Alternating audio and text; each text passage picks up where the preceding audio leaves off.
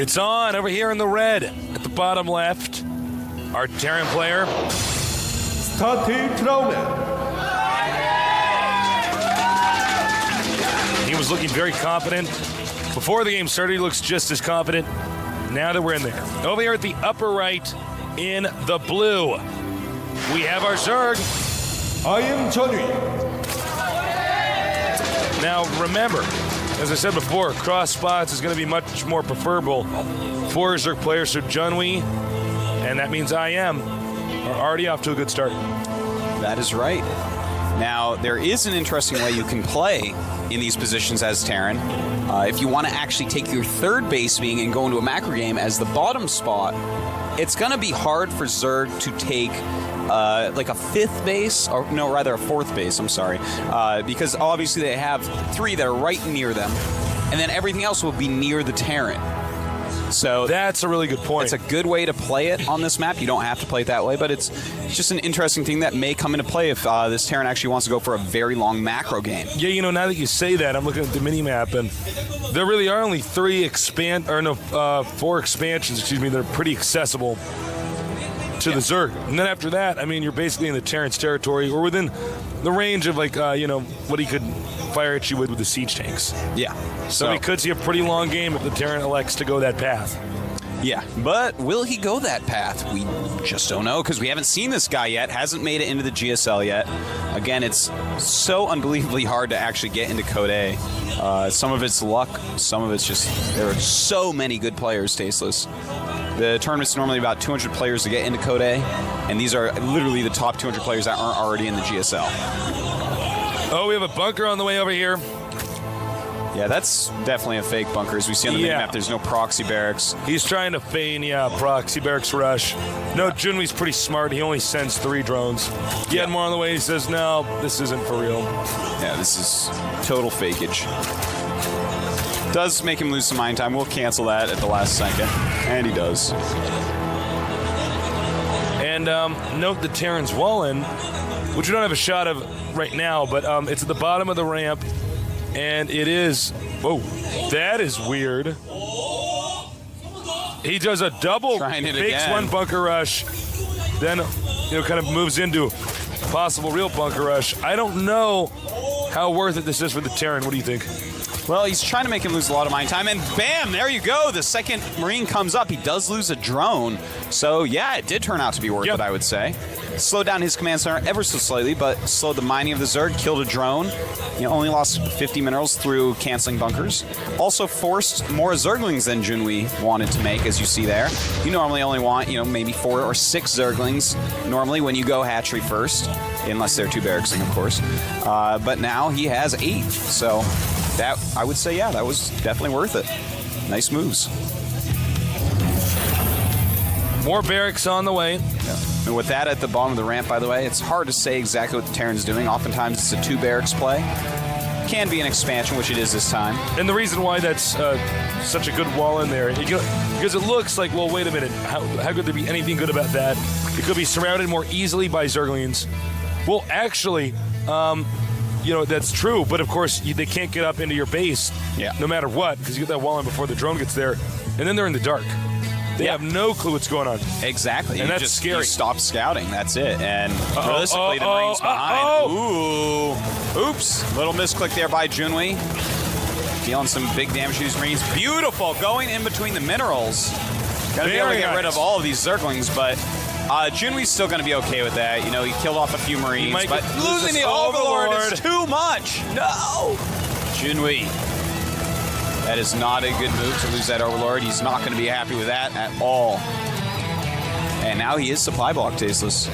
36 of 28. Yeah, this is bad for the Zerg. You know what the Terran seems to be doing is having so many little skirmishes at the start, it's going to throw the Zerg's tempo off. Yeah. And, I think it's already done that a little bit. Obviously, he had an Overlord floating in there when he absolutely should not have.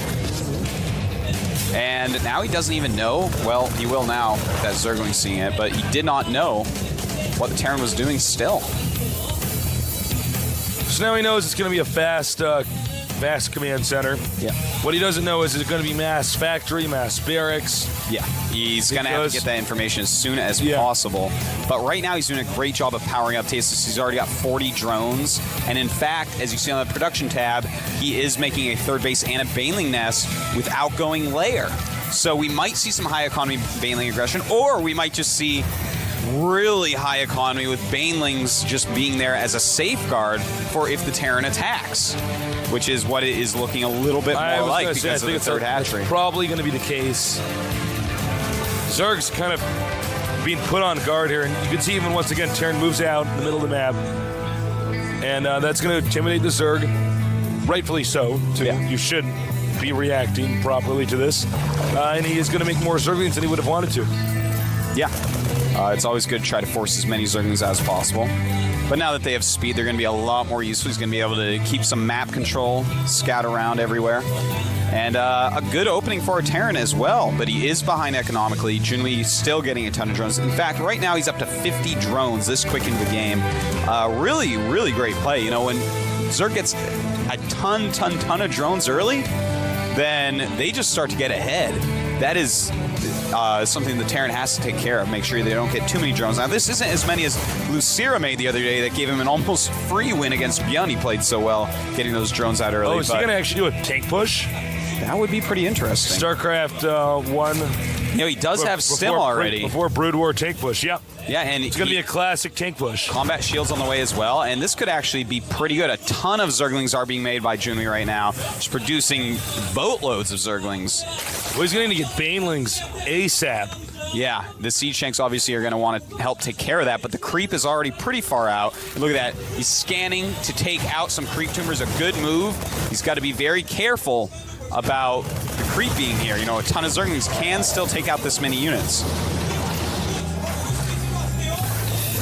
Nice placement, spreading out the Siege Tanks. There are some slow Banelings in there. Now, this is a really good tank spread. Yeah, but there are Banelings waiting behind, ready to flank, as you see. This is so smart. Right now, he has 16 Banelings and 18 Zerglings, so he's going to want to make more than that before he goes. Nice, takes out the Queen. This is actually pretty powerful early pressure. Not just a pressure, a real attack. And here we go. He's deciding it is time. Banelings coming down from all angles. And the Siege Tanks. Oh my God, he kept every single tank alive. Junwi was not looking happy from that shot we saw. Junwi in a lot of trouble right here. This is going to be very difficult to stop. I cannot believe... He made so many Banelings, and they just didn't have speed against that many Siege Tanks. Realistically, it would have been a little bit better to just make pure Speedlings. See, he's starting to clean up a little bit. You know, use that tank splash against the Marines. Of course, the Banelings aren't going to kill tanks very quickly either. So he's in a little bit of trouble, Tasteless, but does have Baneling speed finally. Yeah, Baneling speed changes everything. Baneling speed Banes on creep, pretty good. Now, here's the thing. The game is not over. This is a bad location for our Zerg to be in, but he still has 51 drones, so his economy is still pretty strong. Yeah, he's got to crush these units, though. Yeah. He's also pretty contained at that rate. Terran doesn't have a medevac. So every time we see the Marines stim, these Marines are eventually going to be, you know, not lasting very long. That is right. They're not going to be lasting very long, and he's just got to wear them down. Losing another Queen is not good. No Queens on the map for Junwi anymore. That is not good at all, but he's done a great job of stopping reinforcements, Tasteless, so I think he will be able to eventually clean this all up. The supplies are getting pretty similar. Those Marines are very, very red, and once those are all gone, obviously the Siege Tanks are not going to be able to be supported in any way. No Queens on the map. Right now, this Zerg colony is not a monarchy.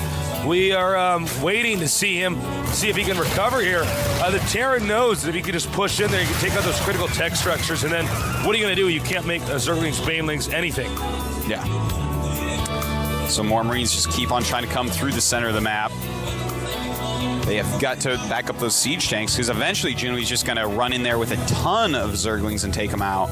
So he has to keep these Marines from those Siege Tanks. It's very important. He doesn't have enough right now, though. Well, if you don't micro the Marines, maybe you do. But yeah, that was clearly an attack move moment. By the way, guys, attack move almost always better to use when moving across the map than the right-click move. That's right. Almost always better. Uh-oh. Banelings aren't finished yet. In fact, none of them will see the light of day here. This is beginning to look worse and worse for Junwei. That's it. GG. It's on over here in the red, winning the first game of pivotal match for the Team StarTale. Started round.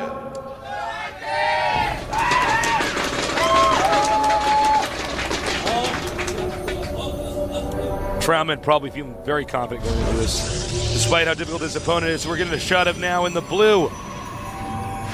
We have I am Yoonghwa. Younghwa, Korean word for movie. Yep. There's Seed going crazy.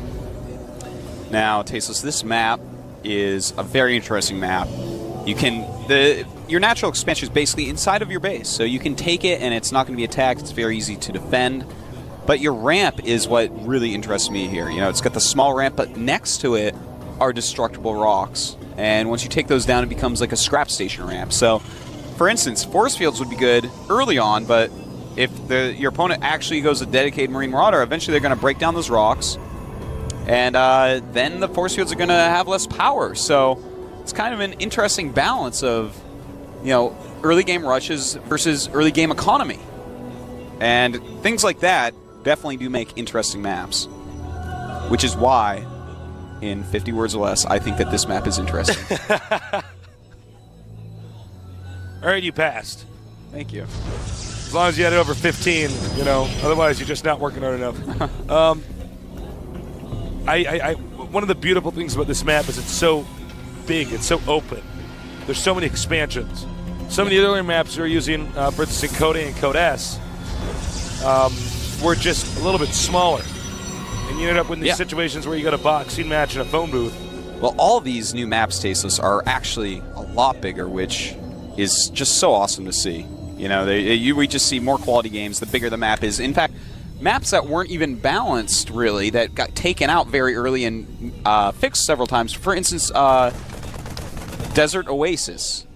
It was a huge map, though, so a lot of our most interesting games actually took place on that map. A lot of people noticed that and were like, hey, players may hate the map, but it gives us awesome games. And I think that's true. You know, Shakura's Plateau and Metalopolis, Lost Temple, these maps give us great games. Scrap Station, great games. Steps of War, not so much. I mean, the games are good, but the guys just die. Well, any StarCraft II is good. Yeah, I mean, it's just the players can be killed off so quickly that we don't get to see some of the more bizarre situations that people can get into. Yeah, exactly. SCV coming in there. And once he's taken out, it will be time for Younghwa to show us his tech path. Show me your builds, Younghwa. I need a ladder this weekend.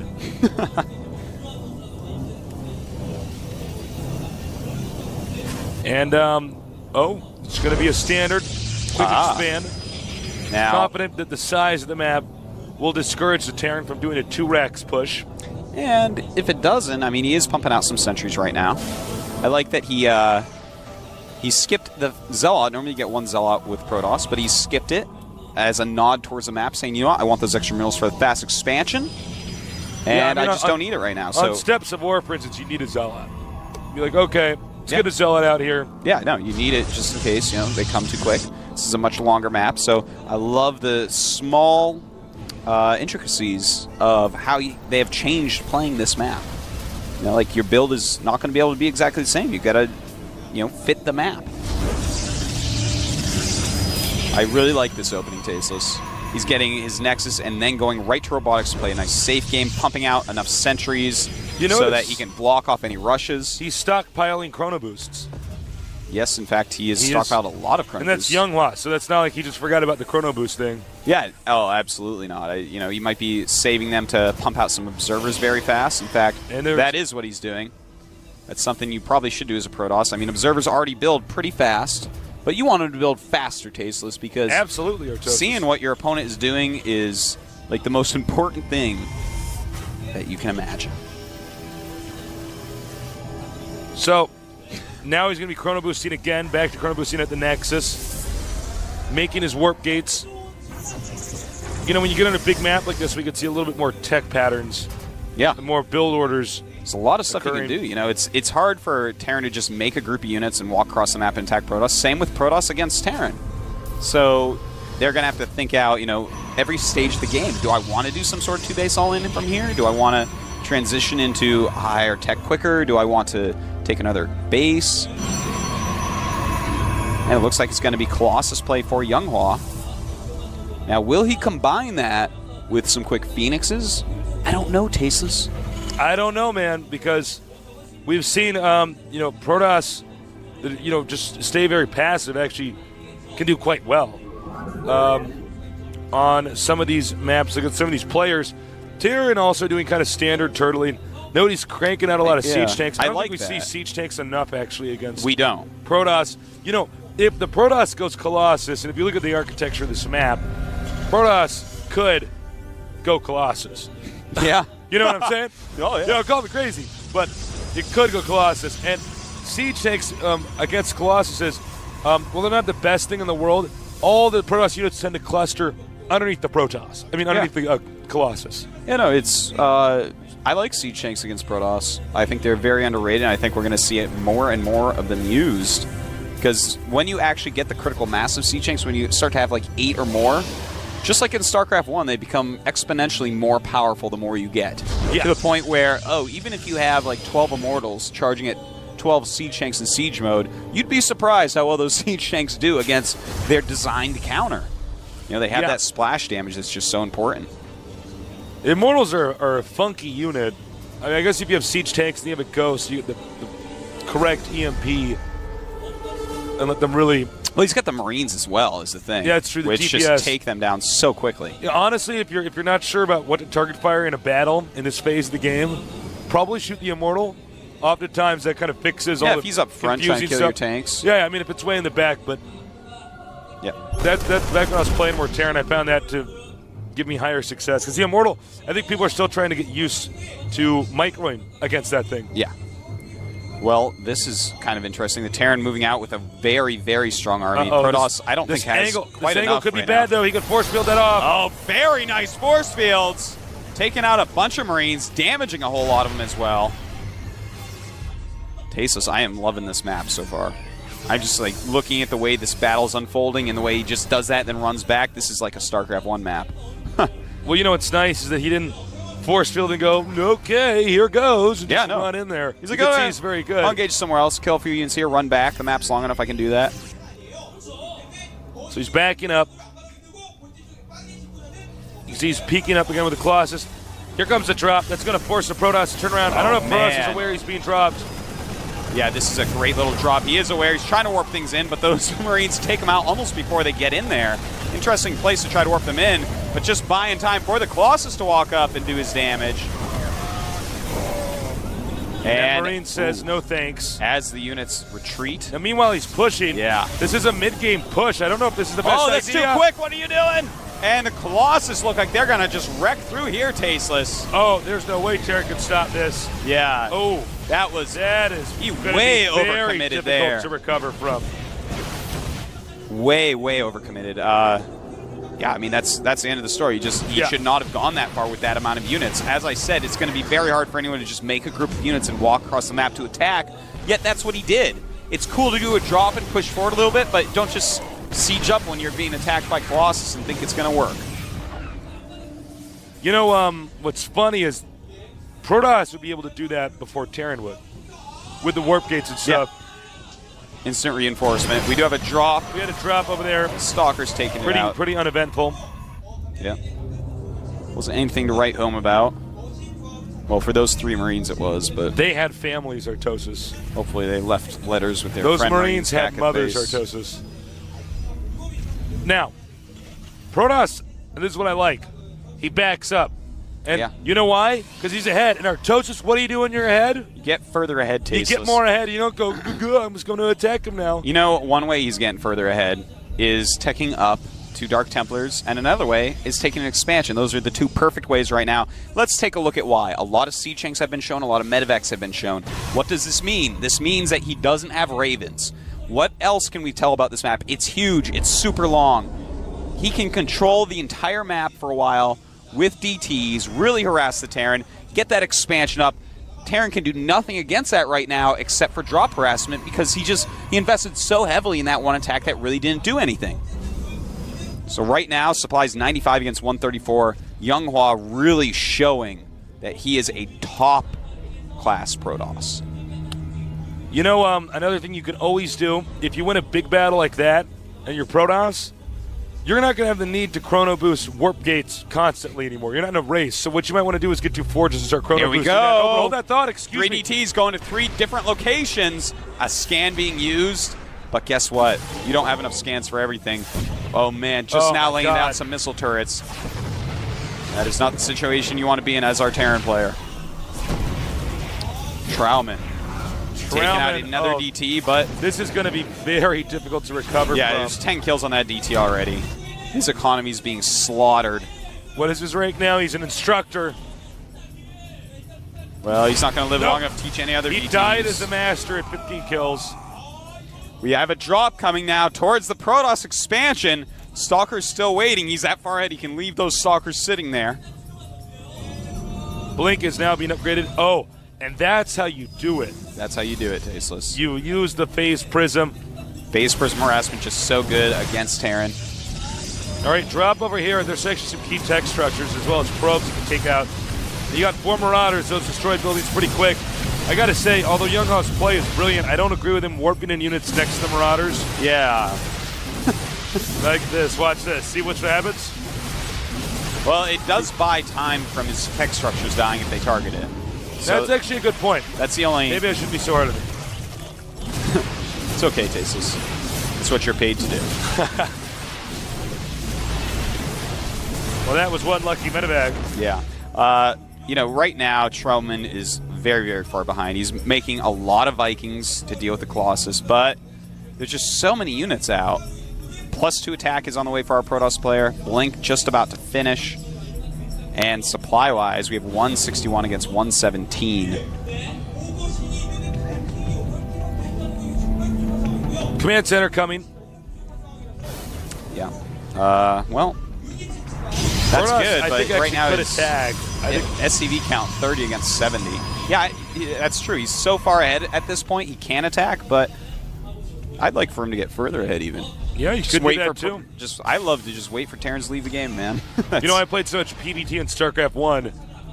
I get scared if I let the Terrans sit for too long. I'm just like, I don't know. No one's really using those compositions that get That's super true cost because effective. it's mostly Marauder heavy now. It's not Siege Tank heavy. Yeah. Where I'm If like, it well, was Siege Tank he's heavy. got 20 Siege Tanks. I'm like, well, I don't know what to do. Yeah, wait. Hold that thought. We got some more DTs being warped in. 3 DTs. Awesome play. I'm sure you'll send those in all sorts of different places. Well, or just kill all the SCVs there. That works too.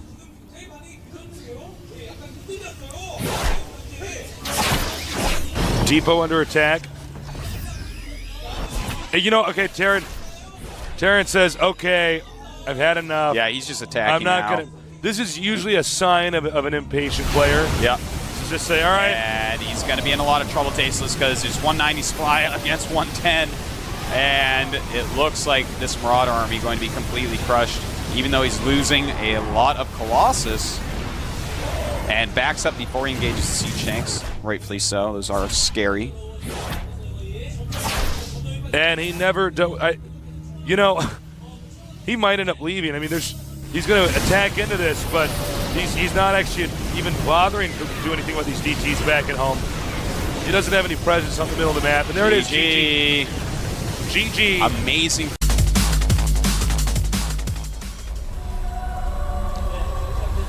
Over here in the red, we have our Terran. State Pirates.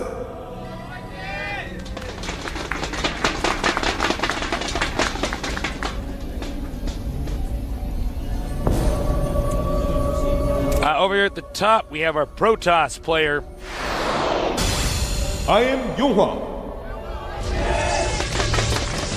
There is IM team. Younghwa. Can you do it? Can you take out 2 players against StarTale? It's going to be a tall order, but I believe in him. You know, it's has funny. Some sick Protoss. we haven't had anybody who's only taken out 2 players. That's true. It's either been 1 or 3. Or 4. Or 4, of course, If yeah. you're Squirtle.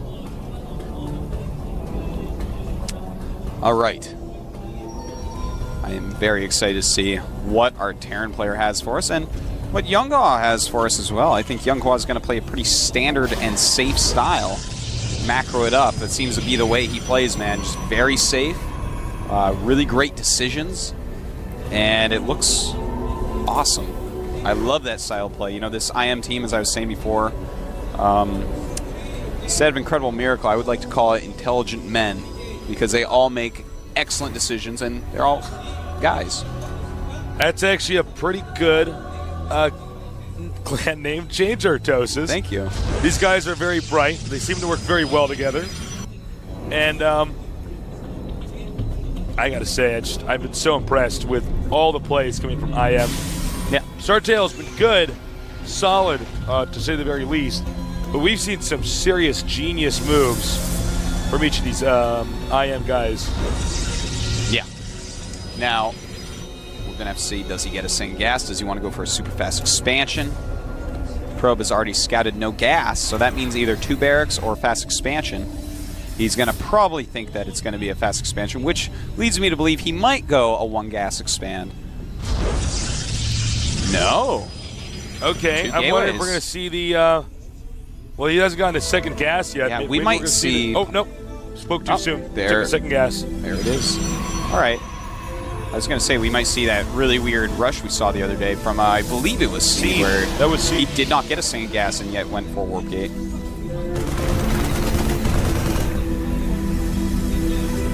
Probe chased up from the Zelnaga Watchtower. All right. Stalker being made. I'm really wondering what Younghwa is going to do. I think he might even expand off this. You know, sometimes you can't tell if it's 2 barracks or it's going to be the barracks expansion. And if it's the 2 barracks and you don't have 2 gateways, then suddenly you are in a lot of trouble. So, I guess we'll just have to wait and see, Tasis. Only time will tell. It's really going to depend on, if we can see more gateways come out here or what the Protoss attempts to do. We haven't seen him expand yet, so he could do a pretty aggressive build. We'll show you his tech in a minute here. A little bit of a skirmish here in the center of the map. They probably see on the production tab. There Stargate, it is. there it is. And, well, we imagine that we're going to see a Void Ray from that. If he goes 1 base Mothership Rush, I'll clap my hands and do a dance. Oh, that If for would some be the reason sexiest Younghwa thing knows a ever. Mothership dance. I mean, a Mothership dance. If for some reason he knows a Mothership build that works, that would be so exciting. We will eventually be seeing more of the Mothership. Oh, The yeah. game progresses. Oh, the It's more actually a macro games good- you get, the more, I mean, it is happening. Eventually, the Mothership will actually be a unit that's used. Oh, this is interesting. The SCV might actually get in there and see what's going on. Yeah, he actually just managed to slip through. And there's also an expansion going up, so it looks like it's just going to be a Void Ray harassment with an expansion. And Younghwa, once again, pooling a lot of his Chrono Boosts. So most of it was for the Void Ray.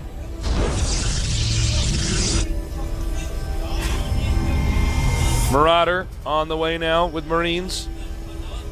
Now, the big question is, will he get a second Void Ray, or is this just 1 Void Ray to sort of keep the Terran from being unable to move out of his base? Yeah, you definitely scare him. You force more Marines. You may want to transition into Colossus from this. Make sure there's a lot of Marines out there. Takes out 1.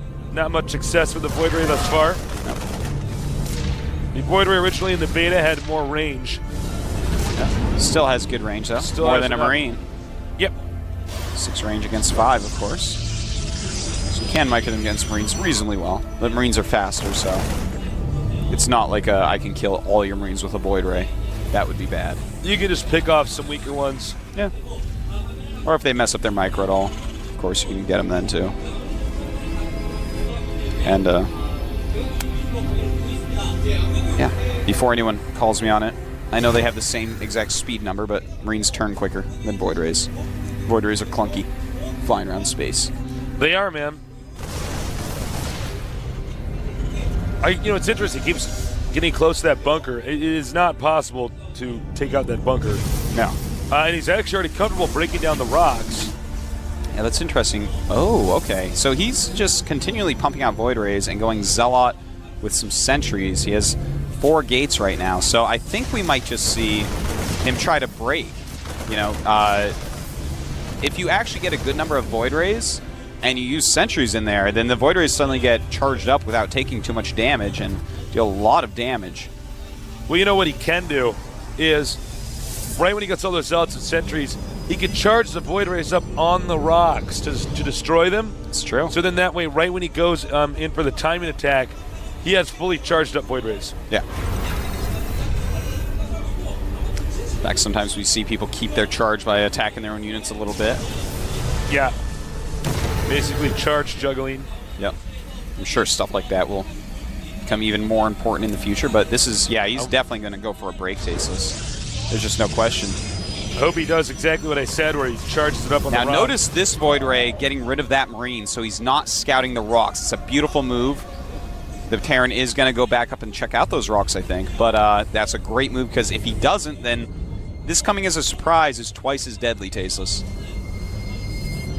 And yeah, I think I am correct here. He peeks once again, wants to drive out this factory. He needs to have the element of surprise. He does this! Man, this guy's got good Void Ray control. Yeah, forced to stim there as well. All right, it's time. Wait, does he not actually see that? Oh, no, he can. Yeah, he sees I it. wasn't sure if he could just see the animation. Does he see it, though? He can see it, but is he looking at that? Maybe not. Yeah, he knows now, at least. And he's going to have those fully charged Tasteless, at least most of them. A little bit of a disorganized Got to be attack careful with this. He's only got so many force fields. You can't let stuff dance away from him too much. There you go. That's how you do it. Now, those Void Rays, he thought there was only one. They're doing insane damage. There's not many Marines left right now. If he can keep these 5 Void Rays alive for just a little bit longer, it looks like he's going to be able to take Virus out.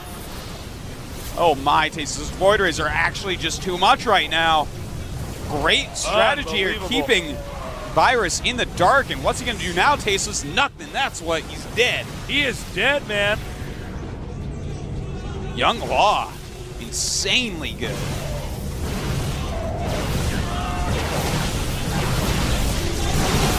This is an epic strat here.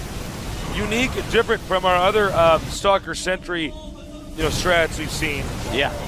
In fact, it's just GG. stockpiling Void Rays. GG. At the left, in the red, our Zerg player, July Zerg. A legend of gaming. And over here to the right, perhaps one of the new legends of gaming. I am Yonghwa. July Zerg, too cool for the Street Fighter voice we normally put on. So, Tastes and our Toasts had to do it. No, it looks like Younghwa's not going to fast expand. Yep, does not look like it. That's fine. Cannon expansions can be pretty hard here, especially against someone like July Zerg, known as the God of War for how well he can attack people with Zerg units. It's a very wide open natural. And you'd have to make a lot of cannons. And July Zerg might just trick you and be like, oh, look at me, I'm going to be aggressive. Then you make a ton of cannons, and he isn't aggressive. He double expands, and bam, that's all she wrote for you. So I think it's a good choice. He can go for either a rush if he wants. If you've won a couple games, sometimes a rush is a good idea. But also a good idea could be just a 3 Warp Gate expansion, a very safe expansion on this map. Yeah, that's a good point, Artosis. I think you're dead on when you say basically July Zerg has a great way of sort of surgically opening up your defenses if he wants to, but he doesn't always have to do that. He's so well known for that. Some people end up overcompensating for defense, and it's actually not the case at all for what July Zerg's intentions were. He's actually just going to play a passive game. Yeah. And July Zerg, as we just saw, going Pool and then Extractor. That's probably going to be a speed build. Just a slightly better economy speed build than the one where you get an Extractor first. So don't worry, guys. Don't fret. It's okay. Settle down. Now, he will wall that off with a cybernetics core, basically making for a very small little hallway. Well, actually, he's made a funny wall in that I haven't seen before. Huh. Yeah, that is an interesting wall in, actually. We'll get a shot of that in a minute, guys. Yeah, that's really weird. For the time being, though, July Zerg, I wouldn't be surprised at all if he does a standard July style of getting Zergling speed with that 100 gas, and then actually, is this going to block? Oh, grazed right by around that. it, yeah. But I was going to say, I wouldn't be surprised if he just takes drones off gas and gets Zergling speed. Now, yeah, we got a shot of that wall, and that is an interesting way to wall that off. Yeah, that is. I guess the pylon isn't as exposed, so I guess, in the rare situation, something happened involving banelings. He's getting Zealot, then Stalker, by the way, as you see in the production tab. Now, Zealot, then Stalker means that we're probably going to see Tech or a 4 Warp Gate. And here come the Zerglings.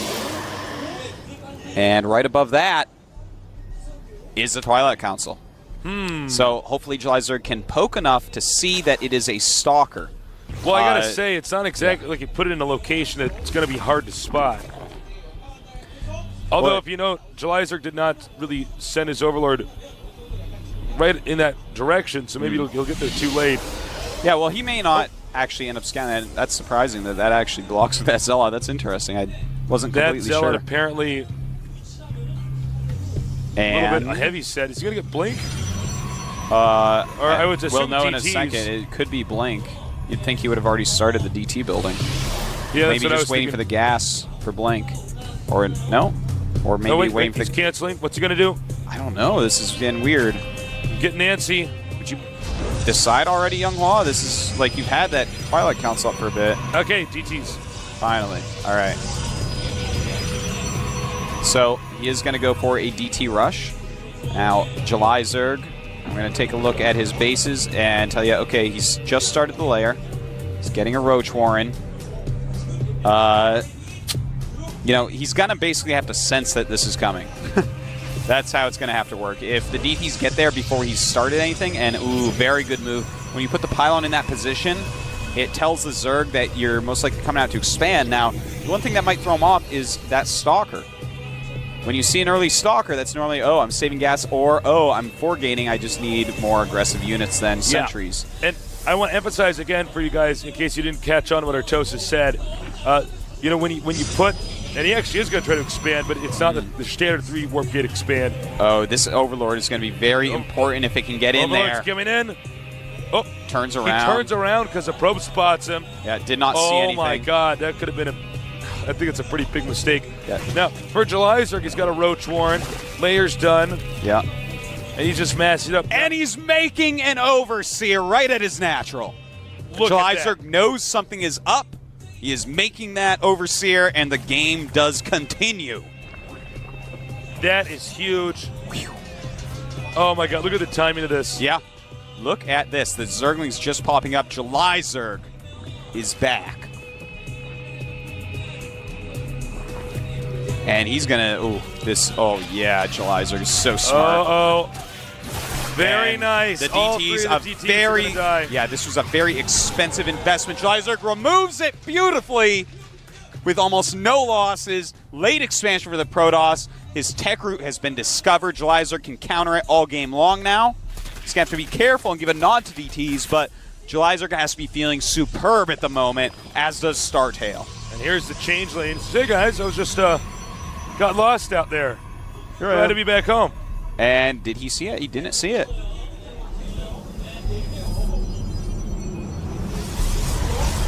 He says, and up the ramp it goes. I think I left my wallet up here in the, is it here? No? Beautiful change lane. Tech over here. Oh, maybe it's over here. I'm just a Protoss zealot. Oh! No, you're not, says the probe. But it's more like, no, you're not. No, they're not. So, ooh. What would you do from here? As who? As the Protoss. Well, as a Zerg, I basically just... As the Protoss, it looks like he's going to go 5-gate, but yeah, I would go 5-gate into probably Templar, Zealot, Immortal, and take a third base and just try to play a long game using Psy Storms against July Zerg. But right now he's actually warped in some Dark Templars hitting the third base of July Zerg as the mutas fly across the map. And that is actually very important. Will July Zerg be able to save that hatchery, getting that slowed down? Close. It's going to be close. The mutas going into his base. Oh! And, well, was that? Did he actually cancel that? I'm not sure. I don't believe he did. I didn't see a drone. The mutas, though, doing a huge amount of damage right now to his probes. So even though he lost that hatchery, good job with the mutas by July Zerg. Right now, the probe count at 32 compared to 51 drones. Probe is gone. The threat of more proxy pylons eliminated. Yep, July Zerg now getting Overlord speed. That's going to help him to catch DTs quicker with his Overseers. They're kind of slow before you get that. Okay, notice this. He's not mining gas. Am I wrong? He's not mining gas anywhere. Yeah, he stopped mining gas. The Protoss, that is not mining gas. Yeah, so it looks like he's just going to use Guardian Shields, Stalkers, and Sentries and try to hit a timing push where he's using a lot of Zealots to take care of the Zerglings. Actually, that's pretty damn smart. Yeah, no, I mean, he knows he's behind. This is an interesting way. He probably made it up almost on the fly. I'm sure it's happened a few times, but this is not something that you practice a whole lot because it's something you do from behind. And here we go. July Zerg running up, and good force fields. Man, beautiful force fields. But he is trapped. Feel pretty safe if you were those stalkers. Just for a little bit. July Zerg doing a good job just removing pylons as he can. More and more units being warped He'll in, use though. the rest of his gas to spend on stalkers, so he runs out and then goes to Zealots. 113 against 73 supply. Protoss way behind there. The Zergling's going to do a good job. But good force fields. Oh my god, that force field was so good. And so many of these Zerglings not doing anything. And the Zealots are on the edge of his units, hitting the Zerglings, tanking their damage. But it may not be enough. There might just be too many Mutalisks. And if there's too many Mutalisks, they take out the rest of the army and the game ends. And I think, yeah, beautiful play by July Zerg. Younghua pulling out. Our first Zerg player from the Team Startail. July Zerg. July Zerg.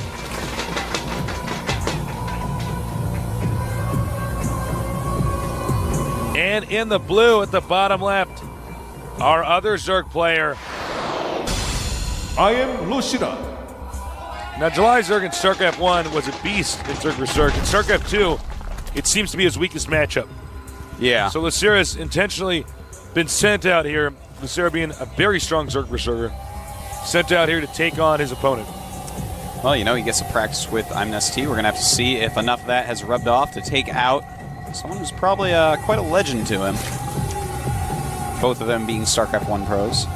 Now, there's something interesting going on here behind the scenes.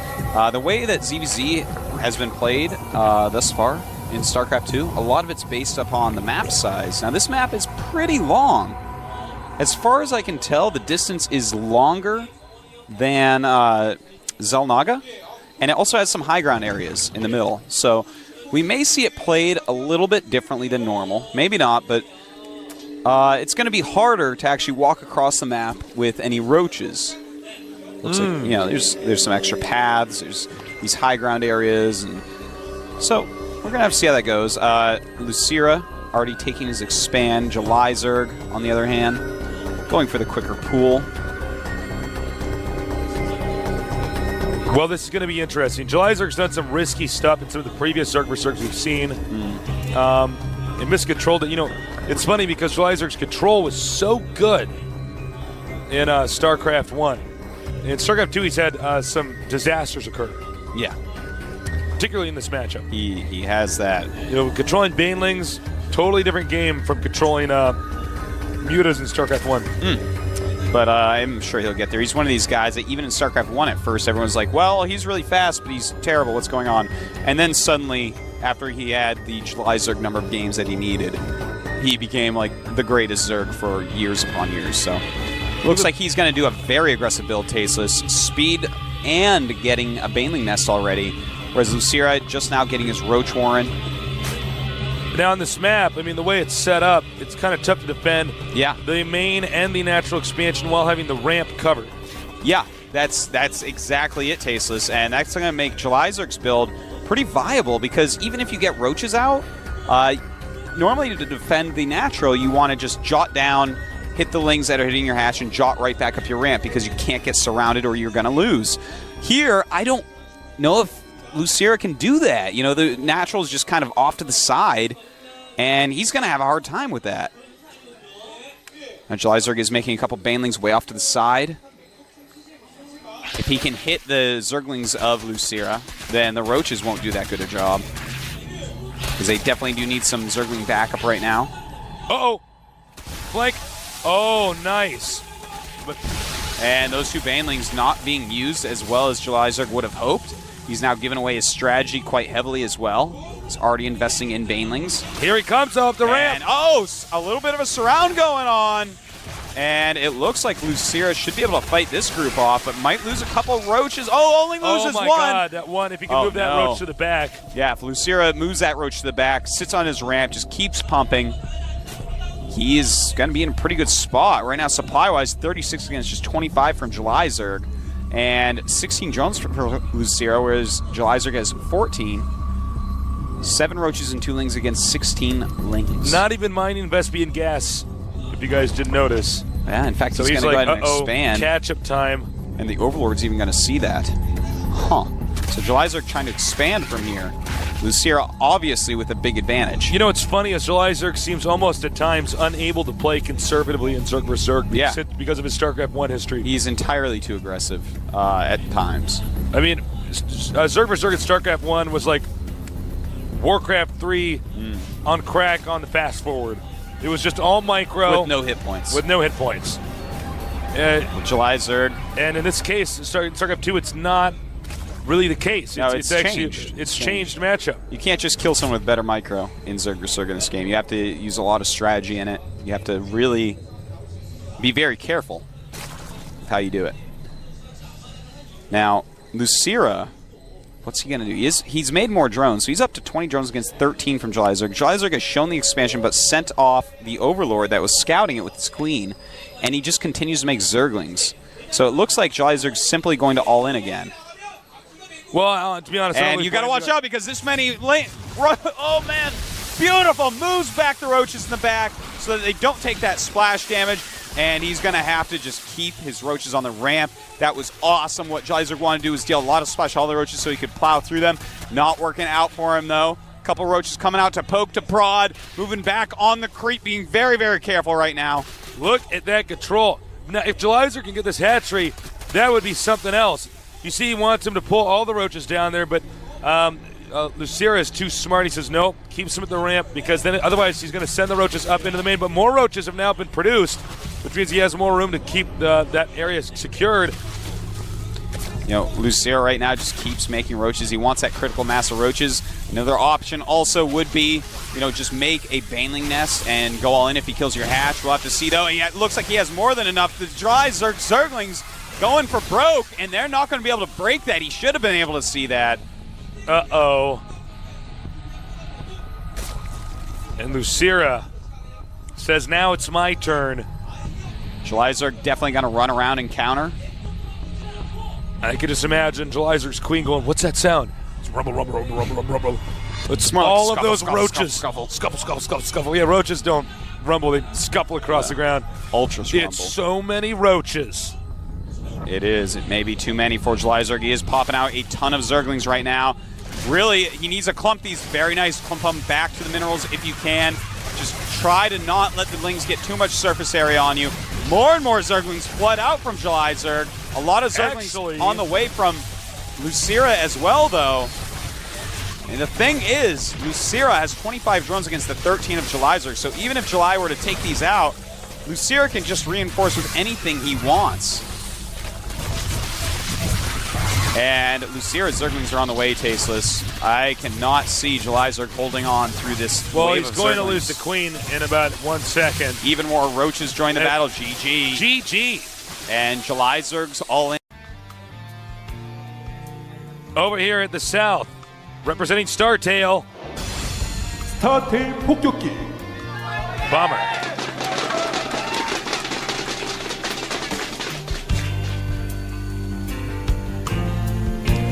And now to the far right, our Zerg. I am Roshida. And there's his team looking on. Nesty is drawing squares for our MVP. So this is a square. MVP was like, oh, okay. That's how I click my mutas so they don't die to your Thors. Like, that's how you do it. Oh my God, now I've spilled my coffee. We are messy guys. Why are we spilling stuff on our desk today? All right, so I want to point out right now that Bomber has excellent positions for 2 barracks play. Yes. So if that is what he's chosen to do, well, really for any play, this is the best positions you can hope for in Terran vs. Zerg on this map. So that is an actually great thing for Bomber. Now, oh, the placement of that makes me think it's not going to be 2 barracks. Yeah, he would have put it up to the right or down and to the left, I think. Could we see Thor and or Tank drop to take out the hatchery of Lucira? I don't know, Tasteless. We'll see if you just hold your horses. I just got to settle on. Whoa! Look at those fingers go. Yeah, actually, that was pretty. I've watched him play standing behind him, and he actually there's spamming and then there's spamming. Looked like he was playing Beat Mania. Yeah, this guy is a clickety clacker on his keyboard, man.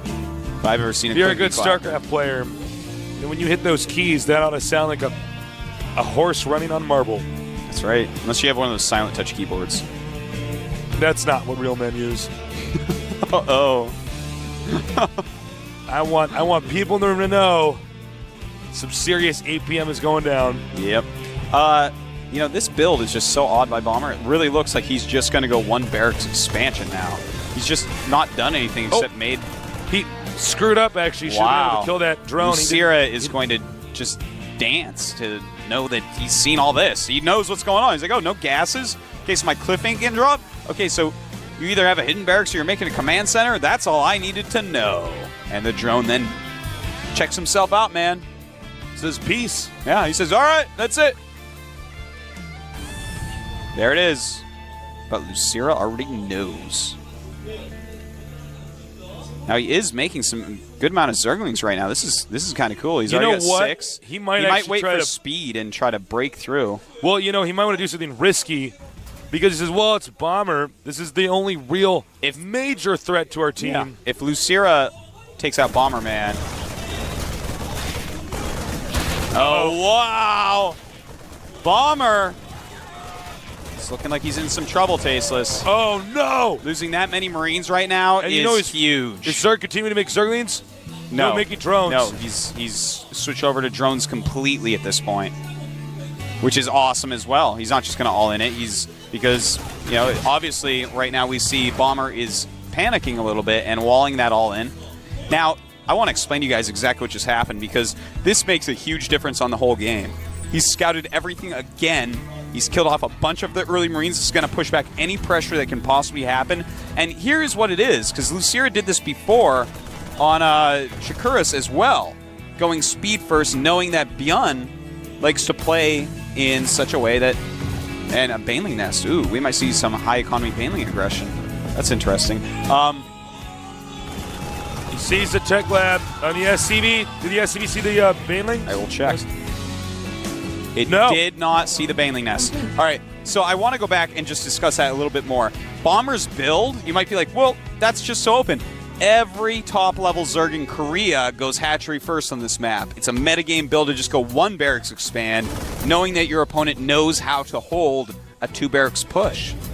So it was a very metagamey thing, and basically Lucira outthought him. He went a level up, and it looks like it's going to just be an all-in from here. Oh my. You know, there is just a tech lab there. Stim is not done. There's not a lot of Marines. This may end up working, Tasteless. Oh my. Oh man.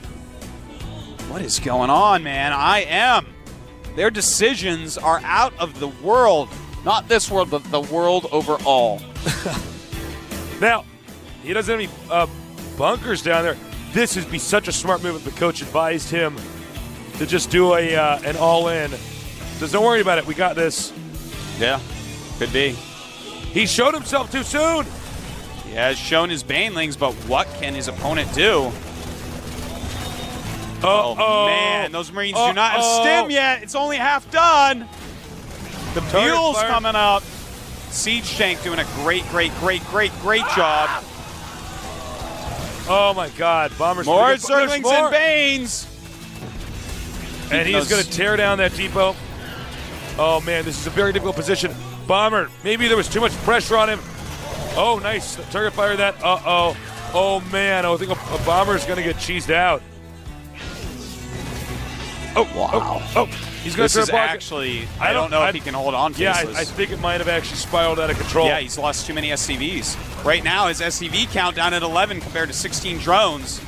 And of course, He's making the Lynx dance. oh man. He may have actually made those Lynx dance for too long.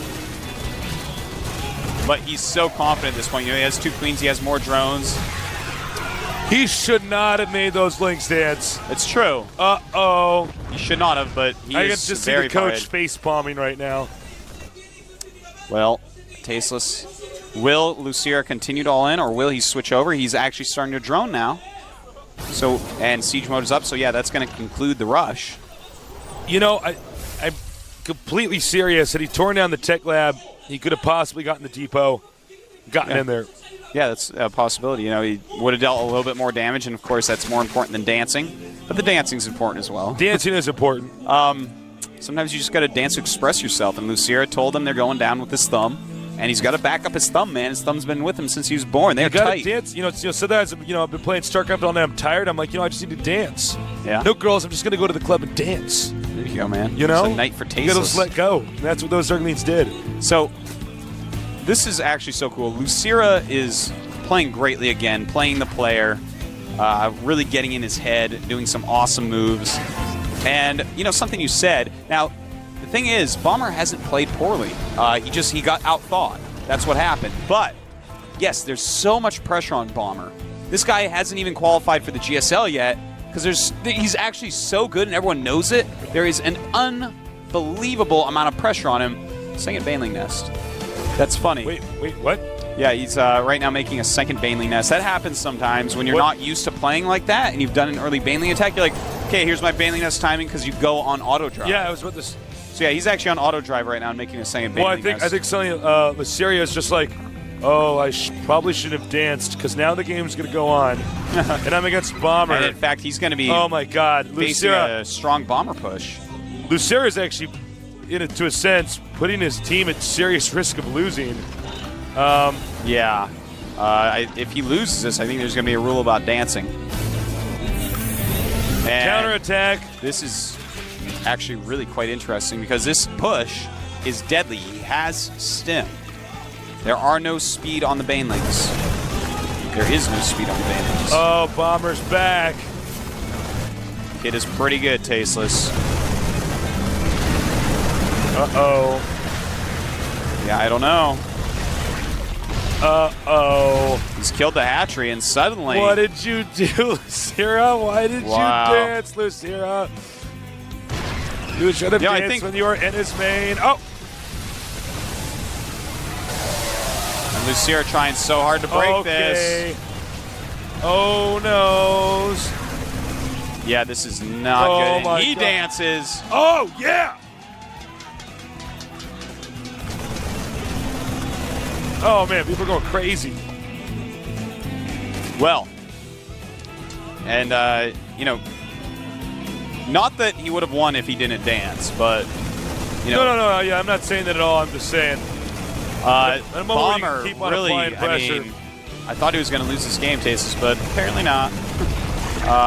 Really great timing attack in response to what occurred to him. If he had started his Baneling speed upgrade at the other one, it would be finishing, but in fact it will finish. Okay, so with Baneling speed finishing, we'll see if he can break out of this somehow. The Siege Tank's going to make that very difficult. And here come the Speed Banes! No, never mind. They were going to come. Queen goes down. I don't foresee this game continuing on for much longer. You No, can't really it's 40 to have 74 one hatchery supply. With no queen.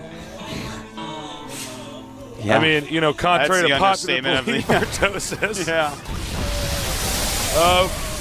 Yeah, well, Almost takes it. Yeah, basically does take everything out. you get an 8. Well, the game will go on. Why did he do that? Well, He's it looks like Lucier is just going to all in response to this. He's lost his expansion, obviously. His opponent has way better income now. And Bomber going to lose a few important units here. It's pretty crazy, but if he actually can kill a lot of these SCVs tasteless, his economy now is 24 drones against 31 SCVs, and he ends up not going for the rest of those SCVs.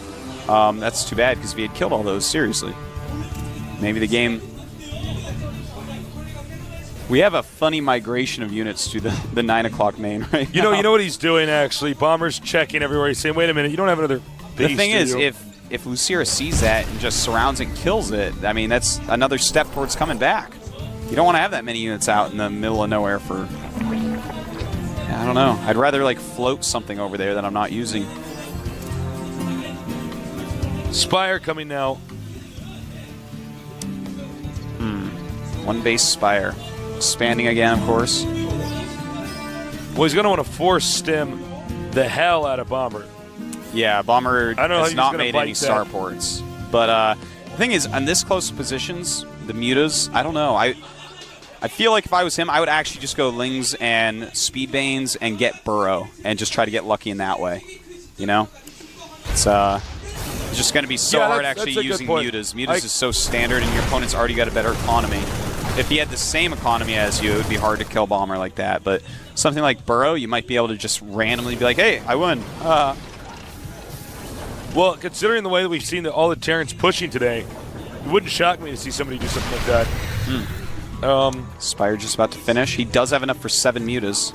So that's actually going to be quite a surprise, I think, for Bomber. I don't think he's expecting 7 mutas to fly in his base in a minute or so. Problem is that he doesn't have really Banelings like he did before, so yeah, he can actually just be like, well, I don't actually care about your mutas attacking my base. I'm just going to go kill your main. Look at the spread there. Very beautiful. Beautiful spread.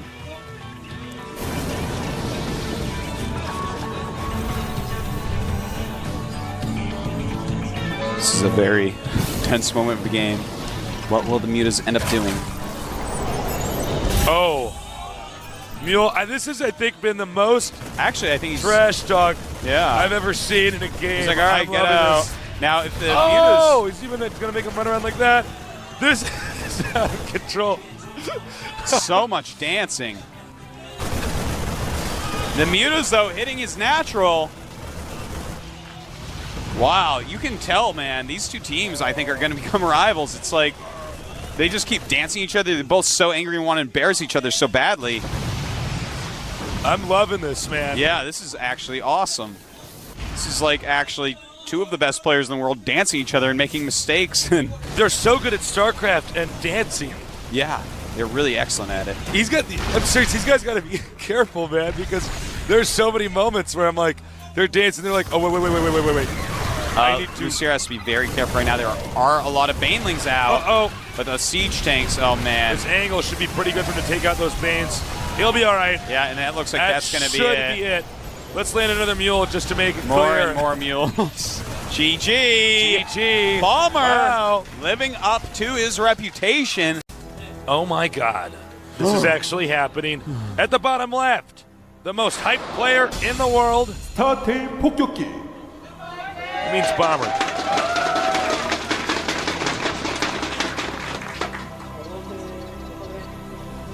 And in the upper left, the current ranked #1 player in the world, champion of GSL, Season 4. I am MVP. This team, they're pumped.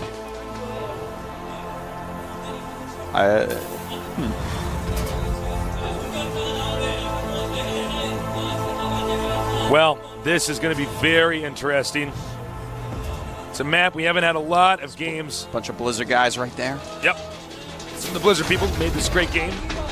I gotta say, man, this is going to be a pivotal game here, because one of these guys is going to win, and obviously the other one is going to lose. And when you lose one of those players, then you're losing your best player. Yeah. Someone is about to be without a queen. Without a queen? Like a chess reference, man. Oh, okay. What is your dirty mind thinking? Well, I was thinking about the Terran versus Zerg we just thought about. I was like, I don't know what you're talking about. They're not be able to larva inject new players into the game. Refinery coming up next. Yeah, for MVP. Same for Mr. Bomber. Now this map, very interesting. Third base, very easy to take, but mules will almost mine a whole patch by themselves because they only have 750 minerals. Yeah. And of course, there's 9 patches in the main base, so you're gonna get income a lot quicker as your SCV number raises over 16.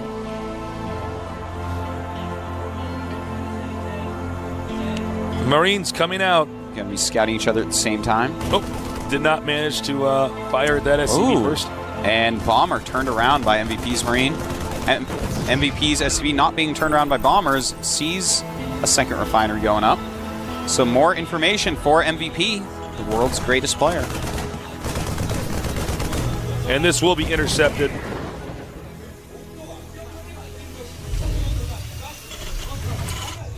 So, I don't know what to say because both these guys are so awesome at Terran versus Terran. It's going to be tough to exactly predict how they think the best way to play this map out is. Yeah. You know, both of them are going for the double gas. Teching up. Both of them getting their factories going.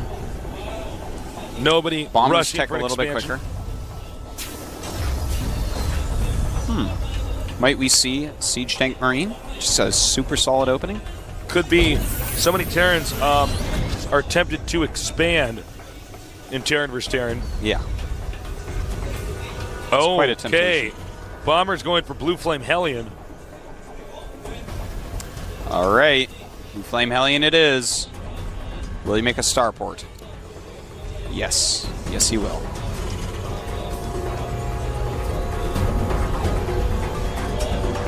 Marines moving out again. Starport coming. Reactor. Both these guys sticking with Hellion Marine emphasis. I wonder. MVP just threw up his tech lab. He might be going for a Siege Tank Viking build, which we don't see very often, but is very, very strong against... no, it doesn't look like that. Okay. So actually, as he starts yet another tech lab on that production tab. Oh, and look at this. Nice little pressure here, and messes up a little bit. That angle was pretty bad. Ouch. This MVP messed up is his micro a huge. little bit, but taking out... Oh! Snaps that Hellion right out of there. And MVP, very smart, cutting his losses. Bomber losing 2 SCVs, 24 to 22 SCVs right now. MVP in the lead. And he is going Siege Tank Banshee, which just gets scanned against a Blue Flame Hellion drop. So I got to tell you, I like the Siege Tank Banshee opening. Well, he's definitely going to be in better shape. Yeah. The Siege Tank can take out Hellions quite quickly, and Banshee as well, of course. And he can always throw out a Viking real quick to chase down that dropship, stop any harassment.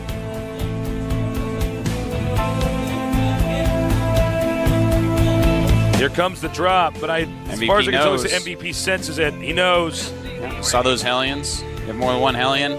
That's what it means. Uh-oh. Spotted. But those are Blue Flame Hellions. That's right.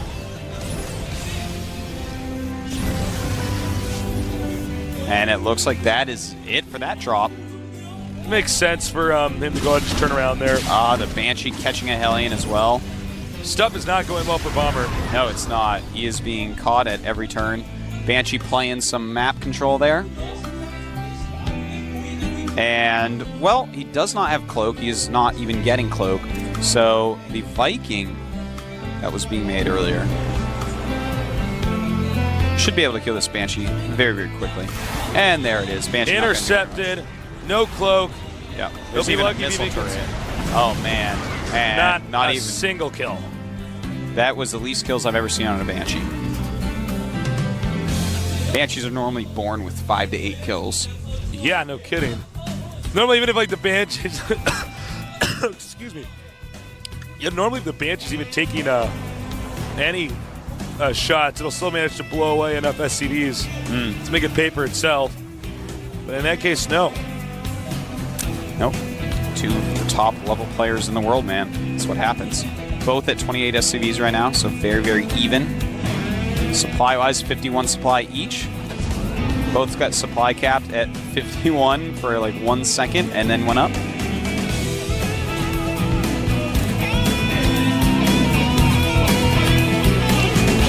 Viking out. MVP has started his command center quicker. He wasn't forced into making any turrets, so he had more minerals. Now here comes the drop. He has a Viking to spot, but I believe that's actually out of his range of vision. Uh-oh. But he does have a lot of buildings at the top end of his base, and he does not see it yet. There it is.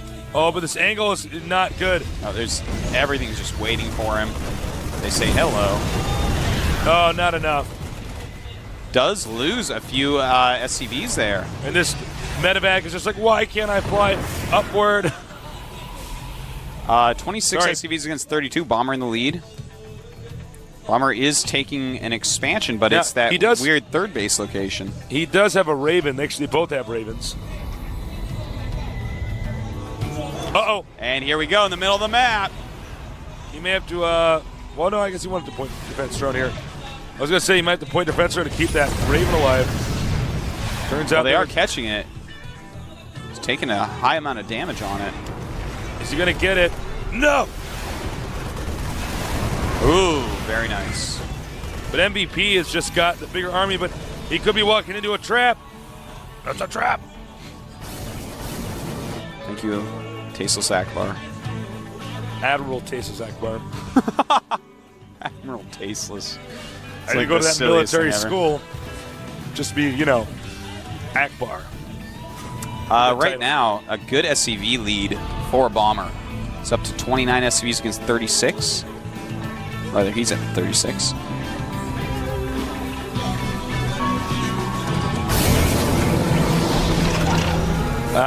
Well, it's been a little bit back and forth, but I feel like Bomber's been a little bit up against the ropes for most of this match. At least from the start. You know, the drops he's done, they've killed SCVs, but not enough SCVs. Yeah, I like MVP's position, and it looks like, what will we be seeing here?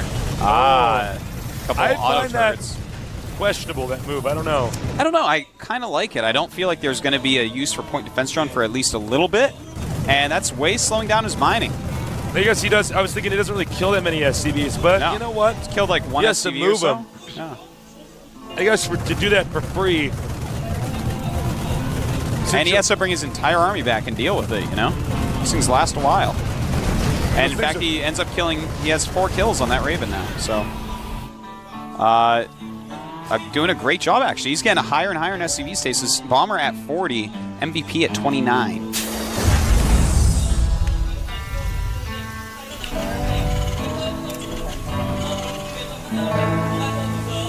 All right. Once again, MVP moving out. MVP with a little bit more army dominance. 18 Marines from... But yeah, MVP has 101 supply against 97, yet 12 less SCVs. So his army is going to be superior, but Bomber is going up to 3 base now. 18. So he's just got to turtle up for a little bit. 18 Marines from him for 32 for MVP. That's a lot of stimmed damage.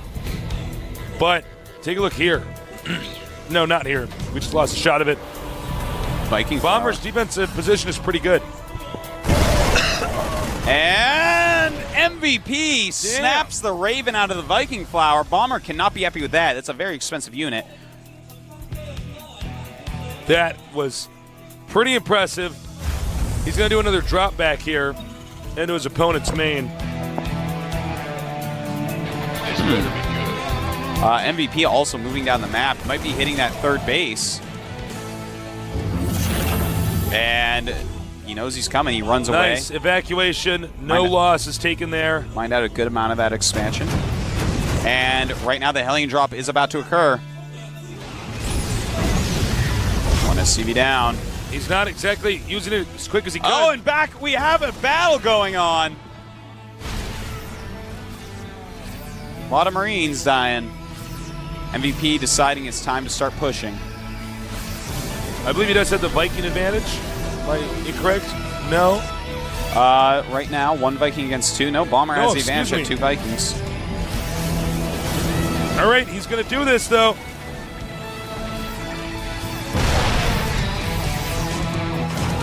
So he just sacks those Marines. Oh, he's going to back up. I think he thought he had predicted the distance that Siege Tanks were going to be at, so he could take some shots at him. And this is just a sign of a good player. You know, he says, yeah, you know what, this isn't working, I'm going to pull out. And he just occupies, look at that, he occupies the location where this command center would want to land. Oh, he might be able to take it out, and that would be a pretty big deal. He's going to take it out for sure. Wow, big mistake there by Bomber.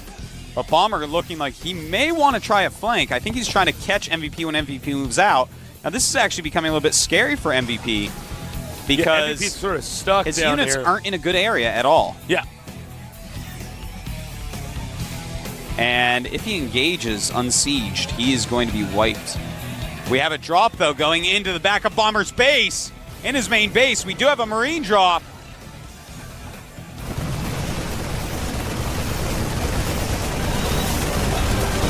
And Bomber counterattacking. Bomber's going to counter. Oh, my.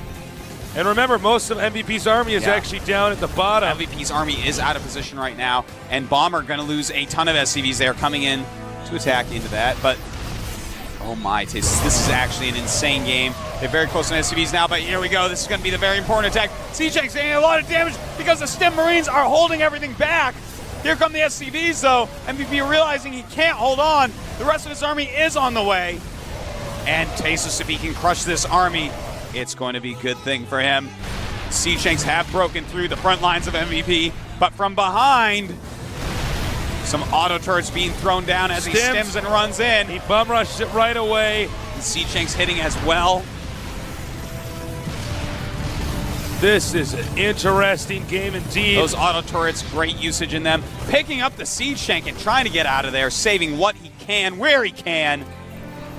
And after all that, we have 36 SCVs for MVP, 49 for Bomber. Bomber in the lead. Bomber could take out the champion of GSL. That's right. He's up 20 Season supply. 4, yeah. 121 to 101 supply and note right that now. MVP had to throw his SCVs into that just for them to tank damage so his damage dealers could stay in this. Yeah. But MVP right now, a better army overall. He has 8 Siege Tanks against just 4 of his opponent. He still has his Raven as well. It's been very, very useful. And he moves forward a little bit too far. These Marauders are going to be absolutely God, I think deadly. Bomber's got this. Yeah, Bomber clearing out the rest of MVP's Siege Tanks, and suddenly, Bomber showing us why everyone's been talking about how well Bomber plays, affecting the situation. Somehow, some way, Bomber he is crushing. So sick. MVP actually has something like a 95% win rate in this matchup. And Bomber is staying toe-to-toe with them, blow for blow. And he's ahead, man. That's it. It's 45 SCVs against 45 SCVs, but he's up 26 supply. 100 supply for MVP, 126 for Bomber. Both players not being able to take a third base. There have been tries, but just no go. They're just both too good. Bomber, man. This guy is a serious nerd boss. And it looks like he's going to try to slip over here. Does walk into Siege Tank fire. He's got to be careful not to overextend himself. Meanwhile, we have a small drop over here in the back. But there's a bigger battle over here. We do have the drop in the back and the big battle. A lot going on the map right now. And I think Bomber is going to get in a position where he's going to win, Tasus. I think he's about These to Siege win. Tanks are going to be... But there are Siege Tanks on the high ground for MVP. They were hidden under trees. Very well done there. Siege Tanks hiding in the bushes. But a dropping up on them now. MVP has to get more units over there. Those Siege Tanks are so important, but they are out of here. Oh my God. MVP. He's down to 69 supply against 118. Someone is going to beat the game genie, Terran.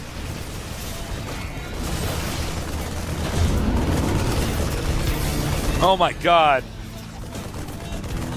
This is a tense atmosphere in here. MVP does have a drop going around. Yeah, we have an expansion going up as well for Bomber. But MVP is just, he's so hurt right now. MVP is pretty solid, though. I mean, for even staying alive this long, I just did not expect Bomber to be so good that he'd get away with this. It's pretty insane, but a 4 Marine drop. Going to try to even up the odds a little bit. Bomber's army is way out of position. So hopefully these Marines in the base of Bomber can do something. Well, they're just killing supply depots. I guess we're not going to look at that. And gets chased away. Escapes. Is that smoking spot? That was a depot. That's all, no biggie. Not anymore. Not anymore. Not anymore. It's in depot heaven. Okay. Stim coming up here. Oh, we man, drop. Very good move. Trying to snipe siege tanks, get his own siege tanks into a good position, but he doesn't have a lot. It's MVP with more siege tanks right now. And Bomber getting a little bit over anxious. MVP going to clear out the rest of the siege tanks at Bomber. This is one of the most impressive Terran vs. Terrans I've ever seen. Yeah, it's pretty crazy. MVP saving that last Marine. Every single unit on the map matters for MVP. He's closing the supply gap a little bit, surprisingly. I thought he was going to have to just leave the game, but he is closing it a little bit. And Pace, he can clean up this little army in the middle that he's attacking into. MVP coming down, and he's going to want to take out all those medevacs if possible.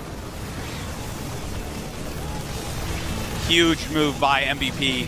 Keeping the supplies in check a little bit. 106 to 127. MVP, can he close the gap? Planetary Fortress finishes over there, denying that Marine any more access to the SCVs. He has a lot of siege tanks, though. Now he's going to siege up and take out this Planetary Fortress. I can't see him saving this by any measure, but that will give him the chance to counterattack. What will his opponent do? Will he go and try to save it? Will he just go counterattack the main base? I'd counterattack. You know, if MVP, this is getting so close. MVP on the comeback trail, 114 supply to 123. It's time for him to siege up this expansion, taking a ton of damage. And it looks like his plan may be to just lose that, I guess. And now MVP's got to turn around. He's got to hightail it home. Tasteless, he might be able to take this game. He's got more siege tanks. His opponent, Bomber, relying more on Marauders, trying to get into a good position. But MVP can flank this. He's got a huge amount of units out on the map, a good amount of units up on the high ground. The supply is very, very close right now, and he's going to move up, stimming from both directions, running in, flanking the siege tanks. This is absolutely huge. An amazing comeback by MVP. I cannot believe what I'm seeing. I cannot even comprehend how good MVP's Terran vs. How Terran is this happening? It's unreal. He was behind for like 8 minutes or something? I got really nerd behind. bumps all over my body, Tasteless. Chills, serious geek chills down my spine. Bomber I don't think he has enough left, Tasteless. It's tied supply at this point, but 5 siege tanks against 8. Most of his supply is in. Oh my God! I'll tell you later. It's a bunch of siege tanks coming in, and it looks like I'm MVP. Down here in the center bottom, our Protoss player, the last hope for Team Startail, 스타테일 꼬부기, which is Kareem for Squirtle from Pokemon. Over here in the top center, our player who just played one of the best Terran vs. Terrans I've ever seen. I am MVP. Wow. My voice hurts, Tasteless. That game was too exciting. I used up all the happiness in my brain. It emptied out all your serotonin. That's it, man. That game did it. That was so This week good. of the GSDL, I don't know if I can ever be happy again. Don't worry, by the time you recover, you'll be ready for the Codas. All right. You'll be happy again. Just a week of moping around. So, it's all up to Squirtle. But if anybody can do it, it's probably Squirtle. He all killed a team. We never get to see anybody who could beat him in this tournament yet. MVP, the champion of the GSL, Codas, excuse me. Ooh. I believe that we may be seeing a fast Nexus, Tasteless. Oh, yeah. That looks like makes it's going to be a sense. 15 or a 16 Nexus, and no that gateway. is an extremely good build in PvT. We haven't seen a whole lot of it yet, but it's really, really good. Even quick Terran rushes, and let's say proxy barracks, you can hold anything with it if you do it right. Well, and the other thing is this map is so big. Yeah. They're That's going never to gonna get minimize the power of any rush a Terran can do.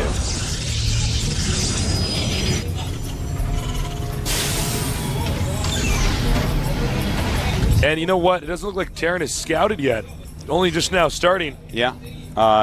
Interesting the way that Squirtle's doing it. There's a few different ways you can do it. Sometimes you get the second pylon before the gate. This time he's opting for the quicker gate, just to be super duper safe, I guess.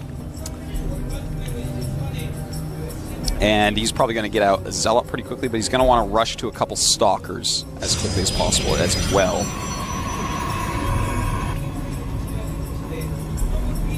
Cybernetic Squirrel will be up after the gateway. You know what? He may want to get a... oh, what? Go ahead. No, please. Go right ahead. Whoa! Quick command center. Yeah, that's about the econ game. quickest, best command center you can get. You've got to get those mules out before the command. Funny as that is. This is awesome, and I totally respect Squirtle for doing this build on this map, because he isn't messing around, man. He's using a great build. It can transition to macro game, or he could do some sort of MVP style, you know, very strong attack. But he denied that probe from spotting the fast expansion. Yeah. Probe just wants his Zelnaga watchtower now. SCV sees all, knows all.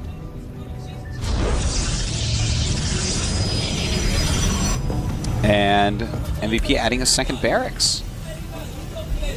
No gases yet. I love whoa, the whoa, fact. whoa, whoa, oh, whoa, whoa, yeah. whoa, whoa.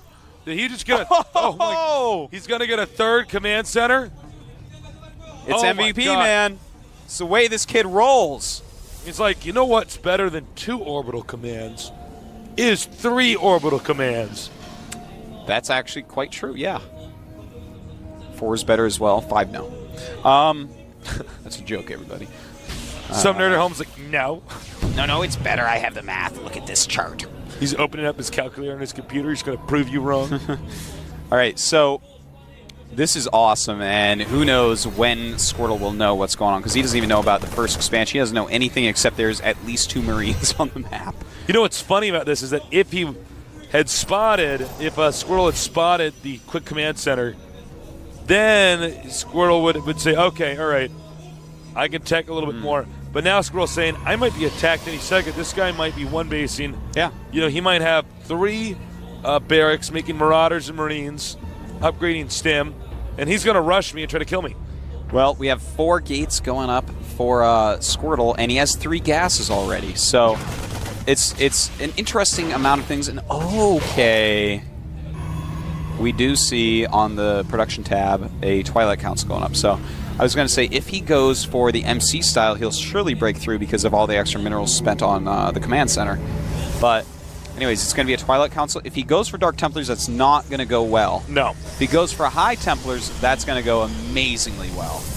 So we're going to have to wait and see, Tasteless. I know you want me to tell you exactly what he's going to do right now, but I can't do it because I don't know. Upgrading Hallucinate here. It's smart. Yeah. He says, I need to figure out what's going on. I can make a fake Phoenix. Yeah. And it's a Dark Shrine. Yeah, see on the production tab, Dark Shrine being made.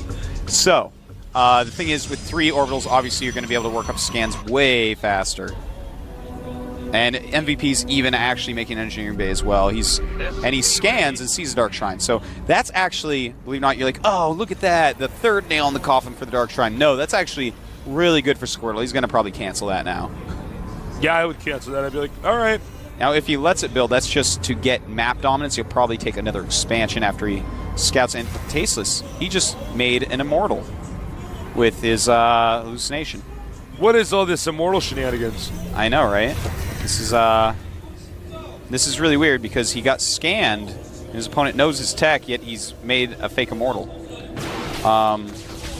We may want to make it look like he has more tech than he actually has. Maybe. Well, I mean, I just can't imagine any other reason. Yeah, no, I'm...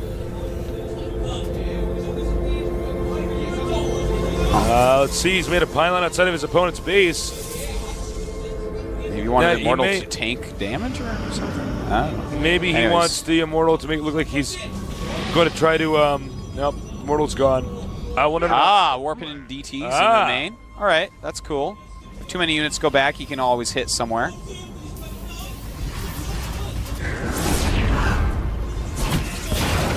Pretty good damage being done by these DTs right now.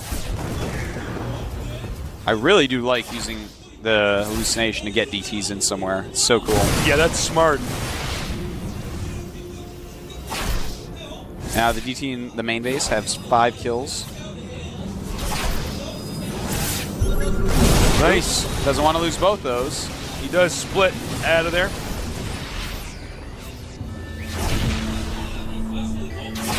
And we're glad to see another scan. Yeah. Now Protoss may try to attack the entrance. He checked out the entrance, decided to turn around after getting a Stalker down to red health.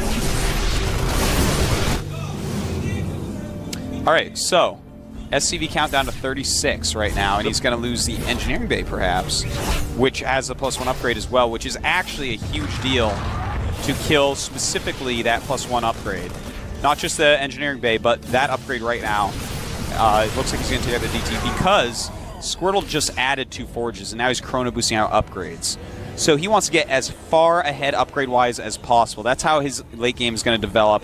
He wants to go ahead and just get insane upgrades, be able to actually win battles, army versus army. And at the same time, he's taking a third base. Squirtle's play, unbelievably good. This guy has improved so much. He will be in Code S soon. No, he's got to, man. He's so deadly. Yeah, he's getting charge as well. And, you know, that stopping that +1 on MVP is actually just so good. Because MVP is just going to have 0-0 Marines and Marauders. And that against 1-1 and then against 2-2 is not going to be a favorable situation. Now he could get inside the main here with these Marauders, do a ton of damage, take out key critical structures. Yeah, take out tech buildings, stuff like that. But the Stalkers are waiting for them. Uh-oh. Hope he doesn't lose his medevac for MVP's sake. They've been peeking in through those Marauder windows for a long time, Tasteless. They don't call them Stalkers for nothing. You say my opponent's going Stalkers, then you close the blinds a little bit. Oh, sees it, goes away. Good use of smoke screen. Smoke screen. We got a fake Phoenix flying in here. 1-1 is done, by the way. Yeah, good scouting with the Phoenix. He saw the starport with no Banshee add-on, which is a tech lab, so that means that he doesn't need observers still.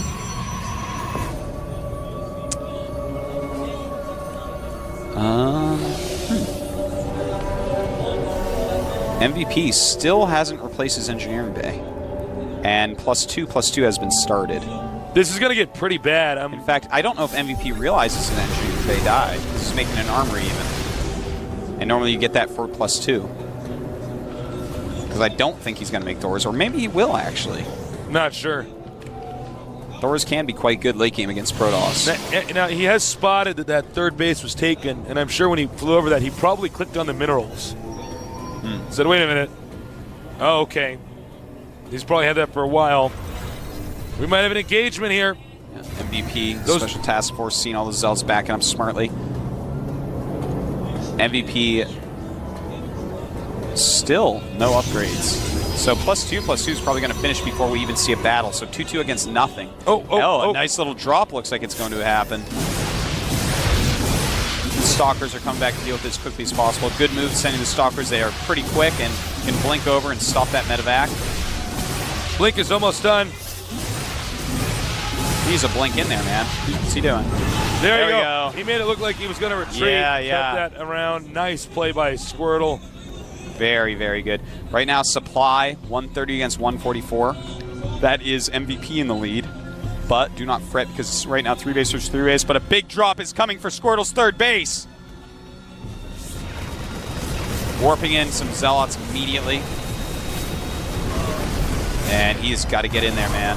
Saving the vast majority of his probes. Surprised he's actually attacking that. I was going to say attack the Nexus or that. Beautiful to take that out. Storm not going to finish. Oh! And he gets it. 2 upgrades in there. Does not get to finish either.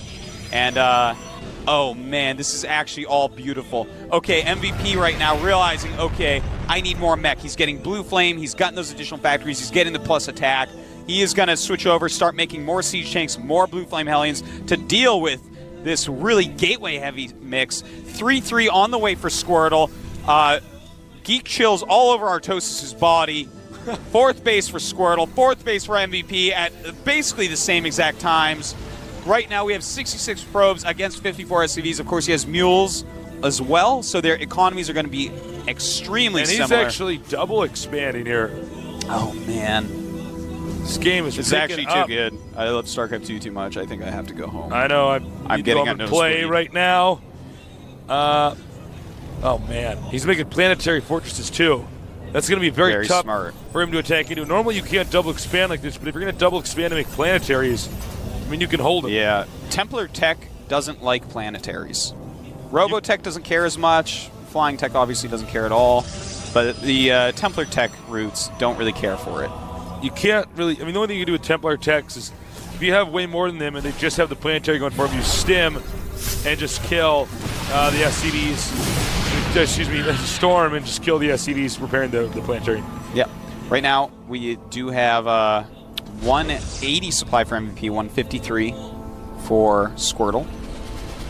MVP has got his upgrade going again for his +1 attack, but +3/+3 about to finish for Squirtle.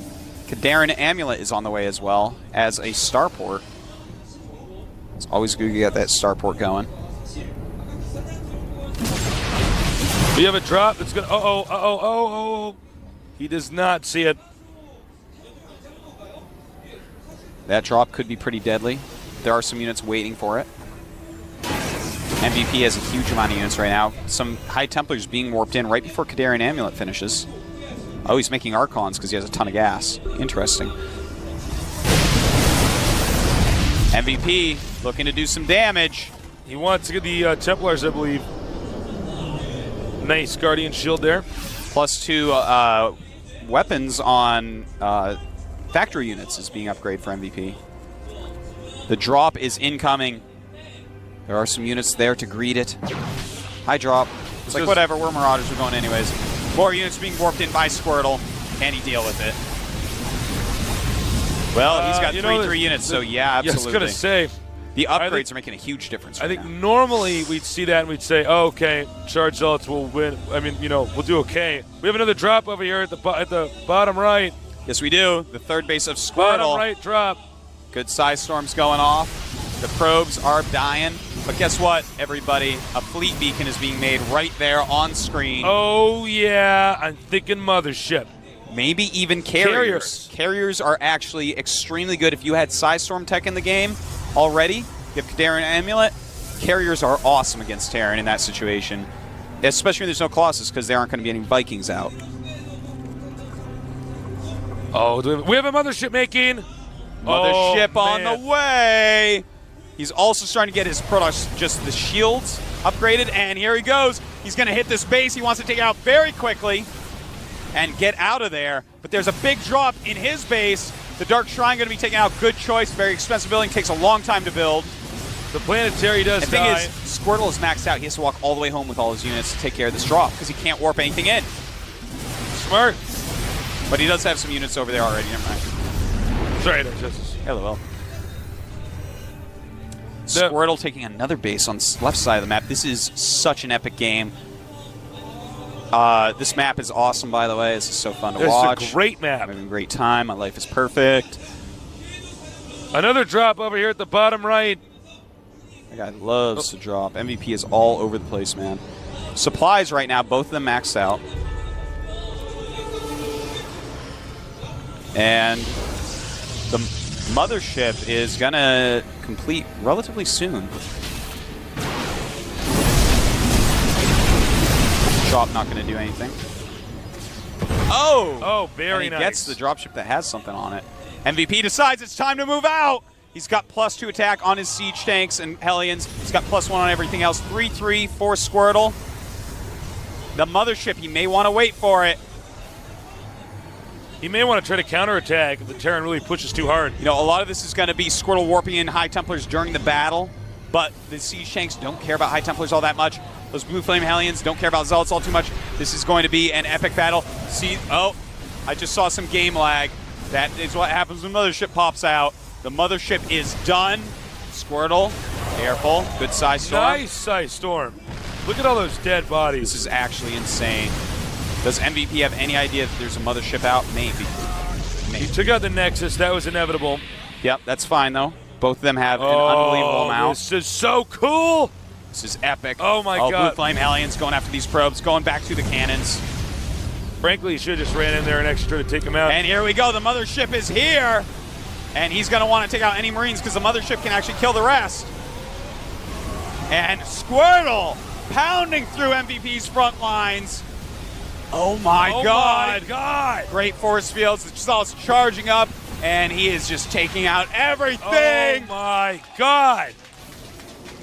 Squirtle. Squirtle. Unbelievable play.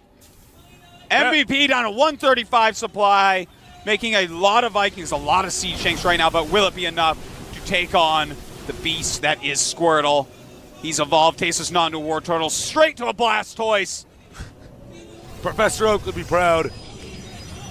This is amazing. Well, to be frank, MVP's in so much trouble, I don't know if he can recover from this. The mothership's out. I'm He's sure got he's a going lot to of be getting Vikings. mothership upgrades. Protoss even upgrading shields right now. Yeah, he's even got +1 on that already. His upgrades are just phenomenal.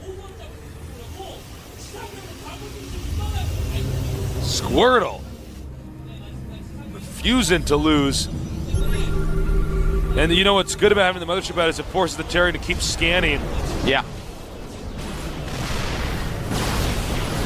And here it is, Tasteless. Can MVP take out that mothership? It may use Vortex on all of those Vikings. Yeah, I was going to say. And he does use a Vortex. Very nice. Not Mothership goes down. Vikings, I'll see you guys in a little bit. This is so awesome. Unbelievably good play by both players. MVP still has a lot of siege tanks. They do have their +3 attack. Good size storms as everything pops out. Squirtle may end up losing all these units, but I mean, his economy is pretty solid, and their supplies getting equalized quite a bit. They're actually MVP's catching up in supply. It's 134 for 103 MVP. For Squirtle. For MVP has more supply. By the way, MVP, look at that. He has a bunch of orbitals. Oh yeah, the top left. 5 orbitals there. 6 orbitals right now for MVP. 7 orbitals. So he's actually, what up? He has 7 orbitals. And right now, MVP going a lot of siege tanks, a lot of Vikings. And that is a hard unit combination for Protoss to deal with. More command centers are being set up. Protoss maybe overextended himself a little bit. Yeah, in fact, he's staying all ground units, so I'm a little bit weary about that. I felt like Squirtle was going to take it Tasteless, but MVP seems so invincible. At this point, against this unit combination, little does Squirtle know, but there's really the Marine production has stopped. MVP does not have a whole lot of money. Well, Squirtle walking around the map. I would love to see Squirtle throw up some more starports, perhaps. Maybe some Immortals mixed in as well for those siege tanks. Nice Blink Micro there. The upgrade's just killing MVP. That's one of the big reasons why MVP going mech at this point. By the way, a lot of people feel like late game Protoss is so hard as Terran, but look at this. If you switch over to mech, it is doable. MVP showing us that, not even upgrading his infantry. We thought it might be a mistake earlier. Obviously, he was preparing for the late stages of the game where he needed mech upgrades. Nice play. Getting in the way. Man. Yeah. MVP, by the way, God. has a base in the top right that he's saturating with mules. You know what's funny is he made all those orbitals to keep landing mules, but he doesn't ever worry about remaking command centers. He can just keep floating to places. MVP, however, is running out of places to expand to. Squirtle still can expand to the bottoms. Yeah, right now, left and the center right. MVP's army, I don't know how you beat that. It's like, well, I do, but it's so big, it's so scary. And, oh, Squirtle. Squirtle taking a lot of hits there. Supply 190 for MVP, 177 for Squirtle. MVP just creeping across the map using the unbelievably strong siege tanks with 3-1. No upgrades on those Vikings. At this point, some Phoenixes might help out a little bit. You can always lift up siege tanks, don't forget. And he wants to catch them. Almost did. Almost. Now, he might spot this. Oh, well, I guess if he gets a pylon at the right angle, he could get that. I don't know if he's going to do that. Oh, Squirtle removing that base for the umpteenth time. Their supplies so similar, Tastes. They're both maxed out once again. MVP has more minerals banked, but Squirtle has a better gas income at the moment. God, this game is so good. We got another mothership. Yeah, it's... This is... Why do these games just keep getting better and better and better? So we got the best players in the world facing off. Yeah, we do. Scan. It's going to be tough for Protoss to engage that with that object in the center there. He may try to go around. He gets Vortex up. Oh, nice. Blink under that. Beautiful blink. Oh, my God. Now, if he could take out those Vikings, he could throw a few Vortexes up. Yeah. And, well, a Vortex up and suck up most of the tanks to try to take out the rest. Yeah, anything clumped, he can Vortex. He has enough energy. There is a pretty big clump. Here we go! Another ship coming in. What's he going to do with it? Vortexes some tanks. And can Squirtle break through? The siege line is gigantic. So many siege tanks. He could blink forward to those tanks. A lot of units are in that Vortex right now, Tasteless. And bam, the siege tanks murder everything that pops out. A lot of Stalkers left over. Let's take a look at the supplies. 116 against 115. What? Oh my God, it's still so even. This is the beauty of having a map this big, because you can really see a long and dramatic game. By the way, Immortal production has been started. It's great. It's good against those tanks. You know, MVP lost most of the Vikings. He's down to 3 Vikings right now. So that is an important fact about this game. Squirtle making him evacuate a base. MVP moving across the map in the other direction. Will he be able to take out a Squirtle base? I hope so, or Squirtle Can you is just check trying to end MVP's main base, or the base with the minerals? Looks like he's almost out. Yeah, MVP So is MVP barely mining right now. This is MVP. Basically, he has to get this base over here. Uh-oh, good size storms. And there's Immortals in this mix. Immortals popping into play. Here come the Zealots as well. This may be MVP's last stand. I think this is, in fact, the last battle, the final battle, as MVP is going to be out. Oh, yeah, you can see looking at his face like, oh, but I'm the Game Genie Terran. That doesn't make any sense. Tasteless. They have to pick an MVP of this match. It's impossible. Yeah, I don't actually know if they're going to interview. Oh, my God. Taking out that base. That's it. That's actually it, yeah. Yeah, right now supplies, 108 against 144. MVP is almost not mining anymore. So he's got to be very careful about what he makes. He's making a lot of Hellions, making some Siege Tanks still as well. He does not have any money saved up. He's at about 64 minerals. Still mining just a little bit. There's a little bit more he could gather up. You know, he still does have a lot of orbitals.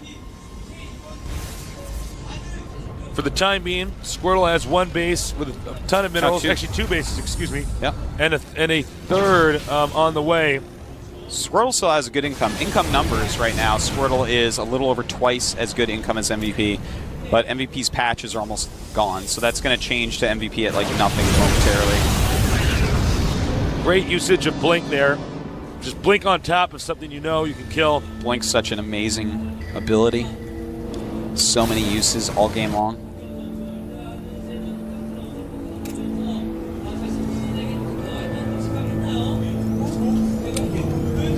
I love how he's sticking with the Immortal Stalker. It's a good unit composition. This really indicates how much these players know the game inside and out. They know how to respond to what.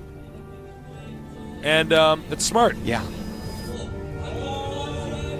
There are a lot of Immortals out, Tasteless. He's got 10 Immortals in his army.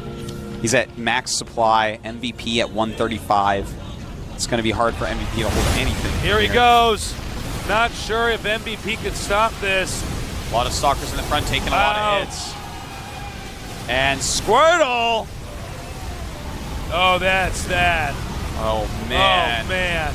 He is a Pokemon master, Tasteless. He is the highest level Pokemon I have ever seen. Forget Mewtwo. It's all about Squirtle. Sorry, Mewtwo. 20 supply against 152. It is over. Squirtle has taken out MVP, and we are going to go to the final match. And he drops his mules. That's it. You know, I was smacking our toes. I was so excited. In the red, we have 스타트 꼬부기. That stands for Squirtle, the guy who hasn't lost a single game in the team league. Not one game. Down here in the bottom left, the champion of GSL Season 2, the best Zerg in the world. I am Nesty.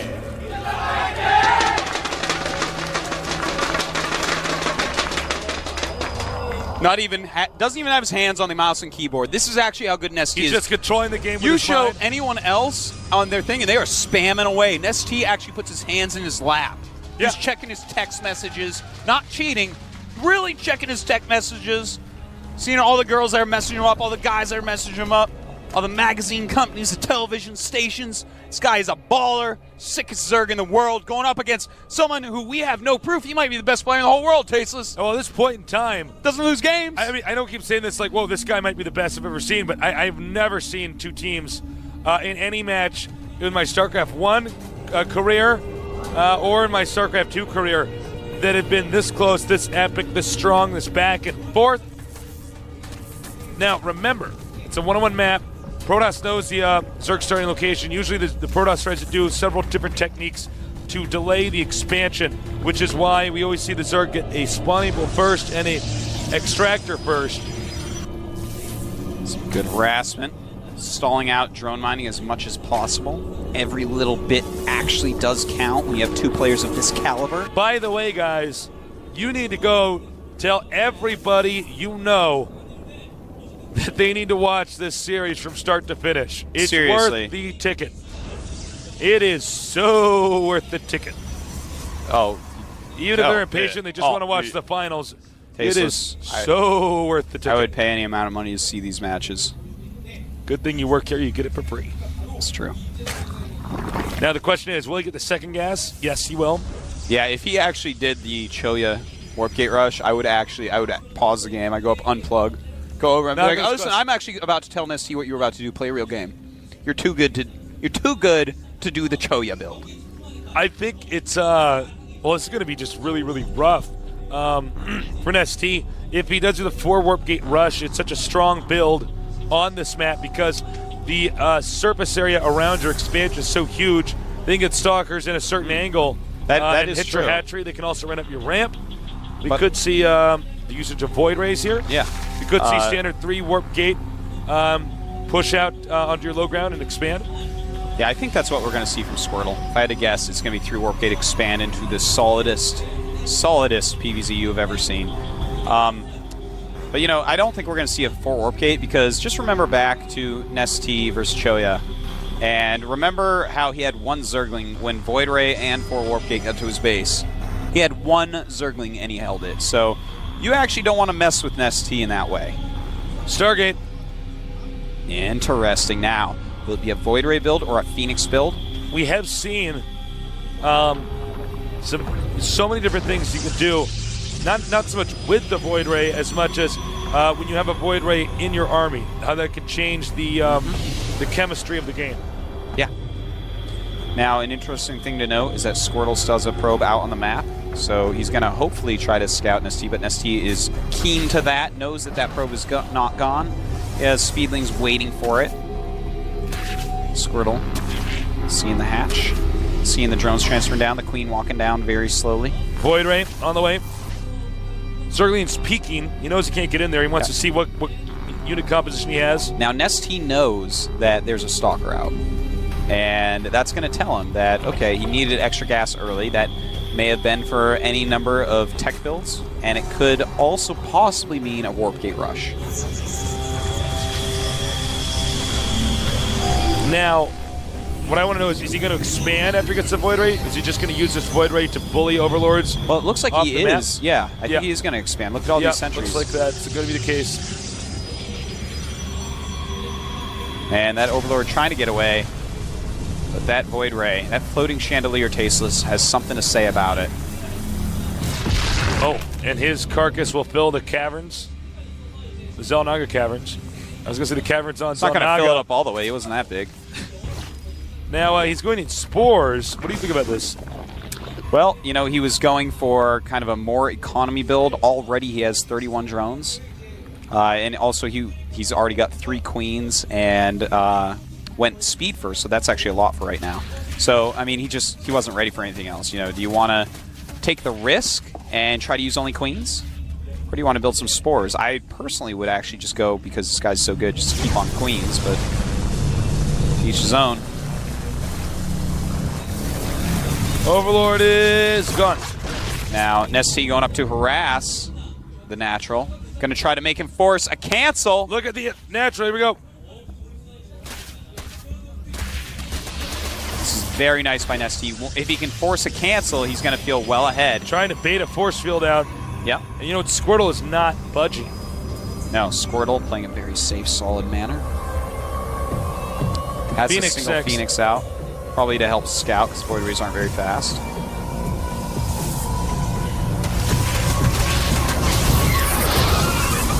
Huh. Nice. Doesn't let him want to go around there. Got some delayed, stops the probes.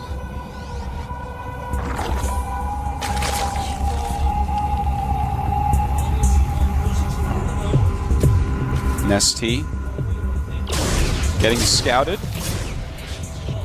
Layers just finished at the expansion. He's almost finished his range attack upgrade. Hydralis Den going up in the vision. Yeah, he did spot it. Gold base open to be taken. Now, we do have from Squirtle, right there, robotics facility, getting both his gases at his expansion, so it looks like he's going to transition right into Colossus.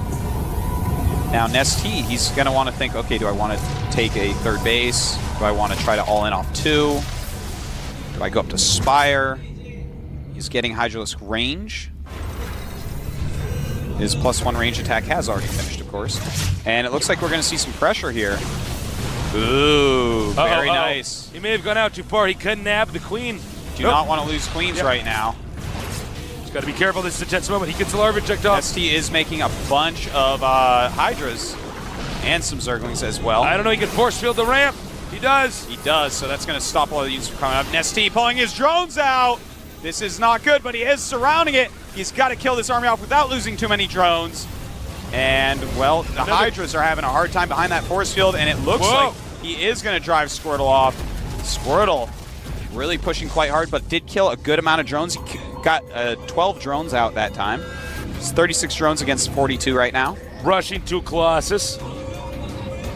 Looks like he's debating counterattacking. Yep, it looks like he is at least going to poke and prod. There's no cannon up, so there's not a lot of units. I was about to say, I mean, and he's getting an immortal. That's not particularly useful in the situation. Yeah, especially with some Hydras coming to Aces. This actually might be enough from Nesty. If he kills some probes, those Hydras are going to be a huge deal. Not those, but the other ones that are behind. He needs to get rid of the Void Ray and the Phoenix. He does. Oh, man.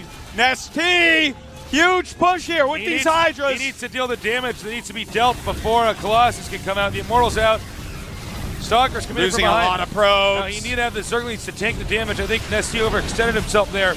He did, but killed a lot of probes off. And as he sees Colossuses are going to be made, losing the Hydras, not a huge deal. They were going to die to Colossus pretty soon. He has taken out the flying units, but the attack continues. There's more Zealots being warped in to deal with those. Colossus has not been started yet. Now remember, Hydras, they deal damage really fast, but they take damage even faster. So you need to have something in front of them to actually take the damage, such as these Zerglings that we see here. This is looking very hard for Squirtle. Nesty just rallying in. Hydras and Zerglings. Oh my god, GG! Nesty has just won it for an incredible miracle. They are the Season 1 GSL Team League champions. All right, here we have our Protoss player. He's got 2 wins already for Slayers. Is he going to get a third? We're going to find out. He's known as Slayers Project. Is he going to put his opponent on ice? That's a good one. What do you think? Let's see what what race he spawned as. Oh, looks like it's Zerg, so spawning as our random MVP Guinea Pig.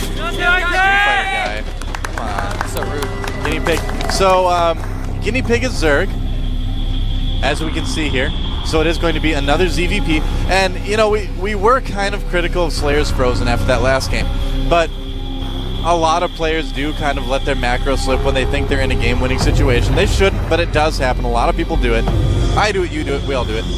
And after he kind of realized, hey, I need to kind of keep playing this game, he really did kind of macro up really well, played very safely. So I think he will be a challenge for Guinea Pig, absolutely. He scouts him right away. Knows that he is Zerg. Yeah, he does have a wall up there. Immediately scouts him. Yep. And he had his pylon at the ramp anyway, so you can go ahead and put that gateway there. Yep. Make a nice little wall off. Keep any sneaky Zerglings from slipping through. Guinea Pig looks like he is going for the Speedling expand opening, getting his gas before the pool.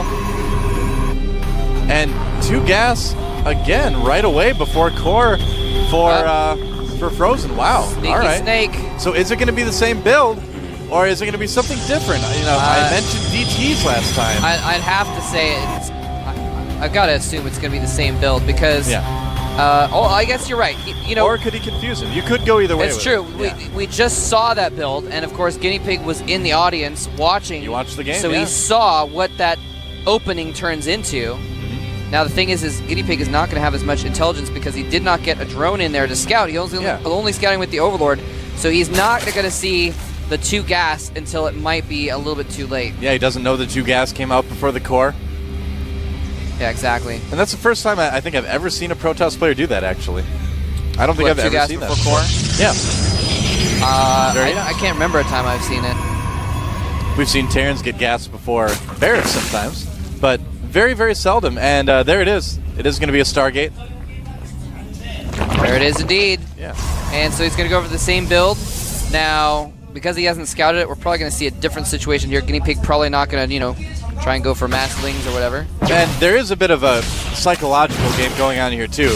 And that's going to kind of make Guinea Pig think, okay, there's no way he's going to go for the same build.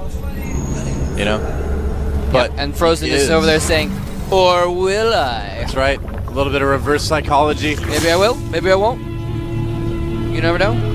And Stalker cruising around the map, killing a couple Zerglings, going back home to make sure no Overlords go in. And actually, his Overlord is heading in the back there to see if he can see some gas mines. Oh, is he going to see it, though? And there's the Centurion.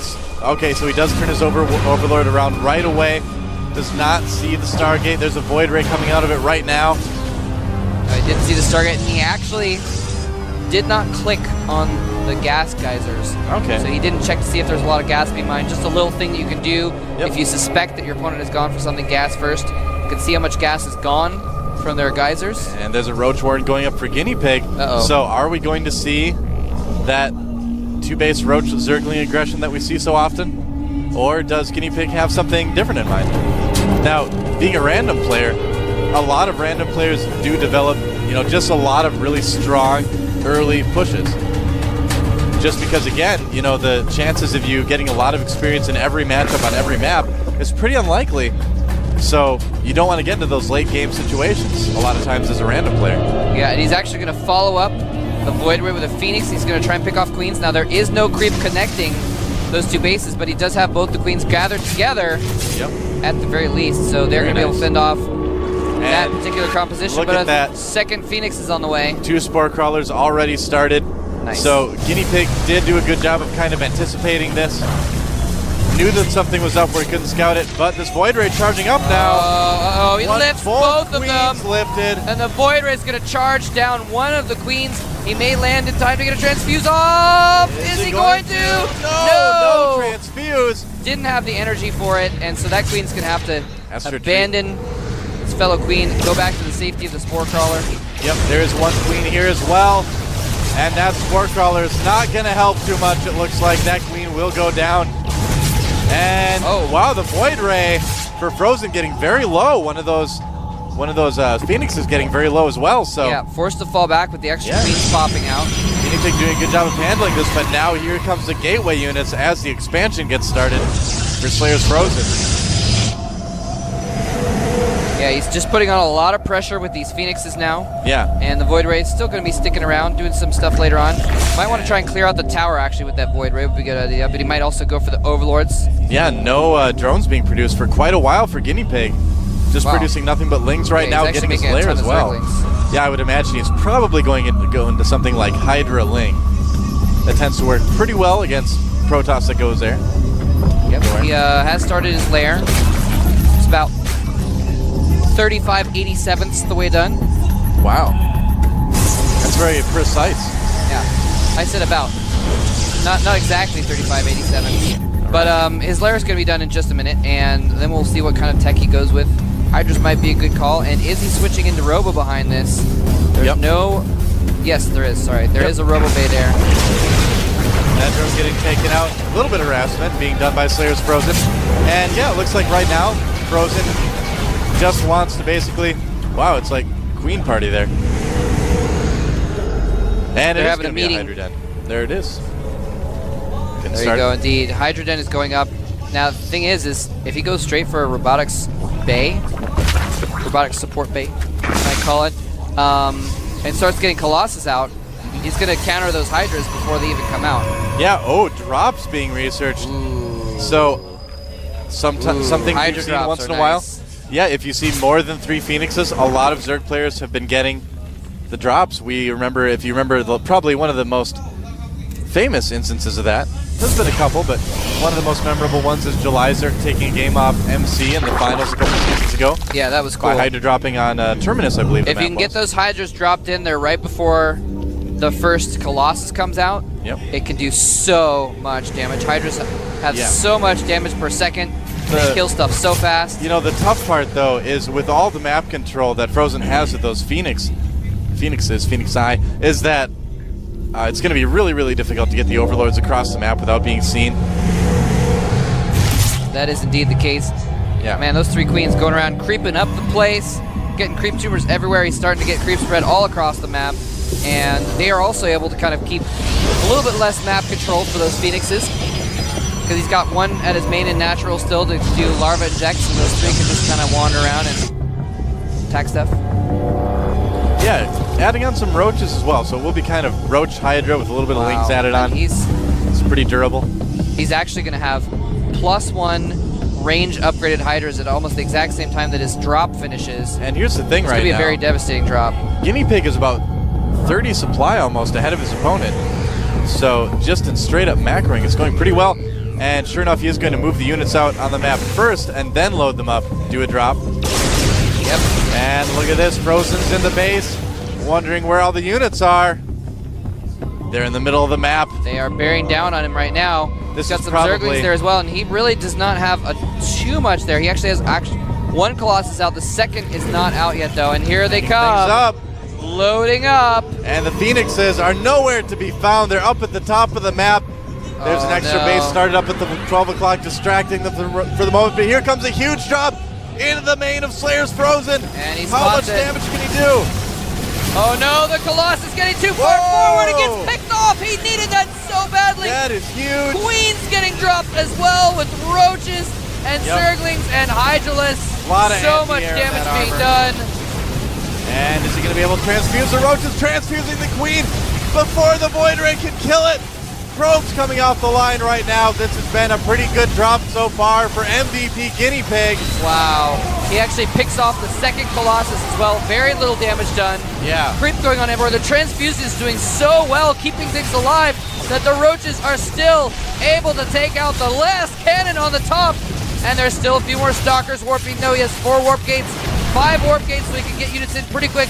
He may hold this off, but his base is in tatters. Yeah, he lost a lot of probes already to everything in his base right now. And more reinforcements coming into the natural. It's going to be almost impossible for Slayer's Frozen to hold this off completely. Another Colossus comes out, but is it going to be able to do any damage? It's on its own. The natural under attack. Oh, man. And this game could end very, very quickly. Yeah, he is down to half the harvesters that Guinea Pig has, and now he's starting to pick away at that natural expansion. Gateway is starting to go down. Finally, he's starting to take out the infrastructure buildings as well. He might even just snipe that Nexus, or he can go for the Colossus, and it falls, and GG proceeds. And Guinea Pig has taken... All right, this could be it for our Red Terran player. If he wins this game, he will win the entire thing for Slayers. He is known as Slayers Kanji. Slayers Kanji. A huge cheer goes up from the crowd. They're depending on this guy, but not as much as MVP is depending on this Zerg player right here. He's been electrifying in the Team League. Can he keep it up? MVP 동래구. Regu has closed out That's right. both of the series so far. He won the quarterfinals for MVP. He won the semifinals for MVP. Here he is in a position to theoretically come back and win the finals for MVP as well. Yeah. Wow, that's a really about great to get drawing heavy. Marauder, I gotta say. That is actually really good. That's really good. Props to them. Props to whoever wins our match here on Dual Site. Of course, it is a 2-player map. One side is green and grassy and beautiful waterfalls, things like that. The other side is lava. That's and more right. lava. Mordor versus... There's another command center Rivendell. on fire. Yep. Random flames coming out from underneath That's there. okay. Not a problem. The Zerg player has decided to take up residence on the lush green side of the map in order to infest it and put down nasty creep all over the place. That goat needs to move out of the way before the hatchery goes down. Goat! Good idea. Otherwise, it will become an infested goat. I can click on the goat. New unit for Heart of the Swarm, maybe. And what is this? A bit of a hidden barracks going down for Slayer's Ganji. Ooh. So I think we're going to see some 2-racks aggression. Ganji going for a pretty quick win. Or Well, does he have? No, He has barracks a gas remain. up, actually. Yeah, okay. So this he is might very just be interesting. pulling a nada, and nope, All right, there's a factory factory going right down away. there too. What so is he's just Ganji planning? kind of hiding everything. Huh. Maybe hoping for a drone scout so he can kind of scare him by not having anything in his base. Yeah. I'm not sure, man, but he does have that factory, and he's actually putting a reactor on the barracks. So he's probably going to switch the factory over, get some hidden reactor Hellions, and then float the barracks back to his main. I think you're exactly right, because that is one of the things that is really good to do here on Dual Site, is that you can run Hellions around. The natural is a bit wider open than it is on some other maps, so Hellions can do a little bit of damage. Yep. Now Don Regu just scouted with the drone, went in there in the base. Yeah, he knows saw something kinda odd's absolutely going on. nothing. Probably squealed with fear for a moment, and instead produced 6 Zerglings instead of panicking. And indeed he is switching. Hellions on the way, and he is going to go ahead and, not produce a Marine. I guess not. See what happens there. Dong Regu not scouting yet, but really Dong Regu has shown himself to be such a solid player. I don't know if he's going to be really caught off guard too much by this. Whoa. He's getting Zergling speed. That's going to be helpful.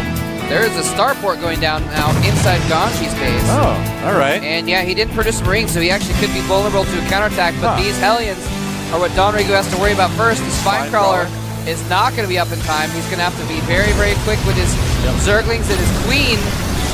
And this could do some damage. Drones fleeing to the main base. Queen trying to block the ramp. Oh, nice.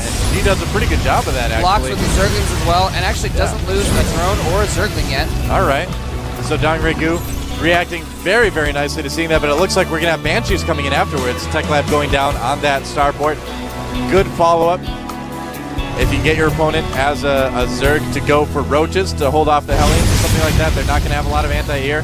But as you can see right now, Dong Regu already producing 2 more Queens, deciding that he wants to try to handle the Hellions with Lings and Queens, and that is also going to work so well against the Banshees.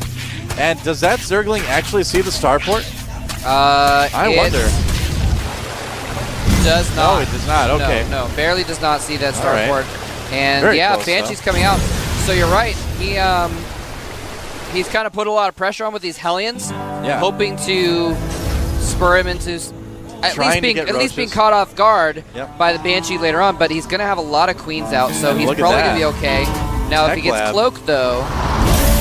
Supply drop coming down for Ganji. Some people do work that into their builds, but usually it's just something that happens when you kind of forget to build the depot. Whoops.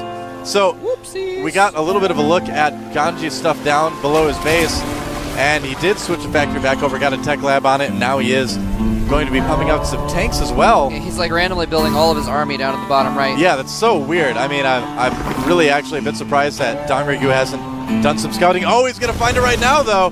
Zerglings know where it is, and that is actually going to be a bit hard to defend. And really, if Dong Regu can get in there and kill those production buildings, that's going to put Ganji in a very, very difficult spot. Yeah, he could. That's kind of bad. His tech lab, which is researching siege tech, is kind of out in the open. Hold that thought. It's Banshee time.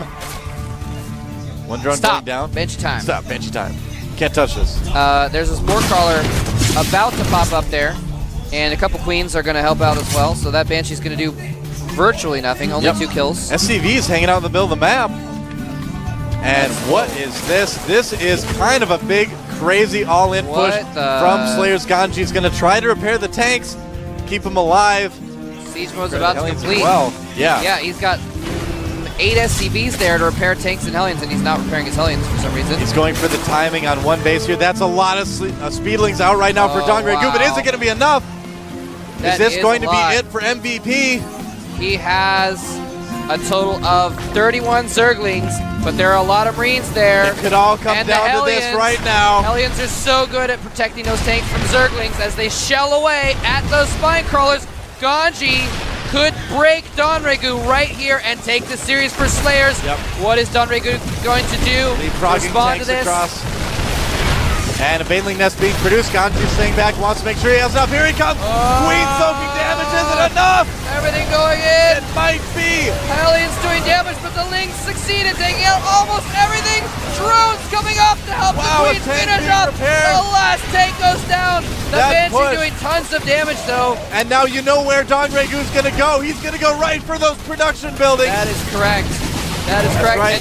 And Gonzi cannot protect those right now. If he can take those down, that is absolutely huge for Dongregu. He did a wonderful job defending against that, hardly losing any drones at all. I'm so impressed. Oh, and he's actually attacking the front as well. Taking down some supply depots. Doesn't even have a Marine in his base behind that. He can just repair with SCVs. And that's going to cost some minerals. Here come the Lings at the production buildings. There's not a lot there, and the tanks are not sieged up. If he can get in there before the tanks siege up, that could be huge. Oh, he should go right now. The tank does siege up, but it's in the middle of the siege. And he gets there just in time. Splits the Lings to hit both the tanks. Beautiful play by Donregu. So good. More Lings coming in right now. It's not going to be enough to take out those buildings, but is the supply depot down at the main? Not yet. He sent the Banshee up there to take care of that supply depot. Taking out those two tanks was so big. That was huge. Yeah. That's going to really force Ganji to play defensive, and it's going to force him to play that without 2 more siege tanks. Ganji getting his lair right away. Ganji has 2 Marines and 1 tank and 3 Banshees. Yeah. He's got nothing right now. Only 37 supply. Look at that. Lings going after the production buildings, and there's nothing that can defend. Banshees pulling back. Tech Lab taken out. No more tanks. And that reactor might go down for the barracks. No pulling the Lings back. No need to waste those. Yeah, tank production is completely stopped now. Yep. Lair almost finished for Dongregu too. I think we're going to see Mutas pretty soon. He's got Spore Crawlers back to his main, which is good because there are 3 Banshees out, which is pretty substantial. Now the only thing right now saving Slayer's Ganji from certain death is the fact that those Banshees are out on the field. That is it. Yeah, here's the thing though, is Donregu currently has about double the income. He has 42 drones to the 17 harvesters and 1 base mules of Ganji. So he has a huge economy, and as long as he, like you said, avoids taking damage from these Banshees, he's going to be pretty good in what you could, I don't know if you could call him the mid-game. This game is kind of nuts. Yeah. Here he comes. Oh, he had to cancel the Spire. Oh, wow. Has to restart it. That's going to slow things down ever so slightly, but the Lings get in. Baneling busts the main. Front down, and Baneling's going to work. If he catches those SCVs. Hardly any left. And Donregu may bring MVP back into the series one more time. He did it in the round of 8. He did it in the semifinals. Here in the finals, Donregu looks as if he's about to take them into Game 9 of the finals, unless this push succeeds for Ganji. He's got a tank there and some Banshees. That's right, the Banshees are still a cause for concern for Donregu. He does have a good amount of Queens, though, if he can transfuse, but here's a big push from Donregu. This is actually a little bit scary. Whoa, he's got enough Baneleys to kill everything. Is he gonna land them? The tank goes down, the Marines go down. There's still some Hellions, but they cannot do much against the last Queens. Banshee going down, and that is it. GG! MVP Donregu. Whoa! He is. All right, here we have our red Terran player up at the top of Xel'Naga Caverns. They call him the Terran Sniper. He is. Slayer Studio. What opening does he have planned for our next player? We're going to find out. Yep. Very good Terran player. And here is our Protoss player. One of the best Protoss from early in StarCraft II. Can he get a win, regain his former glory? MVP he is. Genius.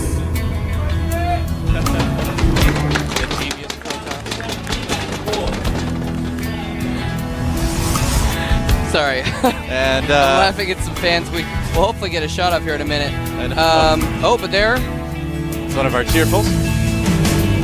Talking about the different team leagues. I can't quite understand that. I think it's talking about how MVP has gotten farther. I'm not sure.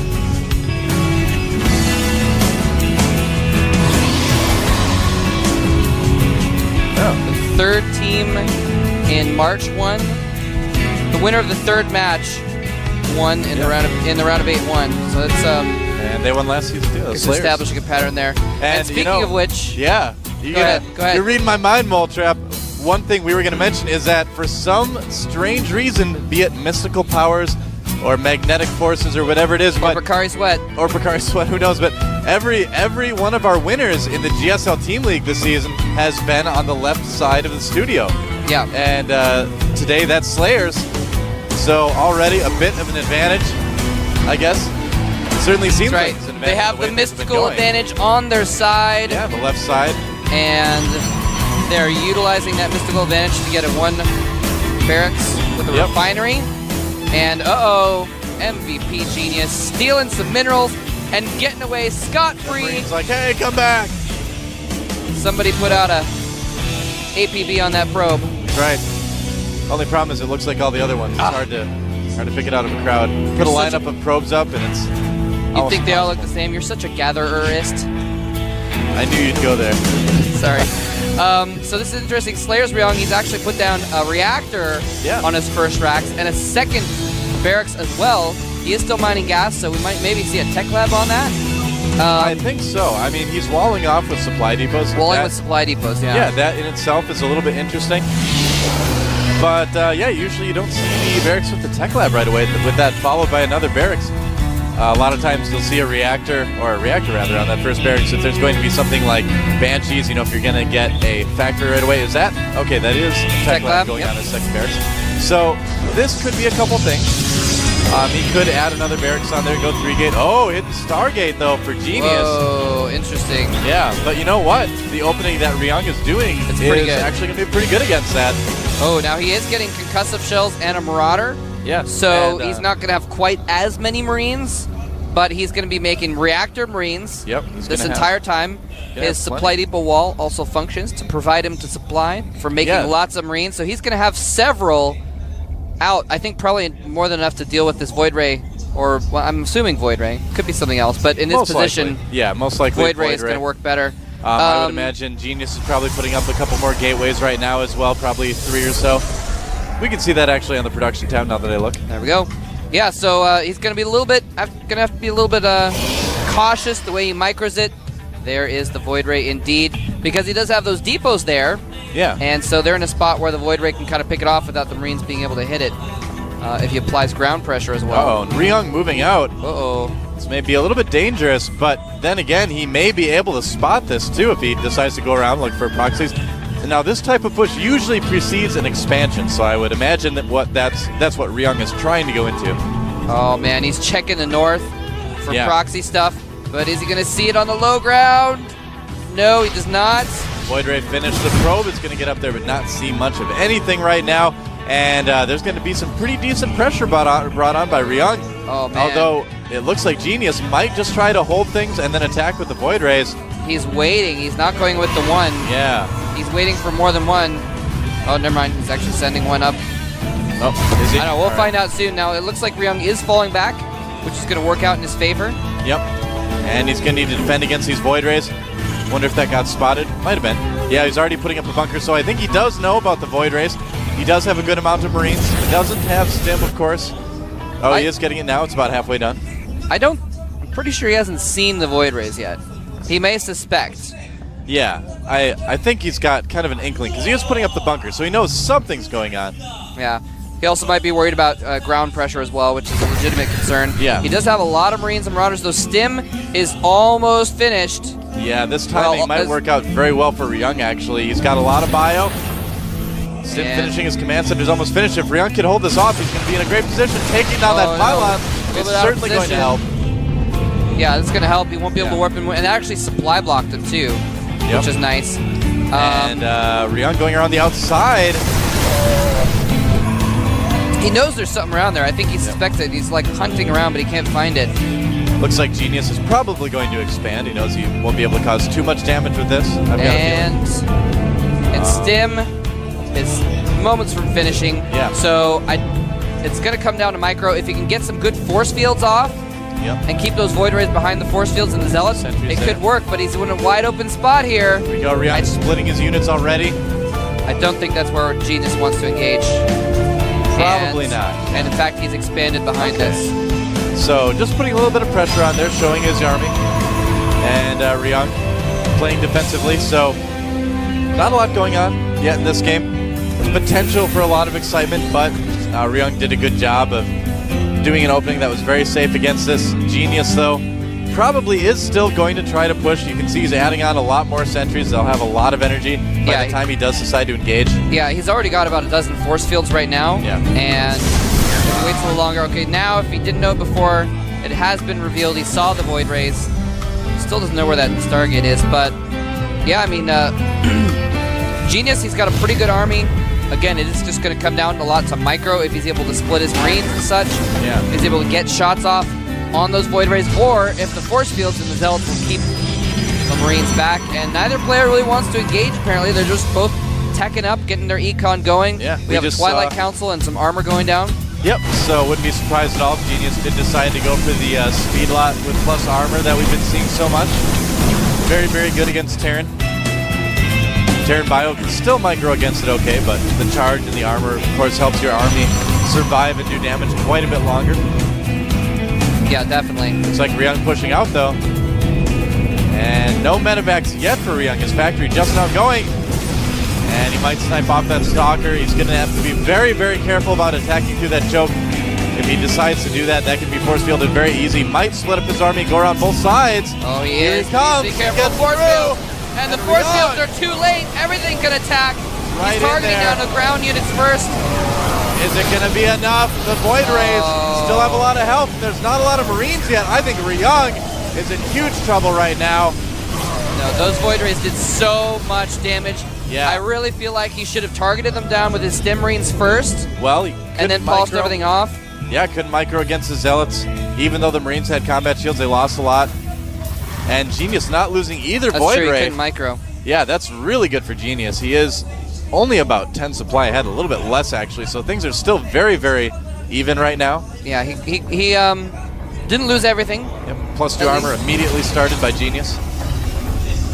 Yeah, man, he's going really bullish on the armor.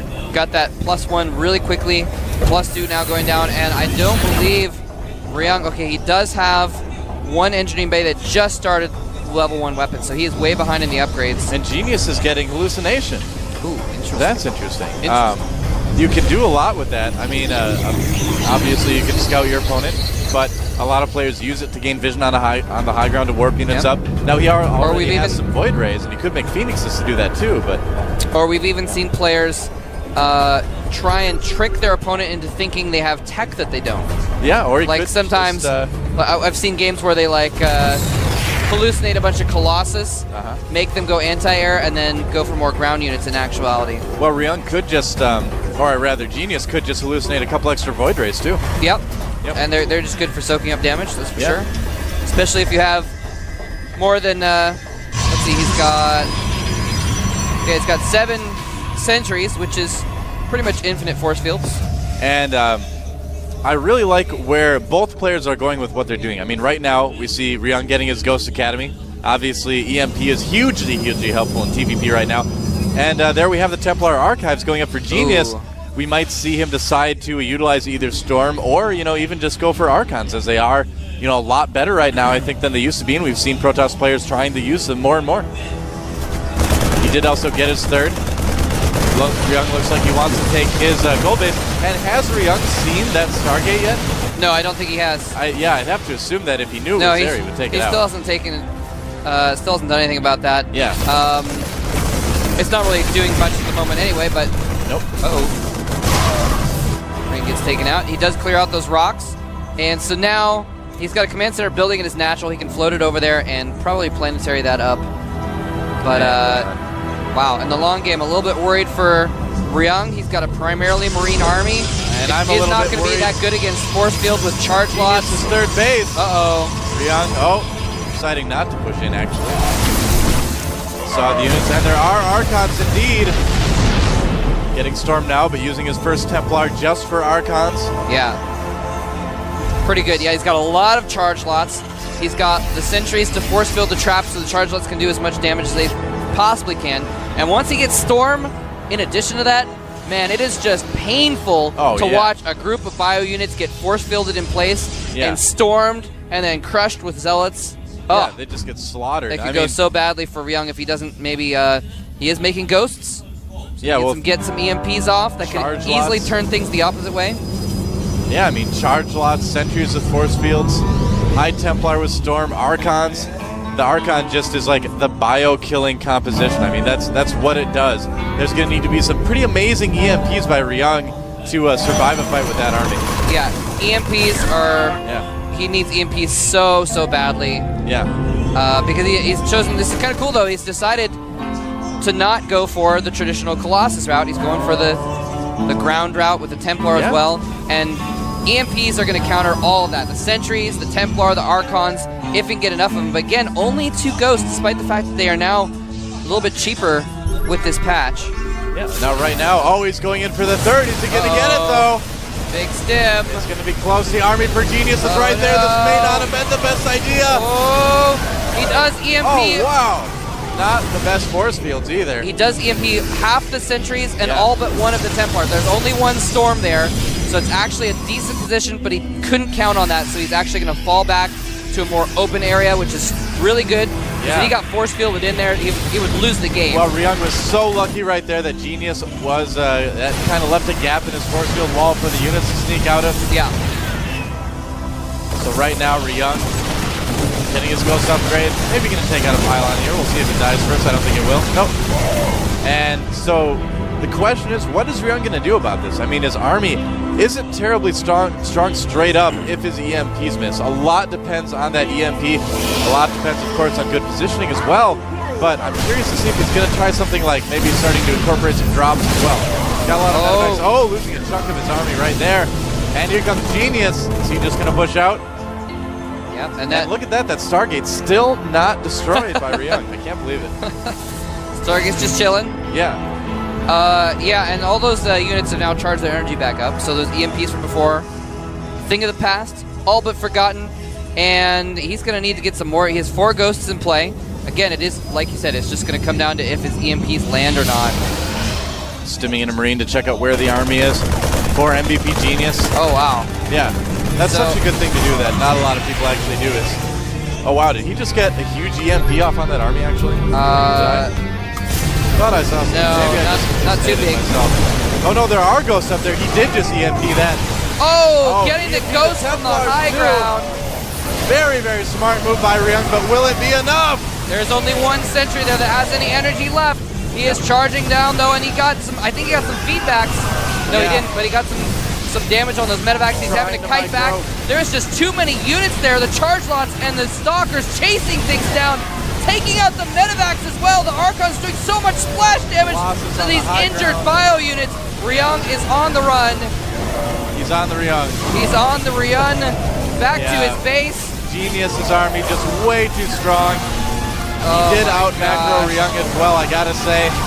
And that is going to be very difficult for Ryung to hold off. Yeah, he's up to like 60 supply. Yeah. He's up by 60 supply right now. Colossus in the mix as well.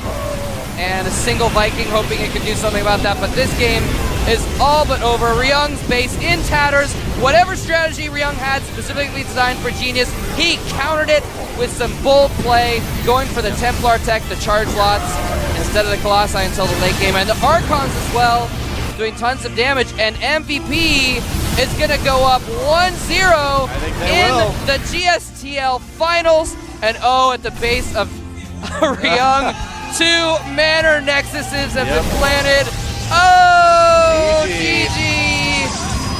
So, man. Pretty good start for him. All right, we have had some fun in the early rounds, but now it's time to get serious. This is the finals, and here's our Slayers Protoss player. He is Slayers Project. Good thing Street Fighter voice guy reminded me. Yeah. There you go. He's a new face. You get used to it. Probably see him a lot in the future. And here's our Zerg player. War 3 Pro and StarCraft 2 Pro at the same time. He is MVP Violet. Violet. Another one of Mole Traps and my Code 8 kids. We're so proud of him. One of our Code A-lets. Yep. Getting through Code A, getting into Code S. Showing the world that he is a great Zerg player. Now, the one time we did see a PvZ on this map before, we saw that the Protoss was able to just get a wall with just a pylon and a gateway in that little choke. And it looks as if Golden, I don't know why I say Golden. I keep getting his name wrong. Frozen. Gosh. The Protoss player is going to go ahead and do something similar. During the break, Mole Trap got hit in the head with a clown hammer, and he's having a little bit of trouble. Yeah, I've got these birds it's okay, guys. Don't worry though. Circles around my head. Yep. It's just he's just dazed. Won't last very long. And there's that gateway in that choke point now. That's right. Oh, it looks like he wants to block the hatchery for a little while. Pretty normal thing, and it looks like it's going to be a speedling opening for Violet. He may have something completely different planned, but that Roach speedling push is so good against Protoss. We've been seeing it so much. I would have to imagine that's probably what he's going to do. Depending on what they do. Yeah, and Frozen has got to mention that too. What? We are real Slayers. All right. Whoa. Set in the lower right. He just put down 2 gas before his core, man. Really? He is going super gas heavy right now. Now, a Protoss that gets that much gas that early, normally, in a lot of cases, that means DTs. It often does. And, like I said, we saw sort of a gimmicky kind of play in him from Frozen the first time. He may just be thinking, all right, you know what, this guy's Code S Zerg. Let me just try and cheese him out and see if I can get an extra win for my team. Yeah, if not, we'll snipe him with someone else. Drone walks right in. Not a care in the world, and he will see the Cyber Core hidden a little bit behind there. It's going to get cleaned up by the Zerglings. And Violet probably going to expand pretty soon. He's getting Zergling speed on the way right now. And, in the most recent GSL finals, we saw Inca try DT openings versus Zerg quite a bit. Oh, but forget that. Forget DTs. It is a Stargate. Gosh. That's right. So we've got a very, very fast Stargate, and the drone sees it right away. That was a little bit newbie by Frozen. That drone just hid in the corner of his base, and he's like, oh, it's gone. I don't see it. It must have disappeared or burrowed or something. And this is something we mentioned about this map before. It just comes back in and scouts everything. Yeah, there's a lot of places you can hide units on this map. The bushes sticking up everywhere can hide worker units very, very easily. And he's going to try to pull the Zealot out of position. That Stalker's going to end those dreams for that Zergling and his friends. Yep, does 36 health off that pylon, though. Yeah, chipping it down bit by bit. Not too bad. Yeah, so MVP Violet knows exactly what's going on. Yeah. He knows it's a Stargate. He's producing another Queen, although that's normal for this timing anyway. And a Void Ray, indeed, on the way for Frozen. Now, Violet did see this. Oh, and actually, he wants to kill that pylon, man. And he might get the pylon. He is going to get it and surround the Zealot. He says, oh my gosh, he might even kill the Stalker. He is all in, producing the tunnelings right now. He knows that there's not going to be a lot of gateway units out. They certainly won't be with that gateway unpowered. Look at that. Frozen having to reproduce a lot of pylons to keep the Lynx from getting in. He's going to keep doing it. Oh, the Lynx can get in, though. They're going to kill the Sentry and the Probe. And this is going to be very, very annoying for Slayers Frozen. Look at everything he's had to spend on it. That Void Ray cannot charge up. There's not enough hit points on the single Zergling for him to charge up. But still doing tons of damage. 11 kills on that Void Ray. Yeah. Single-handedly stopping that from killing him. That's a lot of Zerglings. So here they come. Here they come, and he can't quite squeeze through with that extra pylon there, but he's killing the other 2 pylons. The health is almost gone from one of them. Sentry comes out. Frozen has to spend so much on these pylons. Really being a bit of a money drain right now for Slayers Frozen, but Violet needs to be careful. This is giving him time to prepare for that Void Ray eventually. I don't know if he's going to be able to kill Frozen right now. I kind of doubt it. Yeah, he's He's actually producing lost drones. over 24 Zerglings Yeah, he's at this producing point. drones Although now. he did kill a Zealot, Stalker, a couple Pylons, a couple Sentries. So Forge being produced by Frozen, probably going to put a couple cannons to help at the front there. But Violet has done a very good job of making Frozen spend a lot of money. 2 Void Rays coming across the map, though. What does Violet have to prepare for this? Only a couple Queens. yeah, he actually was kind of depending on that break working before the Void Rays came Yeah. out. He only has 2 Queens, and his bases are not connected by creep. Yeah, he's So gonna need this to be Void careful. Ray these 2 are going to be able to take out that Queen pretty easily if he doesn't Oh, get back to the other side of the there's creep. a Phoenix there, Oh, too. the Phoenix Wow. cancels any idea of a retreat, and that Queen goes down. I got to say, I'm a bit surprised that Violet wasn't better prepared for this. This is actually really bad. I mean, it's really, really hard to kill Protoss with just Lings. And now, look at this. Violet is in huge trouble. He's getting some Spore Crawlers, 2 at each base. Yeah, I don't know if the Spore Scholars or the Natural are going to Yeah, go up, they're though. dying so fast. Forced to cancel those 2 charged up Void Rays. They're at level 3, and he is Yeah. going to take out the Natural Expansion. Queen's going to pop out and immediately die, Yep. and only barely prolong the life of that hatchery. Yep. And wow, Violet thought he had a chance. He got too aggressive, though. Wow. Made too many Zerglings, did not prepare at all for the Void Rays. I'm so surprised. That is I'm so really surprised. surprising that he didn't do anything for the Void Rays. Yeah. And now all that's actually Frozen- really shocking. Yeah, all Frozen really has to do is micro a little bit. Can he keep the charge? He doesn't. But there's only 1 Queen there. Couple Spore Crawlers. They're not going to be able to do it. You know, now the Spore Crawlers do burrow in 6 seconds, though. Oh yeah, well, It is it faster. might die in 6 seconds too. Oh, Yeah, that's the thing. gets a couple shots off and dies.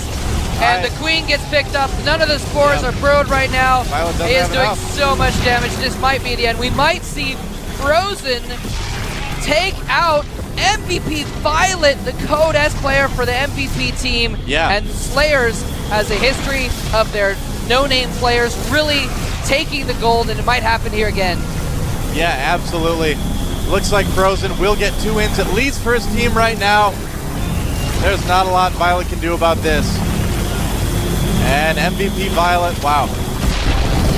Really making a very surprising, I gotta say, a little bit disappointing choice here on this map. And he's trying to get some Zerglings out to just do a last-ditch counter all-in, but there's a cannon and sentries back at the main base of Yep. Frozen, and he's actually supply blocked. That's kind of funny. Putting up a ton of pylons. Is he just walling off his mineral line with pylons? He's just making extra pylons just because he's He's supply just got a blocked ton of himself. money. Trying But- to micro quite a bit. The Zergling counter probably not going to work. All right, so Violet does more or less hold it. He is getting Hydras, so I suppose he's still got a chance. He's so far behind, though, 30 supply behind. his opponent. Good old 1 gas Hydras, Yeah. which Now- is nearly impossible to do, actually. Hydras take so much gas to Here's- pump out a lot of them. Here's the thing, all right? So Violet, way too aggressive with those Lings early on. Frozen did a good job of holding that. So hard to kill Protoss with just Lings. I'm really surprised he pursued it that much. Then, on the other hand, Frozen came back, didn't macro really at all while that attack was going on. Thought he had the game won right there, so he gave up macroing, and that's a terrible idea. So now that he couldn't end the game, Violet has a chance to come back, but he is pretty far behind.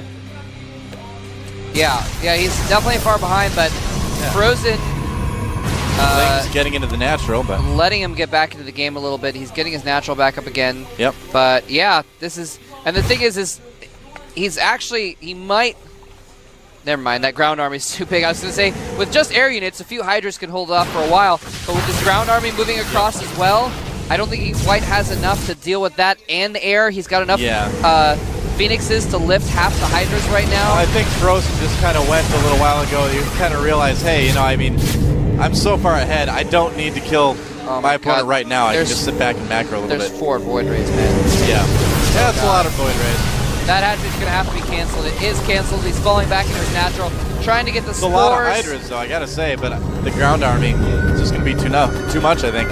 Yeah. Yeah, this is going to be tough. And even if he doesn't go in and attack right A now, lot of Lings on the way. he can just contain Violet to 1 base and just take his second base. He is taking his second base right now. And he can just macro up a ton of units and keep them contained with force fields even if he wanted. Yep, MVP Violet definitely on his back foot right now. If he's able to win this, it would be pretty much a miracle. That would be a miracle. There's some high ground right there. And there are no incredible miracles in this team league. Not in this team league. Nope. Just kind of posturing, taunting Violet, saying, come on, I dare you to come out and play. And there's not going to be a chance of a link counter this time. Force fields him off to keep him from coming in and sniping the air units. He's just got enough force fields, it doesn't even matter at this point. Yep, I mean, it's still 30 supply ahead, so Violet's been keeping up at least, but on one base, there's only so much a Zerg can do. Oh my gosh. Oh, he's cannon. He's cannoning him in as well. That's just insult to injury a little bit there. Hydra's on the high ground. And they might be able to hit that cannon. And there's a lot of Zerglings there. When those force fields fall, they're going to stream out for one last counterattack. The force fields stop them, though, from the Hydra's joining in. Nope. That is not going to work. The Void Ray is doing some damage. Yep. And the cannons are warped in as well. Yep. Violet basically done for here. Not a whole lot he can do against that. He doesn't even have he needs a creep tumor there also, so those Hydras can actually micro a little bit. Just started a Nidus network.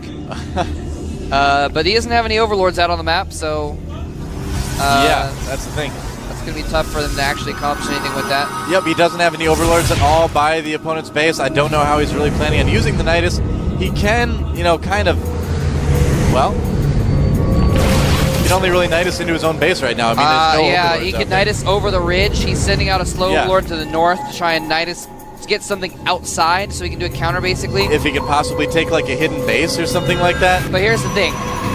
Frozen is getting a third base and Colossus with Thermal Lance. Yeah. So I'm a little surprised Frozen isn't trying to end the game right now, but he's going to be able to in the long run. He's actually retreating his army and just leaving those cannons there. That Overlord is heading all the way across the map. It's going to take forever to get there. That Void Ray may find it. Looks like Violet is going to break out. Maybe take a second. He does have a decent amount of Hydralisks, I guess. Yeah, he does. All right. Something getting taken out there. Wow. Nidus Worm is up. This is such a weird game. Yeah, it's very strange. So bizarre. And it's been a lot longer than of a game than I expected. But if we go back, it really all just came down to the fact that he's like, oh, I'll just break him with Zerglings, even though he has Void Rays, and not get any air defense. And here comes the Hydras for Violet. Does he have enough? This may not have been the best decision. There is a Colossus out, and that army is going to get ripped to shreds. Zerglings or no Zerglings. Wow, the Hydra's actually doing a decent job. Yeah, well, killing off some units. And the last Void Ray goes down too. Wow. Those Hydras, though, a bit of trouble. Oh.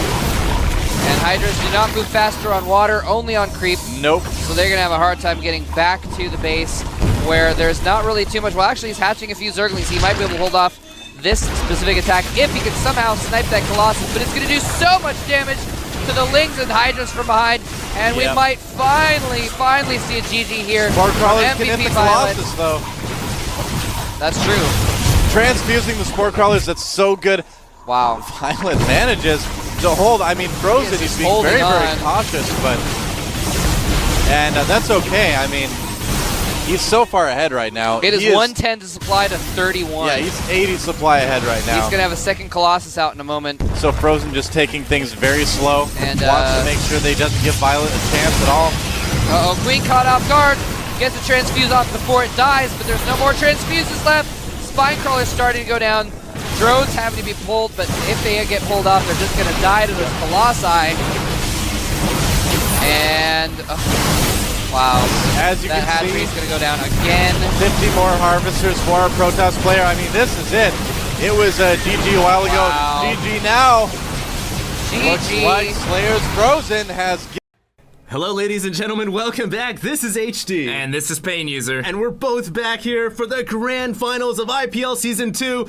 I am so excited, man. As am I. We have such a great series in store for you guys here between Nurchio and the fan favorite Protoss from Ukraine, White Raw. I know, man. This is gonna be so insane. Honestly, it's almost like I can feel the electricity in the air. It's almost as if we were in a stadium, an arena, if you will, with thousands of fans from around the world, all chanting for one player or the other. And let me hear it right now for White Raw! Oh, you can hear it for White Raw, but the player I'm looking at right now is Nurchio. What an impressive run he has had throughout this tournament. Getting knocked into the loser's bracket by Cloud in round 1, then going on to defeat Kiwikaki, Minigun, Vibe, Goody, Ret, Idra, and Mana. And oh my god. Oh my god. Nurchio is gonna be going for an 8 pool? A 7 pool? So he's not going 100% all in here. He's going with the early rush. He's probably going to try and break down the wall. But White Raw's definitely going to scout him before the lings are out. And it's going to be very difficult for him to tear down this wall, especially on Shakuras. I can't help but think that White Raw is going to get up either a second gateway. He's going to put up double gates and he's going to fully wall. And the question is will one of the gateways go down before the cannon gets up? Okay, well, White Raw comes in here with the latest scout possible. Of course, scouting to the north end first. He does see the spawning pool going down, and I wonder if Nurchio's 7 pool, I'm going to call it a 7 pool. It possibly was an 8 pool. It was an 8 pool. Is he going to get in time, man? He's produced 6 Zerglings right now. They are on the way. White Raw immediately responds by throwing down the gate and the forge, and he saved up 105. No, he's going to wait for another gate.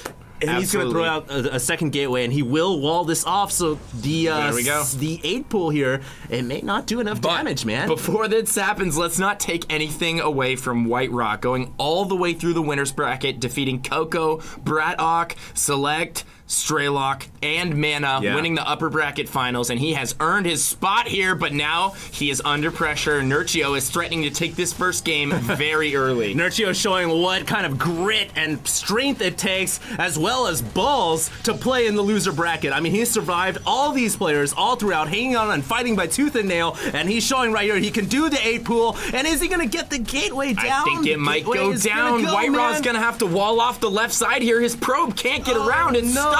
His probe is stuck in position there. He's going to have to pull probes off the line here. The cannon will go up, but the Zerglings are in the main, and that is absolutely terrible for White Raw.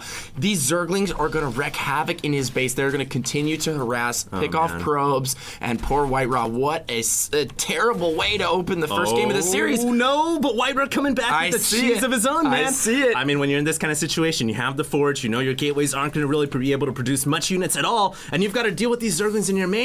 Go for the forge, the cannons on the natural of the Zerg player, and that's what he does, but will he be able to hold off these Zerglings that are inside his mineral line? Well, he's denying mining for so long here. It's going to be very difficult for White Raw to recover from this, but he does have that cannon going up behind the mineral line, and he already has a zealot out, so he's recovered. He's managed to stabilize here. Nurchio is up by 3 drones right now, 2 now, but he does not know about that cannon in the back of the mineral line, and if he can take out that hatchery, White Raw is going to be in an amazing position here. Absolutely. I mean, this is going to force the Zerg into one base, and it doesn't look like Nurchio has scouted the cannon. It is too late. The cannon has come up. The cannon has come up, and White Raw is going to warp in an additional cannon on the northern edge that makes it darn near impossible for the Zerglings to strike the cannons. Meanwhile, back in White Raw's main, the last Zergling has been disposed of, and White Raw's situation has stabilized for now. However, Nurchio can't say the same for him. Deposed of, the Zergling received a deposition from White Raw, and now he is out of the game. Is this hatchery going to go down? The second cannon will be in range. We have 3 spine crawlers going up right now from Nurchio. He's probably going to try and wiggle those into position next to the cannons and hopefully take them out, but does he have enough time? He does not have enough time. He's going to use the Queen to try and delay here, and some drones possibly, but that would not be a wise decision. This Zealot going to run by and probably sneak into the main and go after drones, and what a cute play here from White Raw. Yeah, but Nurchio doing the best he can right here to figure out how he can survive this situation. He does get his spine crawlers up here, but there are 3 cannons just pounding away at those spine crawlers. Gonna go and for the the first pylon, crawler it gonna looks go like. down. Oh, that pylon, if it goes down, could be a big blow to White Raw, but the Zealots and the cannons are going to be able to take that last spine crawler down, and Nurchio will fall at the natural. Yep, the natural hatch will go down. That pylon staying alive with 41 hit points. Oh my the god. Hit points. 2 HP. You have got to be kidding me. That is such a sour way to not kill the pylon. It looks like he's going to send in the drones here. He's going to lose so many. The Lings might not even get to it. Oh my god. The pylon stays up. The shield regen, able to get it back up. And these zealots are going to go to town on these drones here. And I think White Raw, the grandpa toss, going to take game 1 with some wise decision making. Yeah, showing how it's done in the old school, showing why he has not dropped a series at all throughout the IPL of Season 2. He's been beating players left and right. Nurchio now in a devastating situation, man. He doesn't have a hatchery up at his natural. If you look at the army tab as well, Pain User, he's down by over half of his supply. So White Rose in a commanding position, and guess what, man? He's getting a Stargate. He already has that Stargate on the way. He's also gone up to 2 gate here, and I love this play from White Raw. You would see a lot of players go ahead and grab that Nexus and try and macro out of this, but it's not even necessary. He's just going to end the game here, and he can do such. There's really nothing Nurchio can do at this point to prevent White Raw from just stomping in there with these zealots and that eventual Void Ray that you know is going to be coming soon. And there we have it, the Void Ray and an additional 2 zealots. And as soon as these come out, he's going to go in there for the coup de grace and take Nurchio out in game 1. I honestly feel like even though this is the grand finals and maybe the safe comes up. GG! Guys, we are back. This is Pain User. And this is HD. And we got game 2 for everybody. Wow, what a crazy first game. I know, man. We were in the middle of doing our nice little introduction. We're talking about what players have beat whom, doing the announcement and everything, and boom! You can't talk, HD. Shut up, Pain User. Because I'm gonna 8-pull. And then Nurchio, unfortunately, he tried really hard, but you know, on that map, it's so easy for Protoss to wall it off. It was a ballsy move, though. It was really ballsy. Indeed. Nurchio gonna be spawning as our red Zerg over at the 9 o'clock position. His opponent in blue, we have White Raw, our Protoss player over at the 6 o'clock. That's right, man. It's going to be another ZVP here, and it's going to be on Shattered Temple now. I can't help but feel that White Rose feeling very confident after that win. Nurchio may be a little bit concerned that his cheese didn't really do all that well, and to be honest, there's no one to blame but himself for that. When throwing down the hatchery, you always need a unit here to spot the area around the hatch. So it's a little bit unfortunate that he didn't see it, and kudos to White for doing such a crazy and very highly experienced veteran move, which is when dealing with the cheese to build a cannon behind the hatchery. The gateway. Yeah. Yeah, and the cannon behind the hatchery. Yeah, that was that's what I was talking as well. about. Yeah. That was sneaky. I don't think that Nurchio was expecting that at all. He was going to try and macro out of the cheese, take that early advantage, and then just run with it. But White Raw didn't want to have anything to do with that. And I love the fact that he didn't drop his Nexus. He followed it up with a Stargate. And then as soon as Nurchio scouted that, he left the game. Yeah, the greedy cat will get killed. I don't know where that saying came from, but honestly, when you're ahead, you don't want to necessarily always grab that Nexus, especially if you know the Zerg's on one base, he's not getting another hatchery.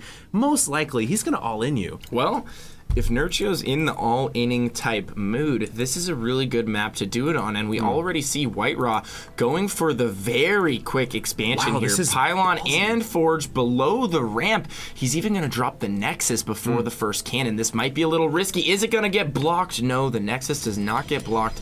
Nurchio, though, has now scouted him. He knows what's going on. Is he going to be able to inflict some damage here? We see 4 Zerglings on the way right now. He's getting gas for speed. The first cannon on the way now for White Raw. How is he going to wall this off if Nurchio's in the all-inning mood? This is a great map to do it on. Like I said earlier, he could do some sort of a 2-base timing push here with Speedlings and Roaches and inflict quite a bit of damage. Or perhaps even Banelings. Never forget that Banelings are somewhat good as well against the Protoss wall. But Nurchio, for now, he's going to get his hatchery. Doesn't necessarily mean that he isn't going to all-in the Protoss player. There have been many, many different discussions on the ways that Zerg can do an eco attack, such as a Roachling all-in, Baneling bust, all those kinds of things. Looks like the Zerglings will get in, Pain User, and they will be able to possibly make their way up the ramp and harass the Protoss mineral line once again. Well, White Raw has probes in position to deflect this, and what great moves from both players here. I mean, just so aware of what the other player is trying to do, and White Raw blocking that ramp perfectly. Gonna kill one of those Zerglings. No, great micro from Nurchio, and he's gonna try and sneak in up the ramp here. Oh, he gets two of the Zerglings will make it in, but that's not enough to make up for the fact that he went pool first and invested in these 4 Lings. The Lings will stay around for quite a bit, however, and they will get some vital scouting information in White Raw's base. Now, Nurchio, getting his natural expansion up here, he has produced some additional Zerglings, and I really wonder what he is trying to accomplish here with the Lings. He's just going for map control, it looks like, going to grab the Xel'Naga and try and deny any scouting probes from getting into his main. Well, here's the thing that Nurchio has got to deal with, and it's really a decision that's quite crucial. Is he going to try to play a macro game with White Rawr, or is he going to try to all-in this 2-base play from White Rawr? Because he knows that White Rawr went for that Nexus right away, so immediately the Protoss player has a great advantage over the Zerg. Nurchio has to decide if he wants to hatch or if he wants to go and be aggressive, and that's quite a situation that he's got to decide what he wants to do. Now, we do have a Zealot coming in here. Good micro from Nurchio, keeps the drones away. It looks like he will lose 1 drone, make that possible. He's already 2. lost 2. That Zealot has 2 kills. He will take out 2 drones right there. Just rallying his first Zealot in. I love that move from White Rawr right there. Nurchio not really prepared, didn't have enough Zerglings to deal with that. Yeah. But he does have speed now, and he's trying to harass in the main with these 2 Zerglings that he has had alive virtually since the beginning of this game. Now, the wall at White Raw's natural is not complete. It's going to be difficult for him to plug all the holes there. He's going to have to add another building on the far right, which makes him vulnerable to some kind of a timing push here. And we have an early layer coming from Nurchio. Not just an early lair, man. It's also an early Stargate coming out. So we are going to see a quick take to the skies by White Rawr once again. Yeah, the Stargate I expected. The early layer like this, I didn't.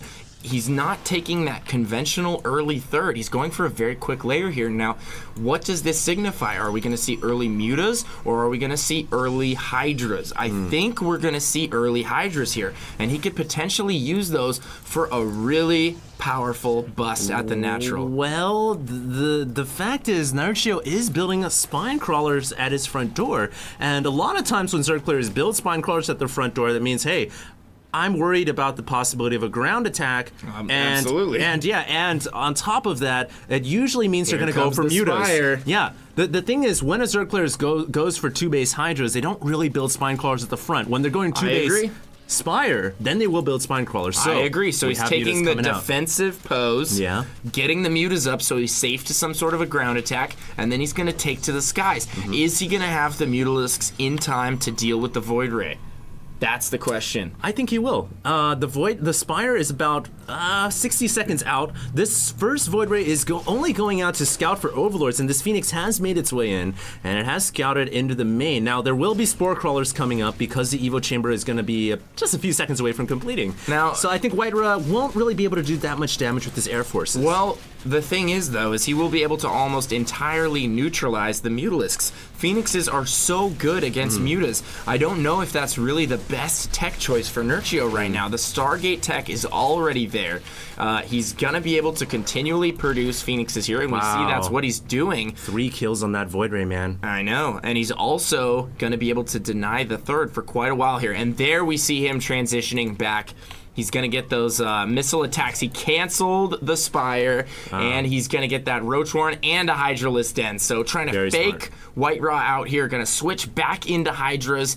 And now the question is he going to go for a bust here? White Rawr still hasn't scouted this, so he doesn't know about the switch. And, oh, that is a lot of Phoenix. Yeah. White Rawr right now does have a lot of Phoenix, obviously opting to go for the more air-based play. He may be able to pop off a Queen. Yes, he will, and possibly make that too. Now, there is a Spore Crawler coming up, and with the Spore Crawler, I think Nurchio will be able to hold simply because the Phoenix will not be able to hit the ground, and the last Void Ray goes down. That's a huge White Rawr mistake. Getting really sloppy right there in his control, not pulling out anywhere close to early enough, and he's going to lose his Void Ray as a result of that. So that's too bad for him. It's a very expensive unit that he invested in early on, and he could have used that to deny the third, actually, that we now see going up in the top left-hand corner. It would have been great to utilize that Air Force to control the space on the map and try and deny that third. It's extremely costly, man, that initial first Void Ray, especially if you're only making one and you're just using that to pop Overlords.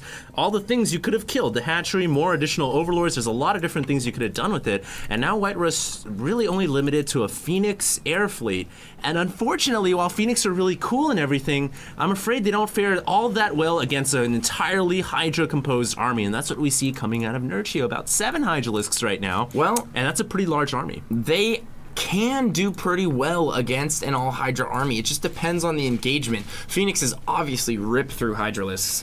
They get that bonus damage and they just cut through them like a hot knife through butter. But once Hydras reach that critical mass, they can start to take down the Phoenixes. Now, we've seen a lot of players go with this charge lot style to support the Phoenixes. The charge lots are pretty good against Hydras. Oh, absolutely. And the charge lots engage on the ground, combined with sentries, that Guardian Shield, and then you use the Phoenixes to just swoop in and pick up as many Hydras as possible during the battle.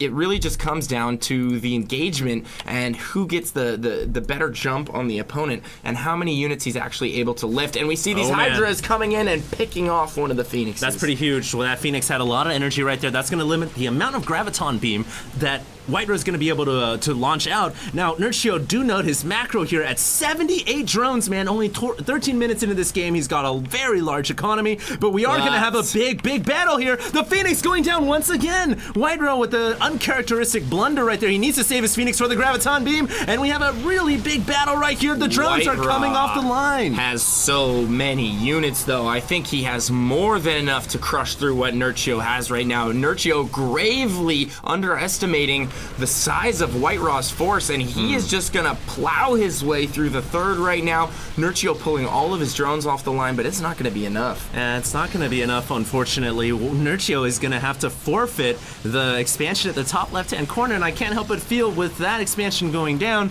will he be able to recover? Because he invested so many drones, so much minerals into that hatchery. His army now has really just broken down into just lings and roaches, and I'm afraid that it just isn't gonna be enough. I mean, look how many stalkers we have out right now for White Raw. I mean, his army just absolutely exploded, and I can't help but think that it was that early Nexus that he really capitalized on, and now he is going for the throat here. Nurchio is wounded, and White Raw smells blood. He's going into the natural right now with everything he has. Can Nurchio hold? I don't think so. I don't know, man. This is the grand finals. Nurchio is fighting valiantly, but like you said, White Rod going for the jugular. We have a fungal growth going down from Nurchio's Infestor. Not bad at all, but those shields will regenerate over time, and there just isn't enough fungal to continually lock down those stalkers and whittle them down to a death. So White Rod is going to take a victory right here in Game 2 as well, and we have Nurchio, the man who's been fighting through the loser bracket relentlessly. Hello, ladies and gentlemen, welcome back. This is HD. And this is Pain User. And we're back for Game 3 in the grand finals of IPL Season 2. I just want to thank you guys all for tuning in here. Once again, the players are fighting for either $10,000 or $15,000, man. So much money. You could buy a new car with that much money. You could buy a couple new cars with that much money. I don't know, maybe a couple used cars. I don't know, a couple of new cars. I don't know, what new cars are you looking at? Hey, it depends on how high are you looking at cars made in North Korea or something, man? Come on now. Well, I mean, hey, my car is honestly only worth like $6,000 used, so I'm a little bit on the cheap side of things right now. I would not want to be riding in your car in an accident. Hey, here we are. It's accident safe. All right, we'll see about that. We'll have to do some research. Here we are. It's Game 3, man. It's White versus Nurchio. White taking a quick 2-0 lead in this series, and here we are in Terminus. White is going to be spawning at the 3 o'clock position, and Nurchio is going to be spawning at the 6. Now, on Terminus, I think Nurchio is going to have an opportunity here to really play his style. He can get into that macro game, and he can start using his strategical play to his advantage. We haven't really seen him really have an opportunity yet in any of these games. Absolutely, man. I feel like Nurchio really prefers to play the late game style. This is a map where he can play that late game style. However, the players haven't exactly spawned cross-spawn. They've spawned close by air in some respects. I mean, they're right next to each other in terms of, 3 to 6 o'clock.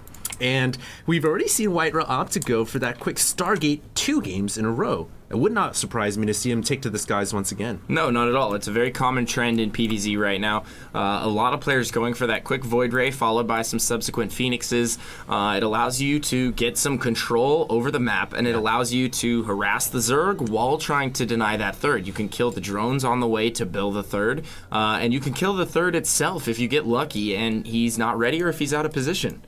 Absolutely, and sometimes those Void Rays can be very annoying because they can also pick off Overlords. I think last game there was a Void Ray that was going Overlord hunting, man. It was Overlord hunting season. Killed off about 3, I believe, and it set Nurchio back in supply by a considerable amount. Yeah, Nurchio was constantly getting harassed throughout that game, which made things very difficult for him. You noticed when the eventual armies clashed over at Nurchio's third that his army was lacking. that big. Yeah, he didn't have nearly enough to hold it off, and I think partially he was caught off guard, and he had been droning for too long.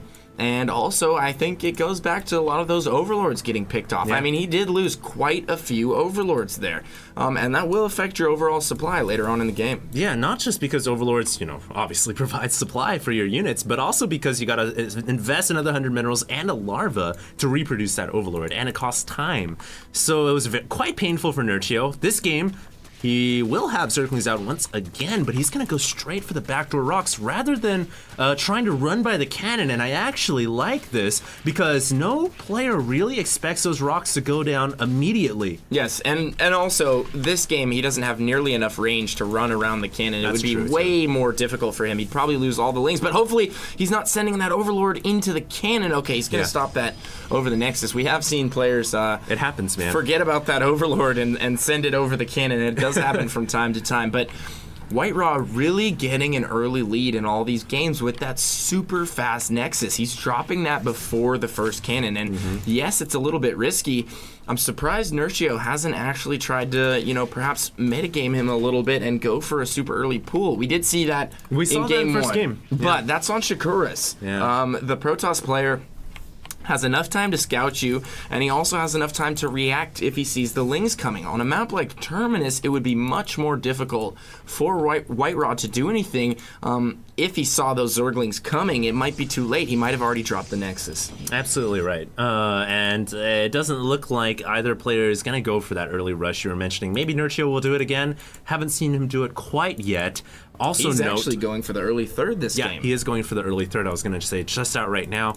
He's going to play that eco game, and this is a game where you can hold on to that third hatch very easily. But I wanted to point out, guys, that the Zealot was able to push those Zerglings away earlier, and White Raw is so intuitive, man. He knows that, yes, there may be Zerglings hitting these rocks. It's a danger. So he brought the Zealot out, but now there's a lot more Zerglings, and White Raw cannot afford to pull this Zealot away because that forms the blockade for his wall. It does indeed, and he may indeed pull that Zealot as these rocks get closer to death. He needs to be careful, though. Yeah. Nurchio really staying active, and he will pull that Zealot out to come assist. Might be a little worried about a run by here, but I think he has enough units to prevent the Lynx from getting in there, and he will thwart that attempt at blocking. And wow, White Raw already had the back entrance blocked off just in case those Lynx were able to take down the destructible rocks. And we once again see an early Stargate here from White Raw. He will be getting a Void Ray out now, and he's going to head across the map and try and clean up some of those Overlords, but this game, Nurchio's done a much better job spreading his Overlords around, so it's going to be difficult for White Raw to really to find all those Overlords. I only see about 2 that are in the immediate vicinity of Nurchio's base. It may be possible here that White Raw isn't going to reveal the Void Ray quite yet. We can see it's just parked right now on the cliff overhanging over outer space. But he's maybe waiting for a couple more Phoenix, and here we go. He's going to move in with 1 Void Ray, 1 Phoenix. This is enough to kill off a Queen, and that may be what he's looking to do. He's going to wait for the Void Ray to come in, look for the Graviton Beam, and the Void Ray begins doing its work, but 2 Queens are coming. We have 3 Queens in position. I don't know if he wants to stay here and continue to fight this Queen. He's going to lose that Void Ray. They are on creep, and they will get that last shot off. Yeah. And that's a 4th Queen joining the mix. So Nurchio having none of the air harass this game. He says, White Raw, I don't want to have anything to do with it. He's going to stop that right off the bat and not sustain that heavy damage that we saw him take last game. Yeah, last game, though, the Stargate just did so much work against Nurchio. It set him back in Overlords, it set him back in drones, it caused him to just frantically scramble around, trying to figure out what he would do to defend against that. This game, though, He held it down with his queens. He suffered no damage at all. He even killed off the Void Ray outright. And I have to say, for the first time in this series, it looks like Nurchio has an advantage to start things off. He has 93 supply over 68 right now. Yeah, but White Raw ahead in probes right now, 49 to 48. And that just shows how great his macro has been throughout this series. He's really staying on par with the Zerg player and gets another Phoenix right there. He's done such a great job throughout this series picking off Phoenix, but still, White Raw finds a way to do damage with those Phoenix and the Void Ray. But he can't lose too many more of those. Phoenix are very expensive units, and now we see Nurchio moving out with a pretty big squad of roaches here. Speed is actually about to finish. Is he going to go on the offensive at the third here? He's probably going to head back and try and finish off those rocks, and White Raw has not very many units to hold this off. He only has 2 Stalkers and 2 Sentries, but he does have an Immortal on the way. Is that going to be enough? Well, he only has 2 warp gates as well, so this really slows down the amount of units he can reproduce. He does have 4 sentries, and that may be enough to hold off in terms of force fields for a while, but the Zergling's able to find just a little nook to come in, the force and fields. he is going to lose the cannons at the back door. White Raw in a lot of trouble. He has to warp in more units, but I don't know if he's got enough, Pain User. He has been caught off guard here. It looks like the third will go down immediately, and now Nurchio taking a huge lead in this game. We do have a Void Ray out for White Raw. That will be able to eventually kill all of these units, but how much damage is going to be done before he can get rid of them all? That Immortal doing a great job picking off roaches right now. He's just going to town. This Immortal right here is Scarface on the top of the stairs. He's like, you want some of me?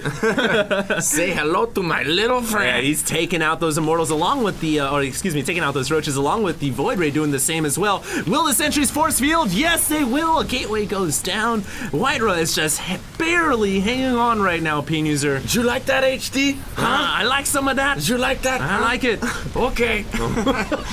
There we go. Now the Immortals holding that off in conjunction with the force fields, but so much damage taken right there. I don't know if he's going to be able to recover. He's going with a mostly Void Ray, Immortal, Sentry, Stalker composition here, and that's perfect for dealing with roaches, but he's only working off of 2 base right now. Nurchio, sitting very pretty, is going to fall back to his main here, and now he's getting up some defensive structures just to prepare for an eventual counter, because he knows he is so far ahead right now. 132 supply to 104. What's White Raw to do? Well, White Raw is going to have to figure something out. I mean, yes, he can grab the Nexus again and try to play that macro game, but he's taken some significant damage. That's a lot of money that he would have been making right now if he hadn't lost that Nexus. So he has an option. He can attack, or he can try to outplay his opponent and sit back and wait. But he does have this Air Force, and the Air Force is mobile, so he will maybe possibly be able to deny this hatchery. However, the attack squad of Hydralisk is coming, and I think Nurchio has enough Hydras to push away the Void Rays. So, wow, Nurchio here is on top of everything, Pain User, and I can't help but feel that Nurchio is about to take this game, man. He's really looking solid. Well, he does have an eventual death push on the way right now. Gonna try and take out that Void Ray. No, he's not gonna catch up to it, because, God, those Hydras are slow off creep. I know, man. Slowly lumbering their way over to the base, but White Raw actually putting together a nice little squad here. I think he might be able to hold this off. I think White Raw will be able to hold it off. However, Nurchio doesn't need to necessarily commit because he killed off the Forge. The thing, though, is he has Hydras, and they're really slow at retreating, so perhaps Nurchio... well, he can afford to trade right now. Yeah, this may be a one-way ticket. He may not have a way to come back out of here, so he is going to engage. He can't afford to trade, however, like you pointed out, Pain User. He can indeed. And it looks like the Colossus is going to come in here, and that may be enough to push away the Roaches and Hydras. Note, Extended Thermal Lance is on the way. Nurchio just doing a great job right now, though. Most of the time, we will see the Zerg player get caught up in those force fields and not be able to do much damage. Nice pull. But Nurchio running in and out, baiting those force fields, is getting so much cost effectiveness out of this group of Zerg units right now. He has killed the Colossus. He's killed all the air units, the Phoenix, the Void Rays, and he continues to stream in units here. Yes, White Raw might hold this off, but he has taken heavy damage in terms of his army and his army composition. This is one thing that Zerg players never really notice, is when you're attacking and you looks like you're about to win, why stop? Why macro up another hatchery? Just keep attacking. Rally all your hatcheries over to the opponent, and you will eventually break their back. I agree. He is saturated on 4 bases right now. He has taken that middle 4th, so he's going to be relatively ahead in that regard. Well, he's way ahead in that regard. He is White so Raw far has, ahead, man. He has reestablished his 3rd, and he is holding on. He's back up to 129 supply, but Nurchio soaring at 168, and he's really just going into that Sauron Zerg mode right now. He has 4 hatches up. He's rallying to his reinforcement point, and then he's just sending wave after wave of attack. If we see him take a 5th base here, and Things are going to go crazy. Things are going to go crazy. Absolutely nuts, man. And did you say he's soaring? Sauron. Oh, I said soaring in supply. Yeah. Soaring like an eagle. He's up in the You made me think 189s of right now. I want to fly like an eagle. What he's doing, man. Space Jam's up in here. He's going to come in with more roaches. And I think he's going to be able to take the Protoss army out. White Raw not even bothering to pull his 3 Colossus back. going down immediately. Yeah, I don't know there. why he didn't pull his Colossus back, man. White Raw being very careless with his units this series. And I think that may cost him the game right here, right now. He just doesn't have enough firepower to deal with the roaches and lings, man. You couldn't have said it any better. Just getting careless right there, not paying attention to his units. Those Colossus will go down, and those were his saving grace in this game. If he was going to come back into it, The holy beacons of light, man. I had visions of, 7, 8 Colossus stomping their way through Nurchio's base, and Nurchio not having made the Corruptor switch and being ready to deal with them. But all those Colossus go down. Looks like Nurchio's going to get the 3rd again here. Ooh, that's disastrous. And that could spell doom for White Raw. I don't know how he's going to recover here, folks. Well, if the Nexus does indeed go down, yes, it will. And so does the GG. White Raw. We're back. This is Pain User. And this is HD. And we got game 4 of this series in the grand finals of IPL 2 between White Raw and Nurchio. Nurchio going to be spawning in the top right-hand corner as our red Zerg. The map is Tal'Darim Altar. These two are set to go head-to-head. White Raw spawning in the bottom right-hand corner. He's going to be our blue Protoss for this evening. And wow. These past games have been intense. Nurchio taking that last game in a pretty intense display of macro where he just started pouring on the hurt with an attack and just didn't let up. He just kept going. I know, man. He never let it off. You even called it the Sauron Zerg, and then I started singing about Michael Jordan and Space Jam. I don't know how those two things are related, but sometimes the HD-isms come out, as you like to call it. I love the HD-isms, man. I'm gonna write a list one of these days and compile all of them. Oh yeah, actually, that we're would be gonna a do lot some of work. Taylorisms then. There are Taylorisms. Oh, there are many Taylorisms. You just gotta catch me, man. You gotta catch me at the right time. I just don't want to put you on the spot, my friend. Oh, I would never do that to you, HD. I know. I love you too much. I love you even more, man. Is he gonna go for hatch first? I don't know. I don't think you can hatch first against Protoss. However, it is Tal'Darim Altar. You can if the Protoss scouts the wrong way first, and it looks like White Raw did. Ooh, but there White is a Raw pool going down. is sending out that second probe Yeah. that we see a lot of players doing this day and age, and he actually sent it around the drone to the left of the Xel'Naga, and what a brilliant move from White Raw there. He might be able to sneak this drone into the natural here, and he could potentially get a wall up, preventing Nurchio from getting out and drop a cannon behind, which will delay that natural expansion by quite a bit. Whether or not he goes for that is entirely up to him. It's really hard to do considering Nurchio's already got the pool up, and the Zerglings will probably be coming out along with the Queen in a couple moments. White Raw could, he could throw up some pylons and maybe even throw up some gateways here if he wanted to do the ultimate cheese. Doesn't look like he will, however.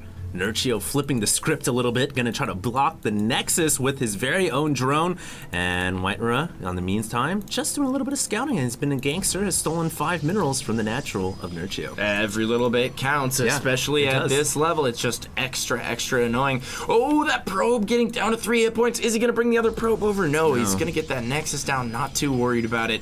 Had a small window of opportunity there to maybe kill that scouting drone, but not a big deal, doesn't really matter, and he's gonna keep that other probe on the far side of the map at that northern Xel'Naga tower, maybe to bring really that smart. back later, possibly build a pylon. Not only that, but it's really smart because in this early stage of the game, control of this tower gives you vision of all the units that may try to run up on the northern edge. And if you can control this tower as well, you get full vision of everything going on between the two players. It does indeed give you full vision of the map, and that's very important. Random fact 101. It's very important. Well, like you said, in the early portions of the game, it's super important because any potential rush or anything of that nature, some random pylons going up, proxy pylons, anything like that. And not just that, but also if the drone decides to take the short route to go for the third expansion, the probe will see it as well. However, wow, nice move by Nurchio. Nurchio was looking to grab the hatchery, and he just juked the probe by a hair right there, and he's going to get that hatchery down, man.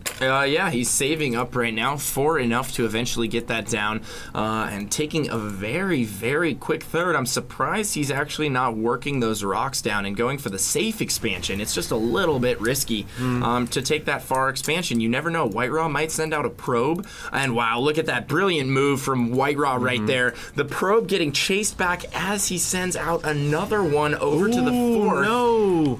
I don't think they'll get in. Nurchio gets one Zergling in here. That's actually really good. That is good. He can get some vital scouting info if he's able to sneak into the main. And I think he will be able to sneak into the main. Not a single gateway unit on the floor right now. And Nurchio gets a full scout off, sees a double gas going down, very indicative of a Stargate. And there's the Stargate. Oh my god, White Raw with that sneaky special tactics probe is going to get into the third and find out exactly what Nurchio is up to. And he pulls it away very, very quickly there. Did Nurchio see it? I think he did. He's going to send that to the back. So yeah, Nurchio also showing a very high level of awareness here, realizing there could be a second probe coming out. And he kills off the probe that was constructing the pylon. White Riz's special tactics. Is he gonna let it just? Is he just gonna let it build here? Possibly. There is no. There we go. He doesn't have enough warp gates to support any kind of a push like that. Nurchio's gonna lose the Overlord here, Pain User. He really could have just scooted on over to this ledge. A lot of pro players have been using that position, and unfortunately, he is not. Yeah, well, he will lose that initial Overlord, but he gets a scout on the Stargate. He did see the Stargate, although the Stargate is very close to the front. He probably could have spotted that with a Ling at the front door or something along those lines. And no Void Ray or Phoenix yet from White Raw. He's going to open with a Phoenix, so now we do have that Phoenix on the way, and he's also following that up with a Robo, so getting much earlier Colossus this game. And I kind of like that. All the games so far, we've seen him go for that really, really fast Stargate play. However, in this game, the map is very, very wide. On top of that, I just don't feel like Stargate units are as effective on this map. I mean, if you look here, the natural and the main are very close together, easily defendable with queens and spore crawlers, and I just feel like going for the faster Colossus play may be the right unit to go with, especially considering if you get Colossus up chilling right here, and you get a unit to spot the high ground, the laser beams can start hitting the drones as well. Well, it's a good thing that Colossus can see the high ground, so he can snipe the drones from behind the mineral line there. Sometimes we forget. But I couldn't agree with you more. That position below the natural is the sweet spot on this map. It's just absolutely essential in almost every matchup. Yeah. You see Terran players putting siege tanks there, bunkering it up, taking control of that area however possible, especially against Zerg, and Colossus can also get into that sweet spot and do some serious damage. What a crazy proxy position from Nurchio. I doubt that's going to get scouted, but if it does, he's going to have to run a queen all the way over there and drop a creep tumor. I highly doubt it is going to get scouted as well, Pain I'm User. surprised he didn't go for that sentry. Yeah, well, he's going to get a couple Zerglings in here, and he's going to see the robotic support base, so all suspicions confirmed. There are quick Colossus on the way, and I actually really like this because Nurchio went for the Spire first, and I think his Mutalisk may come as a huge surprise. And look how many probes are actually pulling off the line to deal with these Zerglings as well. Yeah, that's a lot of probes right there. And the Zergling's still harassing in the main right now. Gonna continue to, and that Stalker will clean them up. So White Raw now just scouring the map with those Phoenix, gonna take back control of those Xel'Nagas. Nope, he's just gonna fly right over those Zerglings and not worry about it too much. And if you see that Zergling, it's really well hidden right there. Actually, a little bit under the Xel'Naga almost, making it very difficult to spot. And we do have an Overseer down in the bottom left-hand corner, just kind of hanging out for now. And the Spire has now finished. However, not a single Mutalisk in production nor a Corruptor. There is +1 weapons on the way, and I was really curious if Nurchio was going to try to go for some kind of a 3-base Muta attack, and he will. He's making 7 Mutalisks right now, Opinion User, and I really like this. This is going to give him the possibility to surprise Whitera, because, you know, Mutalisks are very, very unexpected, especially considering Whitera's gone Phoenix. However, when you look at the flip side of things, Phoenix are so good against Mutas. I can't help but feel that this may be a bit of a build order blunder. Yeah, they're phenomenal against Mutas, but he is sacrificing several of those Phoenix right now just to get a few drone kills. I don't know if that was worth it at all. Yeah. Gonna lose 2 Phoenix right there, you know, in lieu of taking out a couple drones, but... What really matters is the fact that his Phoenix number was depleted when he's got to deal with Mutas. Absolutely. The Phoenix are gonna be so essential in holding off this Mutalisk attack here, and he's just going with some mass Mutalisk tactics here. Really surprising. Whitera now has a beautiful Sim City over at the 3rd. He has that almost completely walled off, and he does have some cannons there as well. And he's continuing to build on his Phoenix numbers, and that could prove to be a disaster for our Zerg player here. Nurchio, Can Nurchio deal with that? With these Mutalisk numbers, it's almost counterintuitive to continue to produce Mutas here unless he has some sort of a strategy to start whittling down the Phoenix numbers. He can't just go mass on mass. I almost feel like he thinks that his Mutalisks were well hidden, that his Mutalisks haven't been revealed yet, and that he's hoping that Whitera is going to stop the Phoenix production, perhaps.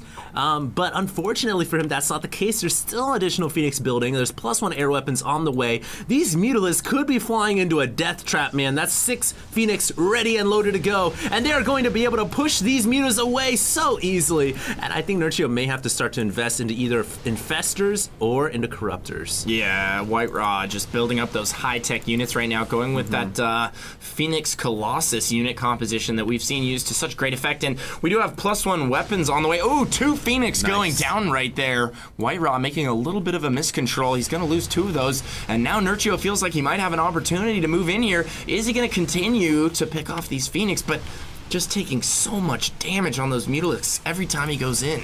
Yeah, Nurchio is trying to be as irritating as possible, realizing he's got to justify the cost of these expensive Mutalisks. However, the ends justify the means. However, he just doesn't quite have enough HP on these Mutalisks to continue attacking. A couple of them in the deep red, and you know, if they go down, that's a pretty large hit. He's still producing Mutas and Lings Pain User. And this is like the late season 1 style that became somewhat predominant, the Muta Ling style against Protoss, but it never really became super popular because the Phoenix is such a hard counter. Yeah, the Phoenix is an amazing counter to Mutas, and Whitera knows this. He's going to continue to build up his Muta numbers, and he's committing all out here. Nurchio taking heavy losses, all the Zerglings going down, a ton of the Mutas going down, and that is so many minerals invested in all, minerals and gas invested in all those Mutalisks. And he just lost a ton of them, and he's virtually accomplished nothing here with these Mutas. Ooh, nice snipe. The Phoenix are going to be able to just overrun them at some point here, and as he builds up those Stalker numbers, his ground army is just such a force to be reckoned with here, and we always see this style from Whitera. Players always seem to be in a position where they feel forced to take the fight to Whitera. He's such a defensive, macro-style player, and he just waits for people to make mistakes, and it seems like they always hand it to him. Hey, and he played the race that plays it best. The Protoss race can sit on 3 bases and stay there for almost infinity, and they can wait and build up a very large army, and once it's maxed out, it becomes the death ball that every Zerg fears and dreads so much. Now, what you've got to start asking yourselves, ladies and gentlemen, is does Nurchio have enough forces to deal with that death ball when it moves out? He's only got Mutas, and Lings are so fragile and flimsy. He really could use some more bulky units. He could use some infestors in this composition so much. I think even Roaches would be somewhat helpful as well, and dear God, I hope he makes Corruptors. I completely agree with you, and we've seen a lot of Zerg players transition into this late game Hive style where they get either Ultras and Infestors with Roaches, or they go Roach Infestor with Broodlords, and I think either of those unit compositions would be great for him right now, but he's very hard-headed in this Mutalisk composition right now, and he is going to get some of them picked off here by these Phoenixes, and he continues to take heavy losses on the Mutalisk pack, and I'm just worried that go. We have a massive run by Pin User. Look at all the Lings running in. Nurchio almost committing his entire ground army into Whiterus main and his natural. The Mutalisk also fighting the Phoenix as well. Ladies and gentlemen, do not forget this is Game 4 of the Grand Finals of IPL Season 2. If Nurchio does not accomplish enough damage with this attack, he could very well lose to Whitera, and Whitera could possibly take the first place prize. Well, here's the beauty of what he just did. The Lings are expendable for him right now. He kept the Mutas alive. The Mutas now over the natural. He was able to keep them alive, and he's already remaxed. So he's going with this strategy where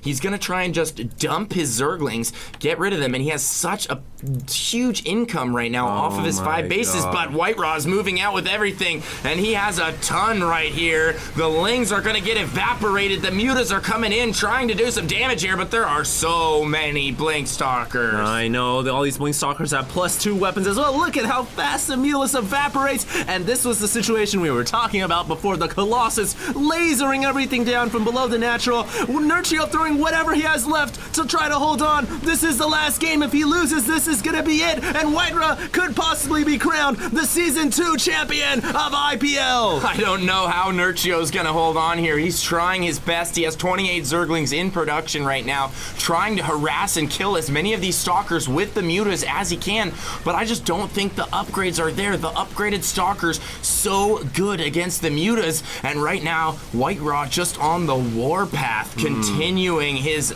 trail of death throughout the Zerg base. He's cleared the entire natural. He's cleared the resupply lines, and Nurchio, what's he gonna do here? His back is against the wall. He's got a knife against his throat, and I don't think he's got what it takes to pull it off. I don't know if he's gonna leave yet, man. He realizes this is for a difference from $10,000 to $15,000. He's gonna try to stick it in for as long as possible. Can't quite get the counterattack backstab, realizing his main is starting to go down, man. And the situation continues to get bleaker and bleaker. Look at these Lings and Mutas. They're running in. They're trying to do what they can for the swarm, but they're just gonna die outright. And Nurchio with the... All right. So here up at the top of the map, we have our red Terran player. Slayers has sent him out, thinks he can get a win. He is. Slayers Kanji. Wow, big cheer going up for Ganji. Crowd really getting into it. Can he get the win, though? He's going to have to beat this guy, spawning indeed as Zerg. He is a random player from MVP known as... MVP Guinea Pig. Guinea Pig. And this is Ganji's best matchup. He is 7-2 against Zerg. Yeah. He has defeated some powerful players. We saw him defeat Lenok. Another MVP cheerful right there. A lot of supporters for MVP. That's a very nice typesetting there, I gotta say. Typesetting, Moltrap, is the art of arranging letters in a pleasing way. I did not know that. Typography. All right, good to know. There you go. So, you know, like we mentioned earlier, slight disadvantage for Guinea Pig considering that the running paths on this map are very narrow. Not a lot of room for you to supply either. As a Terran player, Slayers Ganji can control things with tanks, things like that. And it's more difficult to counterattack. There are the lanes on the side, so it's possible. Yeah. But if the Terran keeps track of everything and they cut them off in one of those passes in the middle, they can make sure they don't go around for a counterattack as well. Yeah, absolutely. The Zerg player does have that ability to kind of run around, get a flank too. But can Slayers Ganji take down a powerful random player like Guinea Pig? Scouts him, finds out. He knows what's going on now. And Guinea Pig did go hatch first, getting a spawning pool afterwards. So, very standard opening too from Slayers Ganji. Didn't try to do anything crazy because he didn't know what he'd be going up against. Yeah, Didn't react around that barracks. Probably going to see a Reaper come out, do some scouting. Yeah, I mean, that's again, slight advantage coming in for him being random. Yeah. You know, if he'd known it was versus Zerg initially, he might have maybe planted that barracks at his choke point, at his ramp instead, so he could have a little bit of a wall. Yep. Might have gone for 2 racks play instead of quick gas. Yeah. So maybe throwing him off a little bit here. He is going to go ahead and get a Reaper first so he can scout exactly what Guinea Pig is doing. Now, what we've seen most Terran players do on this map, and a lot of maps against Zerg, is get 2 bases, get some Marines, tanks, and make sort of a strong push off 2 base involving tanks, Marines. A lot of times they'll include some medevacs as well. Looks like a bunker started by Guinea Pig, but not going to do anything with it. He does cancel. And that here was the comes most the Reaper. uneventful bunker rush ever. Yeah, that's right. I was on the edge of my seat. You I'm were just before, kidding. though. I was back on the edge. Okay. Living on the edge. Here comes a Reaper. And he's going to be able to get in, at least do some scouting. Reaper. Maybe get a drone or two. Reaper opting to save gas by taking the ramp, and almost gets caught by some Zerglings. Takes a hit. Yep. Needs to be careful of that queen, and it's probably going to go around. And there's Zerglings waiting for it on top of that ramp. Yeah, Guinea Pig doing a nice job of deflecting that Reaper. Oh, even having 2 Zerglings up there as well. He's going to jump up. He doesn't take the bait. Wow. I got to say, Guinea Pig doing a really impressive job keeping this Reaper from getting anything. This Reaper may not actually end up seeing a whole lot. Yeah, he is getting some kills, though. He's damaging that queen. He's taking out a couple Zerglings. Yeah.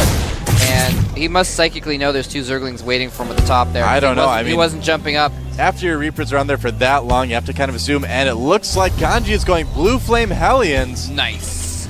All right, so that could certainly cause some damage. Gets him set up for that push that I talked about a little bit earlier. Oh, look at that. We're getting taken out, and that Spine Crawler that was actually needs to be beautiful. canceled. In case you guys didn't know, Reapers actually have an attack that does a lot of damage to buildings. He's probably going to have to cancel that again if the Reaper comes Watch out, Reaper. in. Reaper getting very low on health. Yeah, that was actually really cool. He just took out 2 creep tumors Yeah. and forced to cancel on the Spine Crawler.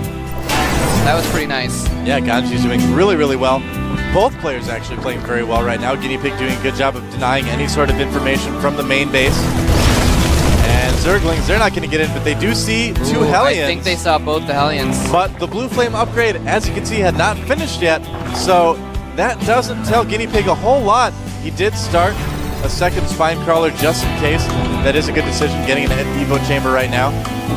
And it looks like a couple more barracks going up for Ganji. So he is going to follow this up with probably Marine Tank as he takes his expansion. Reaper going all the way around looking for that fast third, but he's not finding it. That's a good idea. Once that Reaper's that low in health, can't really do much more harassment. Yeah. So you might as well hang it back, try and watch for thirds, and he actually is going to try and go ahead and get a scout in. Oh, he and does the get Zerglings in. have left the vicinity. Overlord's He's going to like, get right hey. in here and see. Oh, but here come the Hellions. This is so good. The Reaper's going to cause damage at the main base while the Hellions coming in from behind at the main, or the natural. And he does get a few drones, but is he going to couple. get into the main?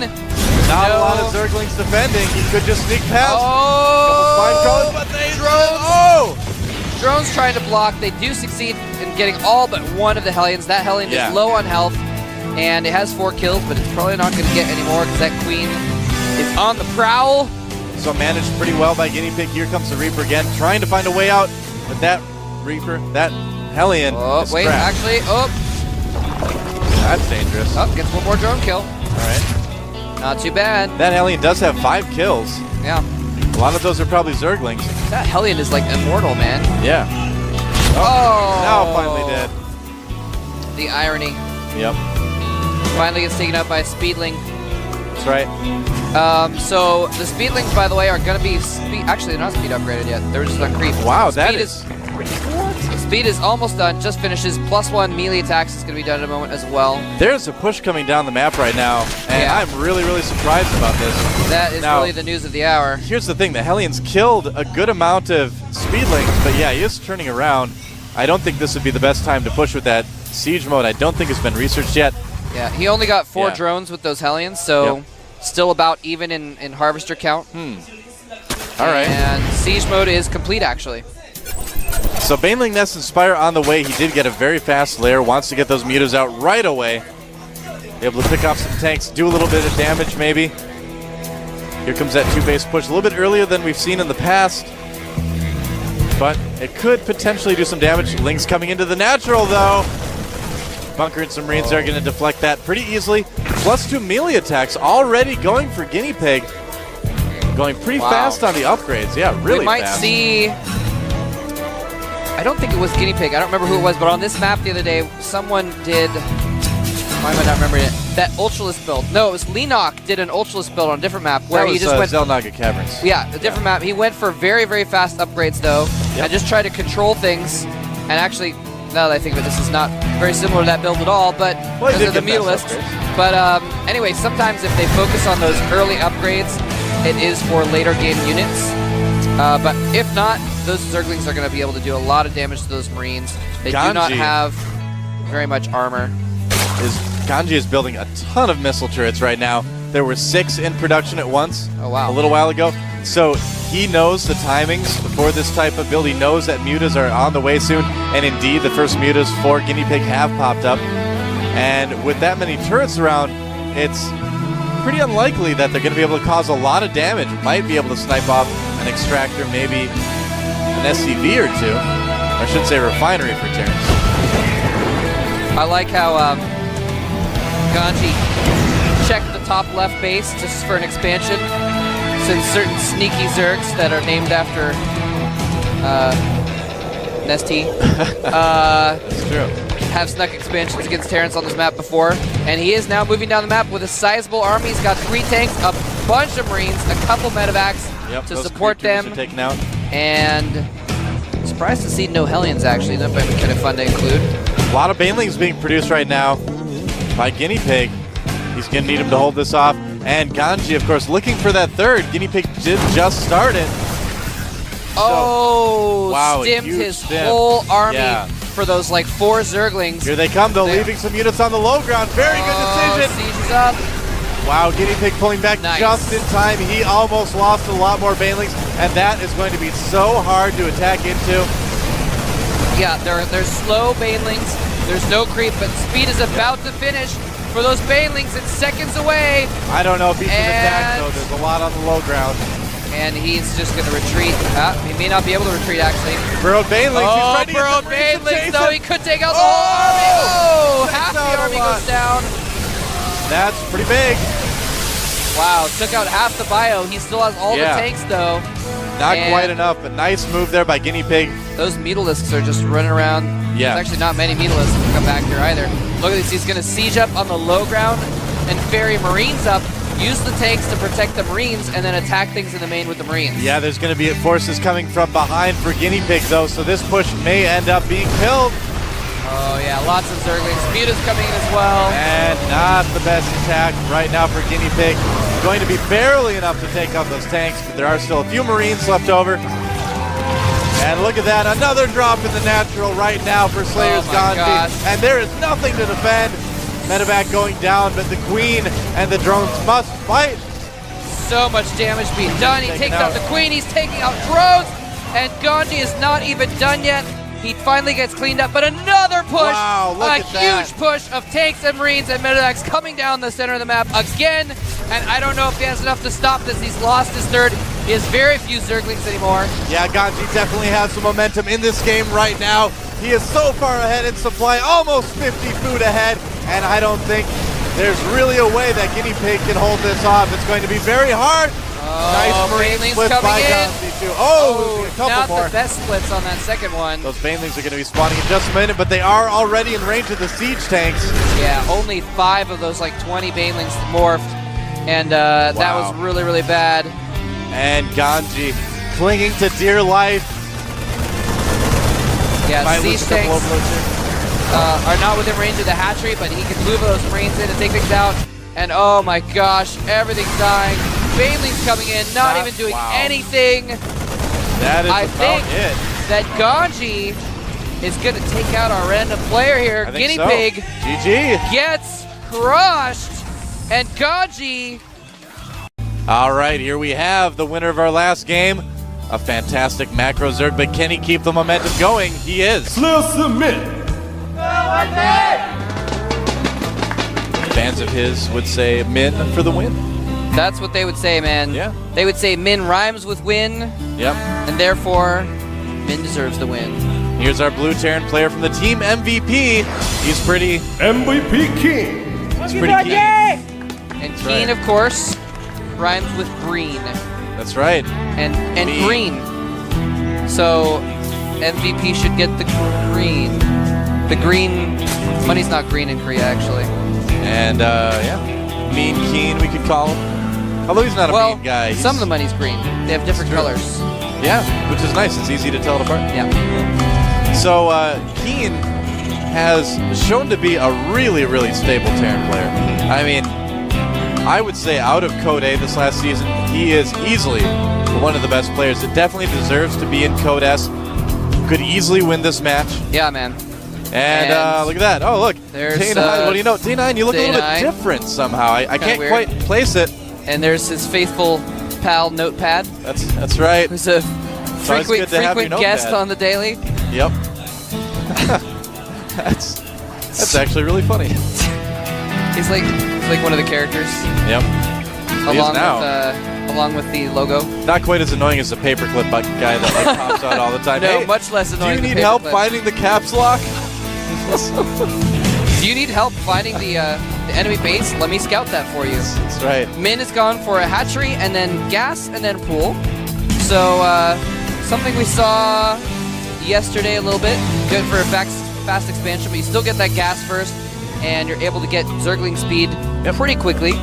Drone's like, excuse me, sir. MVP. Drones are so SCV polite. is like, yeah. The SCV is like, pardon me, do Yep. you have any Grey Poupon? He rolls up and like the visor slides down on the That's right. SCV suit. It's actually a limo SCV. Man, we are really dating ourselves if we make Great Poupon references. Oh no, look at this though. That Overlord is getting very low. Is he going to lose it? I think he might. This could be bad for 30 Min. hit points. That Overlord. 19, 13, 7. One more hit. Oh, One more he hit. gets away. Oh, but there's a Marine going down to the That low ground. Overlord, Is he he going needs to to get turn to the right. Oh no, move it, Overlord. It's too late. Boom. Oh. And the guts and carapace of that Yep. Overlord fall in defeat into that crevasse down onto the trees in the little cavern there.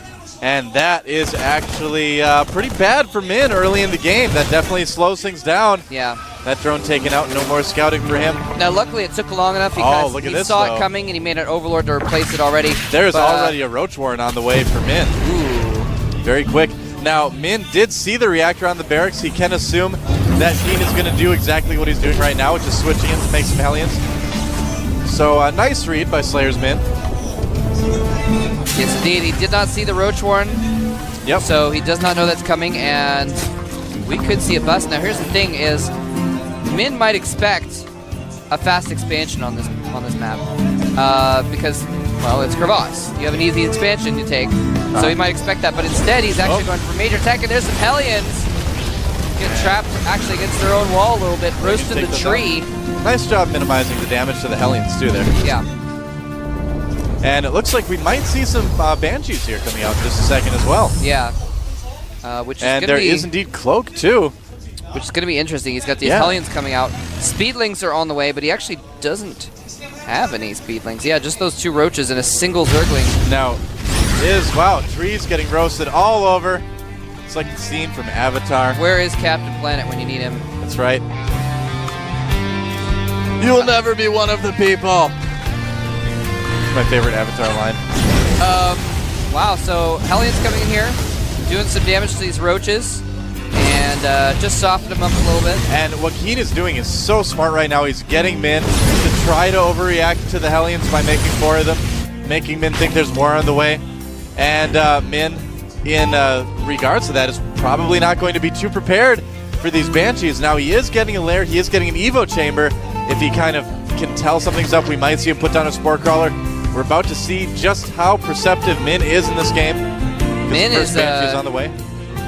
Yeah, he has just enough Roaches to block things, and he's gone back to making drones, and he is making Spore Crawlers, one in each of his supply lines. That's right. I don't know if the Overlord saw that. He only has 2 queens. There they both come are. out, and the Hellions taking the opportunity to run in and pass the queens into the supply lines. Spore Crawlers can do nothing against that. Oh! They need a lot of kills. Roasting the drones at the natural, but really, Min doing a pretty good job of handling this. He did lose a lot of drones, but here comes the Banshee now. How far can it work in before the Spore Crawler is going to go after it? Min has to work against 2 very different kind of attacks right now, Banshees and Hellions. Yeah, and the Banshee, of course, with the cloak, makes it much more difficult since he just got his flare. He gets it! Oh, wow. You know, Min lost some drones, but all in all, did a pretty good job of handling that. But here comes the second Banshee. It's going to be impossible to hold that front with Roaches right now with the Banshee out. Yeah, he's lost a total of 11 drones from all his harassment. Yep. And an Overseer finally morphing. I'm surprised he didn't morph that earlier, just depending on his Spore Crawlers. For detection. Keen doing a good job of staying just outside of the Spore Crawler range as well. The vision range, of course, does extend farther than the Spore Crawler can shoot. Yep. So if you can lure your opponent into it, your queens can clean things up. Now, Keen went for a little bit less of an econ build by going for the tech first, but he did enough damage with all the Hellions and Banshees that he's actually even in Harvesters, and he's got his second base up as well, so their economies are about the same, although, of course, with the Mules, Keen's a little bit ahead as far as his mineral intake. Now, Min's getting a Spire. That's going to do quite well against Banshees, of course, but Keen is already producing a Thor. Ooh. So if Keen plays this right, those Mutas may not be able to do a whole lot of damage. So far, Keen just doing a really, really good job of switching things up, keeping Min on his toes, making his opponent react to him instead of the other way around. Yeah, and that's the other great thing about doing Banshee Harass is you also end up scouting your enemy a lot. He's got 2 Banshees still floating around. They can, of course, come on the sides and try and pick off Queens or wayward drones. And Keen already getting +1 vehicle attacks too, so he's planning on going into the mech plate, looks like, in a big way. Banshee out, or rather Viking out right now, and it's going to do exactly what we see doing right now. Taking down some Overlords. Making sure that Min doesn't have quite as much advance notice if there is going to be anything flying across the map. Yep, very smart move. Viking pays for itself pretty easily. Yeah. And Min getting Roach speed as well, so he may try to do something a little bit similar to what we saw in last game, only adding some Mutas on as well to that. Now, the ramp is very, very wide. The rocks don't have a lot of health, so if Min can break those down, he can get into Keen's base pretty easily. Getting a Baneling Nest as well. Banshees still causing damage. Yep. Total of 7 kills between the two of them. Yep. Not horrible.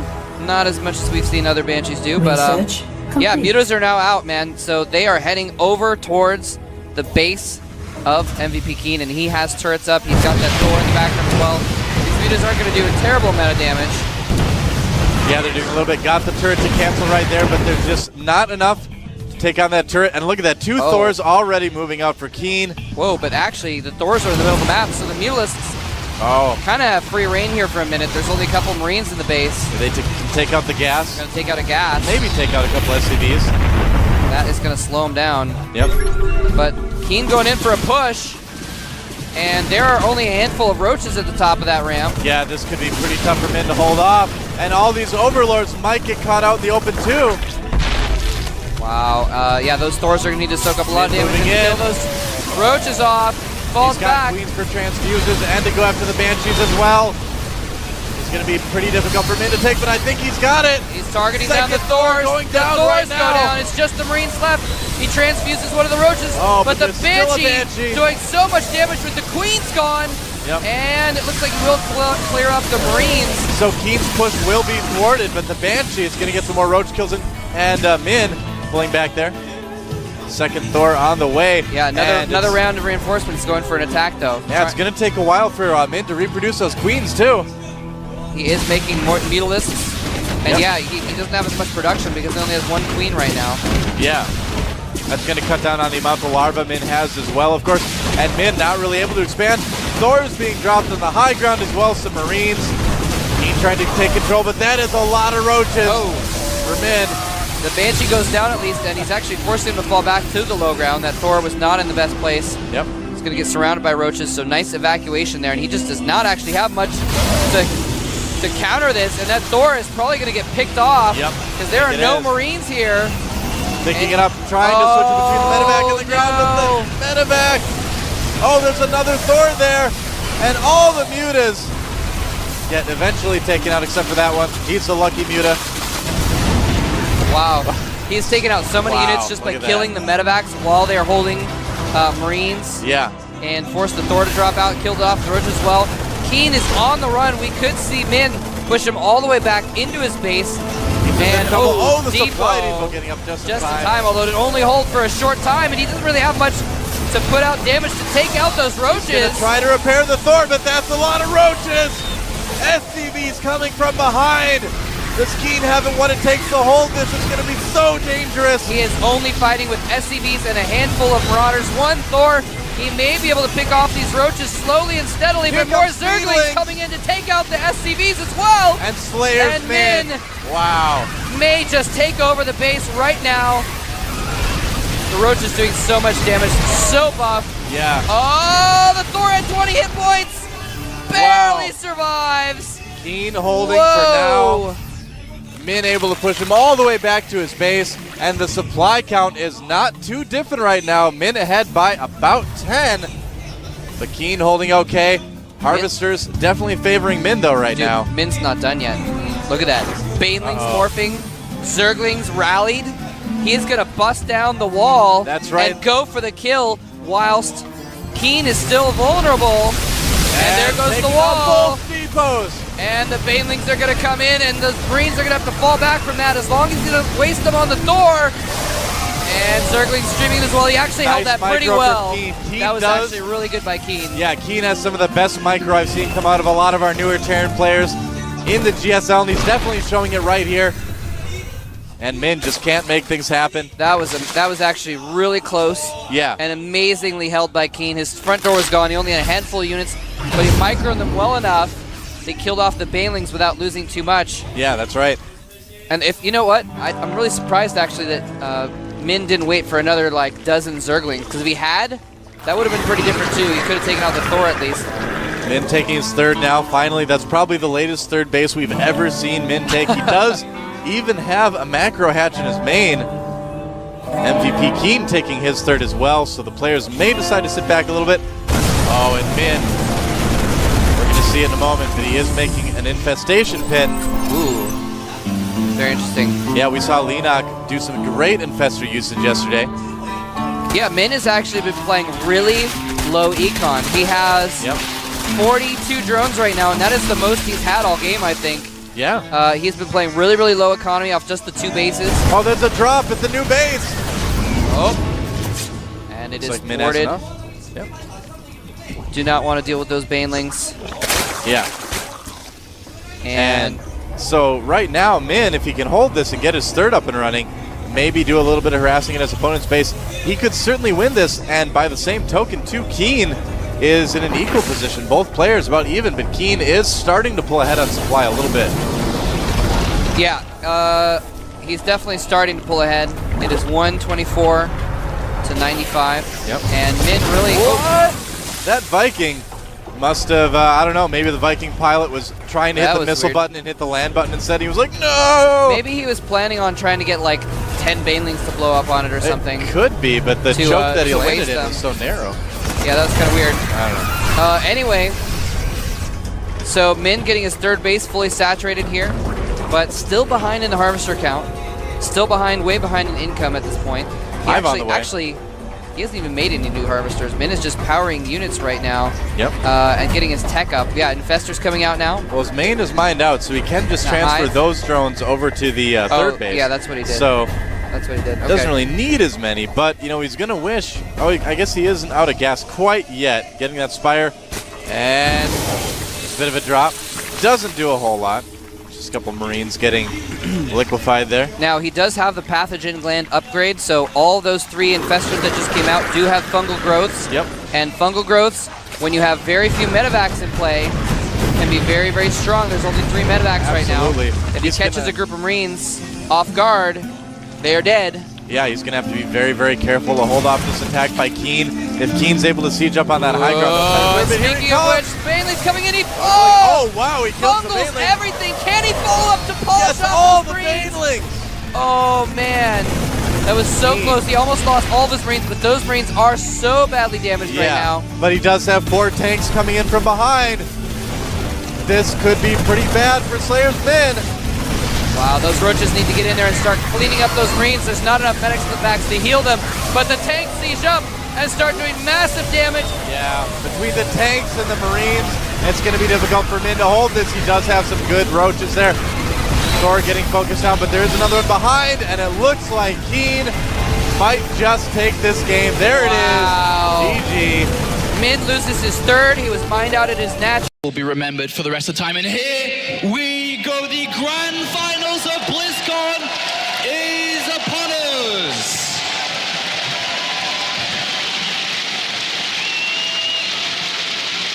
Down here in the bottom left of Deadwing, our Zerg player makes some noise for StarTale Life.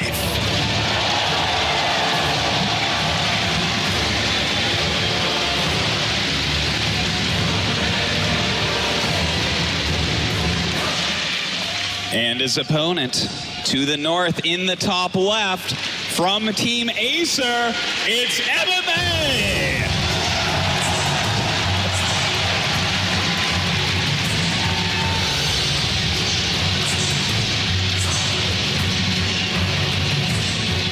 Not a lot of people expected these two players to be in the grand finals. Live came into BlizzCon as the rank 14 seed out of 16, and MMA was ranked number 9. Both players had difficulties even getting to BlizzCon throughout this year. MMA started the year strong. He had a very difficult midsection of 2014, but he recovered with 2 major championships, DreamHack Moscow and then WCS Season 3, and very similar was Life. That's right. You know, it was very iffy for these guys. So they came in as underdogs. They came in as people that were just brushed aside. In fact, I believe that almost all of the professional analysts said, you know, I think both these guys are losing their first rounds. But they tried so hard. They practiced so heavily, really got into it. And you can see it's paid off in dividends. And it is so difficult to call who's actually going to come out on top here. It's really going to come down to this. Well, every single moment, every single decision throughout this game is going to be incredibly important. And already we start to see both build orders taking shape. Well, this is exactly what I want to see throughout the series. A pretty quick Zergling speed for Life. I mean, that's his unit, right? The speed Zergling. This is what he gets all of his success off of. The scouting, the aggression, the defense. This is his key unit. Whereas MMA, on the other hand, a more reactive Terran player, gonna open with the Reaper so he can scout what's going on. And he will need to do that considering the way that Live just played against Tasia. Incredibly aggressive and very unorthodox. That wasn't really typical Zerg play that we saw from Live. MMA, very similar to Tasia. Probably in a straight up fight is the favorite, but tricks are probably going to be the way that Life is going to edge through. Well, one of the tricks is to play completely different from how you've played before. He was very cheesy, very aggressive and sneaky in his match against Tasia, and Life is a really smart guy. He realizes MMA was watching and studying, so I think he's going to go for some macro play here. On Deadwing, it would be the smart choice here. A nice, large 4-player map. And the Reaper does get a Zergling kill here already, and that is a good start here for MMA to get a single Zergling kill, and he's going to try and get a second one here. This one's going to be a little bit more difficult to get. He does not want to lose a drone here. Well, it looks like you should get another Zergling, I think. Oh, yeah. There you go. He does get a second. This is actually very nice by MMA. A lot of the times you don't even kill one Zergling with this, but some very strong micro coming out from our Terran. And MMA here, he's moving 2 Marines south of his main base. As he's scouting at the same time with the Reaper, he's going to try and catch a drone, transferring from the main base to the natural, and it looks like he's going to get one here. And MMA, a great start here. 2 Zerglings down, a drone as well. And he does have the option to poke in and scout. 2 Marines inside his main base here. Gonna deny any Overlord scout as well. So he really keeps what he's doing in this game. Well, he could away from Life here, but he has chosen to throw down this starport. Maybe a little bit worried about potential Zerglings coming towards the front here. Yeah, he definitely could be. He realizes speed could be finishing up pretty soon, and he is right about that. It is just about finishing right now, so Life will go out and scout, but you're right, Apollo. So far, MMA taking a little bit of an advantage, and this could get into Life's head a little bit. To lose 2 Zerglings and a drone to a Reaper, it's pretty uncommon for Life. That is pretty uncommon here, but the game continues on here as we have Life at 46 supply, MMA to 39. The first couple of Hellions are coming out now, and this is where MMA is going to be able to continue his pressure with that first Reaper. Well, he is pushing forward right now. Going to see that, in fact, this third base is making right now. The Queen's going to come out and kind of deny any harassment. Not an easy place for MMA to really harass, being on the high ground. With MMA taking a second gas here, it really opens up his options, because you normally see the third command center come in to really push your production, your economy, and just play for the longer stages of the game here. Life's hiding Zerglings, which could give him more information on this game if he's able to get in there.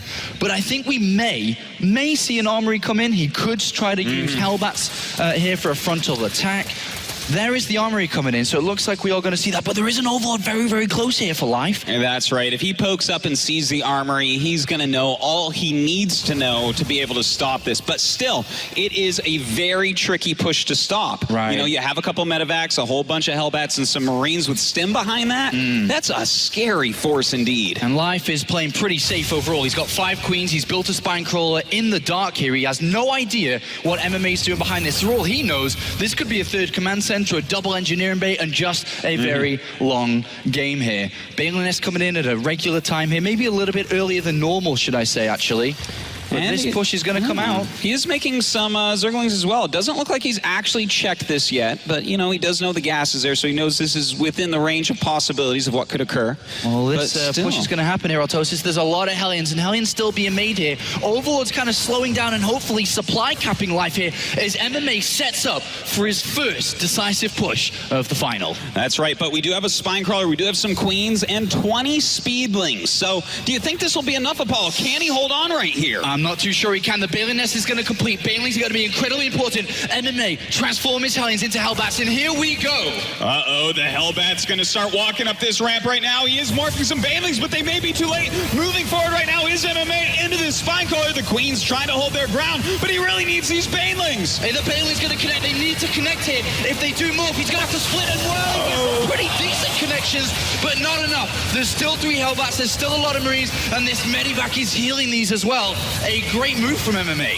It certainly is, but he hasn't lost drones yet, so if he can kill this army off still without hurting his economy too badly, Life is still in this game. He is still working on nice transfuse on that Queen, pulling the Queen back now, still a single Hellbat pushing forward, and it looks like MMA will pick up and retreat. Only a single drone killed there, 39 Zerglings, 5 queens. Damage was dealt, and damage will continue.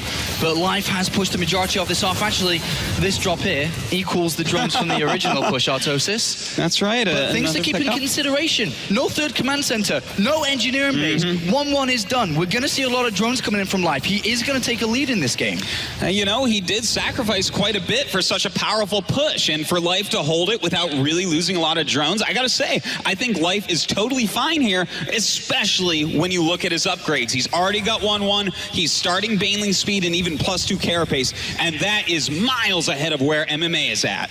All right, well, extra production coming in here for MMA. He salvages his bunkers. He thought there could be a counter-attack coming in here, but that is not the case. He's going to start to feel out this game a little bit more because that's all he's seen was that push. Doesn't really know exactly where he is in this game, but as we can see as observers, there is a 20 supply difference here for Life, who does see that 3rd command center about to be taken. That's right. Those scouting Zerglings actually doing a great job for him. He understands the timing of this 3rd base, and he can adjust accordingly. Now, he does have another hatchery on the way. No 4th base. Okay, just this second starts up his 4th base. He's already taken down the rocks. His creep spread looking okay, but not quite as good as he'd like it right now. Well, MMA does have a drop on the left-hand side here, but Mutalisks are starting to come into this game here with 4 in the production tab. These Hellions must get some damage done here for MMA, but as we can see, there's already units here for Life. He's expecting this type of play, and that's very easily dealt with here. And with the Mutalisks popping out, this will be pushed back very easily. That's right. So still not a lot of economic damage done to Life. And, you know, we always talk about how he's an aggressive Zerg. He's in your face. He's sneaky. He's cheesy. But really, this guy is fantastic at macro play, too. If you don't kill any of his drones, he's as scary as any other Zerg in the world. And even though this game may look very equal for the majority of people right now, the big difference are those upgrades. Once these 2-2 upgrades complete here for Life, every fight he takes will be so cost efficient here. He's going to get fantastic trades with MMA, and that's where he's going to start to, you know, further his lead. Well, MMA right now pushing down. He does have quite a few medevacs. Probably going to look to push back some of this creep. And if he can do that, it's going to be really nice for him. These bases are kind of close together. Not a lot of creep at the moment, but it looks like Life wants to come in and try to kill this army off. Yeah, there's not a lot here from MMA. Boost back towards his Hellions and actually give a bit of support in this fight here. Life is fighting in this army, and he pushes his back once again. How much and how many reinforcements does MMA have here to help out? As once these buildings go down, that is it. And there's a lot of units here for MMA. Oh, that's right. Already 2 medevacs picked off right now, though, so Life did do some damage with this. He got rid of all the Hellions as well, so those are some strong kills. But overall, MMA still fine. All right, the game continues on here. Those upgrades about to kick in here for Life Plus to attack finishing. He's getting his air upgrades for his Mutalisks. And at this point here, MMA needs to start dealing damage here to Life. He really hasn't been able to do too much in this game. He's got fantastic production set up, but he's just slightly behind the curve here. 20 supply behind. Life going in again. And he does get a nice surround off these Mutalisks pushing forward right now. Life trying to mix it up more and more and more. Some few Banelings coming up. The Marine count is getting a little bit lower, but reinforcements do come in, and it looks like he will hold on. Yeah, trades once again here, and Life kind of winning these fights. He's extended his lead by a 30-odd supply hit. Scan from MMA, having a quick look in between the bases here. What kind of units do we have? How kind of saturated is that fourth base? And he sees there's no gases on that fourth base. A pretty big tell here for MMA to slow down the aggression a lot. Knowing that Life's Zerg count could be a little bit low, that there isn't full saturation on that base. He doesn't need to keep on being hyper-aggressive. He maybe feels that he's a little bit closer in this game than he was first anticipating. Yeah, I think you are definitely right about that. He's got to watch out for the mass amounts of Zerglings, but hold on, we do have the Mutas going into the main base, multiple turrets going up, but they're a little bit too late. He will get right into this main mineral line and be able to, not quite take out the turret. Very nice repair by MMA, but he will lose quite a few SCVs. Yeah, losing 5 so far, and he is going to continue to lose on that turret, getting very, very low, but with more SCVs coming to repair, he will hold on from this point, but he did lose 7 SCVs there, and as you can see, the supply still furthering for Life here, 180 to 140. MMA does have those two upgrades complete now, so the upgrade advantage pretty much disappeared here for Life. That's right. He's fought right back into this game. Still no 4th base for MMA, but that's okay because Life hasn't taken his 5th yet. When Life does end up doing that, though, it's really going to split him up from where he's got most of his defense. All right, well, Mutalisk looking for some weaknesses, and that is a naked mineral line. No defense there, but Life may not have quite seen that, as doesn't want to overcommit, does not want to lose these Mutalisks. Oh, and he is flying in right now. Ooh, some Widow Mines there. He's got to be very careful. MMA on top of his micro. Oh, Life may be going for a big attack. Bringing these Lings in to set off some Widow Mines. Doesn't succeed on all of them. No, those 2 Widow Mines are huge right now. They need to detonate onto these buildings, otherwise he's going to come crashing through. First 2 plays got some really good hits here. One of the Widow Mines goes down. There's only 1 left, and that is a lot of Banelings here, Autosis. It certainly is, but we do still have a Widow Mine up there. In the meantime, MMA is trying to do another drop over at Life's side of the map. Will this bring Life home with his Mutalisks, though? It looks like yes, it will. Yes, it will. That gives MMA some more time to increase his army strength and kind of prepare his defensive once again. This drop, beautiful here from MMA, buying himself some necessary time. All right, it looks like MMA going to push out down his 3rd base ramp, trying to push back these Lings and Banes. Does successfully do so, and he's got a great defensive position here, Paul. I think the attack timing for Life has actually come and gone. He has to back up and find a new strategy. He's chosen the infestation pit here, going to go into high blood. Hold that thought. Life is going to decide to attack up into this. There's a lot of Marines up here. The Widow Mines go in and they get some pretty good connections. Oh my God, the Banelings rolling forward, trying to get all these Marines, even some SCVs being taken out. This Thor being targeted down, picked up by MMA. Some great micro with these medevacs. And the Thor goes down, but there's still a lot of Mutalisks here. How many Marines are going to actually hold on? Life has a supply advantage, but MMA starting to push him back from this 3rd base. That's right, but look at the supply, Apollo. MMA is so far behind, over 60 supply down. Does bro these Widow Mines, they get taken out by the Mutalisks. More and more Lings coming up, and Life presses his advantage. GG! All right, time to begin map number 2. All right, over here in the bottom right of Catalina. Make some noise for StarTale Life.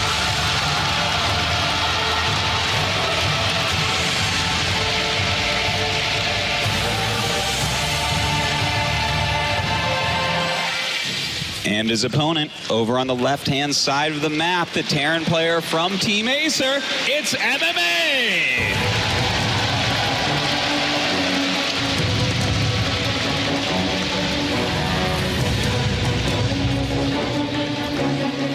MMA in the past has been well known for his Terran versus Zerg, his multiple medevac drops, his highlighted aggression, and he really needs to rely on that here today. But we haven't seen a lot of Terran versus Zerg from MMA in recent times here. It's been a lot of Terran versus Terran. It's been a lot of Terran versus Protoss.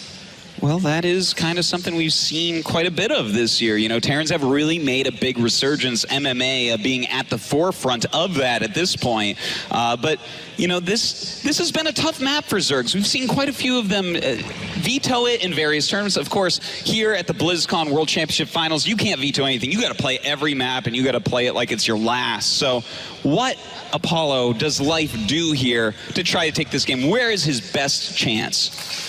I think aggression again here. I think that MMA Artosis is very, very emotionally invested into winning BlizzCon. He wants it more than anything else. He's mentioned how he's potentially thinking of retiring coming next year. It's all or nothing for him.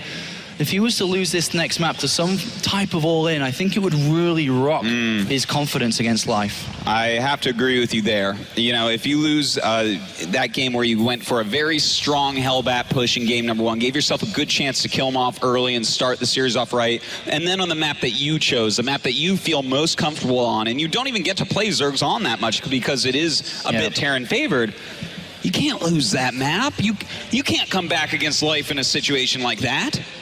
So we're going to have to keep our eyes on if we see that aggression come out from Life. We see pretty much the regular build coming out from Life here. Hatchery first, and then we saw the spawning pool, then slightly after was the gas, the extractor, to bring in the Vespian gas, whereas on the other side of things, MMA chosen command center first here on a map that more so favors the same build we saw previously in the Reaper opening because of how easy it is to scout, to go in, to find out and figure out what your opponent's doing. Why do you think that is? Well, Apollo, I have to say, I think that these two, these are very seasoned tournament veterans, okay? These guys travel all around the world. They both won countless titles. They both just play at the absolute maximum level of this game. And I think that this finals here at BlizzCon is a battle of wills. This is a bunch of mind games. They want to trick and out-trick each other and get that mental advantage, knowing how much pressure there is in front of the biggest audience we've seen in StarCraft II to date. Oh, Artosis, you know how to play a crowd. Thank you, Apollo. All right, build's starting to take shape now. We have the second gas being taken from second gas on the natural here. Actually, I was a little bit confused there. Second gas by MMA, hiding it away from Life here. Whereas Life has just got his Zergling speed on the way, third hatchery coming in, and it's going to be quite important to try to figure out what MMA's up to here. With the second gas, he once again opens up his options. He can afford to get the starport down here. He can afford to build up the Hellion count and switch into Hellbats again. That's right. He could go into Banshee play. There's multiple different choices he can make. Yeah, there's quite a few possibilities here. What would you prefer on a map like Catalina? Do you want to see the heavy Banshee, Hellion harassment, or would you prefer that he goes for another push like we saw in the last game? I think Hellion Banshee can be quite good, but by the looks of it, I mean, he's already chosen my answer for me. It's going to be potentially very similar here to what we saw previously. Both are kind of good. I do like aggression coming out from MMA. The second to third base is quite far away from each other. It's not as easy as a creep spread.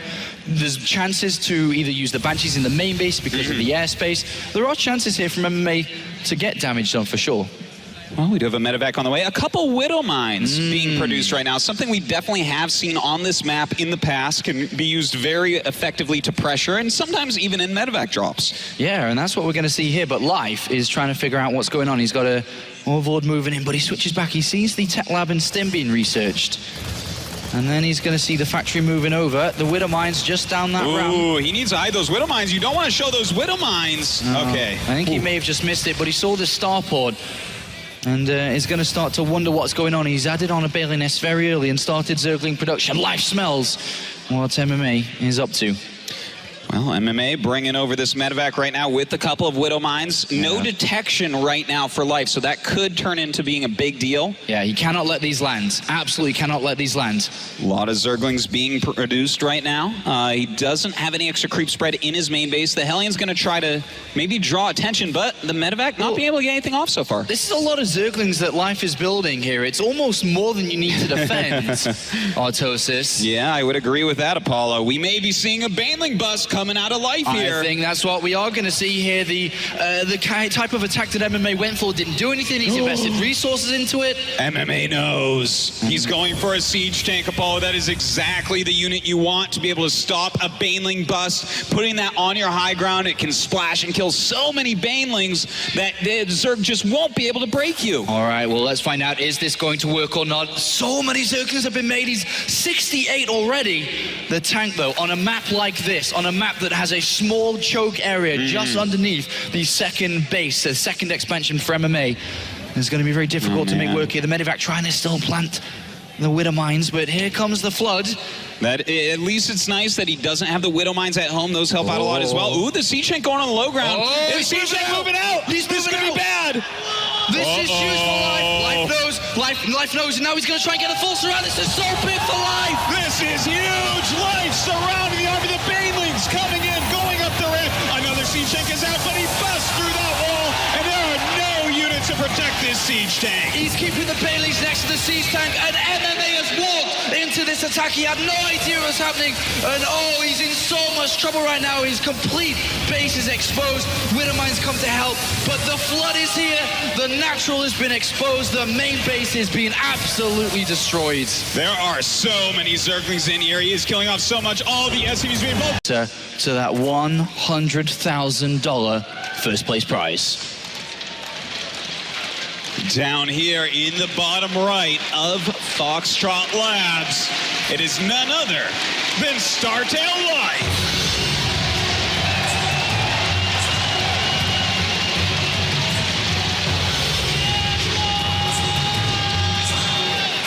And his opponent in the top left, our Terran player yet to put a victory on the board. Make some noise for Acer MMA.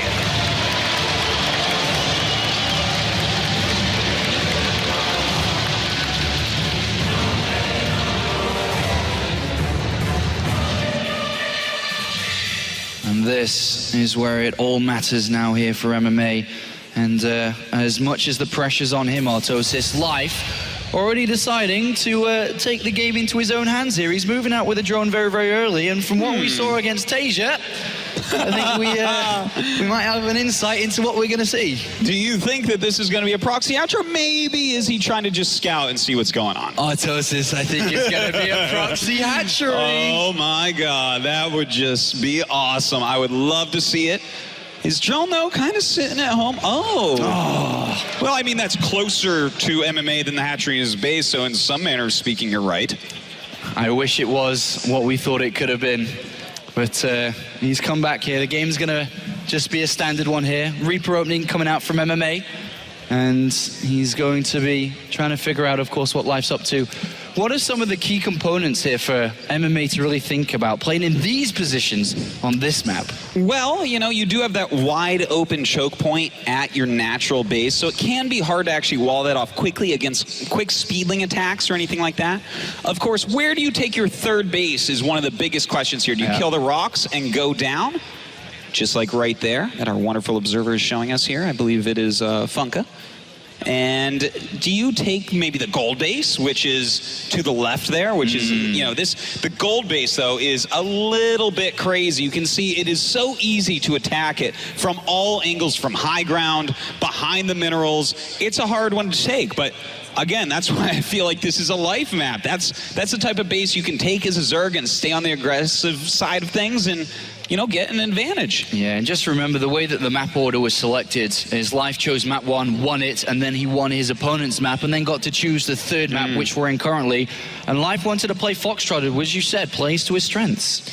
Well, right now we do have a Reaper coming in. Of course, Reaper's quite good on this map, going to be able to scout what's going on, as well as have a bunch of jump-in points, so can be quite annoying to deal with these. I don't expect it's going to do a lot of damage, though.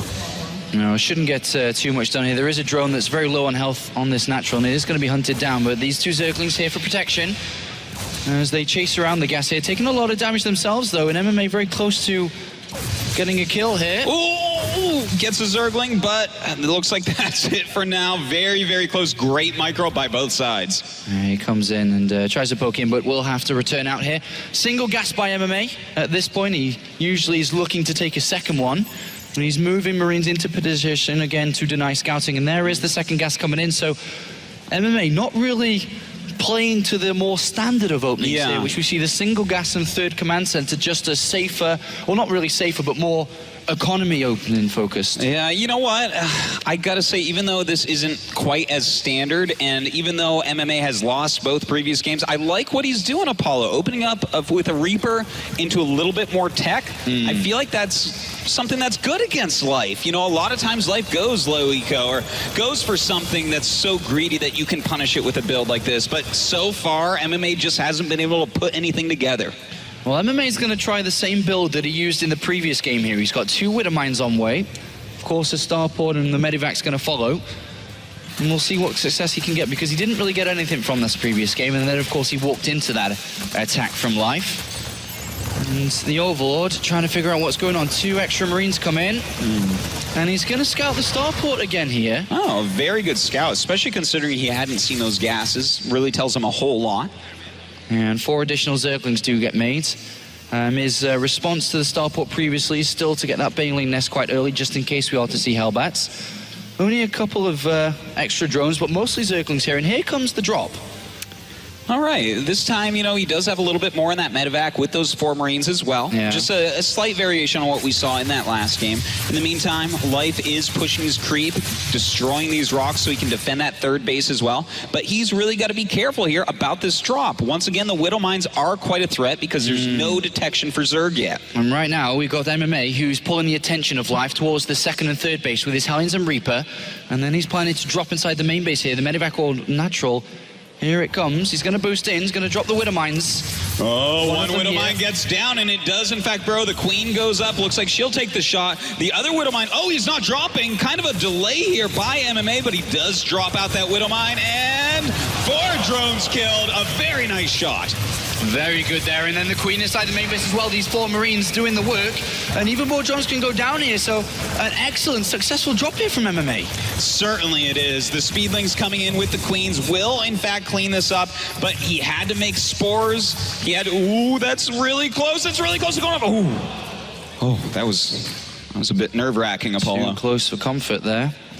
But damage dealt there by MMA. That's a good start for him. Of course, if that had gone wrong, well, this series is getting worse and worse and worse. But good start. He's got his upgrades on the way. Noticeably, no 3rd command center, if I'm not mistaken, from what I can tell on the minimap here. It's pure barracks. It's pure production. It's a single engineer made.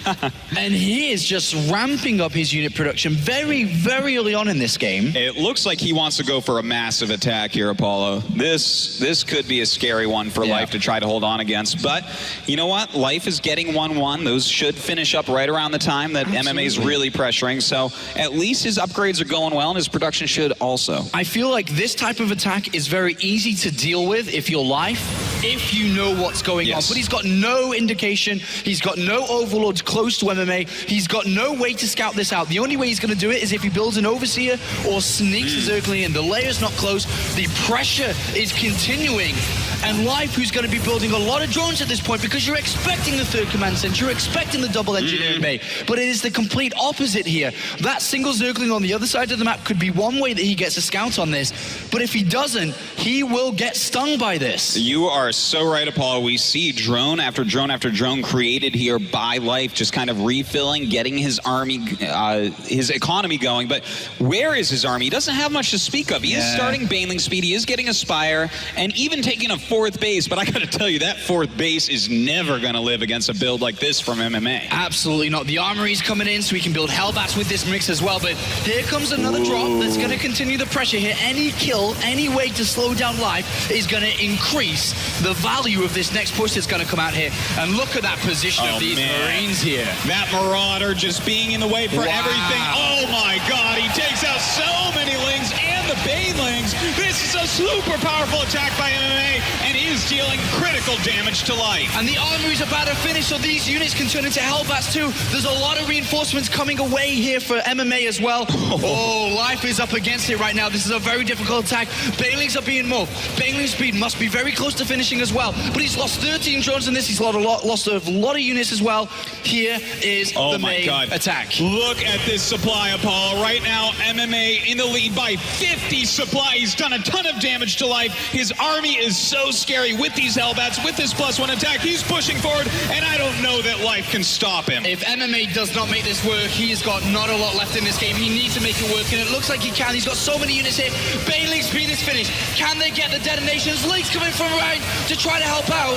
A beautiful flank there by Life, but will it be enough? Still Hellbats left alive. Beautiful micro here by MMA, picking up those Hellbats, redriving them. Link's coming up, but MMA just has too much. He has way too much, and he's going to take out the Bailey net, and that is the only way to deal with Marines at this point. Mules are coming out, but they're not going to be too helpful here. Marines here without combat shields are still going to do the work. Choices to defend. Well, here we are on map 4. In the top right, leading 2-1.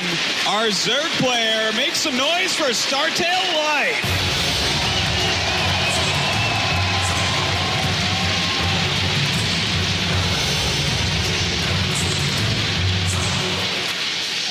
And his opponent down in the bottom center of our map, our Terran player winning the last game. It's Acer MMA.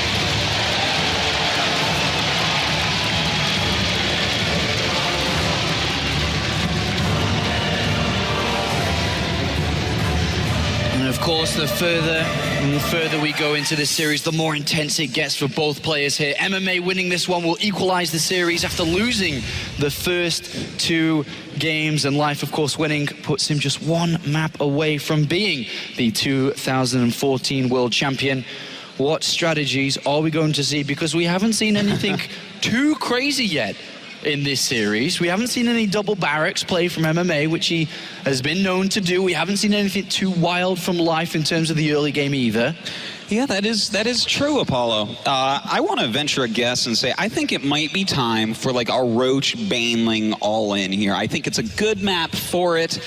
You know, you're close enough that you can get across the map quite quickly, and the ramp leading up to the natural, it's pretty big. Yeah, I completely agree with you. I think that is a very powerful strategy to use on this map. And as much as Life could be thinking about using that, I think MMA is also thinking that is a very, good possibility to see this come through here. So definitely both players going to be thinking about these possible options here. As MMA can take 2 gases very early on and could play a Hellion Banshee opening, which is quite good against that, but he is just taking a single gas, which would push him away from that. But look at this. On a map that is known for its type of aggression, it's known for its even 2 barracks play.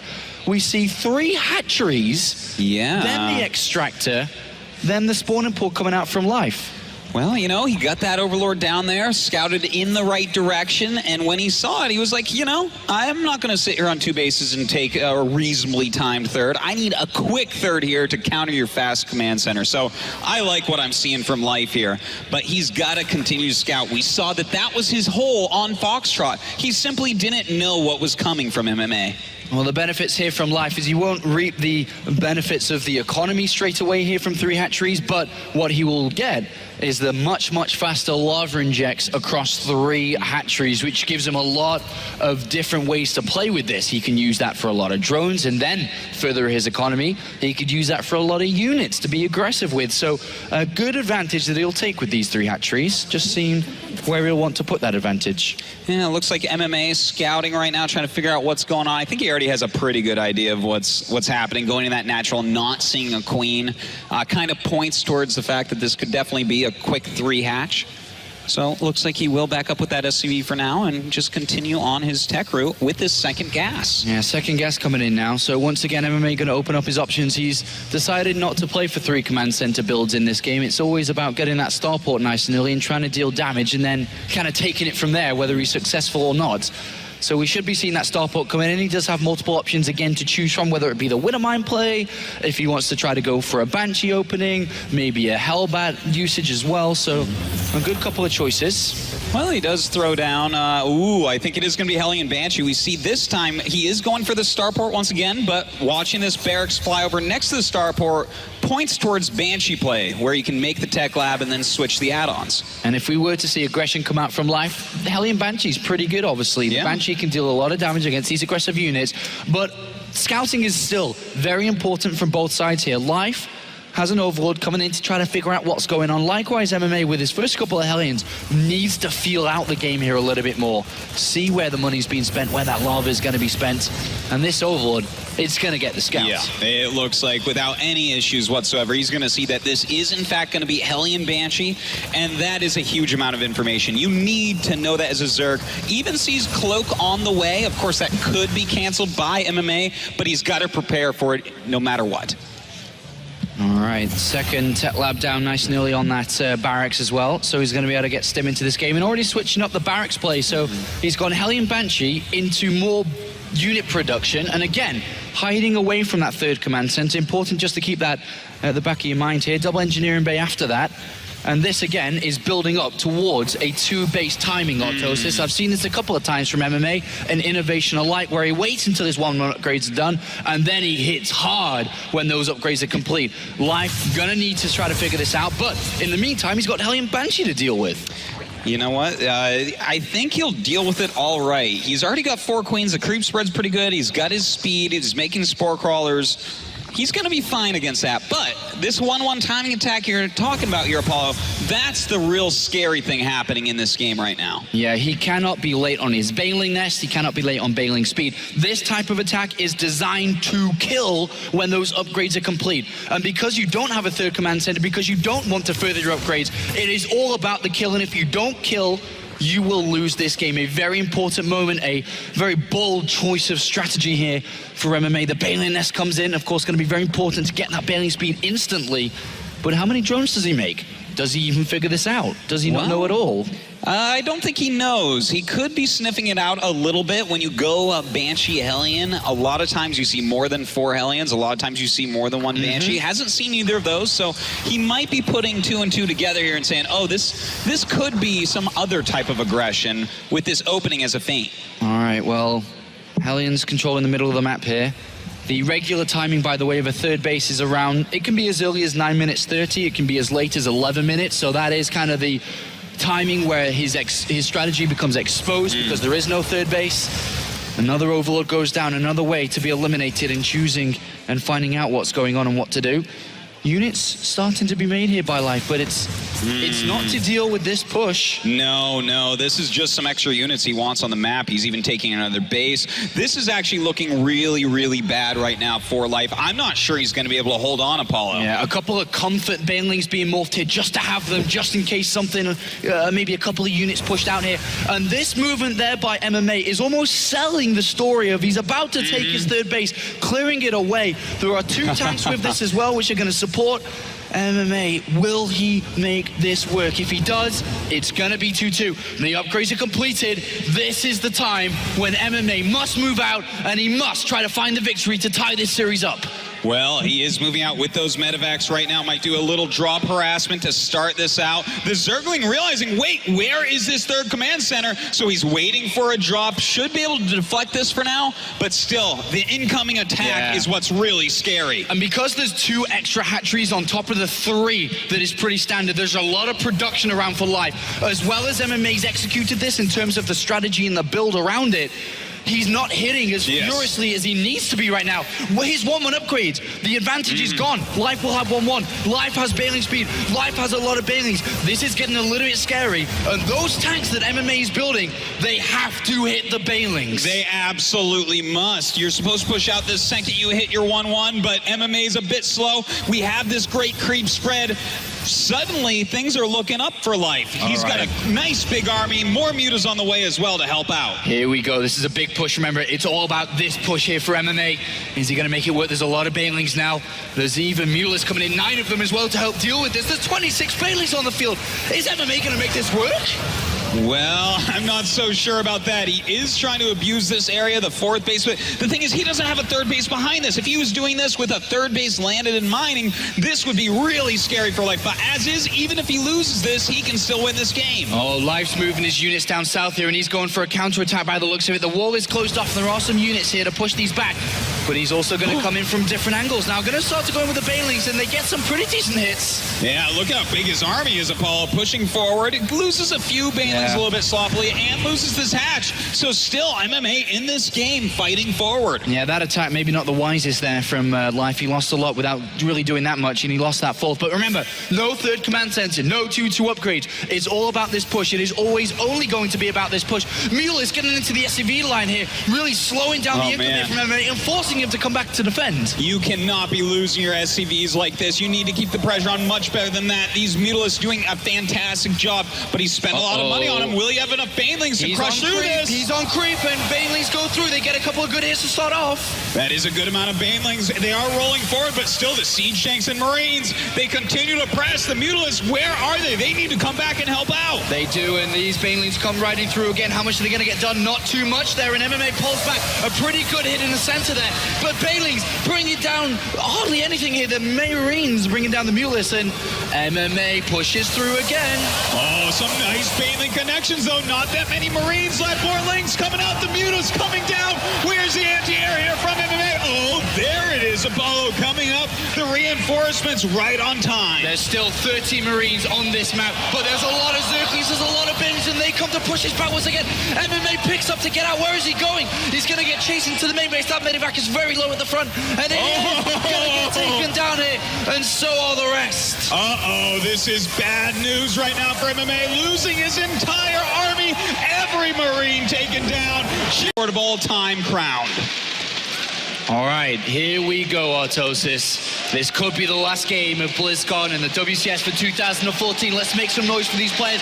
Up here to the top right, as the blue Zerg player playing for StarTale, it's live!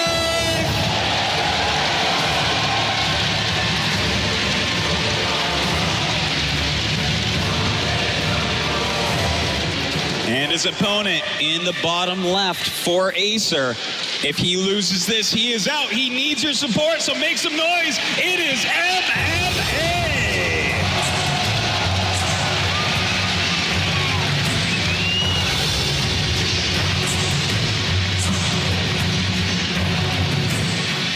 A year's worth of playing within the WCS system has come very close to its end here. MMA started off in Season 1 with a second place to MC in Europe. He dropped out in the round of 32 in Season 2, which put his BlizzCon hopes almost completely out the window, but he turned it around with a victory in Season 3. Life, on the other hand, started the year incredibly strong as well. He got a top 4 within the GSL in Season 1, and then got a top 12 finish as well, which is a very respectable finish, but then he dropped out of the GSL come Season 3 and started to travel abroad. He went to Intel Extreme Masters, he traveled to DreamHack to pick up points, which he managed to just scrape in to BlizzCon, coming in as ranked number 14 here. Well, 2 very different years, 2 very different stories. He's certainly a player that deserves it, Apollo, to be here at BlizzCon with so many great players from around the world trying to get these spots. I would still feel weird if Life hadn't made it. He's been just completely out of control since he really first popped on the scene so long ago. That's right, and that was the area where he was able to pick up so many tournaments in a row. I think he won about 5 tournaments in the span of 6 months during his dominant reign. And Life, here we are again in 2014, very close to picking up another title. He did pick up DreamHack Bucharest earlier on this year, but this would be the cherry on the cake here if he's able to win this. But here we go, the openings have been chosen. Spawn and pull first here. Bit of a more safer opening here for Life in case we were to run into a double barracks, but also Zerglings can be used aggressively if they do manage to run past this Reaper. That's right. He is running a couple down. I don't know that they're going to get past the Reaper, though. Looks like he's going to pass him right by and realize what's going on. Oh, Skip's going through the watchtower. Artosis, this is... Well, there is a Marine on the way, so shouldn't be too difficult. He didn't build the reactor and factory instantly, which could have been his downfall. It's funny how bad that would have been for him, in fact. You are right about that. But luckily with this Marine, he'll be able to save the SCV without too much trouble.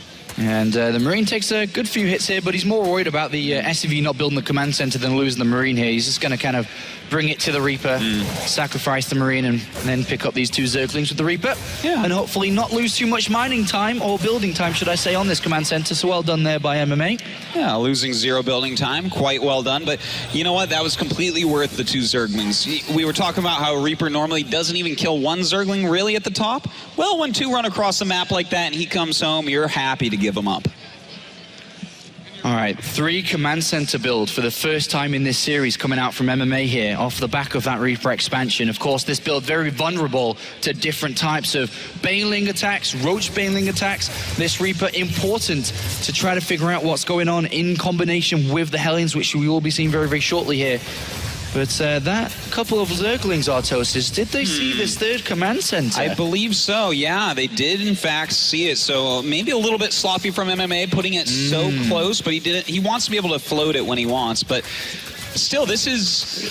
I like that MMA is doing what you suggested, Apollo. He's going back into more of a macro-centric play. He actually wants to play his longer game. But does Live capitalize on this now? This is an opportunity to do so. There's the baneling nest. There's the extractor coming in. He's scouted it. He's going to try to punish it. If he does, this means he will be the world champion of 2014. This Reaper incredibly important. What information is he going to get? He goes into the main base. If he can scout that second gas in the baneling nest, it's huge. He'll have to give it up. He does see gases mining, but doesn't really tell the whole story, though. It doesn't know that. Oh, the Hellions, though. They're in the drone line. They get 4 or 5 drones there, and also they see the baneling nest. The scouting comes from the Hellions here.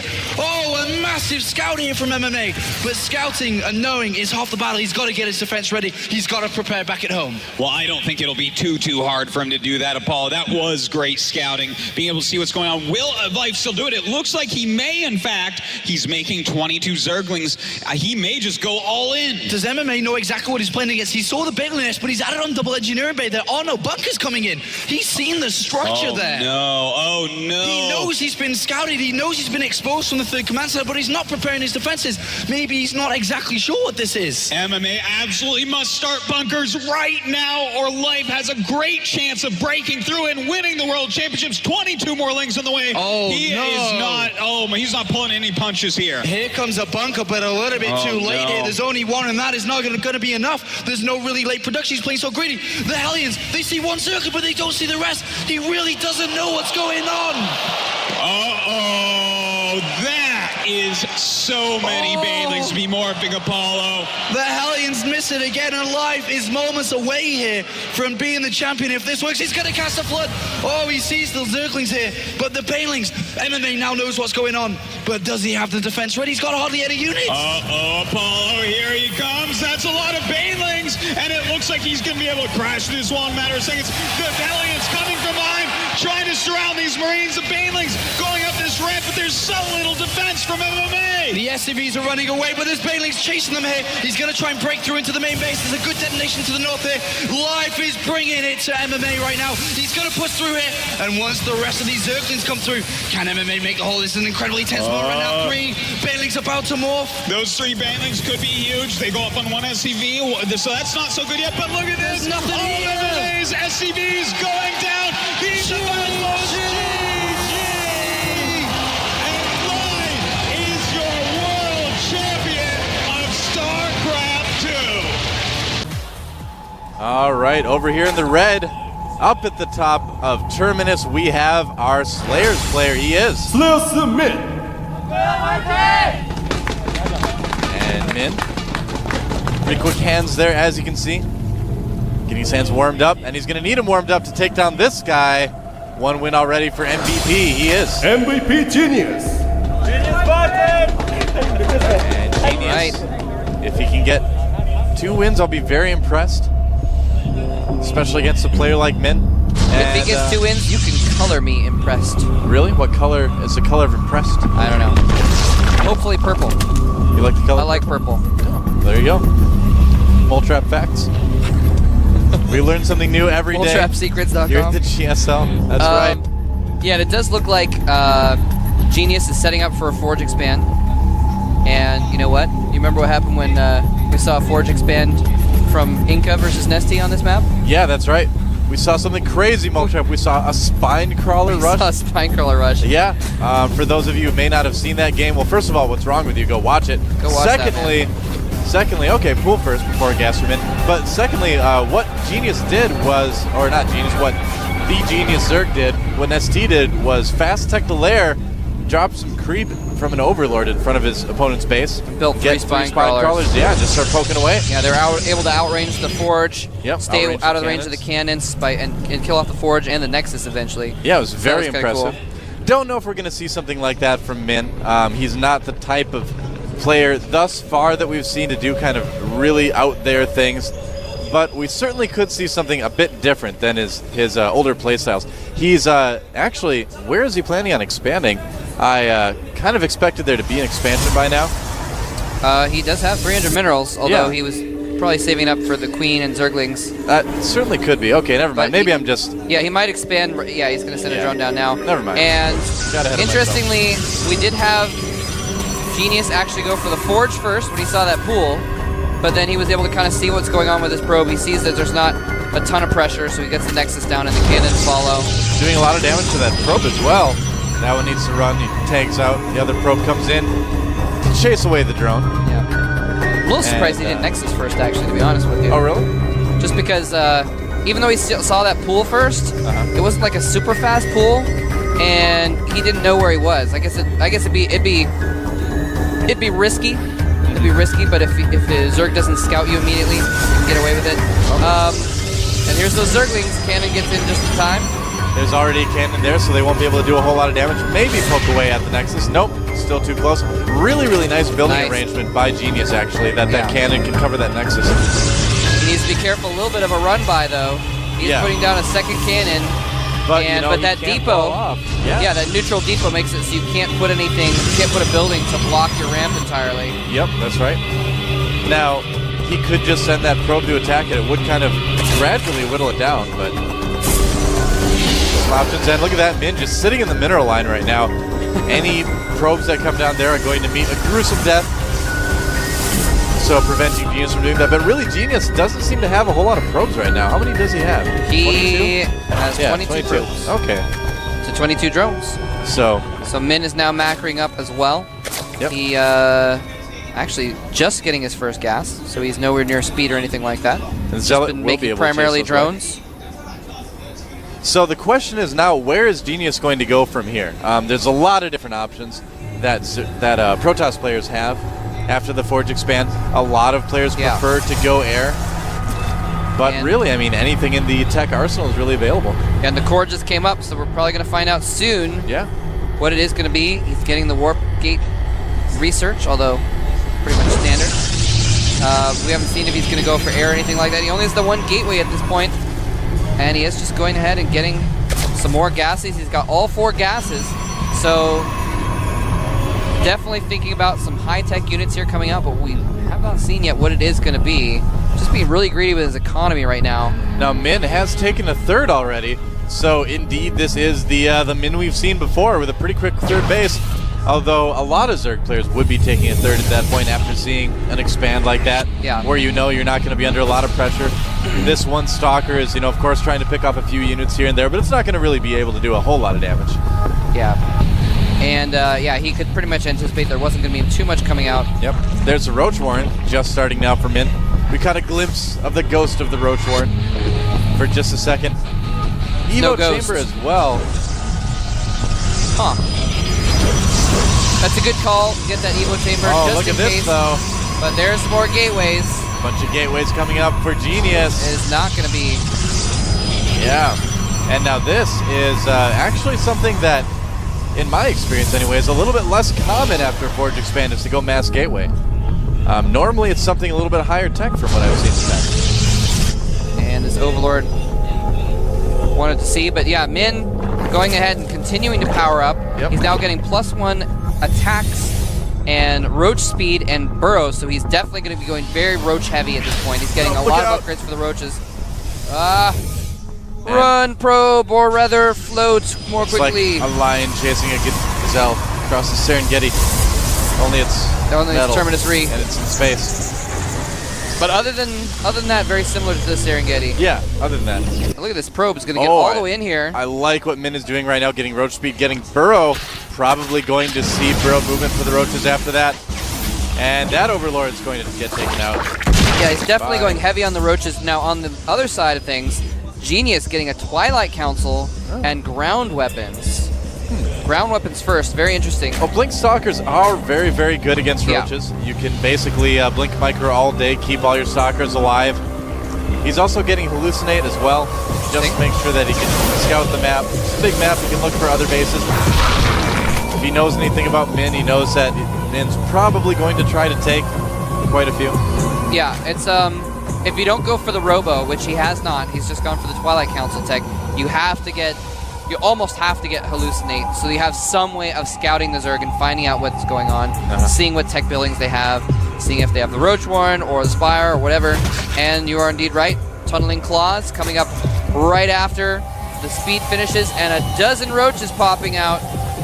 Yeah, so basically what he's going to try to do is engage the army of Genius head-on and get around force fields just by burrowing underneath them. And that's something that we saw Zergs doing for a couple weeks, maybe about a month ago or so, and it never really caught on too much. I mean, we've seen a lot of Zerg players, like Moonblade is an example of one who likes to get the burrowed roach movement quite a bit. Oh, wow. But it hasn't been Look at that. Got Overlords all the way across the middle map, forming a creep highway. He is just massing roaches. He basically got exactly enough drones to almost fully saturate all three of his bases, and now he's just massing high-tech roaches with speed. He's getting Tunneling Claws. He's getting +2 attacks. Yeah, is it going to work, though? And I don't know exactly what Genius has to deal with this. Blink just finished, but he does not have a ton of Stalkers yet, and there are currently 44 roaches. Look at the supply count right now. Oh, my goodness, 165 to 103. So, Min, talk about a macro Zerg. He may just be able to overpower Genius right here just for the simple fact that Genius does not have a lot of stuff. He does not have a lot of anything, and there's the Tunneling Claws finishing as well. Yep. And he is going in. Genius is not going to be able to get a third. He's going to have to hide up here. Force field's going up, but he burrows underneath him, and there's no Robo. No detection. He's able to get right in underneath. He's going to pop up. Now. Oh! He's going to burrow right underneath the army. That's right. Oh, there's the cannon. There's just so many roaches. Doesn't even matter. So many roaches. Genius forced back again, and if Min can pick off these cannons, there's going to be no way that he can see or stop these roaches. Right now, Min producing 14 more of them. The last cannon going down, and now Genius, there's nothing he can do to stop this. Yeah, and he's just picking off whatever he wants right now. He can just power up so much with those roaches. He has dozens more roaches routed along that creep highway to join in this battle. He is going all in here with mass roaches, and he is winning. Genius forced back into his mineral line. Genius was Blink Micro doing nothing. Yeah, it's good, but with this sheer volume of roaches, it's just not going to be enough. There's just too many roaches. They can get so close. Look at all that. Blink Stalkers has arrived. Blink Stalkers forced up against the wall, and they're going down so quickly. Producing 14 roaches, 16 roaches at a time. And I don't think Genius can catch up. Yeah, he just does not have the production. He's only got 6 warp gates right now. I gotta say, Genius is doing an absolutely wonderful job of holding this right now. But, I just can't see this lasting in a longer game. Min does pull back, so Genius only for a moment. Amazing micro. Only for a moment. Now more roaches coming in. He's able to produce so many more roaches than Stalkers. The Stalkers can blink around, but once they're all damaged, this doesn't really do much good to blink away. And creeping all over the front as well. Yeah. Here comes more of the probes dying. It's to ensure that Genius can't replenish those Stalkers as fast. And Creep is going to make sure he can't put down any more cannons. And Overlord's even spotting the high ground so he can hit the Stalkers on top. And he doesn't want to charge up that ramp yet. First, he's going to kill every single thing at the bottom of the ramp. Dancing the Overlords on top of Genius. And GG. The Dance of Death forces MVP Genius out of the game. All right. He frolicked over from the Slayer's bench. But can he get the win? He is. Slayer's frozen. Slayer's frozen. You have the garden you always want to watch for when they say it might get down to freezing so you can cover your vegetables. Don't want any frostbite on the pumpkins. And up here, the top of the map, it is our MVP player. MVP King. Keen, of course, has proven himself to be quite impressive in both Code A and the Team League already, but can he get another win? Good to see. Masters of Victory play. That's right. Clearly an MVP fan.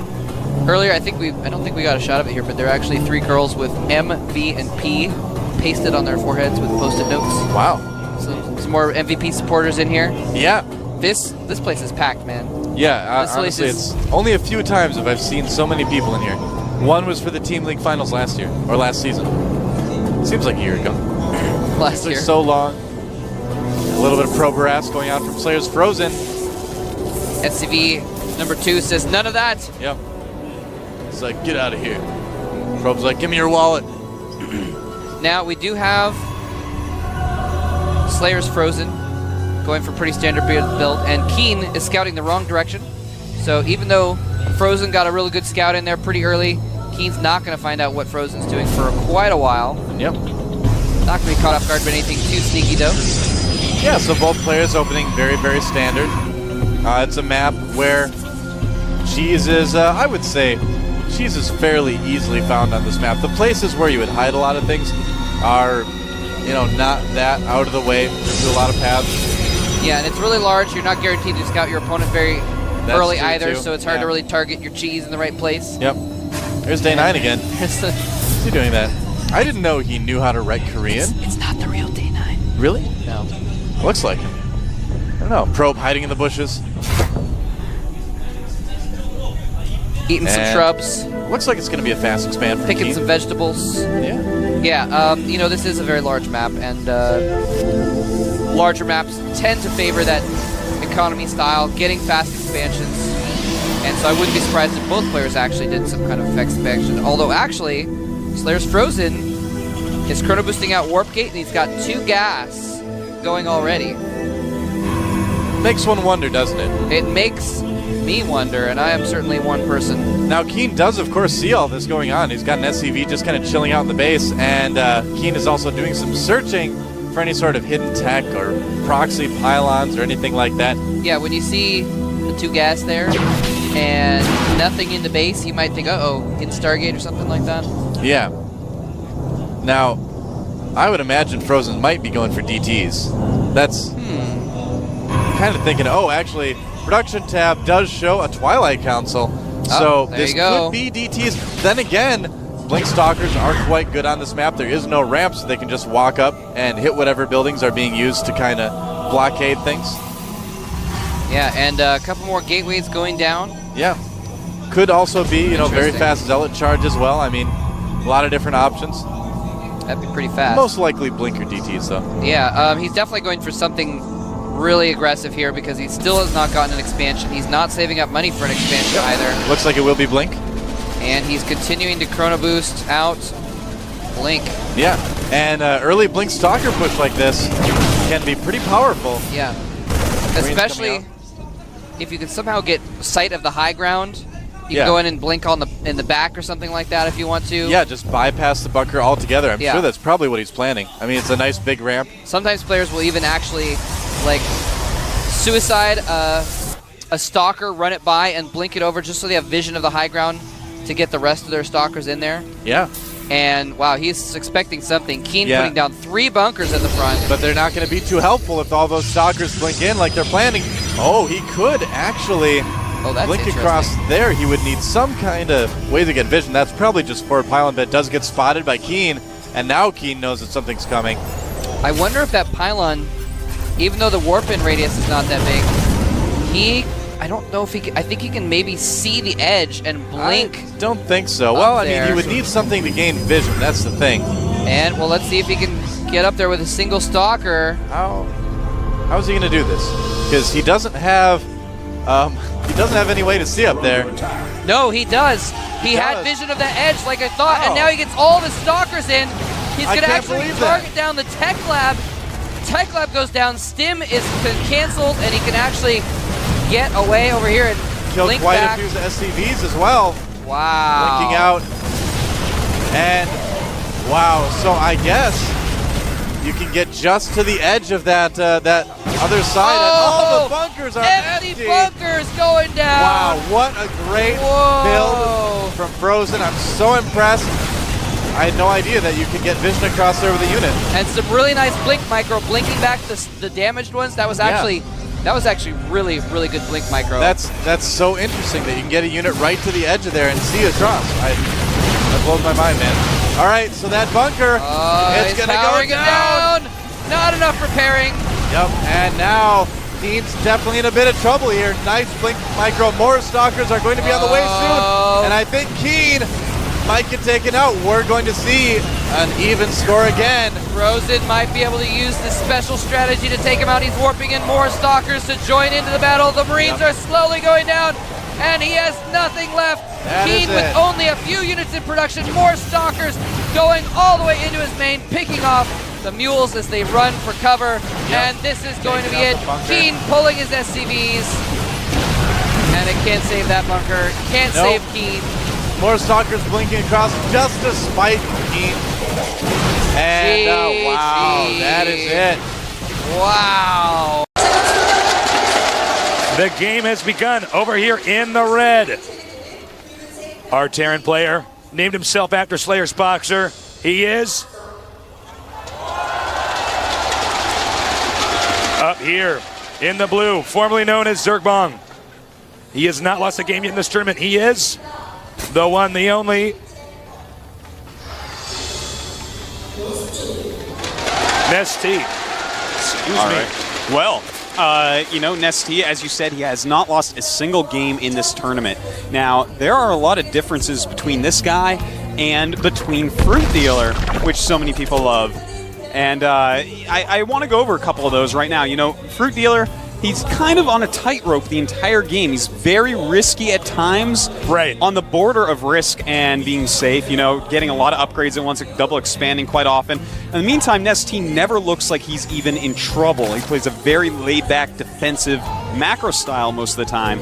And that is just so solid, man. It's like, in theory, what you want to see a Zerg player doing. Yeah, I guess you could say he's kind of playing the game the way it's supposed to be played, which at times can be very advantageous. Of course, there are other people who seem to break the way we see the game working, and that can be awesome as well. Now, over here, we do see barracks on low ground. Now, and a second barracks. I was about to say, if he makes a second, we might see aggression.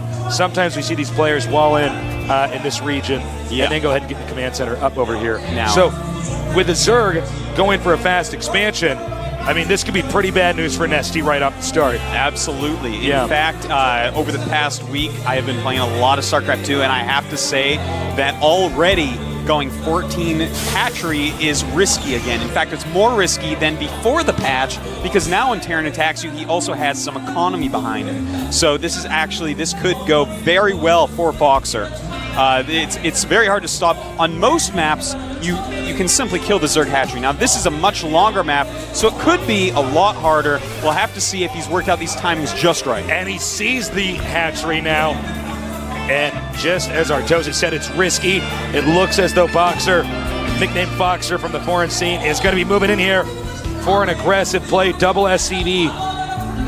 Actually, triple SCV, excuse me. Oh my God, I spoke too soon.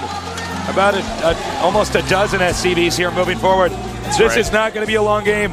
No, it's not at all. We're going to see. Can he kill him? Nesty right now does have 6 Zerglings coming out. That's a problem with such a long map, and doing something like this on such a long map, when those Zerglings pop out, it's going to become very hard for Boxer. Now here he goes, attacking into the Spine Crawler, going to take that Spine Crawler right out of there. The drone's trying to surround some Marines, but he should pull him back. He has Zerglings on the way. He's got to be careful here. If he loses too many drones, he can lose the game. So far, the Marine and SCV control has actually been pretty stellar here. But it looks like the Zerglings could carve their way through the SCVs, and indeed they will, wiping out the remainder of these forces. But Marines do remain. I spoke too soon. I forgot it was Boxer playing. His Marine micro's pretty good. The Marines now getting closer. They're going to attack the hatchery, but they don't have the support of the SCVs. Remember, there are hardly any SCVs down here, just mules. The mules, though, are making a huge difference because there's only 5 drones left. But here come a lot of Zerglings out of here. Only 4 Marines to battle against them, but now we're down to just 2. And Boxer's rush looks like it may be ending pretty soon here. It looks like the rush has been denied. Terran's going to have to return home. Now remember, if he can get to these barracks, the game is essentially going to be over with. He can't force out any more Marines, and that could be the end of the game. But right now, remember, hardly any drones at all. And back over here, it looks like the Zerglings are going to back off. That's right. Now, notice that, he does have 8 SCVs against 7 drones, and he's also using mules. So the problem here is the mules are giving a lot more income to Boxer, who's going to keep on making Marines. We take a look at the production tab, we see he's non-stop pumping out Marines, and he's just going to keep attacking. He's going to move across with a lot of Marines, and it is going to be hard for our Zerg player to be able to stop this. I think you are dead on with the analysis of the economics here, since you're so smart. With the Terran still having mules, he can keep, as you can see, mining here and getting a hefty amount of minerals, and that's going to allow him to do round number 2. The bell has rung, and I don't know if Nesty is going to be able to recover from this with what is essentially a brilliant time and attack. He might have to even give up his hatchery. Yeah, this hatchery definitely going down. Notice he's pulled everything back. He's trying to go up the ramp. There's just too many Marines right now. 11 Marines against 9 Zerglings. That is an easy win for Terran. Bring the SCVs as well. It's just going to be too much for Nestito. Oh, look at this. Beautiful surrounding the SCVs, but just nothing left over. Those Marines will plow through these drones now, and it looks like Foxer going to be able to take this first game down. That is it. Expect GG. There it is. GG Nest. Over here in the red, at the left corner, we have the one, the only, naming himself after Slayer's Boxer himself. He is...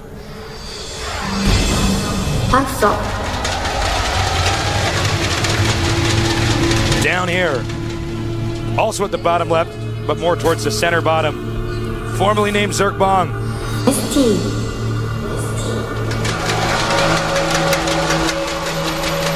Now, these spots are going to be pretty decent for Nesty. I'm surprised he's actually scouting in a counterintuitive way with the Overlord. This is unorthodox style right here. Yeah. Normally you see him scout that close main base first. first. See him go up this way. But he may be, pulling a quick one on Foxer because Terrans normally scout for that Overlord coming in to scout them. Yeah, so they'll send an SCV right down here and check for that. So that may mess up Terran scouting patterns, making it much difficult to spot something like a fast hatchery or a very early spawning pool. And at the same time, Nesty in this position, it's going to be harder for Foxer to actually fly a dropship over and drop on his cliff. Not impossible by any means, but it's the longest route that you can really have. Can't fly it over his main base. Queens can catch it and stuff like that. But it's good spots for Nesty. Now we see a refinery here. This is interesting because it does mean we're obviously not going to see anything like we saw in the previous game. Yeah, and this is also interesting because the refinery, of course, gets you gas. Marines don't cost gas. We're watching Foxer. Maybe he's adding some clever stuff to his play. Now, let's take a look here. The Overlord's moving up. Remember, Overlord sight slightly more than the Terran structures. If he spots it, he may turn around, and he does. He did not see it. I do not believe he saw that. Yeah, I don't think so. But he is getting that second gas, so this could mean a lot of things. Could mean Banshees, could mean a tank drop, could mean a Thor drop. I would like to point out that I really like what Nesty did there with that Overlord, the second one going in. That's kind of a metagamey type thing. His opponent not really ready for something like that. He's not going to know exactly where he is, and as you see, the SCV actually scouting the wrong locations because of it. So right now, Nesty certainly with an edge. He's going to use his drone to try to get inside. I do believe this is a tight wall, and this Marine will not allow that, but he will, however, see the factory, and that should be enough intel for the Zerg to know exactly what's going on. Yeah, that's right. And, again, he did go hatchery first, Nesty did. So we're going to have to see. He's getting double queens. And that's going to allow him to spread a lot of creep if he wants, make a lot of units and or drones if he likes. But now that he's seen the factory, will he go Roach? Will he go Speed Zergling? We're going to see in just a moment here. He may end up sacrificing this Overlord here to gain some more intel. Because even though he knows that Terran's teching, he doesn't know what the Terran's teching to, and it looks like it could be a Thor drop. Yeah, it looks like it's definitely going to be that. And the starport going down as well. So he's going to want to just get that tech lab on the factory. Now, with the factory at the choke, he's going to be able to scout that it is a tech lab, and that's going to tell him, okay, there is going to be some sort of drop or Blue Hellions. Probably not Blue Hellions, though. It is Lost Temple. He did not manage to get up there, though, so he does not see this add-on thus far. But here comes the Overlord we talked about. That's right. He's going to sneak in here and see what he spots. The thing is, the armory is in such an obvious location that Overlord's going to be able to see it right away, and as soon as he sees armory, he's going to know the entire game plan of Foxer. There he goes. And if he sees this, sees the starport, he sees everything he needs to see. That was a beautiful Overlord scout right there. A great sacrifice for the Swarm. For the Swarm, indeed. Kerrigan definitely has the hots for this guy. He is doing everything right so far. This is very different from what we saw in our previous game. And note, we have seen, it's funny because with Nesty, he was so bad about using creep tumors in Season 1. Yeah. I mean, this is a guy who both Artosis and myself criticized quite harshly. Now we see him doing quite the opposite. He's laying creep tumors. He's going to have a lot of creep on the map. And this is interesting. I believe this is going to be used as part of the drop. Yeah, I believe he's going to just lift those up and bring them to the high ground. Now, if the Zerglings did not see them, that is a really good thing for him. At the same time, we do have, look at that, the dropship going with a Thor and a Spire making for our Zerg player. So now, what our Zerg guy has to do is buy time at this point in time. Yeah, he needs to buy some time, hopefully with some spine crawlers, but the thing is, the SCVs are going to be able to repair that Thor quite a bit, and Mutas are not going to be able to take it down easily at all. Here comes the Thor now. Medevac taking some hits. It will manage to get over there, though. It's going to pick up those SCVs as well. Chasing away Overlords, it's important. Therefore, there won't be any sighting up onto the high ground. Note the spine crawler in range here, and it's not going to finish in time. Yeah. Oh, this is looking rough for Nesty already. That Thor is going to do a lot of damage over here to this expansion. They'll have control over these 3 mineral patches. That might not seem like a lot, but it's actually it's quite a bit. Yeah, it is. And at the same time, it looks like we have going here from Foxer's base into the main, probably to snipe the Queen. It is another Thor, but he sees those speedlings, decides that is a little bit risky.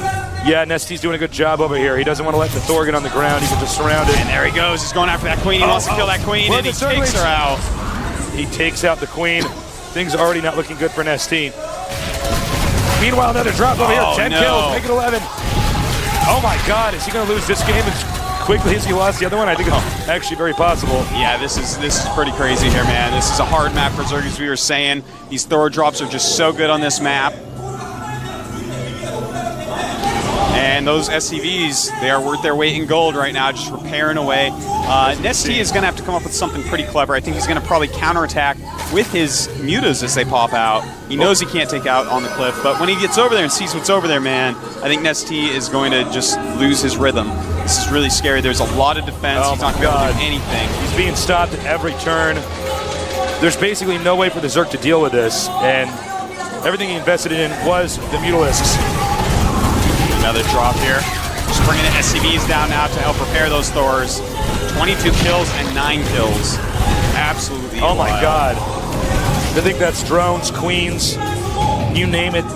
Those Thors have killed it. The hatchery going down. Half health, make it a 4th. Queen comes out. I don't think it's going to buy enough time. He has to do something. If he loses the hatchery, I do believe he will lose this game, and he's taken the hatchery out. And this is not looking good at all for our Zerg player, Nesty. Such a great player, but, I mean, Foxer right now, man, he has got the builds. He's got the builds indeed, Artosis, and he is using them very well. His execution is perfect. The Thor drop quite similar to the Reaver drop in StarCraft 1, a little bit different mechanics behind it, but very similar nonetheless. And of course, we do know that back when our Terran player, Boxer, he was a Protoss player back then, he was quite good with Reaver drops at that point in time as well. Hold that thought, though. He wants to take out these Thors so badly. He does have his Zerglings down there. He uses that magic box. The Mutas take much less splash that way. Removes those 2 Thors with minimal losses. Now he's going to get 2 medevacs as well. And Nesty, I mean, that is the first step to a comeback right there.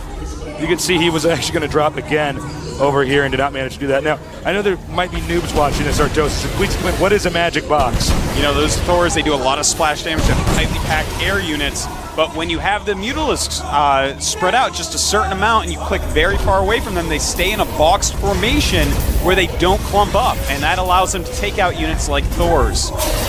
Now here we see a command center over here. By the way, on Nesty, I totally agree with this. He's just going to throw up a second expansion. This isn't safe, but it's the only thing he can do to come back. He's taking a risk. He's going to hope that he can use the Mutalisks to control the map and control any scouting units. And if he gets his expansion up, maybe he can turn this around. He needs to stop these SCVs from building. He's got to do something here. Going after that missile turret, and that's a smart turret to take out. Even if he takes a lot of damage to the Mutas, he's got to get in here and start doing some damage. And taking out turrets is one of the ways to do that. Thor's coming back, though. He's going to want to run immediately. He takes 3 volleys. That's going to be huge. But he runs out of there. All right. Yeah, and you know, I want to comment on what you said, Tasis, as you were saying, taking that double expansion. He's got to do something huge to come back, and we see that already. He's going to go ahead and switch techs back at home. Notice the Baneling Nest. Notice the Roach one. Oh, wow. This is a total tech switch. Yeah. He's going to transition from Muta into Baneling Roach. So that's his plan. Use the Banelings to kill all the infantry units, use the Roaches to kill the Thors, and hopefully he can come back with that. We see more Mutas moving out.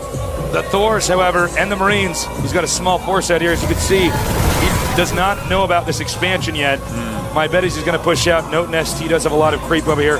Zerg units do move very fast on the creep, so you got to be careful. Yep. Baneling's on the way, but if he gets here before the Banelings can finish, he needs those Banelings out. He needs to hit the Marines with the Banelings, and then the Thors can be killed. But Thors with Marine backup are so scary against a Mutalisk-based army. We're going to have to see. This is going to come down to Micro.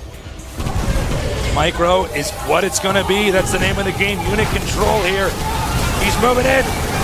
Banelings actually not being very effective here, but it looks like there's if he gets these Banelings and he gets these Marines. Oh, look at that. The Roach is taking out the Thors, and down go the Marines.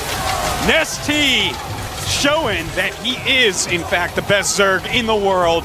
Beautiful play right there with minimal units, minimal time to prepare, taking out yet another army of Foxer. I have chills all over my body, Tasteless. Goosebumps, hair sticking up on the back of my neck.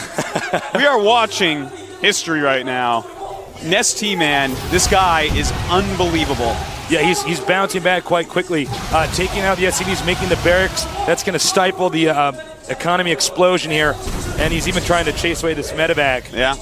Look at that supply, by the way. Nesty 102, 92 of Foxer. Yeah, that's right. He's actually outproducing him. Fruit dealer who? Fruit Deals dealer what? Please, please. It's all about Nesty. Of course, with Boxer taking out, somebody like that, he's essentially the fruit stealer now. Oh. And now, of course, Nesty really just giving it to him. I actually thought we were going to see GG shortly after the hatchery was killed, but Nesty is not giving up. Well, the thing is, Nesty's decision-making is unparalleled. I've never seen anything like it in StarCraft II yet, and it's just beautiful, man. He's playing exactly how he should, taking the right risks, making the right unit switches, and we're going to have to see. I mean, I'm not saying he's going to win, but it's really quite impressive to see a player of this caliber going at it. Yeah, talk about bouncing back from a serious beating. He was basically rocked. Now, one thing about Boxer is that he's known for being very aggressive, and it looks like he's actually planning on moving in again. If Nesty wipes out this attack, then we're going to see this game completely go the opposite direction, and it's going to be Boxer who's behind. That's right, and as you see, we have the Baneling speed almost done. And that's going to be huge because this is mostly a Marine army. He also knows about the hidden expansion. Please go ahead, Artosa. Sorry. Well, you see he's on the creep now. He's moving forward. Baneling speed has finished. And this army is more than enough to take out what Foxer has here. We're going to have to see. He is backing up, though. Here come the Marauders. And the Banelings, unfortunately, hitting the Thor for the most part. And it looks like Foxer may be able to, in fact, hold this off. Nesty, big blunder right there, hitting that Thor with so many Banelings. And now you can see he's actually has his hatchery rally pointed there. Now he's going to have to hold up this attack. I think you're totally right about him making the mistake of using the Banelings on the Thor. He should have used them elsewhere. Now taking out Marines. Zerg is not going to be supply blocked, but Zerg has held up this attack. Oh god, he's got a micro better than that. A lot of Roaches not getting their shots. He's got to run up, and there he goes. Makes him lift off. More Roaches coming in as well. Good moves by Nesty, but a big mistake in his micromanagement there. He's going to regroup. He's going to go in for a second strike in the same location. These drones have to be transferred very quickly, and they will barely get out of there before this battle attacks. And here he goes. Still a lot of Roaches in the back row, not getting their shots in. That is huge for Boxer. He can do so much more damage than he was, but there are so many Marauders here. I do not know if Nesty can hold this off any longer. Boxer's control is just too good. Drone's not coming in. He's going to try to do a surround. He has to win this battle. I think he actually will manage to do it, believe it or not. However, there's more units on the way up here. Now look at this. The drones getting their hits in now. And a lot of units just coming in from all over the place. Some mutas being switched back in because there are so many Marauders out there. Realizes that he's a little bit short of Marines, but here come the Roaches, cleaning up all that is left. And Nesty looks like he's going to hold off yet another attack. but this one went way in Foxer's favor. He did take quite a beating back there. I'm surprised he actually managed to stay alive during that. This is one of these games where it just keeps seesawing back and forth. They keep thinking one player's dead, but I'm wrong. That's right. He needs to eat out this the destructible rocks over here and take this expansion. Right now, Foxer about 20 supply ahead, and it looks like he's going for a pretty big drop. He wants to take out that third base of Nesty, and if he does, of course, that is going to spell out G&G, which spells good game, Tasteless. Double G. Here comes the drop. He does have spine crawlers ready, but there's not creep that leads a little road towards this location. Really wants to kill that geyser. And it looks like he's going after this hatchery now. A lot of Marauders in there. No way that he's going to be able to save this. Goes down quite easily. Foxer now in an undisputable lead. No, undisputable. Yeah, and it looks like even though he might lose this army, I mean, Nesty cannot be happy with the place the game is in right now. I have to say I'm a bit shocked he didn't actually pick up and then just relocate his army over here. But, you know. Trying to get some dropship kills here. He's got to kill as much as he possibly can, which unfortunately is not going to be very much. And, I mean, at this point, Foxer's about 40 ahead in supply. Not a huge army right now for Nesty. You know, what Boxer's been doing a great job of is stopping the creep from spreading too far. And that's really messing with the Zerg's mobility. Zerg had no creep going towards his expansion. He couldn't get over there in time. It's quite true. You know, killing the economy so quickly of Nesty, he wasn't able to get extra queens out, wasn't able to throw down. And look at this. It looks like another attack here, but this one is definitely not going to go well. Marines in the back going to clean up those mutas very easily. Roaches in the front, died to the Marauders instantly, and the Banelings can't even get away. Two of them making it out there. And I think we're going to be seeing a GG pretty quickly here from Nesty. He just does not have the forces required to take out Foxer's Marine Marauder. Well, the majority of this game has been Nesty getting knocked around the map and then barely coming back and then taking another blow. Nesty going to try to force a stim here. That's where you basically make them stim and then you run away. Oops. That, of course, does that, but he did lose some mutas there, so not too effective. That's quite true. But he does have that third base back up. Unfortunately, Foxer taking the gold. He sees it. He's going to engage. He's going to go for the kill. I'm not sure this is something that Nesty's going to be able to stop this time, man. Look at all those Marauders. Even against mutas, they're going to do fine. And here comes the rest of the army. Notice the Marines stay in the back to take care of Mutalists. The Marauders going to take everything else. And down goes the expansion. And quite possibly down goes Nesty. This game, I would expect to see GG in a minute here. The stim is coming in here. A multitude of Terran units just flooding in here. All the tech trays are coming up here. And that is, I think, going to be GG. Yeah, that should end it. Here we go, the last final attack. The drones and mutas coming in. Just too many Marines. Even a Thor joining them now to just slice through those mutalisks. Over here, on the right side of the map, named after Slayer's Boxer. Beating the fruit dealer, now he's the fruit stealer.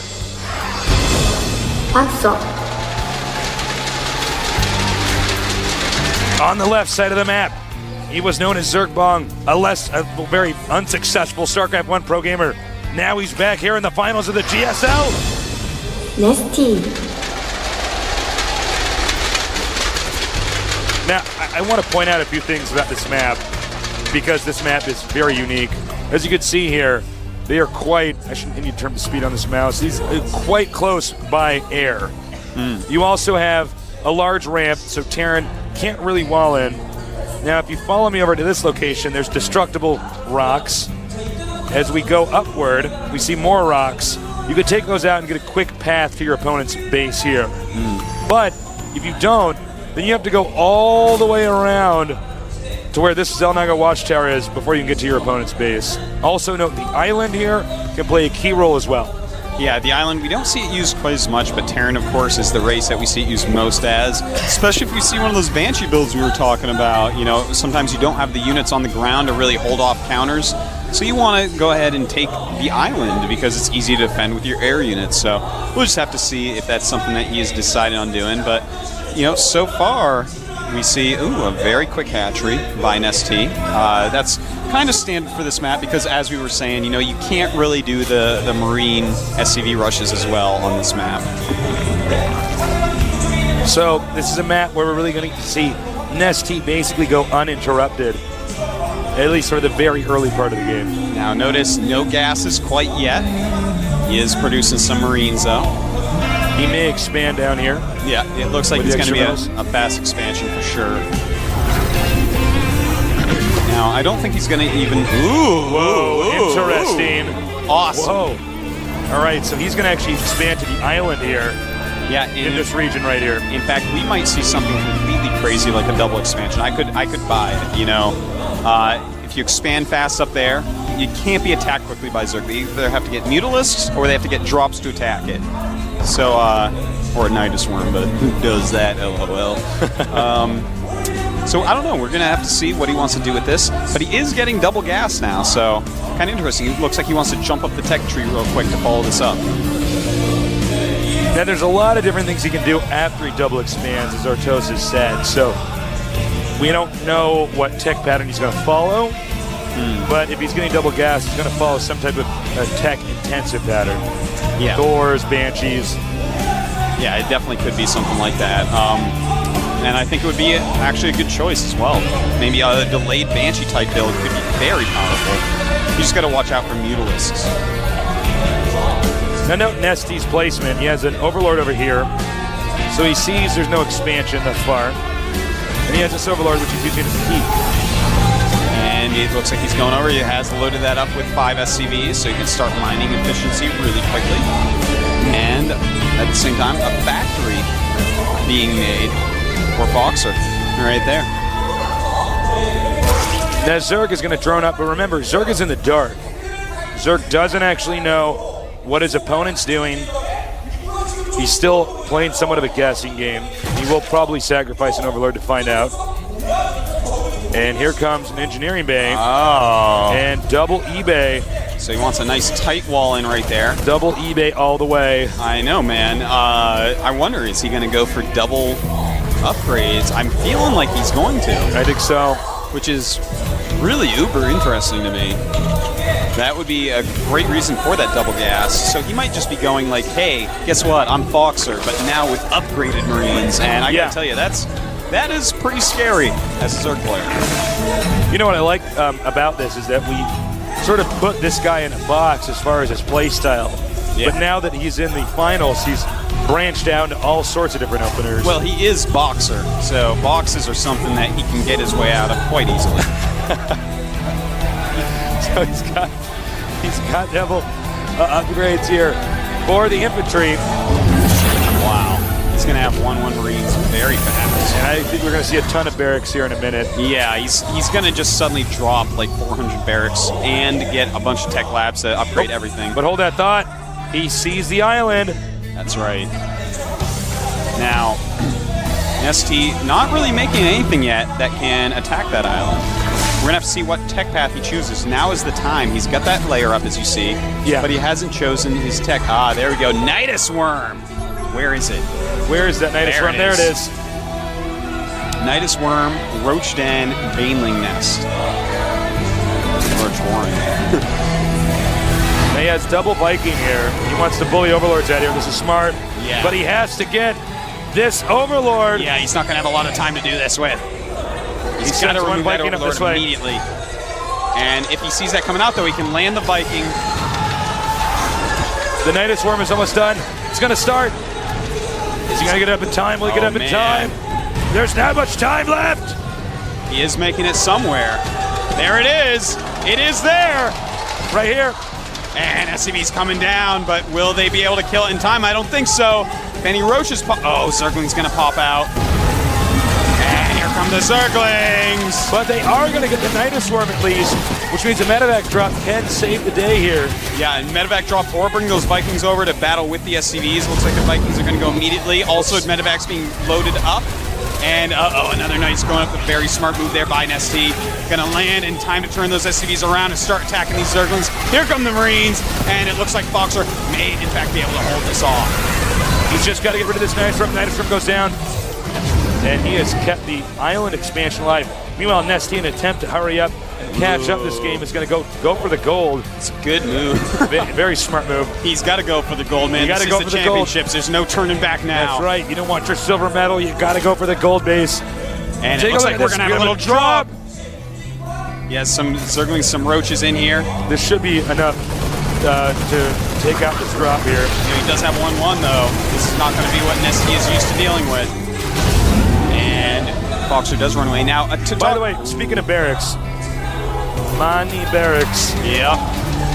He's got to get his stim and combat shields upgrades as well. I do want to point out, look at that, that is so many barracks. I know. Wow. But I do want to point out that gold base is brilliant by Nesty. Completely brilliant. It's so far away, it can't be attacked right now because there's just so much action on the map. It's a great choice by him. Plus, I'm pretty sure, Terran actually does not have vision of the gold base. Yep, it's also quite hidden. Now I think Terran's going to be preoccupied trying to defend the island. I don't believe, actually I hear the sound of a Nidus Worm. Oh, it's right down here at the expansion. Smart. That's pretty cool because this way he's going to put creep there as well. If he can attack the gold base, that means that he can unload the Nidus Worm and then go into the front of the Terran's base and take him out. Yeah, very true. That's really smart. Now, if we take a look at Nesty's army, look at that. Roach Baneling. Now, that is a pretty good counter to Mass Marines, I have to admit. Terran, of course, unaware of the Nidus Worm. And it looks unloading. Like, ooh, we may be seeing some sort of bust right away. In fact, if he busts those eBays up, with 2 upgrades in it, that could really slow down Boxer's plan. And he may be doing that, or may go through the bunker because has less hit points and try to kill. Here we go! Can you microwave out of this, Boxer? He doesn't have stim yet. It's not finished. And the Banelings just go into town on the Marines. The Roaches left alone. No units left to stop them. Meanwhile, the Nidus Worm is continuing to unload over here. And Stim did not finish. Stim did not finish. He killed that tech lab. We're not going to have any Stim for Boxer. Microing's going to become impossible against these Banelings. And I think this very well may be GG. He can continue to streamline units. He's just sending lings. Everything coming down over here. More Marines popping out. These medevacs do have a lot of energy. But, when you get inside of a Terran's base and get in front of his production facilities, then, the player is just screwed. Yeah, this is Terran's weakness. Their units can't come out and fight by themselves. GG! GG! Unbelievable game last game. He didn't manage to win it. He is the Terran Hope. Answer.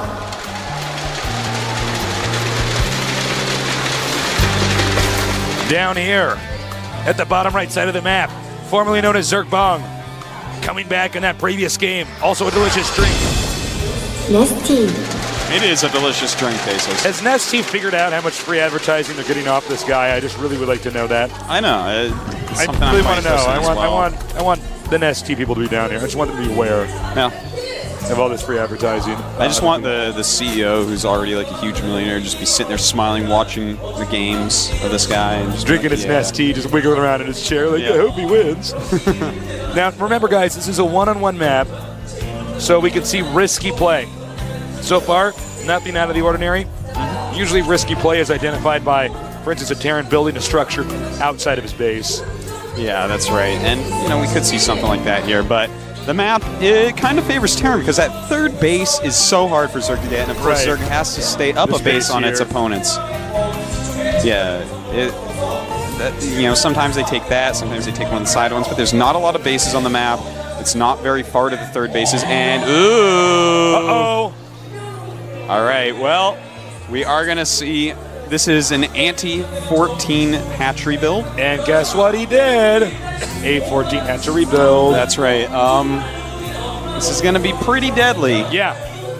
Again, as I said, this is developed in the past about a week and a half where on the Korean server, you can no longer go hatchery first. You just can't do it against Terran or they kill you. Oh my god. Like this. Oh god. Is he going to see it? He's going to see it. Oh my god, he missed it. I think I just made the sound of a cat dying. I think you did I'm too. sorry about that. This is huge. Yeah. Now remember though, this strategy with the barracks being spread, this is like a pretty ballsy strategy. This is like elephantitis ballsy. It is pretty. You cannot recover as quickly from something like this if it fails. Oh, definitely. Now, He does have a lot of Zerglings being made. I almost feel like he's going to have a much better chance this time because the natural is not outside of his base. Right, he can't focus on the hatchery. He's going to have to attack the main. Yeah. Now, will he send SCVs is what I'm wondering, like he did before. Yeah, this is actually a lot different from what we saw in the first game. He may just be waiting for that critical amount. Now, Nesty, I think he absolutely knows what's going on because in his main, he's making a spine crawl. He's making a lot of Zerglings still. He's staying back, making only Zerglings, and it looks like he's going to be able to off Boxer this time. He sees what's going on. He's moving in there. Queen is out. He's sending the drones. And, you know, he just saw that spine crawler, and that should just set Boxer off to say, oh my god, he knows exactly what's going on. I need to get out of here. Now, I hope he has a contingency plan because there's not a whole lot you can really do after this part of the game. That's right. Realistically, he should be like, okay, go back, play a regular game. He is going to go ahead and make the double bunker the bomb ramp. That's a very good move. However, he can creep tumor over here, creep tumor towards this area, get a spine crawler, and just pick off the bunkers. By the way, he's also expanded. Yeah, that's a good move, man. He doesn't see that yet, but he will see that soon enough. He will at least keep Nesty in his base while he gets this expansion It's interesting, I just noticed that you actually don't see the shadow of the structure until you see the structure. Yeah. No, that would be pretty bad, positionally speaking, since shadows always go to the right in this game. Exactly. The sun is always rising on that side of the map. Yep, it's always early morning. Now, he's moving out. Actually, it looks like he's going to try to engage. I don't know if Oh, man, there's so many Zerglings out right now. Wise, yeah. He needs to get into those bunkers. And Nesty has actually bought so many Zerglings at this point. His economy is quite garbage. He just does not have many drones. So if he just sits in those bunkers, he's going to be in good shape. Uh-oh. He's got to be careful because Link speed has started now. Yeah. And look at this. He keeps on sending up his Marines. He's being very careful about it, though. He's checking to see how many drones are here. Yeah. He's trying to force as many as possible. Oh, he should not be doing this. I don't know if this is a good idea. Yeah, no, I think that... Ooh, actually, that is a lot of Marines. And, you know, it is Boxer. He can micro quite well. Yeah, that's right. And look at this. Oh, no, this may not be enough Zerglings. Will it be enough? Look at this. He does do a nice surround right there, but again, just beautiful micro here by Boxer, using that Queen as well, and it looks like he will be able to clean up these Marines. Nice control by Nesty. Complete waste by Boxer. That's right. He did force a lot of Zerglings, but still. I mean, right now, Nesty looking pretty good. Looks like he's going to just skip those bunkers and kill the rocks. And if we take a quick look here, 30 drones against 27 SCVs and a mule. So Nesty, he's in okay shape. He's going to switch right over to huge drone production now. And ever since he has two queens, he's moving back in here, though. Quick. He's going to continue to be aggressive here. And remember, his control of the Marines is just impeccable. Look at that, targeting away a couple drones there. Now trying to go after those Zerglings, but there's way too many speed finishes, and he's going to realize that it is no longer time to attack. Nice job. Does not go down there to take out the bunker. Now, when he went down there, those Zerglings came from the left, so he's going to realize that actually Nesty is trying to break out of the rocks in the back of his base. That's going to give Boxer enough time to prepare for that, and it looks like we're going to actually go into a long and cool game, Tazeless. Yeah, I'm excited.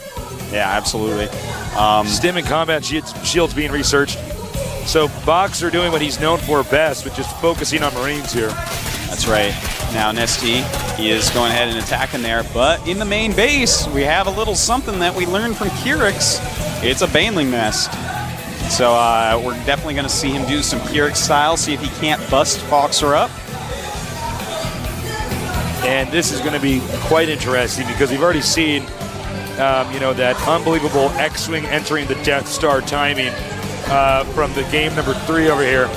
And hold that thought that we got SCVs. SCV sees all right now. That's right. And if the Queen doesn't kill it before it gets in the main base, it's going to see a Baneling nest, and he's going to be able to prepare if the SCV looks like he's abandoned. I guess he's just like not watching. I think he wants to get ready to do a bust. That's right. Remember, Baneling's very good against Marines. Oh boy. We have almost 6 barracks on the way. Excuse me. And look at that. Thank you, Kyrix Zenith. And does he actually see it? I think he did see it. I believe he got a glimpse of that. Yep. And, well, is Stim going to be finished? It looks like it is finished already. So he's going to have to micro. This is going to come down purely to micro and building this extra building. Beautiful! More buildings back here to block. The Banelings and Banelings are on the loose. Oh, God, that's so many Banelings. And he is just going after these Marines, but they are being spread as only Foxer can do. But the Speedlings helping out so much as well. And the Banelings hitting those SCVs would be huge. And oh, yes. no. Oh, no. Nesty. Pure carnage here. Yes, rampaging through Boxer's SCVs, rampaging through his Marines. And I don't know if there's much left that he can do here. He is just wrecking this guy, making Banelings in the base. I think Boxer's done it again. I mean, rather, Nesty has done it again.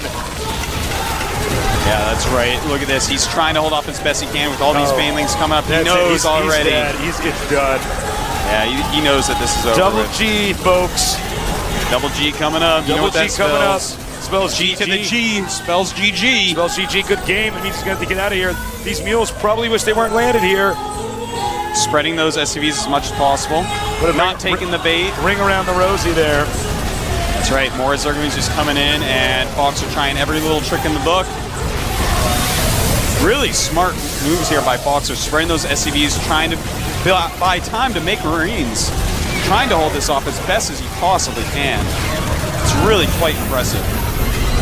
Just not much that he can do here. Now, you know what's funny about this? He's going to try to land the 2 barracks over here. If he can block this with the Lings, it's going to be pretty much game over. In fact, he's going to eat up this barracks over here. There's nothing left for Fox to do. He's trying so hard to hold on here. It's really interesting. There it is, play. GG. Wow. Over here in the red at the top right, named after Slayer's Boxer himself, the scene calls him Foxer. Axel. In the blue, a delicious drink, an amazing Zerg player. He is the one, the only. Nesty. Thought that intro was going to come a little bit quicker than it did. It's okay, Jace. You're doing a good job. Thank you. You know, Nesty, it is a delicious drink. Maybe not as good as Powerade, though, one of our sponsors. Not as good as our sponsor, Powerade. Okay, hold on. Hold up. Here we go again. Barracks on low ground. He's doing it again, Artosis. I know, man. This is the way he likes to play. And it looks like he's going to just wall in with some barracks and stop any 14 hatches that go down. But there seems to be this game. Yeah. He's being a lot smarter than that. He's going 14 gas, 13 pool, as we see. Yeah, sorry, I didn't mean to cut you off back there. I was just going to say, it seems like he's just not comfortable playing Nesty in the late game. Yeah. I mean, Nesty's decisions just get better and better with time. They're like a fine wine or a good cheese. They are. Yeah. I put up my Twitter account. But Nesty, he don't whine when he's cheese because he makes enough Zerglingese. I put on my Twitter, it said StarCraft ages like wine while most FPS games age like milk. I do believe it's a true statement. That's right. Except Quake 3 became cheese. You like that? That's deep, man. We got double barracks again. Now, of course, Nesty can't go hatchery first. And if you're a newbie in your home, you're wondering why, of course, can you not do that? You're just too close to each other. Yeah. So you have to go for the spawning pool first. Otherwise, you're going to get bullied, possibly forced to have your expansion canceled. It's just bad news all around. Yeah, that's right. Now, the speed Zergling first build, he's going to be in really good shape against this. And in fact, he chases the SCV out, and guess what he does after that? He makes the Roach Warren. Yeah, that is exactly what he does. Now he's going to have Speedlings and to Roaches. Oh, nice. And, locking him in there.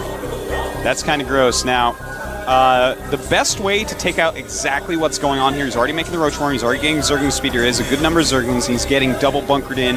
If he makes 5 Banelings and busts through and then runs to his opponent's base with the Roaches and rallies behind Speedlings, that's nearly unstoppable in this exact situation that we're in, this really weird one. I've played it a lot of times, so I'm just letting you know. Now he does have SCVs and Marines, so he wants to be able to peek up the ramp to see if there are, in fact, Banelings on the way. And in fact, he's going to do a little bit of scouting. Queen moving out now. Now he's got to be careful. He's too far in there. When speed finishes, suddenly there can be a surround on those Marines, and he might lose them. Speed is done, or about to be finished. Terran, no gas, no expansion. Roaches soon to be out. They're there. You know, if he just overwhelms these two bunkers, Foxer's going to be in a huge amount of trouble. And he sees the roaches now. He knows. And here come the Zerglings. They're going to try to surround. And look at that, traps those Marines.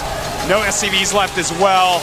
A lot of Marines going down, and these roaches are going to easily crush out of here. Foxer, too aggressive that game.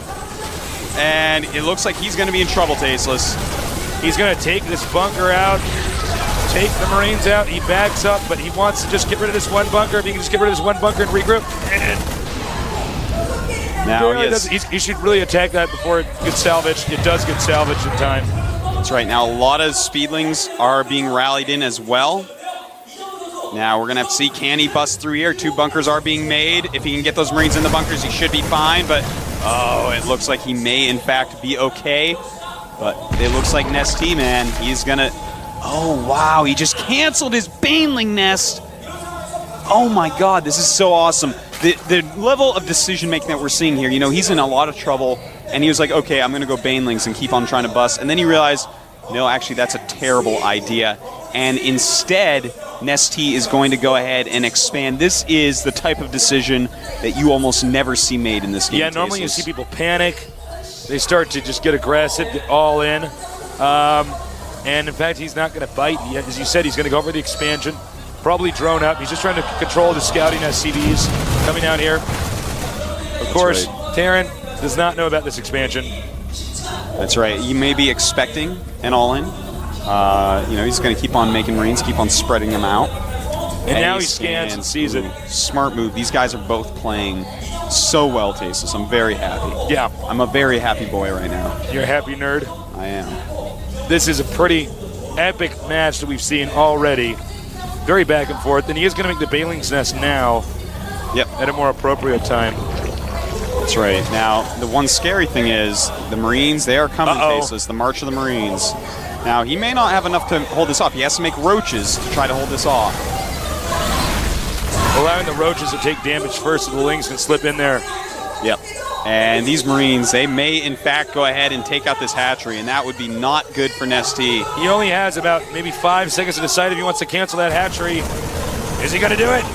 Oh, man, I think he's not going to do it. He's going to let it stay. He's realizing he has to stop this attack now. He does have more roaches now in his main base. But there are also more Marines here with the Terran army. Oh, my, oh, my. And here he comes. He's got those more roaches. They're coming down. It's time for him to try to push back these Marines.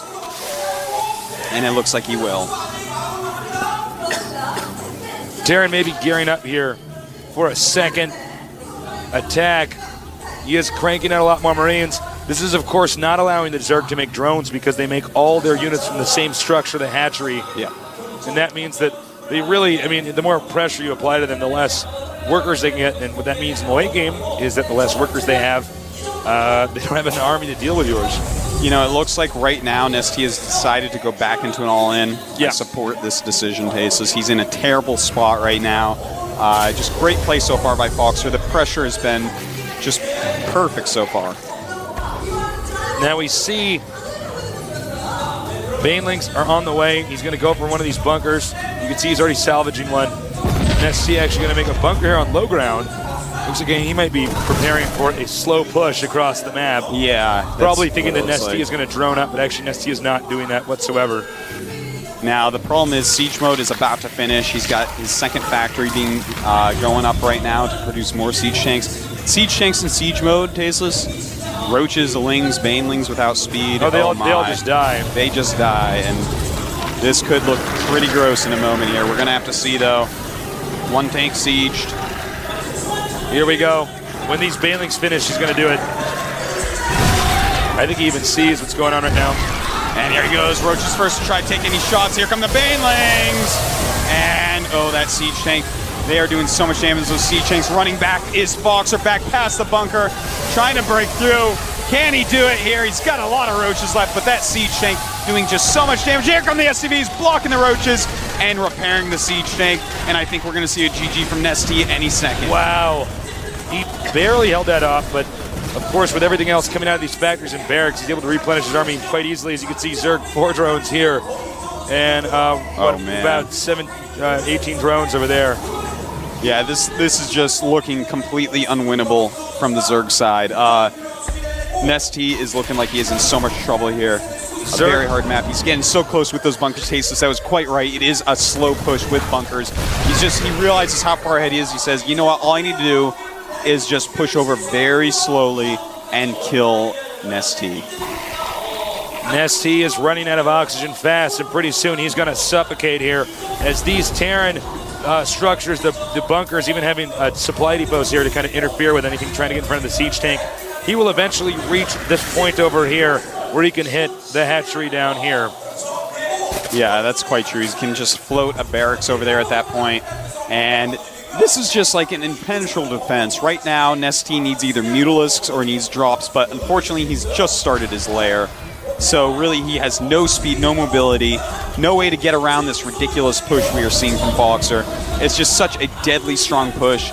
A beautiful decision by him to do a push like this.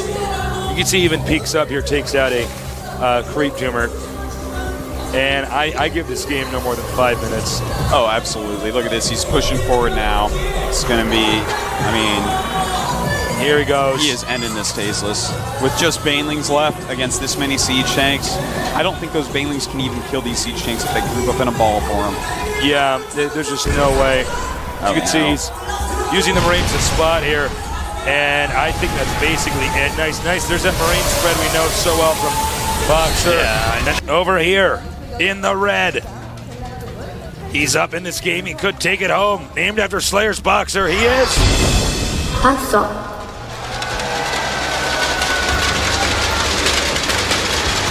And the crowd goes wild. Down here at the bottom left on our 101 map. Naming himself randomly after the drink that was on his desk when he had to make an AP, he is. Nesty. And I get agoraphobic every time I see that shot from above. I feel like I'm actually going to fall through that screen. Well, I tell you, Tasteless, that actually just makes me want to get to the finals, not for the money, not for the fame, but to get Artosis on top of a booth. How cool would that be, man? I'd take that roof home with me, win or lose, it'd be on my wall. We're actually pretty high up right now. I mean, if you look behind us, there's about a 15-foot drop. So if you hear somebody fall, they're probably dead. Yeah. No more commentary for you. No more commentary for you guys. Boxer going to go ahead and open up with barracks in his main. Now, we did see him make a second barracks outside of his main. So we could see some trickiness. Ooh, Nesty. Uh-oh. Nesty is like, no, I want that hatchery first. Forget it. No, it's still doable. It's like, no, it's not, Nesty. Watch out. This could be bad. This could be very, very bad. In fact, I'm pretty sure he's going out to make a second barracks. Yeah, that wouldn't shock me. We don't have any gas going up yet in our Terran's main. No, that's quite true. And note, I always say this before every game, but I know there's a lot of new viewers. This region here, if you can follow my mouse cursor, is huge. So there's a lot of surface area you have to cover, which means rushes against a Zerg can be pretty tough with the Zerg to stop. Now, it looks like there's not going to be a second barracks. But he is going to throw that bunker down. That's not going to do anything. That's actually just to draw drones out. Don't worry, Zerg fans, StarCraft fans alike. That ain't no thing. Notice how he instantly runs away from it. He wants to scare him into bringing more drones off than he should. That's right. For canceling it, he's only going to lose 25 minerals. Already these drones have cost more than 25 minerals of not mining time for Nesty, so it's just a good move overall. He once again comes over here, cancels it. And now you can see, talk about a delay. Now, the single Marine is coming down. He's like, oh, maybe I can get a drone kill, maybe I can't, but it's at least going to force a good amount of Zerglings out of Nesty. Right. He's already a little bit scared from how many times he's been rushed like this, and so he's actually making a lot of Zerglings right now that he actually doesn't need, and that Marine already turned around to go home. Meanwhile, Terran expands. Zerg will spot it momentarily. And I would not be surprised if we see a ton of Marines coming out here, again, from Nesty. But he's also getting a refinery right away. And there it is, more barracks. Yep. The refinery, probably going to be for stimming combat shields. You know, that's how he rolls. No shocker there. Yep. So, again, it's Zelnaga Caverns, as we were saying. Not really surprised that we're going to go into, an actual game instead of some weird rush game. It's a much more normal map. And this will be used pretty soon here. The queen will be used to make the creep tumor. Got to make sure you have a lot of creep around the map here. Yeah, that's so important. In fact, a lot of Zergs nowadays getting 3 queens pretty quickly. 1 just for laying creep tumors and really spreading that creep forward. And you can see he does see the command center. So I'm curious to see if we're going to see Nesty tech up, or is he going to go for some aggressive timing attack, which is what's won him the last 2 games that he's won. Quite true. Now, I would love to see Nesty actually go ahead, get his lair, go into a pretty standard game, get that 3rd base up, and see a real macro game out of these 2. That's something that we've kind of been missing so far in this series, even though it has been a great series thus far. Now, the Terran economy is really going to start kicking in with the double orbitals done. It's going to be raining mules. Hallelujah, hallelujah, it's raining mules. But at the same time, our Zerg player has already droned way up from seeing that command center. That just means that, hey, you can make a lot of drones. And he's got 35 against just 25 SCVs. So his economy right now is through the roof. Now we see some pressure coming down here from Boxer. He is going to try to force him to make some more lings. I don't know if this is a wise decision. A ton of lings are being made right now, and I think he's just going to lose all of these Marines pretty badly. Baneling's nest, by the way. Yeah, he may be able to take that out. But here comes some Zerglings. And he wants to save that Baneling nest. And look at this. This Marine's going to go down big time. Down come SCVs. That's SCV timing there a little bit odd. Zergling speed is going to finish before these units get back, and Boxer is going to be in a lot of trouble because right now we're going to see some Keurig-style aggression from Nesty, and here he goes, surrounding without even having speed done, but when speed finishes, it'll just be all the quicker. It's going to be pretty ugly, as you said, when speed gets done. That's right, and it's about to pop, and there we go! Surrounding the rest of the Marines, and Boxer's going to realize, uh-oh, I am in a lot of trouble here, and he may actually be going down pretty quickly. Back over here at the Terran home base. He has a bunker, but remember when I mentioned about surface area, the expansion earlier, that bunker can't cover everything. And look at this, the SCVs being surrounded by Marines. Zerglings going after the Marauders. Marines inside as well. You know, he even has a Baneling nest done. Look at this, killing so many SCVs. And there go the Banes. On the way. And it looks like we are going to see a Game 7 Tasteless. Oh, when these Banelings finish, ooh, it's gonna be brutal. That's right. The Banelings are on the loose. Gonna go after this bunker? Nope. Nope. Fooled ya. Going up that ramp. And as they die, they blow up on those Marines, and here comes even more. Pretty good dealing here with Boxer, I have to admit. Yeah, he's managing himself pretty well here. The problem is the economy here is just too big for Boxer to overcome.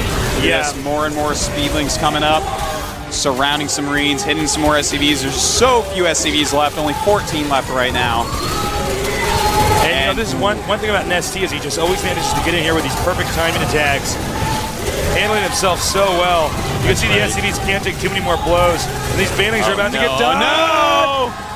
And they're going after those SCVs. Run for your life. Don't kill nearly as much as you thought they would, but it doesn't matter. More Speedlings on the way, and we're going to have to see a GG here momentarily from Boxer.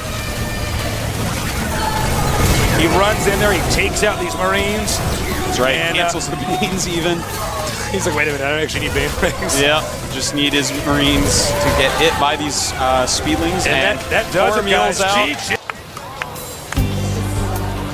Over here, at the left side of the map, named after the Emperor, but now he surpassed him. He is the one, the only. Awesome. A fan favorite indeed. Indeed. Over here at the top, he started out as a dark horse, formerly known as Zergbong. Okay, never mind. Nesty. Came a lot faster than I had expected. It's all right, Tasteless. I had a good one. Because that's exactly how this entire game is going to go. Everything's going to come faster than you expect it, harder than you want it, and more beautiful than you've ever seen it. Because this is the GSL Finals to Season 2. We have the best Zerg in the world, Nesty, going up against the most aggressive, insane Marine user ever, Boxer, a.k.a. Boxer Prime. Whatever he's going by nowadays, but people love him. Here we see Barracks in the main base. Now, don't exhale and gasp and relieve too soon, because he could still do the double barracks. Oh, man. Nesty could. It does indeed look like he's going to go for the hatch. Oh, no. Nesty. Nesty. Oh, Nesty. This is the flavor that I don't want again, Tasteless. This could be risky in these positions. And he's going double barracks. Oh, my. Uh-oh. Oh, me, oh, my. This is going to, here's the thing. Nesty right now has an Overlord right there, floating out in front. If that gets intercepted by Marines, it will end the game. So he's got to be very careful about that. Yeah. And he's going to basically have to pull his drones. And if he does some sort of miracle defense, then maybe he can pull it out. But this is really scary for me, Tasteless. It's because you're a Zerg player. I know. I know that. I feel fine. I've been mostly playing Terran, man. I feel fine. This is a risky build. You can't. He's going to see it. Yeah. And he sees it. That is right. Now he's patrolling a drone at the bottom of that ramp there. The Marines are on the way. That Overlord's going to want to get out of there. Here we go. He's sending the SCVs. That's right. He has mules now. Mules have landed. He's going to do a Marine SCV rush. Could Boxer win the same way the Emperor used to here at the GSL? Now most of the drones are being pulled. He is making a lot of Zerglings as well. And here we go. He's going to have to juke and jive with these drones. He doesn't want to lose too many because the mules are still mining for our Terran player. No, he's got to run more. He's got to run more than that. He cannot be losing drones. Here comes some Zerglings. No, there's hardly anything mining in the main, only 3 drones. And here we go. The Zerglings are out as well. He's got to try to surround these Marines, and there he goes! A beautiful surround! The drones are behind the Marines, they cannot micro! The Zerglings flanking everything, and the Zerglings come out and drop the drones going back to mine frantically, and he is even making a spine crawler at home. Beautiful decision there. He realizes that more SCVs can come, more Marines can come, and he is getting up his static D. Boxer is in trouble. And at this point in time, Boxer is indeed all in with the mules being landed here. He is sending out everything he's got. The spine crawler is finished. It'll take Micro better than Slayer's Boxer himself to come out victorious. Can he do it? So many Zerglings being made, 8 being made right now, on top of all the ones he has out already. He's going to have 20 Zerglings around with a spine crawler. And he's just going to try to take out this hatchery so hard. Yeah, he does have position here on the hatchery. Moving the spine crawler would be a risky move. Yeah, he just doesn't have time to do that. Sends the drones. Uh-oh. The drones are going. Good micro everywhere, but the drones flanking in some Marines there, but so many Zerglings, and it looks like Nesty is going to be able to hold off this rush. He's killed, loads of SCVs. He's and catching up. 13 drones against 9 SCVs, 5 Marines against 20 Zerglings. Guess what? Nesty is looking good. He might very well be the next GSL champion. It is looking like it, Tasteless. Here he comes. The SCV's coming out now. Will he be able to hold? Nesty with so many Zerglings here. He's just taking out everything, and Tasteless, it looks like we have our next GSL champion. He's done it. That's going to be game. GG. Any second now. That's right. Boxer, a final Marine as he composes himself. Boxer just waiting in his booth. He has to swallow this victory because, this loss, rather, because there's no way that he can recover from this. He made a risky move and it didn't pay off. He didn't want to play against Nesty in a long game. And he should have planned a different plan here. That's right. More and more links streaming down here. And I could see, yes, inside the booth, the Boxer, his hands on his face.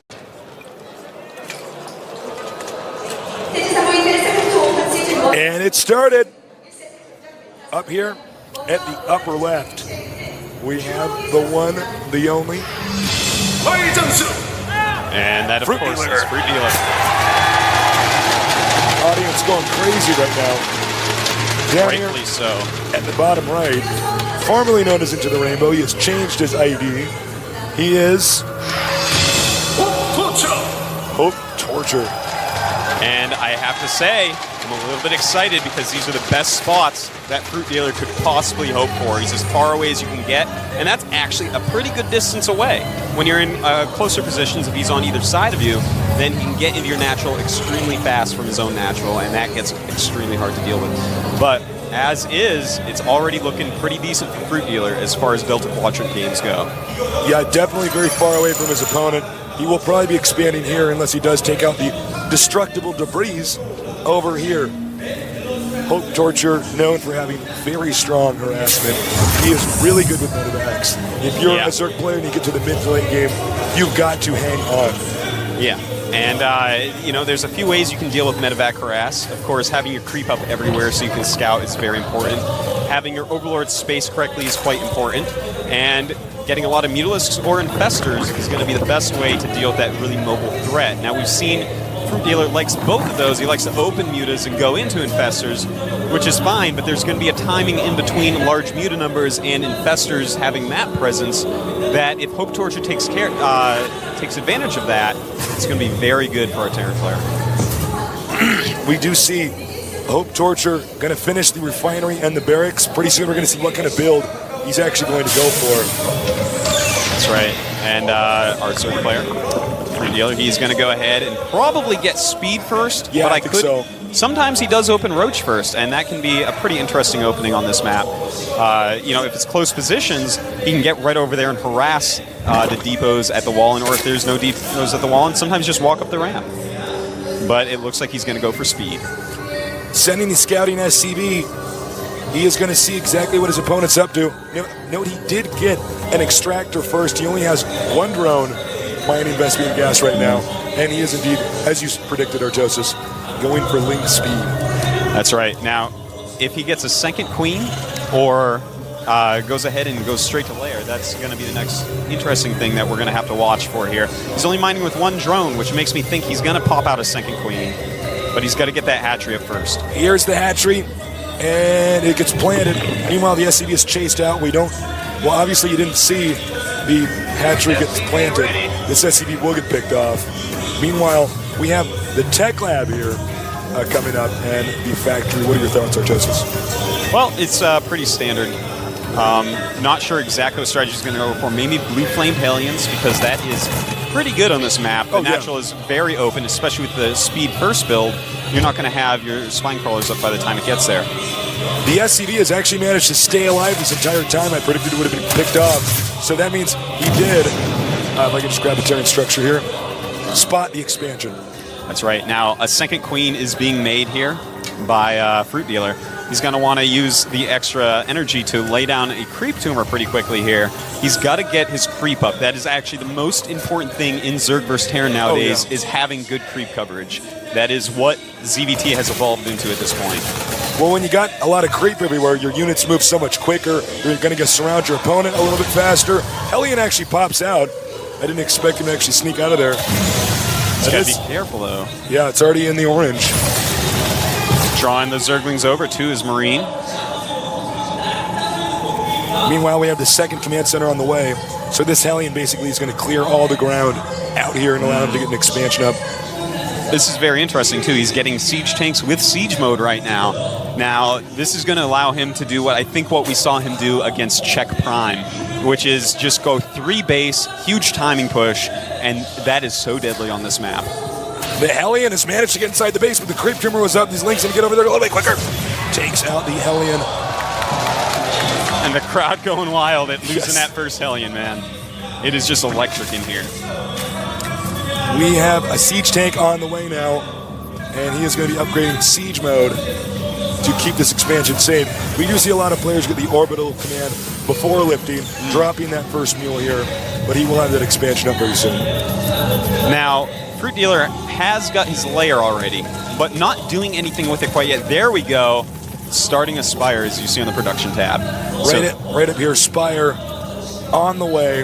This could be pretty strong against Hope Torture's expansion build, because there's a lot of area that he's going to have to defend. His buildings, as you can see, pretty spread out. Meanwhile, he's getting a second factory, so we're going to see some more mech-oriented play. But he does have the armory up. Oh, take a look at that. Definitely going to have some Thors out here pretty quickly, just getting the initial siege tank or two. to set up. They're going to, of course, help clear the rocks first at the expansion, but then they're going to be set up, and he's not going to be very attackable, especially if he has a couple Thors out. With a couple Thors, you can cover both mineral lines quite easily against Mutalisk Harass. Looks like he's actually going to expand to the back location. He gets this up a little bit later, but honestly, it's going to be a lot safer, at least if he gets attacked by ground. You know, this is pretty interesting. Look at this, attacking those Zerglings, make them back up. Nice positioning by Fruit Dealer to watch everything going on and seeing what units are popping out. But, you know, this is actually very similar, in fact, almost exactly the same as what he did to Check Prime, which shows us, you know, he did the same build every game in the TVTs that we saw a couple of days ago. Against OGS and Snare. Now he's doing the same build we saw him do TVZ here. So he definitely likes to keep with the strategies he knows and likes. Yeah, that's very true. He's going to be turtling for at least a little while here. Now, it's funny when you look at these two guys, totally different styles. Fruit Dealer doing different stuff every game. And yeah, Hope Torture really kind of sticking with one build. This is the build I want, and I'm going to use this and practice it most and try to win with efficiency. Now we see Evolution Chamber and the Infestation pick going up for Fruit Dealer while he takes that third base at another main. Pretty interesting. Not making a ton of mutas, but he's going to be able to probe at least a little bit with the mutas he has, despite the Thors being there. You know, if he techs straight up to Hive, that could be a pretty good move for Ultralisks. Yeah, that could be a very strong move for Ultras, actually. And one thing about Fruit Dealer is it does seem like he wants to just stall in the mid-games. Yeah. He wants to stall out until he can get enough gas and get those Ultralisks out. 3 mutas out here. This shouldn't be too impactful, but we'll see. Yeah, look at the Thor just making them fly right away. But, yeah, well-placed Thors. No damage done by those mutas. And it looks like he's making the Roach Den and a Baneling Nest. So he's going to go ahead and go Infestor Tech right now. That's his plan. And it's going to be interesting to see if he can control them a little bit better than Check Prime did in the match. You know, he had a lot of Infestors too, a very similar opening by him as well. Got another expansion over here. Note the locations he's expanding it over here and up here. That means if Terran pushes one, the other expansion will at least survive. Yeah. So he's spreading himself out. Meanwhile, the Terran looks like he's going to try to secure this location pretty soon here, or a command center, rather, actually almost complete here. By the way, guys, I do apologize. I know I sound like I have throat cancer. I just had a cold. I got to go to the doctor tomorrow. But not calling in sick today. No way. No sir, you cannot miss this match. Now, I love what we see Fruit Dealer doing here. I wish he'd spread creep a little bit more aggressively, but other than that, you know, spreading these bases out, it's going to be so hard to get attacked. And look at that, Zerglings cleaning up any scouts that Hope Torture does send out. But, you know... Scouting Marine over here is going to spot this expansion. And he knows. He sees the creep. But at the same time, Command Center landing at the natural of Hope Torture, so his economy is actually getting pretty huge at this point. Also, we have a Hive making for our Zerg player. So Hive on the way. He does have a lot of gas stocked up. He's sitting back, meanwhile taking out the destructible debris over here, and he's going to be able to expand to that gold expansion. Now look at this Evolution Chamber. He's getting melee attack. This means 100% he is going to go Ultralisk once he hits that Hive, not Broodlord. He does have the Spire, so he had either option open to him. So definitely we're going to see him rush right up to Ultras, and it's going to be off about 4 base. He doesn't really have drones at his newest expansion yet, but off 4 bases, you can get a lot of Ultras to complement your Infestors, and that's going to be a scary army. We have a drop coming over here. He is moving out, and he is going to be going for this expansion over here. So it's starting up. He is actually beginning his harassment phase, but the Muta spotted. He's just going to slow that down, targeting the medevac. Can he get the medevac? It's huge if he does. He gets the medevac. A bunch of Marines stuck on the high ground. Totally useless right there. He's going to expand again. It's turned into a macro game. Economics is key on this map. He's going to take the gold location. I'm predicting that the Terran player probably not going to expand or push out, until he's at about 160 supply, maybe even more. Yeah, in fact, he may even want to max out before moving out, but that can be scary because as we've seen from Fruit Dealer, if you let him get a bunch of bases going, he will get like 80, 90 drones. He'll lose his first max, but the second will be almost pure ultra and he will roll you over. Now we see that he is also getting Overlord speed, excuse me, and I'm expecting to see Ultras pretty soon here. Yeah, he's getting Baneling speed. He's just basically upgrading everything. He has a bunch of Ultras making right now. Roach, Baneling, Ultra, Infester, and Zergling. He is using a lot of the Zerg arsenal right now. The Zerg just waiting to see if Terran's going to move out. He wants to counterattack if Terran pushes. It doesn't look like Hope Torture is actually going to do that, though. No, it looks like Hope Torture is going to play very safely. Now, the maxed biomech army of, a bunch of siege tanks, Thors, and Ultras are out. Ultras are out. But anyways, this army, it can be quite fearsome. What he's going to need to do is snap the Marines with the fungal growths, and we see a drop going over here. He's going to try to drop again. Now, he didn't have that momentum from the previous game to get off a very effective drop. You can see the spine crawlers here, and actually an Ultralisk and Queen just sitting over here flirting with each other. I don't think this is a good idea to drop in tech. He doesn't know that the Ultralisk is here, though. He can snipe anything in there, and targeting the Queen, takes the Queen out, picks it up, losing only one Marine. Decent move right there, but he does not want to lose that. Look at this, another drop over here. And fungal growth, there you go. Infester's very good against this type of harass, but he should be targeting that medevac. There we go. Gonna take that out, and these Marines are gonna go down. Well, that attack was pretty much useless. Looks like he will at least get the Queen. He does get the Queen. But you need to do more harassment than that. We got another drop over here. And he is waiting for it. He's ready. Go, fungal growth, man. Is he not gonna do it? He's not gonna fungal growth? Wait till they're all out, perhaps? That must have been miscontrolled move there. He does fungal growth, that cleans that up. Drop those infested Terrans, take that out. This Marine's actually still alive, by the way. Very annoying Marine over there. All right, in the middle of the map now, it looks like it is time. Hope Torture, he is moving out. He's at 174 supply after losing those drops, which is, so it was basically maxed. And here we go. Oh, Fruit Dealer not wasting any time, looking like he wants to engage, but so many siege tanks. He backs up right now. He's just trying to stall. He wants to get more Ultralisks. Meanwhile, the Marines stimmed, rush towards this expansion. I don't know if Fruit Dealer can save it in time. Looks like he's going in the wrong direction and just targeting the hatch, maybe? Nope. And just going to go right through all this. But there's a lot of Banelings coming in here with Infestors. And bam! Oh my god. He saves the expansion. Beautiful moves by Fruit Dealer. Ultralisks, by the way, small counterattack over here towards this expansion. Not that impactful, though. Humiliated medevacs, I almost called them dropships, backing off. We have a small Viking fleet. I think he might try to land and just take out this expansion. Not a bad idea at all. Meanwhile, another push going up to the top right here. He needs to get rid of one of these hatcheries, or Hope Torture's economy is going to be out of control, especially with the gold expansion now taken. You know what's really great right now? Oh, he's attacking up this hill. Hold that thought. Some Ultras up there, but he's got to bring more. Looks like these Ultras going to fall very quickly to these Marines. But flanked! Look at this. Beautiful. The Infestors bungling and just surrounding everything. Oh my god, this is how you play Zerg. The Fruit Dealer's fruit is just too good. You gotta buy it, and it's being sold this game. He's moving in from the bottom here. This might be the last chance here for Terran to try to do any damage. Sieging up at the wrong time. Meanwhile, counterattack down here at the Planetary Fortress. Baneling's going for the SCV so they cannot repair. Cleaning up the attack of Hope Torture. And oh my god, Fruit Dealer. He is so good. He is so good. In fact, he might even be able to save this expansion.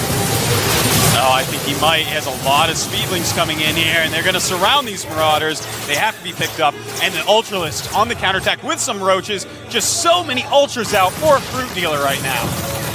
Fruit Dealer, one of the only Zergs to make it this far in the tournament, is now dominating in a matchup I think a lot of people expected the Terran player to be dominant on, at least on this map. So he might be able to get this expansion, but I think he's just going to run him over here. It looks like he's going to rush in here, and Hope Torture knows he's in trouble. This is one of the worst maps for Zerg, but really, Hope Torture didn't do enough damage early, and look at this. This is that Ultralisk army that Fruit Dealer is becoming so well known for. So, I think that's going to be GG in a minute here. We're going to go into game number 2. Unbelievable. Yeah, this is, I wonder if Hope Torture will learn from this. Such an amazing game by Fruit Dealer, but Hope Torture's got to put on more pressure early in the game. Unbelievable. He will take out this expansion, but of course, he won't have a base, so that doesn't really matter. Nothing left here. Dropping some extra ultras, laying his own creep in there with the overlords he brings. Wow, he was actually that behind on mules. Yeah, but he actually dropped him. That's embarrassing. They aren't going to help him right now. So many ultras. Fruit dealer.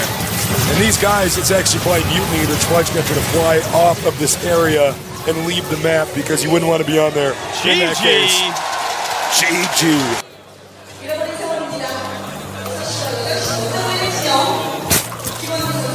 Over here at the upper left, or lower left, rather, excuse me, the fruit dealer.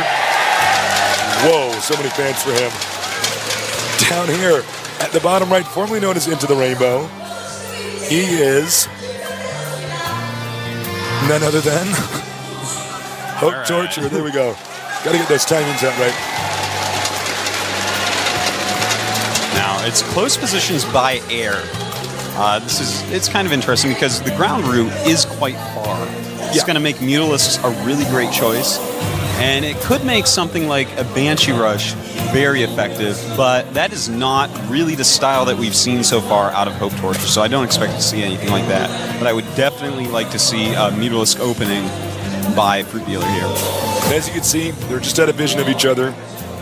Interesting scouting path. We normally see Zergs come from right here and spot. And I don't know if you guys are picking up the sound of the audience here in my headphones, but it is like the building is actually shaking. It is so crazy down here. It's so awesome. Here comes the drone, going to expand. Yep, he's going to go ahead and take a hatchery first.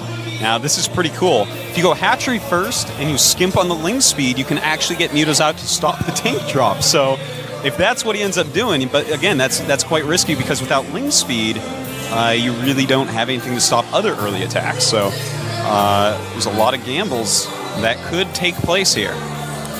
Gambling, of course, illegal in Korea, so these guys are quite risky. More risky than we even thought. Scouting drone here. Now, he actually got his Overlord over here. He's not going to use the Overlord to scout. He needs to get position over here and see if the Terran's going to expand. So he's going to send a drone out. And this is an interesting path he's actually going here. Yeah, he actually... Does he actually not know? Yeah. He actually doesn't know. Oh, my God.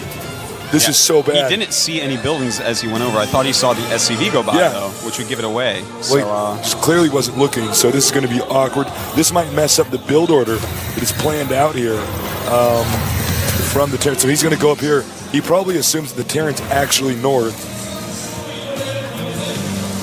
Yeah, we'll see with where he sends this drone next. Now the hatchery is up. Will he make single queen or double queen? Throwing up that spine crawler right away. The Marine's on the way. He's got a lot of Zerglings making, though. Starting his first queen now at the natural expansion. Looks like he just wanted to feign pressure. Force the Zerg to make some extra Zerglings instead of drones early on. Which is a great move, a very high-level move. As long as he's making Zerglings, he's not spending that money on drones, and that affects the economy hugely. But there's a lot of Zerglings out. No walling up right now for Hope Torture. This actually could be pretty dangerous. So he's sending the links. Looks like he's going to try to kind of MacGyver a wall in over here. Last second wall. He does get it up. Very nice save. Now, pretty interesting. A tech lab. Tech lab's going up on both the barracks and on the factory. So we definitely could see a tank drop. And there's a lot of things we could see. We see Banshees. Tanks is being made out of the factory. You know, one thing about this tech lab is he might have just made that to block the that's lanes, quite true. So that might actually not. But then again, you know what? He could just get a Banshee. I mean, it's pretty convenient to swap right now. Yeah. Is he going to do it? I think we're going to see a drop ship and a tank drop. That's my best guess. And sadly for Fruit Dealer, his layer is not even half done. Dropship on the way. This is very hard for Zerg to stop. If they get the tanks up in this region, just like in StarCraft 1, it's a nightmare. Now, there's a few tactics you can use. You can throw some spine crawlers at the ledge, spot with the overlords, and stall a lot. You can actually stall for quite a long time.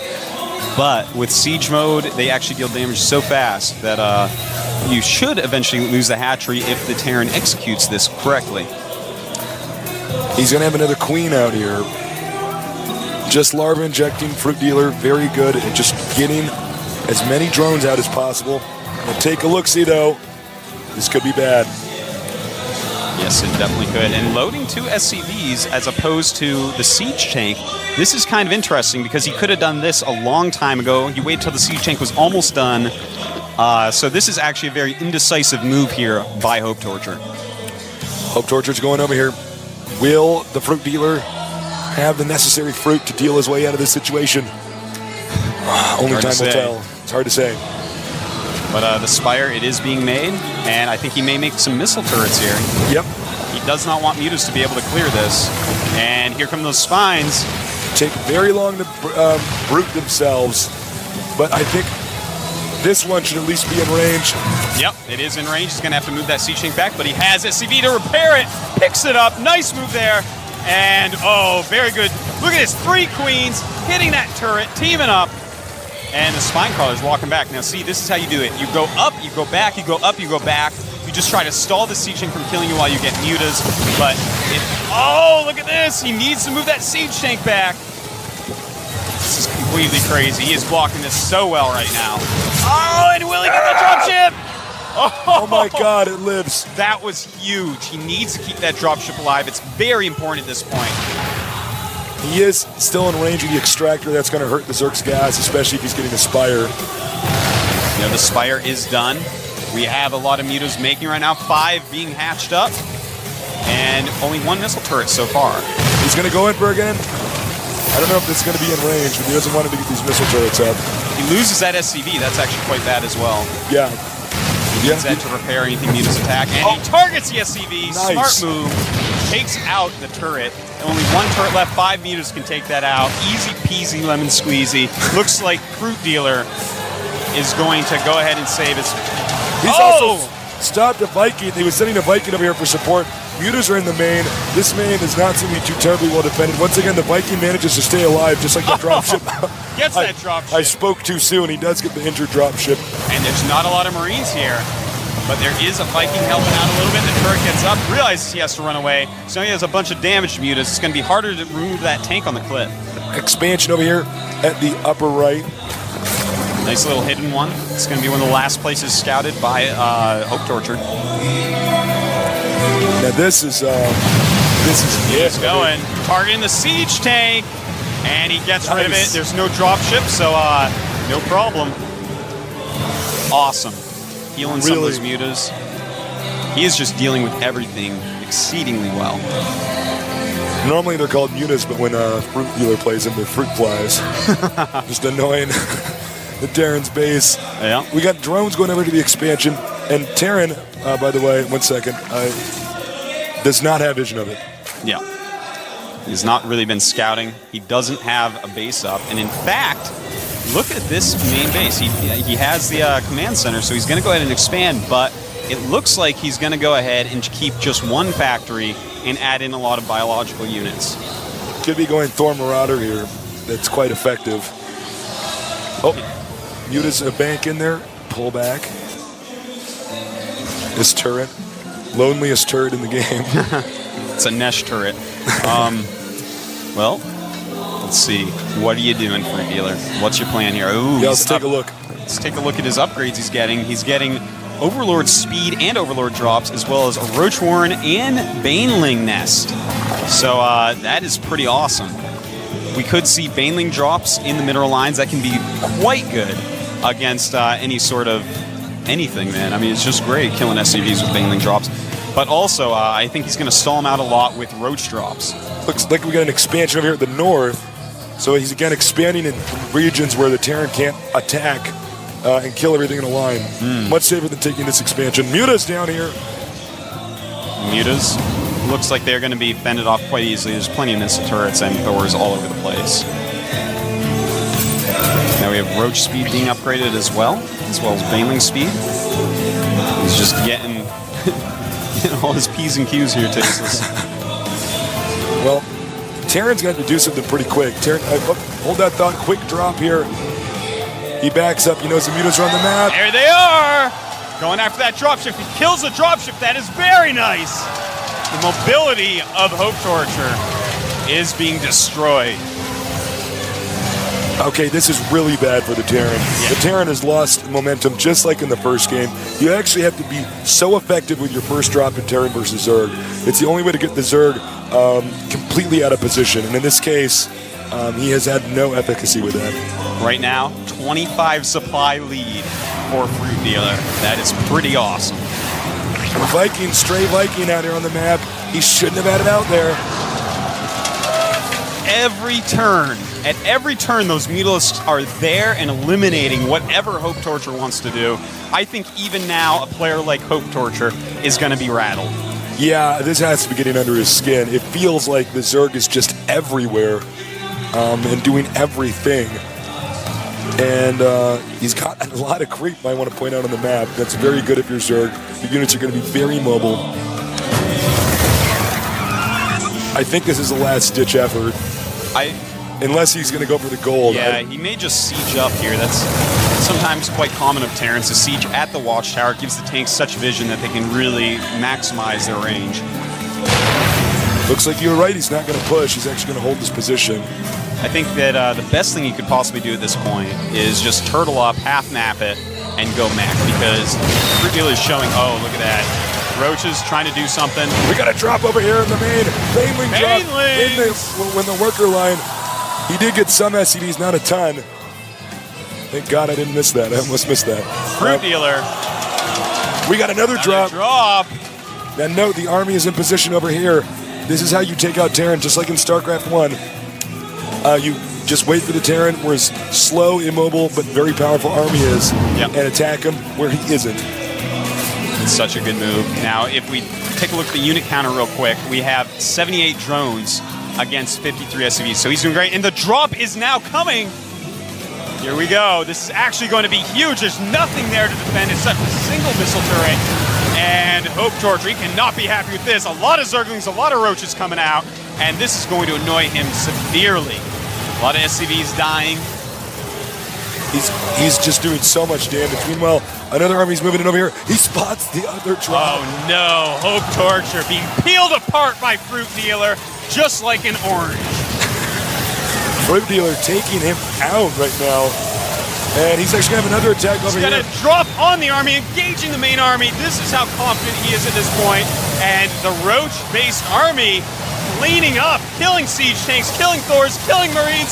Fruit Dealer! Unbelievable! Fruit Dealer! The Terran hasn't even taken care of this drop in the main yet. There's still Roaches killing SCVs. He's not taking out the destructible rocks over here, so it's not like he's going to be able to get an expansion. Fruit Dealer is unbelievable. He is so good. He's got 4 bases right now, just running circles around Hope Torture. Fruit Dealer is out of control. I don't know if the Terran's going to even stay in the game for much longer. Oh my God. Wow. That is a lot of Banelings. He is morphing that is so Banes. many Banelings. That's the kind of, you can actually like right click on a planetary fortress and blow it up. Yeah, he's got about 35 of them right now. This is going to be the killing blow here to an already almost dead player. His economy is in shambles. Wow. And here we go, drop. He's got Infestors out. He didn't even have to wait until Ultras. And this style of play that Fruit Dealer does, I have not seen any other Zerg do it. He opens Muta, he gets into all this other tech suddenly. We got a drop over here on the main. Oh, well, looks like he will kill a little bit, but Fruit Dealer is going to get angry and counterattack. So I don't know if this is a good idea. You don't want to make Fruit Dealer angry. You've pissed off the Fruit Dealer. Here he comes. He's going into the main. A lot of siege tanks up there, but the Overlords dropping Banes all over the place. Up come the Zerglings, and here are the Infestors. What are they going to do? Oh my God, Fruit Dealer. Expect GG any second. This game is over. Terran doesn't have a snowball's chance in hell of coming back from this. Oh, infested Terrans all underneath the fungal dropships, and that is it. 2-0. On the map, Kulos Ravine down here at the bottom right. We have our Zerg player, the Fruit Dealer. That's clean. For the Fruit Dealer. I don't know if you guys can hear the cheers, but people are going crazy. People actually did bring fruit like I asked them to, by the way. Yeah. Down here at the bottom left, we have Hope Torture. Now, one quick thing I would like to point out is this Overlord. Notice how it's floating to the left. Now, if you are one of the 7 Zerg players that has not X'd off Kulas Ravine in your map pool, always scout to the left or right with your Overlord versus Terran, because it gets over the ledge at their choke point before a Marine is out. Really? Yes, so that is very important. It's like a free scout to that position if they're there. Otherwise, you can't get that Overlord there because Marines will be out and just catch him. That is very interesting. Looks like our Terran player going to go for bear. Oh no, that's not barracks first. Excuse me. Going for a barracks, but at the entrance. Now, I'm excited to see if Hope Torture is just going to do the same thing he's been doing. A lot of harass base play. It's very good here. Ooh, hatchery wait a first minute. at the goal. That is risky. Now, this is very interesting. Yeah, he's got a lot of cool builds on this map. Really, it's very hard to predict exactly what he's going to do because he's the only player that plays Kulas Ravine in 48 different ways, and we've only seen like 3 of those 48 so far at Tasteless. A lot of this is going to come down to scouting. If Hope Torture is smart enough, he's going to count all the drones and say, wait a minute, you should have an extra base. Even by the spawning pool health, you should be able to tell that something is up. And out goes that drone. In goes the SCV. Getting his feet all sticky on that creep. So we're going to have to see. Does he go look up there? If this expansion spotted, it's going to have a way different outcome than if he manages to get away with it. And very nice. As you can see, the Overlord does get over here. Artos' prediction was correct. Uh-oh. Uh-oh. Oh, no. He builds... There is an Overlord to watch this now. If he builds a bunker, though, and the Marine just goes straight up there, I don't think that there's any way that Fruit Dealer is going to be able to stop this. But he backs off. He does have drones, though. He smartly sends drones right away. Those could have definitely harassed and perhaps even stopped a bunker from being made. All right, Fruit Dealer. Pretty cool. Fruit Dealer is pretty good. He's getting a Roach Warren out now. What are your thoughts? I think that we may see some sort of 2-base, very powerful attack come out of Fruit Dealer here. He's got to get pretty mobile. The problem is that, any sort of tank drop or something can still take out this hatchery. There is high ground above it. Yeah, that's true. And roaches aren't going to range to hit that, so you need layer tech to deal with it. Basically, I just want to see when he wants to go for his layer. Tech lab over here. And what is he going to get out of this? Possibly, because he doesn't think he's going to go for... Oh, no, he might actually go for a drop. He's getting a tank. He's going to do it again. Yeah. Now, remember, this area is pretty small. Yeah. If you have a spine crawler or two here... It's going to be very hard. The ledge is much smaller than Lost Temple. It can be quite hard to take it out then. And if Hope Torture starts to lose momentum, it's going to be disastrous. Layer on the way, halfway done. Yeah, he's getting a well-timed layer here. And this is pretty cool. Those spine crawlers are actually going to have range of almost the whole ledge. And if he could actually spread creep around the other side, that would be the ultimate coolness, but we aren't going to see that here today. One tank, drop ship, and he's making Marines. I'm curious to see what he puts. Okay. The Marines will snipe the Overlord that is sitting on the ledge, and he won't have any vision. You need vision in this game to shoot things that are shooting from the top of the high ground. So that, I think, is what we're going to see. Just suicide the Marines into the Overlord, and if he doesn't have another Overlord in the vicinity, it could be quite deadly. Well, I guess he's hoping that they won't have anything else there. He gets 2 Marines and 2 SCVs. Uh-oh. I don't know if this is going to work. Yeah, I don't know. And notice the roaches. We take a look right over here. He does not see it. Look at those roaches right there. They're actually sitting behind. So the area which he can't be hit by the spine crawlers, the roaches are going to cover. This is actually quite brilliant. I had not thought of this till I saw the roaches sitting there. Here he goes. He's going to drop. We have spine crawlers up here. Now here we go. It's sieging up. Here come the roaches. Here come the roaches! He's got to get the tank. Beautiful move. Nice. Saves the tank. Wow. Wow. Just wow. Oh, my God. Fruit Dealer had some elaborate plans. I don't even think Hope Torture knows what to do with this dropship now. He seems to be kind of moving it around like, Yeah, this is Too bad he can't get up here with the statue. The roaches maybe can't reach him there. It's too high up. It's just too high. We only have 3 range. Whoa. Oh. Got a Viking out here. Nice. Super good Viking timing right here. And as he kills that, no vision. He can't see up there. That's right. Well, we got at the same time, Nidus Worm. Oh my God.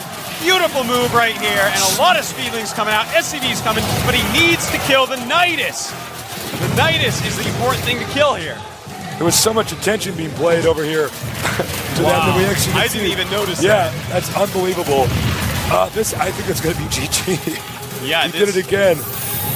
This is so awesome. Sorry we were a little late on spotting that Nidus Worm, guys. There's so much action with the drop. Unbelievable. That's it. He's done. Yeah. 3-0. Crazy, but it is a best of 7. He's giving him so much fruit. He's shoving the fruit down his throat. He's like, rah, rah, he's killing him with it. Fruit dealer. Unbelievable. Wow. So, does anybody care if this base is gone? No. I can't even believe Hope Torture's going to stay up here. He knows he's dead. Yeah. He knows it's over. He's, he's mining with mules, and looks like he wants to just bring his Vikings and his medevac over and see if he can do something. That was such a smart move. Yeah. I'm so impressed.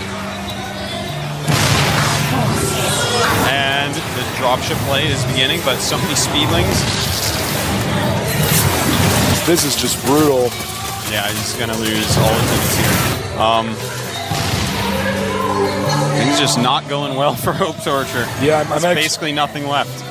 He does have mules, though. Yeah, that's true. Those things are pretty good.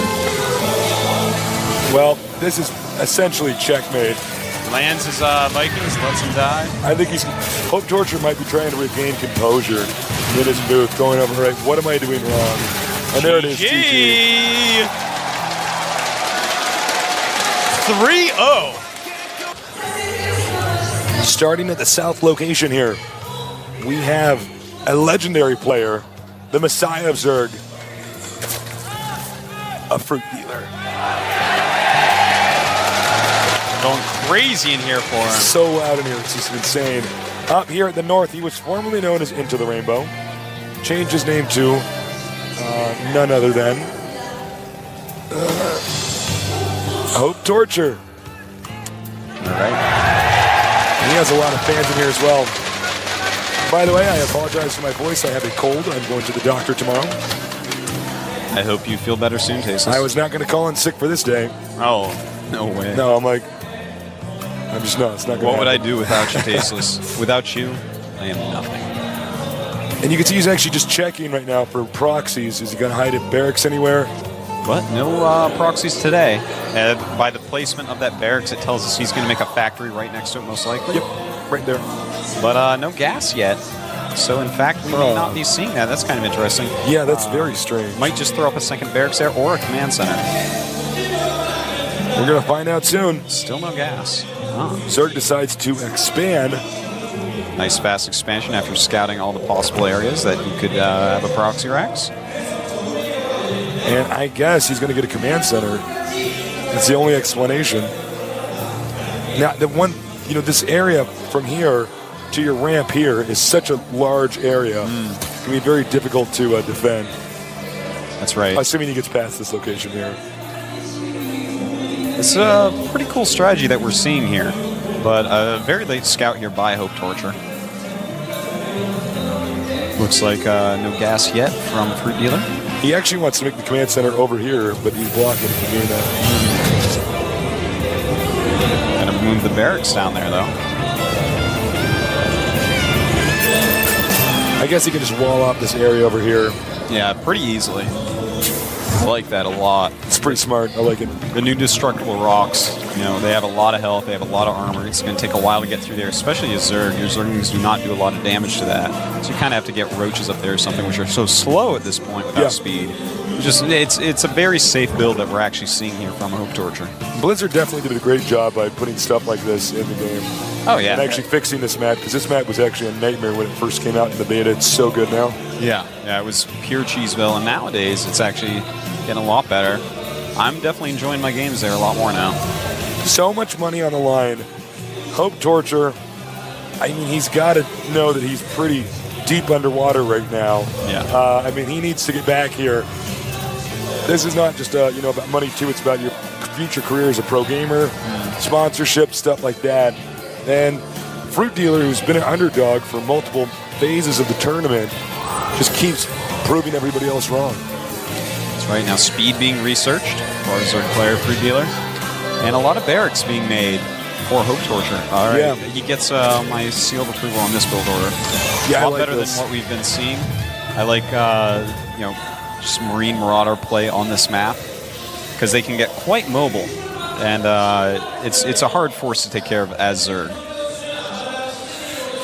SCV getting chased away. Now, I doubt the Fruit Dealers experienced this build very much before. We haven't seen this map this opener very much on Desert Oasis. In fact, I've never seen this on Desert Oasis yet. And there's just so many things that Terran can actually do on this map. There's a lot of different cheeses, a lot of different legit builds. It's definitely going to be something he's going to have to adjust to on the fly. But that is Fruit Dealer, man. He's very good at that. So far, we've seen a huge change in Hope Torture's play style. I'm really liking this. This could be a much brighter day here for him. Yeah, this is what he needs to do if he wants to go ahead and win this. He definitely needs to change his style up. Fruit Dealer's had his number all day long. And this is a really good start. He's going to make a very marine-based army. Now, obviously on this map, you almost have to go Mutalisks as Zerg. It's just so good on this map. Ooh, but take a look-see here. In the main base, we have a Baneling nest going up right away. So it seems like he has some idea of what's going on here. If he has speed Banelings, this mostly marine-based army that Hope Torture is making will not do very well at all. It's actually pure Marine right now. He's even making Marines out of the one with the tech. This is going to be bad. Oh my God. Where is it? I see it on the production tab. It is an infestation. Okay. Infestors own Marines in a way that you just don't understand, people. Even if you've seen it and played against it, they own Marines. And along with Banelings, he's not going to do any damage to Fruit Dealer here. This is amazing. You expect to see Spire. That's what Hope Torture expected. And the Marines, they are moving out. Wow. This is actually crazy. And the travel distance is pretty long on this map. Yeah. But with a force like this, if he opens Mutas, then this force is so fearsome, you are actually like, oh no, and you start making a lot of Zerglings. But Marines with Stim micro pretty well against Zerglings. So, he's just going to get out a few Banelings to keep him on the creep, make maybe an Infestor, and it's going to be gross. It's going to be gross. It's going to be human carnage. He's on the creep now. He stims. He's going in. He has a very specific timing. Look at this. Here he goes. Bane's being morphed. A ton of Bane's being morphed. And look at this. He is rallying in there. There we go. And, just a few Marines left. And Fruit Dealer cleaning up this first attack. I don't know how he knows every move that Hope Torture is going to make. This is amazing that he actually opens like this against a Marine-only attack. Well, it's so smart because this build that we're seeing here from the Terran is designed to beat a player who goes Muta. And I mean, even you said it, you're a Zerg player. It's a perfect people go Muta on this map. Yeah. So this counters that kind of timing push perfectly. Completely. Fruit Dealer. Man. He is so amazing. He's so good. Now he's going to take the gold base. He is. He's even upgrading pathogen glands is what they're called. It's the plus energy to infestors. And that means that we're going to see a lot of infestors this year, which I do like. I love the fact that he's actually skipped mutas altogether. He says, okay, this is a muta map. That's what he's going to expect. He's going to be ready for it. I'm going to go completely not muta. And that's exactly what he's doing. He's making a lot of infestors. He's upgrading his Zerglings. He's expanding. Infestors aren't the most mobile units, but after defeating that many units already, that many Marines, killing that many, he's already so far ahead that it's going to be hard for Hope Torture to really do anything that is going to scare him. We got a ton of barracks here. He does have a Thor, But look, when Zerg gets this this hatchery, when this hatchery completes, Terran is going to have to attack. You cannot let the Zerg sit on the gold base in this kind of situation. Yeah, that's right. I mean, he's going to have such a sick economy going, and you do not want Fruit Dealer to have a good economy. No. Now, if we take a look here, notice he's making medevacs right now. He may want to go for some sort of drop. He's either going to do a strong timing push with Thor Tank and Marines, or he's going to do a drop. Now, if we look down here in the Zerg main base, notice 2 Spine Crawlers and 2 Banelings. You know what that says, Tasis? And an Infestor, actually, as well. That says, yes, please drop me. I would love to. He's completely prepared for that. I would like 100 million won. Please drop me. Doing little scans, doesn't want to run into burrowed Banelings. Those are, of course, scans that could have been mules. Kind of a funny little army composition here. Looks like he might try to set up and try to shoot the extractors, maybe? No, he's actually going to occupy a gold base. Yep. But I don't know, man. Fruit Dealer looks like he can just go ahead and take another base right now. This army is not the most mobile thing I've ever seen from Hope Torture. It's getting Hydras. Cool. Expanding the creep. As you can see, he's doing a great job of that. And I got to say, Fruit Dealer's looking very strong. And we have a drop in the main base of the Zerg. Oh, excuse me. I'm so sorry. We have a drop over here, and it's in a location that's hard to spot. That's right. And look at this. He's actually done decent damage so far, but here comes the Infestor. Bam! Bungled, but no more units clean it up quite yet, except a few more Infestors. Just shoot some Infestor Terrans. Oh, I love it. And some Terrans popping out as well. Infested Terrans, own Terrans. Yeah, man. They were pretty good. Oh, it's just, it bungles that and drops this over here. Man, this is unbelievable. Now Terran on the move. Terran's going to try to push. Zerg has to be prepared. He has Hydras and Lings. I don't know if Hope Torture can do this. And another excellent bungle here. This just slows down Hope Torture. Also wastes a lot of energy on those medevacs. He's got to be careful here, though. Here come the Hydras. Hydras on creep. Very scary. And look at this. Going to engage. Doesn't want to lose all this, though. Marines and tanks, very good against Hydras still. But the right fungal growths will take out those Marines. And here comes a drop into the Terran main. Into the Zerg's main over here. Yeah, into the Zerg's main with the Terran units. And this is going to be a distraction. That's going to allow him to push forward. Oh, from the low ground. Very nice. Awesome move there. He's going to want to pick these units up immediately. Picks them up. Time to run. Doesn't quite fungal in time. Oh, these are the guys who got left behind. Oh! Okay. Terran trying to get into position. He's going to reinforce his army here. Meanwhile, the gold expansion is up for the Terran. Zerg expands again. But I don't know if Terran is safe in this position right here. Yeah, this is a scary place for everyone. He's so close to attacking the Zerg, but Fruit Dealer gets so many units, and look at this. Looks like we got a drop over here. Looks like he wants to hit the Terran main, and there is nothing in that Terran main. So this is actually something that's going to be so deadly. But at the same time, a push coming. Is he going to push? Some Marines running in. Bungled. Gets bungled, but here comes the Zerg drop.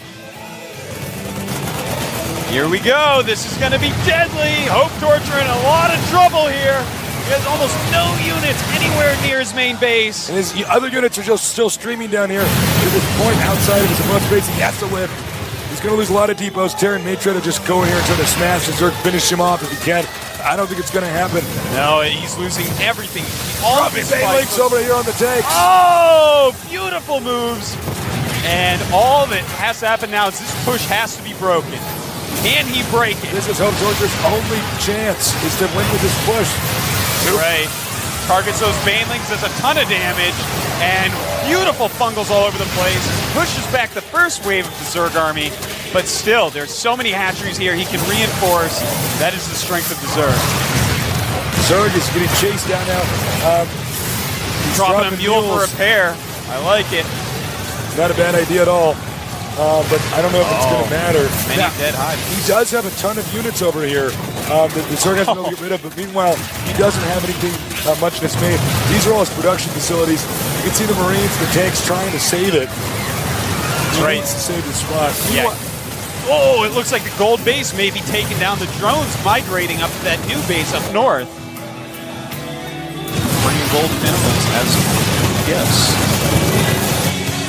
Well, this is a very interesting situation because the Zerg actually doesn't have much of an army anymore. And back here, it looks like he is going to stabilize. Very important part of the game right there for Hope Torture. Oh my God, it's so many spine crawlers. Oh wow, but look down here, the Terran is moving. Terran's edging forward. He's got to be very careful with this army. He has to keep alive. And actually, he's got more supply right now. Oh my God. I think you're right. But now we could have a Baneling drop over here. Wow, the Baneling drop could be very good. Running in now. Here we go. Overlords with Banelings being targeted. But he drops some out. Kills a lot of stuff right there. But the Thors live as well as the tanks. SCV's repairing. Wow, this is an amazing push by Hope Torture. Meanwhile, the production facilities for Hope Torture are actually coming back. We actually might see one of the most insane comebacks of the entire tournament. Yeah, this is crazy. And right now, he's got this base with all these spine crawlers, also taking an island. Good usage of the drops. Both islands. Awesome moves here under the heat of the battle in this pressure-filled situation. That's exactly what he needs to do.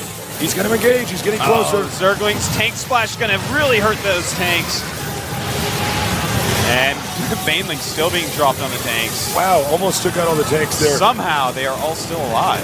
Terran's reinforcing. Wow, this is a constant stream of reinforcements, and it looks like he is in trouble. Look at this, hatchery's going down. If he can get into the main base, all the tech will be gone for Fruit Dealer. He moves in with some more lings. Oh my, a ton of Zerglings, but the Marines are here to help. No more Banelings. Oh, I tell you right now, I am actually getting chills up and down my entire body, Jason. This is unreal. An epic comeback by Hope Torture. What a crazy game. This is just unbelievable. I'm totally speechless that the Terran actually has come back. The Zerg still has this location as well as the islands, but he's going to lose his main. Yeah, losing the main is actually the really painful part. It's all his tech structures. He's got his lair. I don't know, man. He's going to have to choose which tech structures to rebuild before that layer goes down and throw them somewhere safe.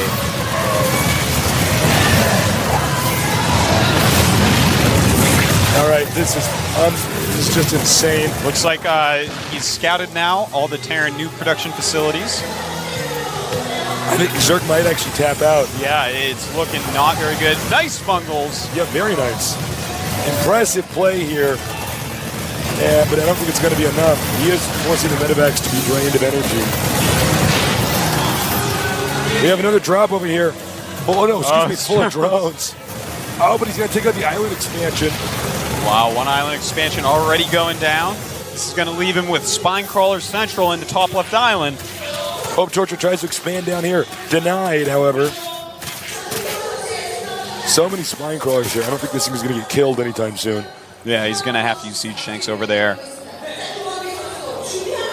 Now remember, Terran only has one expansion, and it is the gold.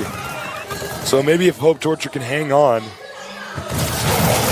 And it looks like he's going to attack into here. Poor move. The Hydra's picking off a lot of important units right now. Yeah, he doesn't have any more medevacs. It means his island might actually be safe. Wow, that's actually really nice. Now, let's see here. Taking out the remaining buildings. He did manage to get one drone over here, so he can retake the island.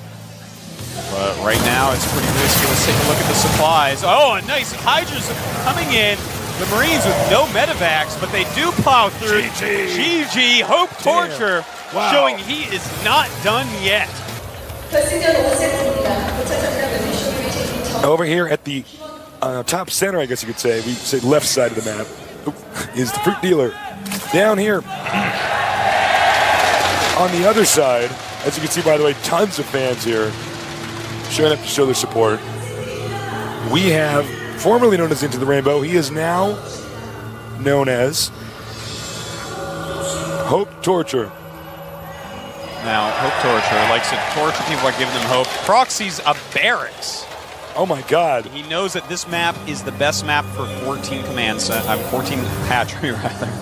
And that is something that, of course, our Zerg player Fruit Dealer loves to do. So if he chooses to do that, this is actually going to be just a build order win.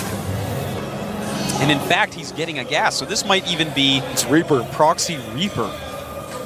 That's very interesting. This is just now. Remember, there's going to be a small amount of time when the Zerg can spot and be like, wait a minute.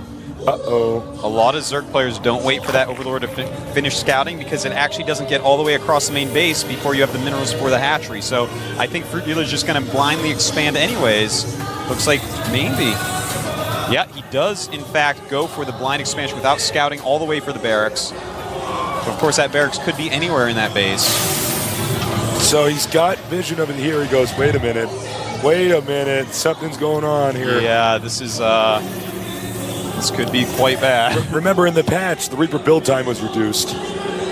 Increased, excuse me. By 5 seconds, so definitely a good fix. But he sees it. Here we go. Oh my. What is he going to think here? What does he do? The SCV coming out. He's going to definitely want to try to make a bunker. Is he going to cancel? No, I guess not. I don't think he's going to cancel, and I think that might be the best choice. Let him attack that instead of his drones. That's what I would hope for. Reaper. Almost out. A second one will be made soon. There it is. Now, no gas going out yet for our Zerg player. And also Nitro Packs going up for the Reapers. I like this. Going right to the main base. Hit some drones. That's what you want to do. Oh, this is so bad for the Zerg. And he's got to control this perfectly. If he gets surrounded by drones, it's going to be very, very bad. Good moves here by Fruit Dealer. 2 drones down. 3 drones down. We're waiting for the Queen to come out. Lings are on the way. Oh! Is he going to get it? And no. Gets away. Escapes. Barely gets away. Only 2 hits left to the Zerglings. It's micro time, Tasteless. It's micro time. Micro wars here. These kids are micro machines, man. I used to play with those when I was a kid. Me too. Excuse me.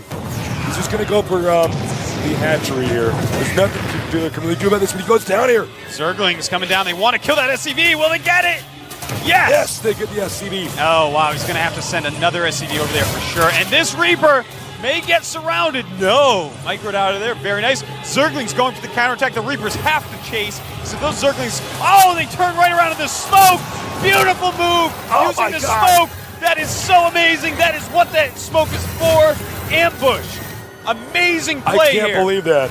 I cannot believe you turned around. I was positive he was just going to go for the counter, but that was such... Oh my God, that was so high level. Of the smoke, that is something we don't see a lot yet. That is why Blizzard put in the game for moves like this. Unbelievable. I cannot... Look, frankly, if this is rock, paper, scissors, this is supposed to be this builder that Terran's doing is just supposed to win automatically. Reaper Roach. Chased out by a Roach. This is so crazy. He's going to try to intercept the Reaper. Does he get it? Ah!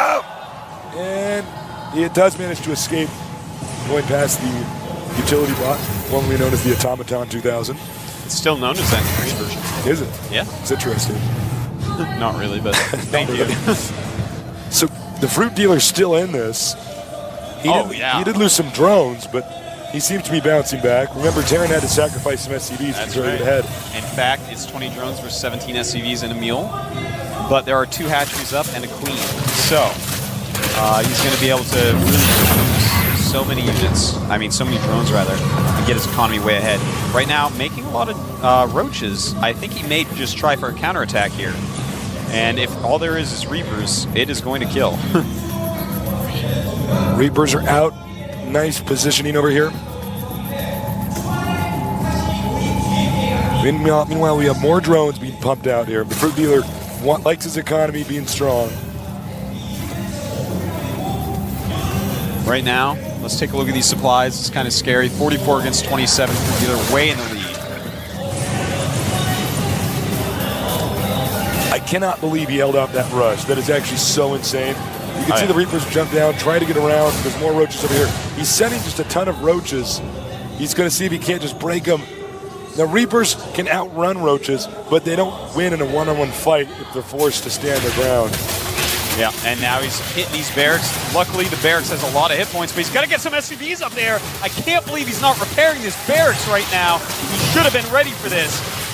Oh no, and the Marauder is actually blocking the SCVs from repairing. He's going to get it. So bad. He could get it. Even with this one Roach not attacking, he does break it down. The Marauders, they do a really good job against Reapers, as Roaches, but and he's losing so many SCVs. Oh my, just targeting SCVs, getting so far ahead economically speaking.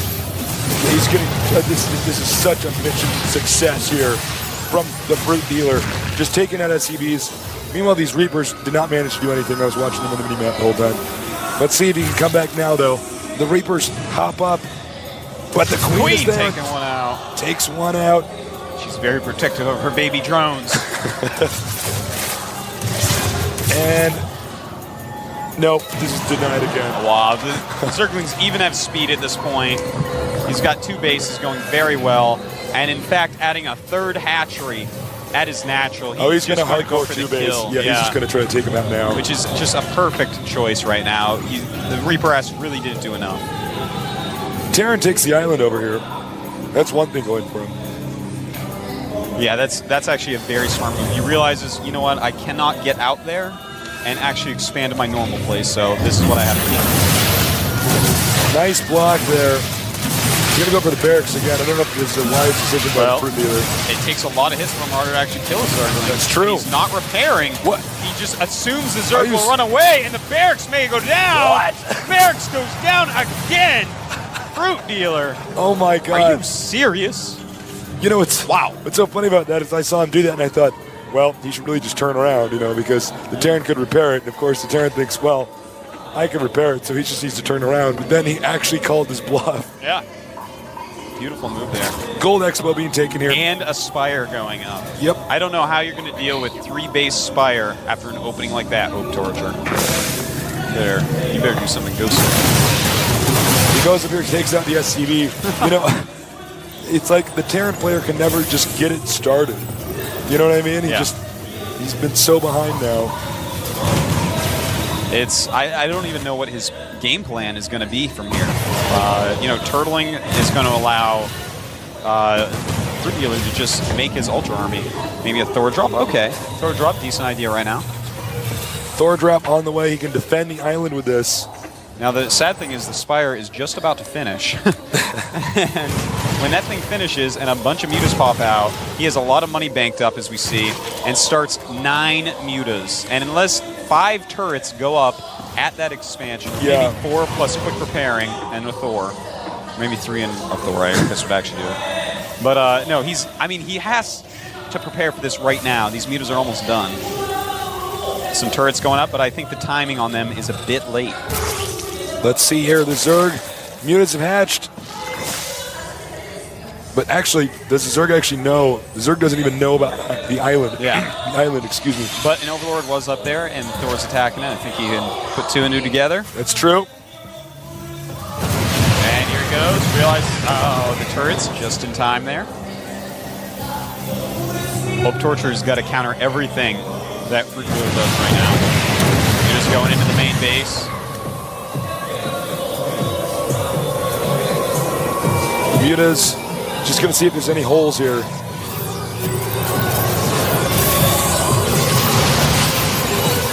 And nice, takes out an SCV, delaying the command center. That's one small victory there. Meanwhile, the Zerg expanding again, a Fruit Dealer out of control. Yeah, he is completely out of control here, man. He knows everything in this base. He just flew right through it. He knows what's going on. He knows how many units there are. He knows how likely an attack is at this point. He knows, this is just a great position for Fruit Dealer to be in. Getting a Baneling nest now. Yeah, he's doing that thing that we were talking about, getting everything at once. He's getting drops, getting speed, getting roach speed, getting a Baneling nest, and droning up while expanding twice. This is how you peel apart Hope Torture, everyone. Got a lot of drones over here, almost oversaturated at the Gold Expo, so that means he's going to be able to get a ton of stuff. Yeah, a ton of stuff, and stuff is the right word for it, too, because he's going to get everything. Yeah. Now, he's going to find her once again. I think he wants to intimidate Hope Torture into stimming. and he does. Yeah, these mutas actually don't mean a lot right now. Just do whatever you can with them.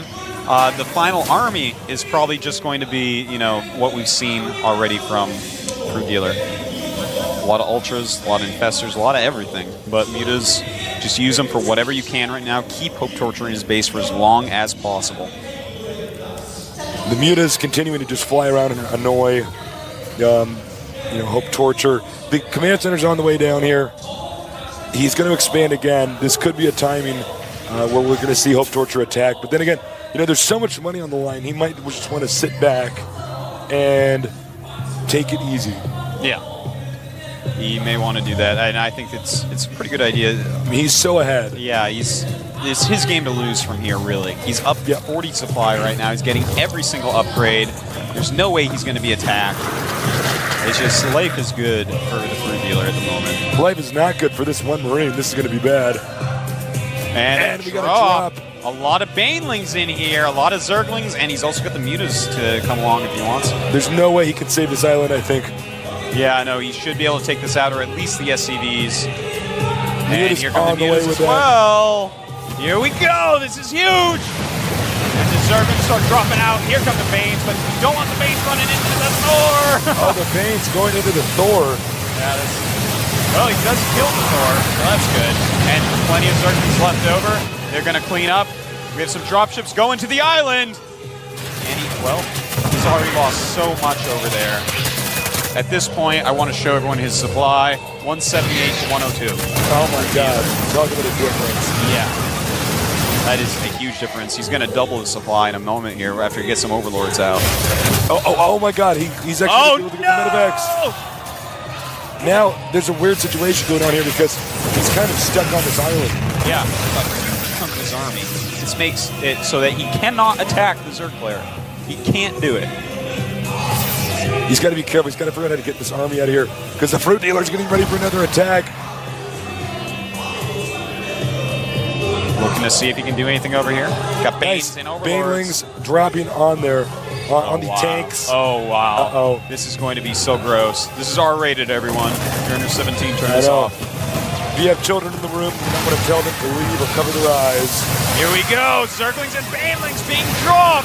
Roaches coming in. Siege tanks going. The Banelings going after the Marines. Almost nothing left for Hope Torture. And I think we're about to crown our first GSL champion, Tasteless. The greatest StarCraft player in the world, a Fruit Dealer, now goes back in there and takes out the island. Everywhere at once. Totally wild. I can't believe this. This is just insane. Over 100 supply more than his opponent.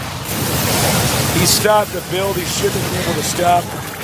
It was a build that was designed to directly counter his opponent. He stopped it. He drove the Terran all the way back into his base. Oh, wow. Look at this. He's cleaning up, but there's nothing left, man. Oh! Hi. I'm making 39 Banelings. He's just making pure Zerglings at this point. Doesn't matter what he makes, because he is just worlds ahead, 178 to 86. We got a big drop, though. Remember, Hope Torture came back from shambles in that last game. That's Maybe right. He's going to do it this time. A lot of Banelings are going to have something to say about this, I think. Here they come. And Fester. Oh. This also is going to be very gross. Here we go. One dropship sells units in it. Oh, my God. Fruit Dealer. Looks like this is it. We're going to see a GG in any second. And Fruit Dealer is going to be our champion of the first GSL. Amazing, astounding, stellar Zerg play. This guy is so good. Undoubtedly, he's winning with a race that nobody else can win with. Yeah, right now, and he's doing it. He's got unbelievable strategies, so many different styles. By the way, I guess it's his last-ditch effort, and it doesn't matter. I don't think so, buddy. Goodbye, Medevac. Goodbye, Marine. Hope Torture. He's just pulling himself together for the GG, realizing that he has been destroyed. And this is going to be it. Look at that fearsome army. Here we go. Perfect balance of units here. Wings, roaches, banelings, and festers. Oh! Fungal growth. GG! Fruit Dealer is our champion. Blizzard Cup 2012, and to the bottom left of Daybreak, we have our Zerg player in a red, starting for Team Startail, the best Zerg in the world right now. It is...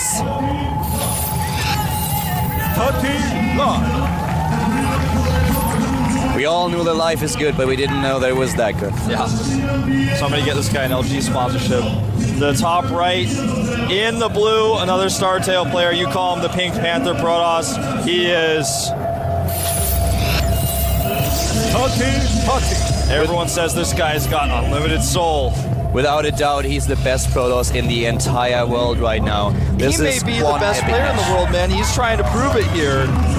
This is a match between two titans, and it's going to be epic. What are they going to do? Are we going to see a standards game between the two of them? Is Parting going for the immortal push? Everyone is waiting for it. Everyone wants to know, will Life stop it? Does Life have the answer? That's what we're going to see. You know, Life is showing his trademark 11 cancel, but he's going for the 11 pull here. Exactly. The trademark cancel and then the 11 pull, and Parting, of course, is going to scout it, and this will also change his... Yeah, this will change his timings, and you know what's really interesting here? Parting is scouting on this map. Yeah. This is something, it might sound a little bit silly, but this is something that he did not do on Daybreak at all. Yeah. And Lenok was a player who tried to capitalize on it. He went for double hatch before pool without even scouting it, because he knew exactly Parting doesn't send out his first probe. He sends one out a little bit later, but only to the Zalnaga watchtower. Yeah, this is a different scheme. And yeah, now has to go Forge before Nexus. He can't go Nexus first. It's impossible to hold with that. You know, this is so cool, because this already shows us that they know each other so well. And Life was probably a little bit shocked to see this probe in his face. He's like, what? You're actually scouting? I mean, I'm still fine. I have an 11 pool. I can pressure you a little bit. Your timings are going to be ruined.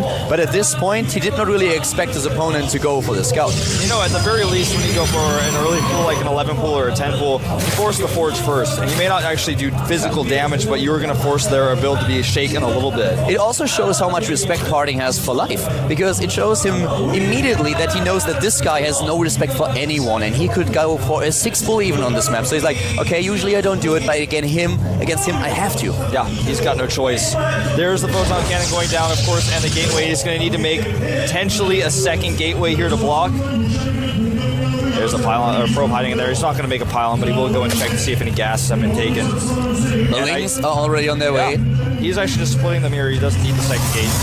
He's blocking with a probe, and this is something that Life spots immediately. So he's like, okay, well, there's nothing that I can do at this point.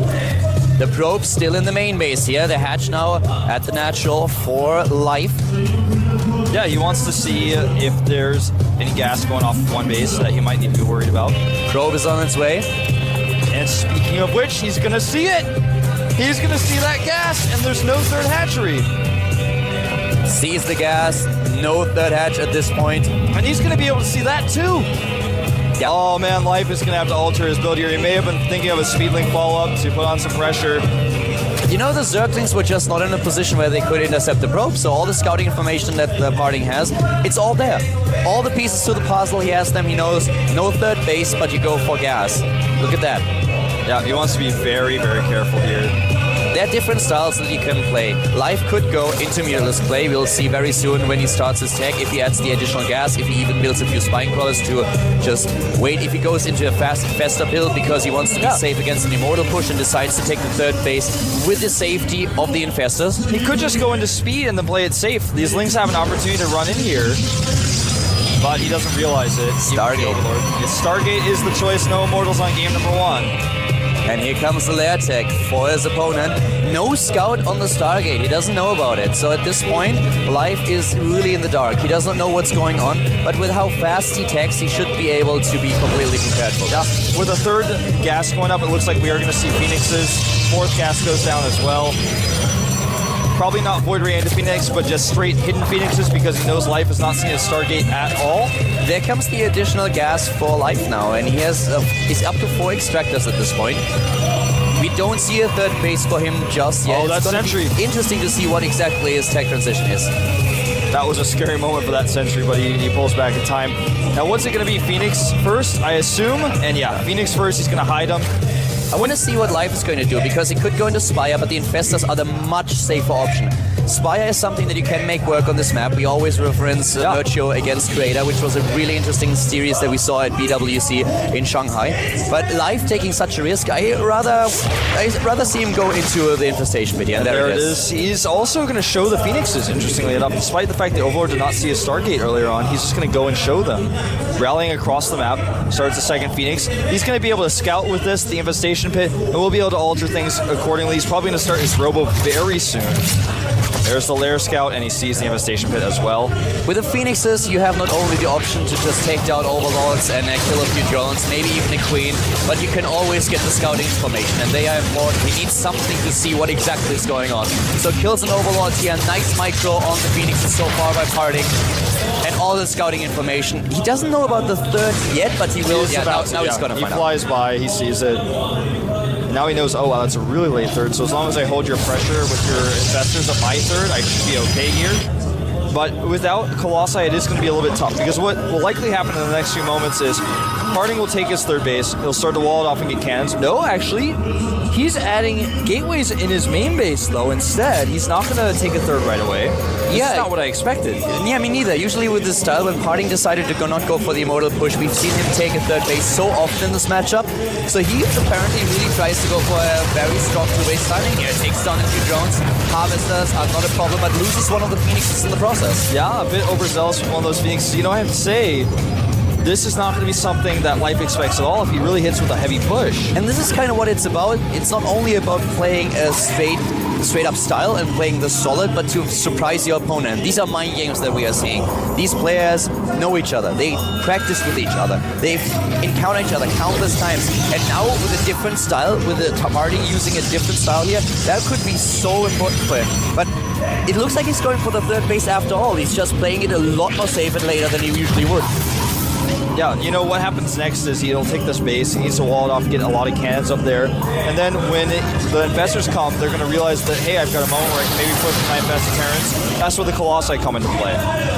And he goes straight into the Twilight Council, which is of course so important. If you are really going for a style where you want to have a third base, you need to make sure that you have Blink. You also want to go for the +2 attack upgrade, but Blink is really important here. In case your opponent is trying to attack you, you need to be a little bit more mobile than you already are. Yeah, very true. Observer for Colossus, in fact, that's very conservative by Parting. Wants to have all the vision in the world about what's coming. That Phoenix might be out of luck. Well, he needs to fumble that. He's not going to. He's just politely asking the Phoenix to leave. A few cannons go down here too. In fact, we're going to have a slight run by. It doesn't matter, there's a Zealot and a cannon. He will get that pylon, and one of the cannon had to be cancelled. Zealot is in hold position here, so no problem at all. The piling goes down, but that's it. Fourth base already for Life. And you know, Life at this point will be pretty confident in what happens here. We talked to him after Parting was able to win against Sniper, and I asked him, what exactly do you think about the Immortal push? And he said, oh wow, it's really, really strong. I actually think it's too strong. So that was the one thing that he was really worried about. I feel, even though Parting is like a boss in the end game as well, in the late game, this is a scenario that Life is much more happy to encounter. You know, it feels like, to be perfectly frank here, it feels like when you face Parting's Immortal push, it's in the hands of Parting's sentries, whether you live or you die. Yeah, and this is why we saw this different opening for Life. So now we have this wall that you already talked about, Wolf. We have the wall at the fourth base, at the third base, he's trying to go for it. At the same time now, the Spire to get the Corruptors out, and of course also to get the Brood Lords later on. This is the composition that you try to head into. Yeah, and these are the infestors that are moving across the map that I was talking about earlier as well. He wants to trade infested Terran energy for some really good, not fungals, he may get a fungal or two if he gets lucky, but he wants to try to take out units. Yeah, this is the risk that you run. It's so risky if you actually do it. And he's going to pick it up. This is really smart. He sends one across, but he has to retreat with the rest of them. Wow. He's going to lose 4 here potentially if the chase is good. Blink is almost done. Yeah, those Phoenix have to be really careful, but here come the rest of the army, and the infestors are dying. At least 2 additional ones. He will be able to take them out, no problem at all. This attack by Life did not work. Yeah, a Phoenix for an infestor is actually a pretty good trade in this type of situation. The Lings are coming for a run by, but the Zealot again is ready. He needs to protect that Colossus though. Nice blink forward. He's taking out so many infestors. This is actually really critical. There are 2 cannons in place, but they're not walled off. They're very exposed. The cannons are exposed. Wolves in a couple of units at the same time. More infestors are dying, trying to save themselves. Dorcas, well done by Parting so far. Yeah, he needs to make sure he blinks those Stalkers back, of course, at the third base. He does, saves them, and now he's got a really strong army going in here. The thing is, he's down in supply, but I feel his composition is perfect until those Corruptors get out. He's got a window. Will he use it to attack, or will he use it to take a fourth? He's got a choice here. He's gonna fall back and just try and hit a bit of a timing later against the Brood Lords, I think. At this point, we don't even have the hive that tech. Colossus is rallied poorly here. He's gonna lose it for free. That was not good. This was a problem against Violet that we saw with his Colossi rallies. Dungalov. Well, right now, we have the rest of the army going straight for the fourth base. Party trying to apply pressure, but the Zerglings are running around. This is not good for Parting. He's got enemies on both sides. The Lings from the back, slowing him down, so the Roaches can do some damage here, but it's not quite enough. He needs to fall back. He doesn't have a lot of sentries. Wolf, he can't use too many force fields. He needs to fall back, and that's what he does. Only 2 sentries in the composition. Tries to fall back here, but he still has such a huge army supply. He has a damage potential. He needs another round of Warpins. Imagine if that Pilot had not gone down the Lings. Imagine if he had one more Colossus here. This would have been a much scarier army. There come the additional sentries that he has. Warping them in right now. The Corruptors are all that life really has to hold here. He can force field the rep. He's actually killing the rocks, but if he wants to go for the fourth base, he had a chance to just force field the rep and go in. You know, he could even go into the natural and then force some units out, but he decides to blink in.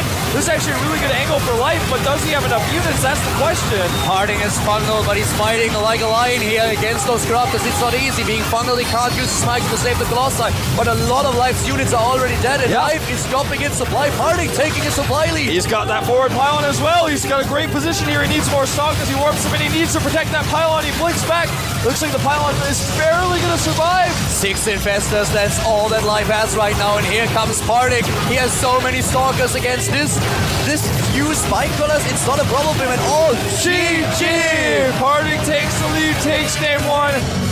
It is the Blizzard Cup 2012, the grand final. We have a Zerg versus Protoss, and starting at the bottom of the map is our Startail Zerg player. It is Life. We just learned in the break how important those ID calls are. Yes, it's very important. Making fun of the KT LT War commercials, man. I see those in commercials all the time. It's actually a great parody. And there's the mouse. See it? Looks nice. And there's the man himself. The Royal Roader of GSL. His opponent, his teammate, the Protoss in the blue to the top of the map. He is Harding, man, the guy who won already the first map on Daybreak with a good performance. This time he's up against his opponent Antigua Shipyard. A map that kind of symbolizes what Zerg versus Protoss is all about these days. Oh, absolutely, man. We talked about it earlier. In the early game, Zerg with an early advantage, Protoss with an early advantage, and then later on it's the Zerg who has a high win ratio if he gets those Brood Lords out. And no other map has, I feel, split Zergs and Protoss as Antigua Shipyard. In the early game, so strong, an immortal push, a 2-base time against the third base of a Zerg player if he goes for this double expand, and then later on, really, really difficult for Protoss to take his third base and defend it. Parting has done it in the past, might do it again, but maybe he shows us his trademark style in game number 2. I actually completely agree. You know, Antigua Shipyard shows like the rawest, most extreme version of what our metagame is like in this matchup in 2012. We have a hatchery first, by the way, for Life, and you know, Parting doesn't seem to be scouting, so he's not going to be able to punish this in any way. Parting learned his lesson against Leenock on Daybreak. But on this map in particular, he's like, well, I don't have to send out my probe right away. You're not going to do anything fancy. I don't see you opening with an early push here. But Parting is up against a hatch first now. And usually you don't get away with this because your opponent might cannon rush you. But right now, Life will have his pool ready and the Zerglings as well. He's going to start his third base, and because there was no scout from Parting, he's unable to deny neither the third nor the second base. And you know, this is an interesting position for Parting now. We talked about how this map is so dangerous in the early game for Zerg, especially once that probe knows about the third base. There's several different builds we can see. We can see the Immortal push, we can see the Void Ray push, we can see a push followed on 2 bases after Phoenix play. That third is so difficult for a Zerg player to defend without creep spread there, and even if your creep is spread there, that ramp, if the Protoss gets up there and shuts you out, you've got no chance. Yeah. scouting is everything here, and one of the things that you could see is that the second Overlord for Life immediately positioned itself between the 3 bases, so you could see a probe coming in. Some Zerg players try to send the Overlord over to their opponent's base, trying to get a second scout into position so that they can get into the main base and discover what kind of tech their opponent shows, and that's what he's going to do with another Overlord now. But the first Overlord, with the build that he was going for, the early expansion without the pool, that was so crucial to see when is this probe coming? What can the probe do? And do I have to send out a drone to stop it? Exactly. Here come the Lings, by the way, into the natural. He's trying to hold position them to do a little bit of damage. He's got to avoid that cannon. Look at that perfect placement by Parting. Yeah, if he wants to mine with a little bit more than that many probes, he's going to have to micro, but he should be okay here. Nice. Tricky. I like it. 2 Zerglings, that's the same cost as 1 probe stops 3 probes from mining. It's very, very subtle. Yeah, it's subtle, but it's extremely important. Look at how much damage, how much frustration he's already starting to cause. Parting says he skipped his Zealot. Wow, he's really killed one. Yeah. He's really messing with Parting now. Oh, and Parting goes for the Robo. Uh-oh. Now this is just the first step. Yeah, it's only step number 1, but still. Now Parting does not know the angle of approach of the Overlord either. He does take his 3rd assimilator. Oh, this is tense, Calder. What's he going to make first when that Robo's done? This is when everything changes. He's got +1 on the way. And he started the Robo before he starts +1, which is usually an indicator that you go for the Immortal push. Yes. And, well, Protoss players all around the world are just now hoping to see an Immortal as soon as the robotics is done and not an Observer. Yep. We're going to find out. No units lost at all for Parting in this moment in time. Nothing. Robo is finishing. What's it going to be, Parting? I think it's an Immortal, and it is! It is an Immortal. He's going for the Immortal push. Oh, this is so difficult to hold, especially on this map. Life is the teammate of Parting. He's probably practiced against Parting's Immortal push more than anybody else, but this is still not going to be easy. This Ling run by could affect things a lot. The Ling run by trying to affect the gas here, but what is Life doing against the push now? He's already spreading his creep at the 3rd base. Very important to make sure that the Protoss can't place a pylon in the vicinity, that he has to rely on the Warp Prism, can't use it for the micro. This is something that Parting has shown against Sniper, and Sniper really struggle against this. So spreading your creep, making sure that there is no close pylon is really important. Yeah. And also it gives you the speed advantage that you need to set up your flanks, that you can just delay the push for as long as possible. This is actually really cool. This is what you need to do to limit Parting's sentry count. As long as he can't mine his gas, he can't build the sentry count that he needs. He may have to use a force field. No, decides to pull back. Again, right now, he doesn't know though. Life doesn't know what push he's about to face. He's about to find out. That's what that Overseer is for. The Overlord is in, and for his opponent, we have now speed. Life is starting with the Zergling speed, with the Roach speed. He's getting the Roaches. He has all the pieces in position. He sees the Immortals. Those sentries better turn around right now. He's got no time to lose. He needs to go ASAP, setting up the double wall. Look at the creep spread here. 3rd Immortal is ready. Wolf, I certainly hope that you have your ticket for the Parting Express, because the Soul Train is about to leave the station. It's moving out right now. He's got the triple pylon wall, so even if his natural is breached, the main base will be safe. He's very committed. He's got no turning back now. That group of Lings is not enough to turn him around. He cannot waste time. He needs to protect those sentries, but he needs to keep going. Sniper lost against this. Sniper did not have an answer. Does Life crush Parting's push, or will he also die? We will see the 2-0. Parting is on the move. Sniper is preparing. Life is a genius, man. He knows that on this map, you can't actually stop that assimilator from being killed with the normal cannon placement that you have on this map. He's going to lose a Stalker here as well. And this is so smart. He takes down the assimilator. He makes sure that there's not enough gas for Parting to later on warp in those units. And look how many sentries he has once again. He has a high sentry count. The creep spread is good. The Zerglings are being built. The speed is done. Range attack is nearly completed.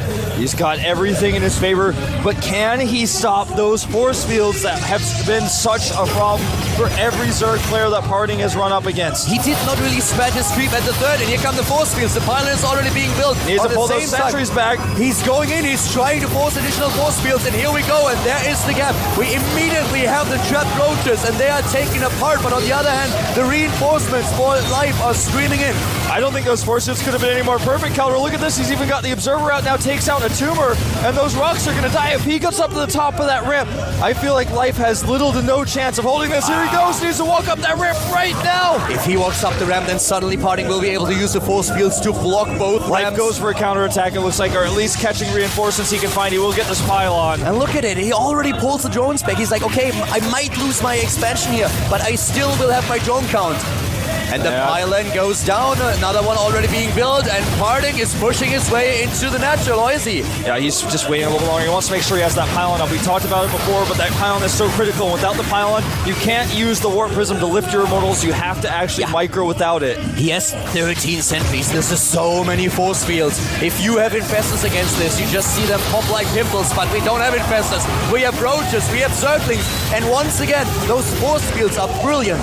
Parting is the Warp Prism pilot here. He's dropping the Immortals out.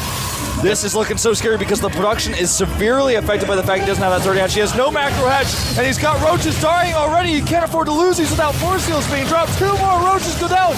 Life, get yourself together. The third base is done, and here comes Parting with the force fields. They are brilliant, and they trap everything. The supply is dropping for the Startail Zerg plays down to 120, and Parting with the patience that he is known for. He's moving slowly He takes up the lead in supply, and he's going to be able to take out these Roaches. The Overlords are in danger as well. GG! The Soul Chain defeated Life in game number 2. But his opponent was already a step ahead of him. Is this also true for Cloud Kingdom? Starting to the bottom left, we have in blue the one and only Soul Chain Conductor. Party. He is the Conductor, the winner of all tournaments in Asia the past month. He is just looking fine, man. No matter who he's up against, no matter what strategy he uses, he seems to be unstoppable. Again, totally skips on the Forge. He goes for the Scout. And in fact, we don't have the cooldown just yet. He's going to drop it very soon. He can't really try to drop a hatchery when the probe's already here. And there's the pool. He goes for the pool, but actually I think that he was toying around with the idea a little bit. Yeah, he definitely considered it. Yeah, it was a little bit later of a pool. Well, at this point, Parting is already up 2 games, and if he is able to get another win here, then he only has to win that one additional map to win the entire finals. And Life, he is in trouble, and he knows it. Parting has shown over and over again that he can beat Zergs, and as mentioned before, in the MLG tournament that they just had recently, they played a best of 5, and Parting, yeah, he won it without dropping a single map with a 3-0. So Life, I hope that his nerves are actually holding, that he's not in a position where he feels like he can't beat this guy. Look at the average playtime for Parting versus Zerg, 17 minutes and 12 seconds. That goes to show you that even though he does this push a lot, that kind of shows that a lot of his games are also really long. 17 minutes and 12 seconds, there's probably like 2 games that Parting has ever played at that length. He plays a lot of games with the Immortal Push and a lot of games in the super late game with 4, sometimes 5 bases with the Mothership. So both extremes are possible, and that's something that Life knows. Their teammates, he's got a lot of experience with this, but it doesn't make it any easier. And Life now, he has to come up with a solution, and maybe on this map he is going to find one, but it's a decent map for Protoss. This is a map that Hero would choose every single time he's down against a Protoss player. In the Blizzard Cup, we've witnessed him picking this map, I think, 3 or 4 times even. So right now, what is Parting going to do? It's a good map for the Immortal Push, it's a good map for the late game. He has so many options here. You know, sometimes you see Stargate play here too. I feel like it's the least likely strategy. Most of the time you either see an Immortal push or an Immortal to take the 3rd. Nice block here, waiting for that cannon. He wants to save the probe, not quite able to do so. That means he's not going to be able to do a follow-up scout. Yeah. So he does not really know about the 3rd base. He can of course assume that it... Oh, well, actually there was a probe. Yeah, he's got a probe there. That was just the probe that was the block, I suppose. Yeah. Consider though, only MC really goes Stargate on this map. I don't think we're going to see Phoenixes here. We have seen it before. He actually played it as well. Yeah. We've seen Parting use the strategy too. It's more common to go into the robotics here, but we could see a Stargate for him. I feel, you know, so far his strategy I think is not going to evolve around going into an Immortal Push right away again, so I could see a Stargate. If I personally was him, I was just, in this situation, being had 2 games, I would just Immortal Push for as long as I possibly could. Up to the point where Relive defeats me once, and then I would probably Exactly. See, it's just about that one time, because later on we do have Abyssal City, we do have Belcher Vestige. That's a map you might want to use the Immortal Push on later. That pylon is probably... true, actually. That's probably where we're going to see our tech. Here comes the probe. What's it going to be? Robotics! He's going for the Robo again before the +1 attack upgrade. This is intense. I feel like he's just going to do the Immortal Push again, like you said, until it fails now. And now it's, of course, the ball is once again in Live's court. What exactly are we going to see from Parting? We will see in a second what he decides to do with the robotics. We've seen him go into a play where he tries to take the third base with the additional Templar Archive. Sorry, of course, the Twilight Council. Right. But Live knows that it's an option, that there might be an Immortal Push coming, and there's the +1 attack upgrade. So what is he going to do? Is he changing things? Will we at some point maybe see a very fast tech for him? That's entirely possible. I would not be surprised. You know, there have been several ways how you can approach this. We had a lot of Zerg players trying to... There's the Immortal, so we will see the Choo-Choo train again. A lot of Zerg players try to hit Mutalisk timings, Infestor timings. You can go for a job play with force fields to just make sure that force fields don't matter. Most of the time, Protoss are pretty happy about that because you just drop the units one by one into the army. And players like Mana, for example, pointed out several times when they were playing in the GSL that this is something that they're really happy with, because then they can take their opponent's army down quite easily if they do it correctly, if they target well. So there are a lot of options what you can go for. And these days, what Zergs try to do is flank and counterattack. Yeah. But it looks like Protoss is just too prepared for it. Yeah, people have really figured out how to deal with that. A lot of people are going for the double walls like we saw last game, or oftentimes multiple cannons. We have double evolution chamber. That's a pretty big variation here, but that's not something that's really going to be helpful against this type of push necessarily. He goes for speed. Okay, so he's actually going to go Infestors this time to try to hold. I say try to hold, but he doesn't even know what's coming yet. At this point, he completely skips the roaches. He wants to go into a heavy circling style. And this might be the answer that he needs here. He will be faster with his units. He can bounce between flanking and going into a counterattack. And he knows, of course, that with this strategy, he needs he needs more lava. So he goes into the macro hatch as well. And as you pointed out, the Infestors. And let's talk a little bit about what we've seen in the last game against a Sniper. Massive amount of sentries and a double funnel on the sentries, and as I said before, they pop like pimples. You can take them out and all of them will die. There's so much resources lost. If he gets a double funnel, Parting cannot continue. Color, I think that this may work, and it's not going to be easy, but this is the first Zerg brave enough to try it in this entire tournament. No one has tried it. He's trying to buy time for his upgrades. He needs the 1-1. He's trying to bait force fields, but Parting is patient. Parting is super patient, man. Look at those lings. 30 lings being built. He has so many already. Here comes the Pathogen Glance upgrade, and he's buying time. Every second counts. Parting knows what's going on. He knows this is a ling-heavy play where Infestors are going to be the choice, so he knows he needs to hit this timing. Those lings not trading very efficiently, but they do slow some of the Zealots down. And Parting plays with a lot more Zealots than he usually would because he sees what he's up against. But the +1-1 upgrades are going to be done soon, and so far Parting has not moved in. The Infestors are already on the production tab. I feel like Life might be able to take this. He might be able to do it, man. He might do the unthinkable. But can he defend his third? I don't think he's going to hold the third, but he's got the macro hatch, so he can let this go. He doesn't even want to take save the third. He already built all those spine crawlers at his natural. Yeah, he's just going to let the third go. And the Infestors already will. Look at how beautiful this timing is. Pathogen Glance finishes, and a second later we have the Infestors. Parting needs to walk away. If he actually tries to walk into those spine crawlers with Infestors, he's going to watch his Immortals flash before his eyes. He needs to walk away. This is Life. He has everything. Oh, what a beautiful funnel from the high ground. He needs that Warp Prism for vision. The spine crawler finishes, Infestor pops. Those Zealots are actually not going to really accomplish too much. He wants to target down an Infestor. Nice micro. Can he get the second funnel? He needs more funnels here. The spike rollers doing their damage. One funnel hits. He is ready. Those sentries, they pop, and now suddenly Parting is in a little bit of trouble. He's still at the same supply. He has a lot of units on the high ground, but can he deal with those Infestors? He's losing Zealots to the spine crawlers at the front. He's not microing as well as he could be. A lot of invested energy has already been used, though. We only have 2 of them left. I think he may hold here. The Zerglings have to take down the Immortals, though, before they kill all the spine crawlers. That's the scary part here. He's trying to get more units in. The supply lead is for Life, but for how long?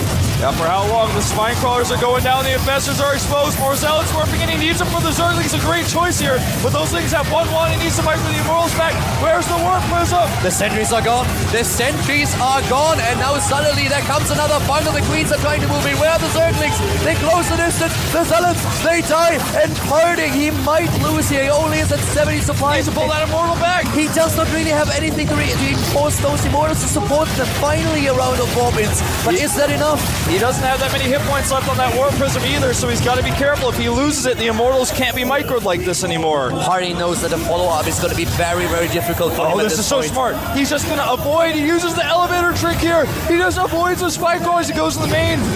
He goes in the main, which opens him up against the surround. Here comes another There's too many roaches, I feel. The roaches now finally joining the battle. They can take down the zealots and the Immortals. There are 2 left, but can they close the distance? He doesn't need to be fighting that queen. He needs to be fighting the roaches. The big problem for him is there are no sentries anymore. He has 2,000 gas right now.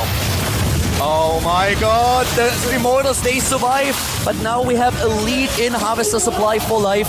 He has pushed his opponent back, he has the tech that he needs, and Parting is trying to transition. He's in a position where he realized, I can't kill him, I cannot kill him, I have to transition. Robotics, Spay, and Twilight Council. He's trying to transition here, but I feel like this is an uphill climb that's going to be impossible. The macro hatch alone gives him so much production. If he gets these Immortals lost at all, he loses everything. That hatchery survives with 29 hit points, by the way. The macro hatch here important for him, and now is the time of life. He tries to move in, and he tries to, of course, deny this third base. He will get his own, and there it is, the hatch being placed down. Wolf, this is so close. This is tense, and Parting he's got no real advantage in this game to hold on to except his gas. But at the same time, Life stopped the Immortal push, but he hasn't won the game yet. Yeah. And those Immortals are still doing work here. Life actually has to turn around. Also, armor is on the way, and we have Blink now. He's going to try to hold the third base using these Colossi. Is he just going to go for a follow-up attack? That's also a possibility. I mean, he could. Life is even double expanding here. He knows that at this point, he has the lava, he has also the drones, but he needs the additional mineral patches. He needs to saturate more bases. That's so many sentries, but he's got the gas to afford it. He actually warped in so many zealots in that fight to fight the Zerglings. He built up the gas. The big problem for Parting is, let's say for Life, is that he does not have a Spire. He doesn't have an answer to Colossi just yet. He needs to rely on those roaches and then on the fungals. So if Parting decides to push, he needs to be careful that he doesn't get fungled, especially with the sentries. But the big advantage for him are the Colossi. On the other hand, this is also true for him just defending the third base, which he tries to do here. He's got those pylons to do a little bit of harassment as well. For example, I feel he could have, if he wanted to, warped in some units to attack that fourth base, but it's a bit too risky at this point. He can't afford to throw minerals away like that, not until he has his third base. You know, with those extra bases for Life, if he gets the gas count up, he can transition into the Hive Tech. He already has the Infestation Pit. He has 10 Infestors on the map. He does not have to kill it now. Moving in now would, in my opinion, be taking too much of a risk, because if the force fields are good, he might lose his army. I don't think he expects there to be this many sentries up here, but there are so many, and he can't break up against us. Not with the cannons finishing as well. The observer sees everything. He wants to try it though. This is a big risk. It's a huge risk, but he takes it. He wants to take him out now. He wants to take it because it gets too dangerous. The Colossus is fungal. He can't move, and the Colossus, it is dead. And now suddenly there's no answer for the Zerglings and the Roaches anymore. So many Infestors. Blink isn't done. Now it finishes. The third base, he doesn't cancel it. Will he save it? It doesn't look like it. I don't think so, man. I think Life is going to take his first game in this series right now. Life takes down the Nexus.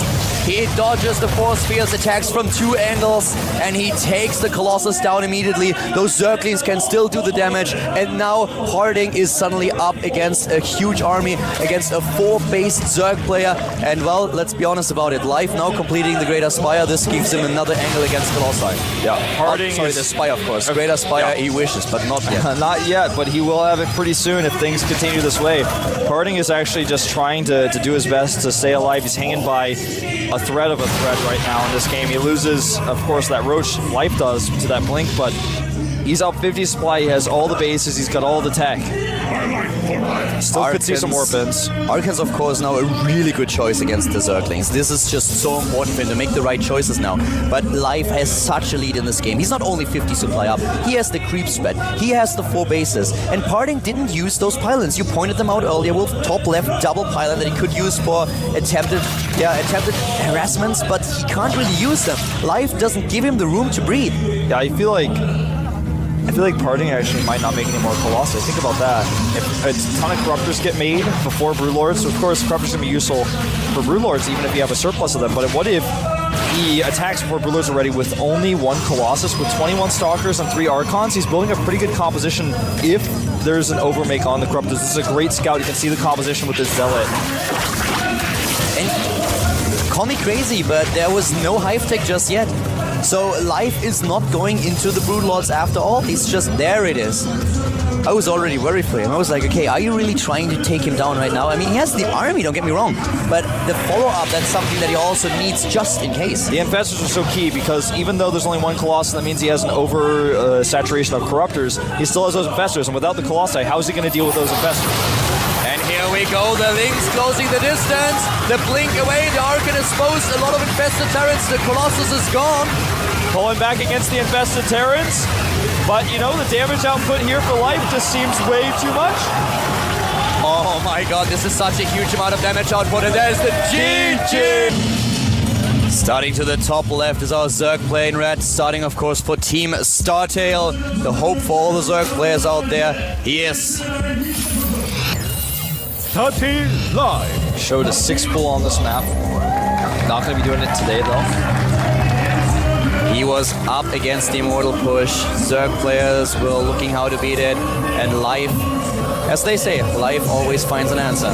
Certainly does. He's got to find more answers though against his teammate. The Frost player to the bottom right, is he unstoppable? Let's find out. He is. Hunting.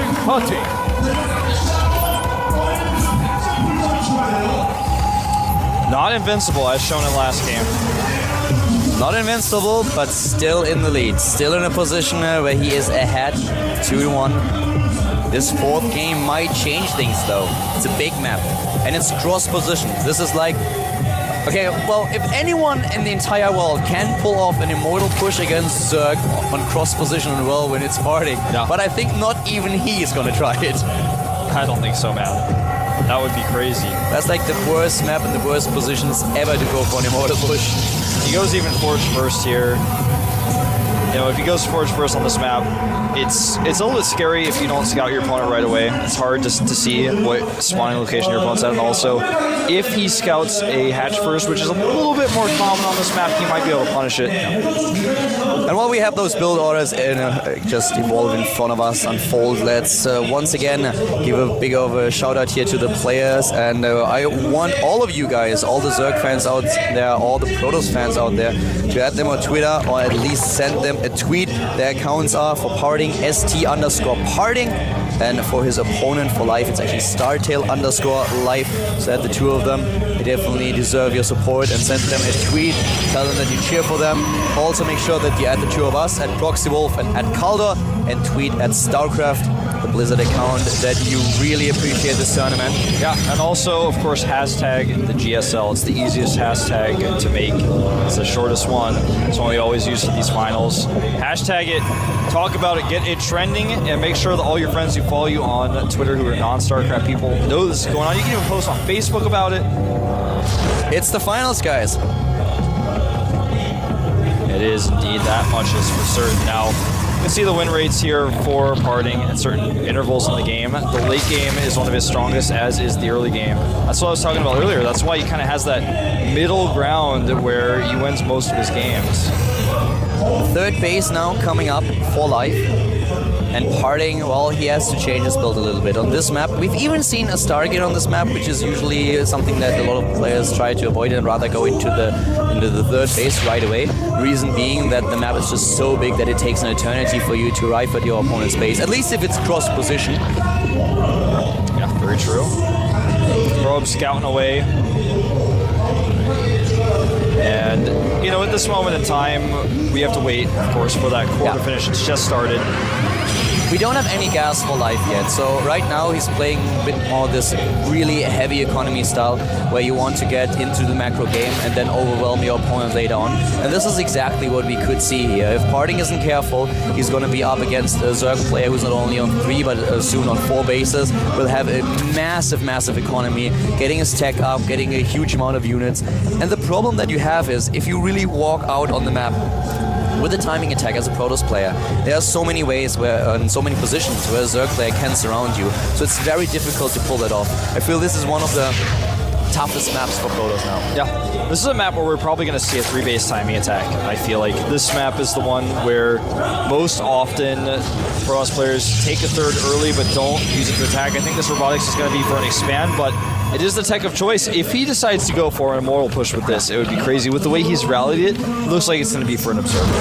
A lot of Zerg players actually argue that on a map like Whirlwind, especially with the cross position, it's already a little bit too big, especially when you try to go into, for example, Broodlords. It's really difficult because your Broodlords are so slow, and if your opponent plays it well, then suddenly he can harass you with a Warp Prism with speed. He can try to just run around your army and hit your base, and you have to kind of find out if you want to defend or attack. So one of the plays that we could also see are, for example, Mutalisks. Not that common, but still an option. Yeah, it's more common on maps like this, like Tal'Darim Altar, like Whirlwind. They're big and open. We have Observer first. So don't be alarmed, Zerg fans. This is not going to end early. This is actually going to be a third base for Parting. We don't see him here with any kind of immortal shenanigans. This is something that he just can't pull off here.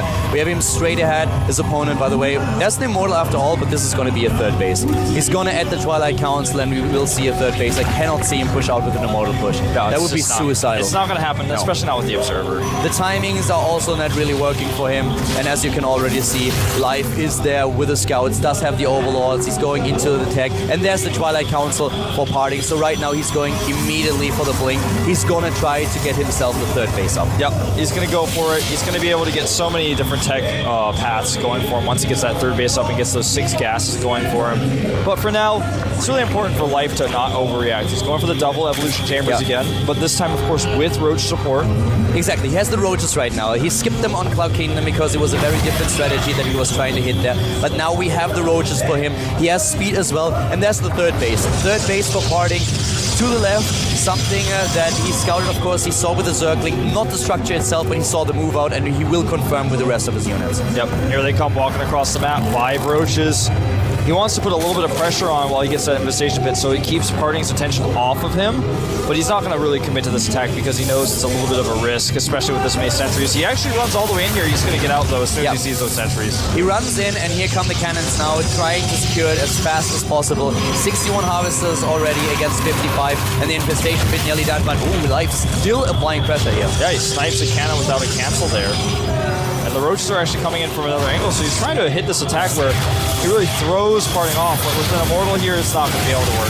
Yeah. He tries. Yeah, nice. Yeah, he goes for it. You know, he just is like, okay, well, maybe you leave your main open. And if you do, if I can get into your natural or into your main base, then I have such a nice momentum going for myself. I can just macro it up behind this, and you suddenly have to deal with this aggression. We're seeing a third evolution chamber, and this is not for Vipers and Heart of the Swarm. No. This is so he can get 3 upgrades at once.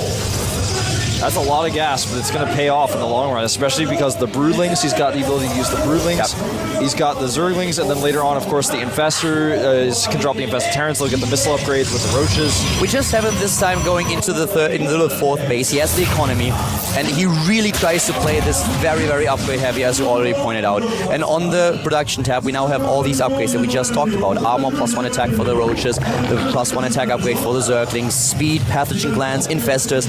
He is really in a position where he knows, Parting, you can't move out. You're taking your third base right now. There is no option for you to be aggressive. So I get all my upgrades. I skip a little bit on the units. I only get the energy units out. And as soon as I see that you really attack, then I can build the units that I need to defend.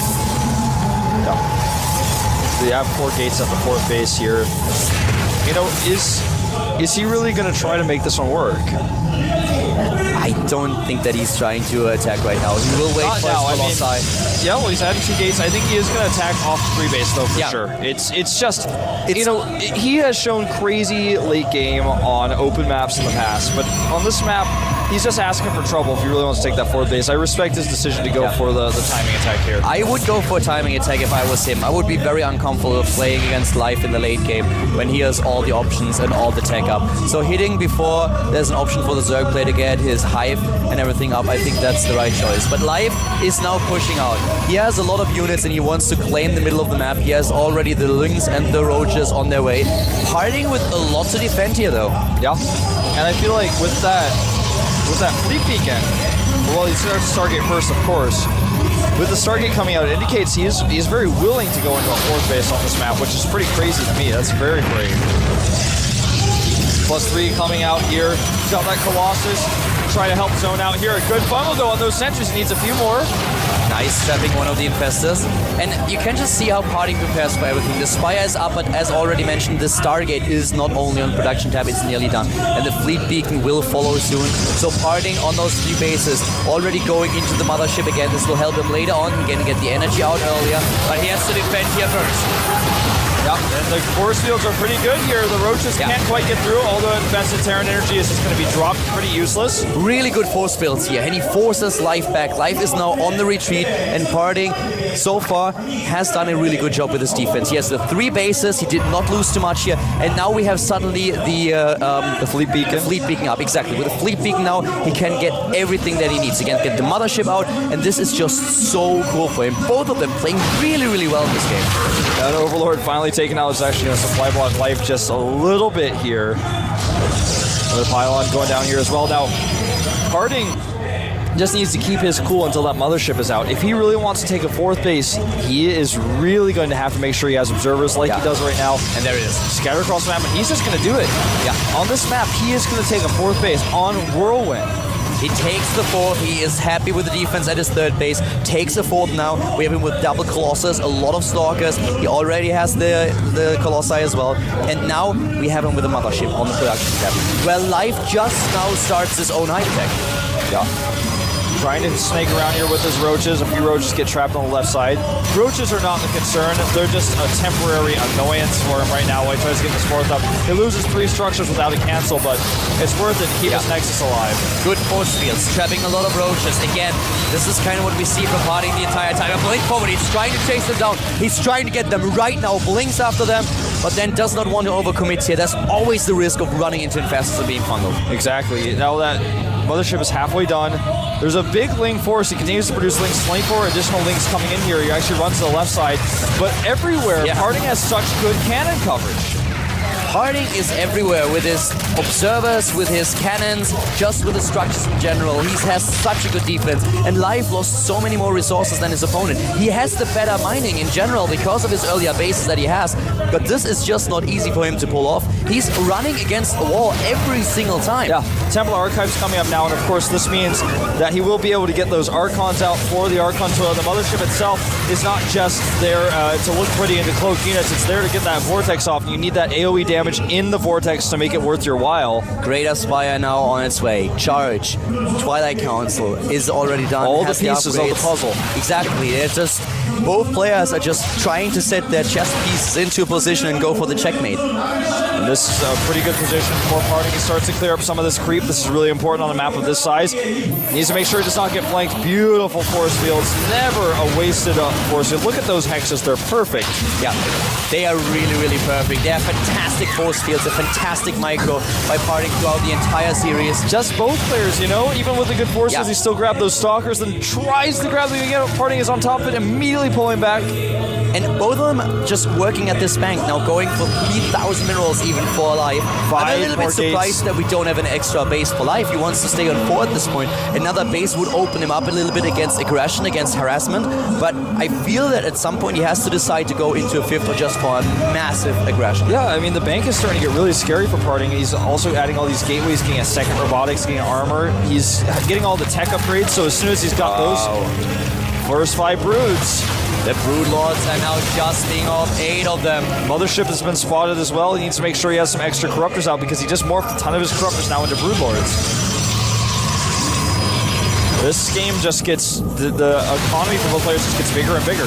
Parting takes the 5th base before Life does. That is pretty telling. He's actually going to throw these sentries away. That's fine.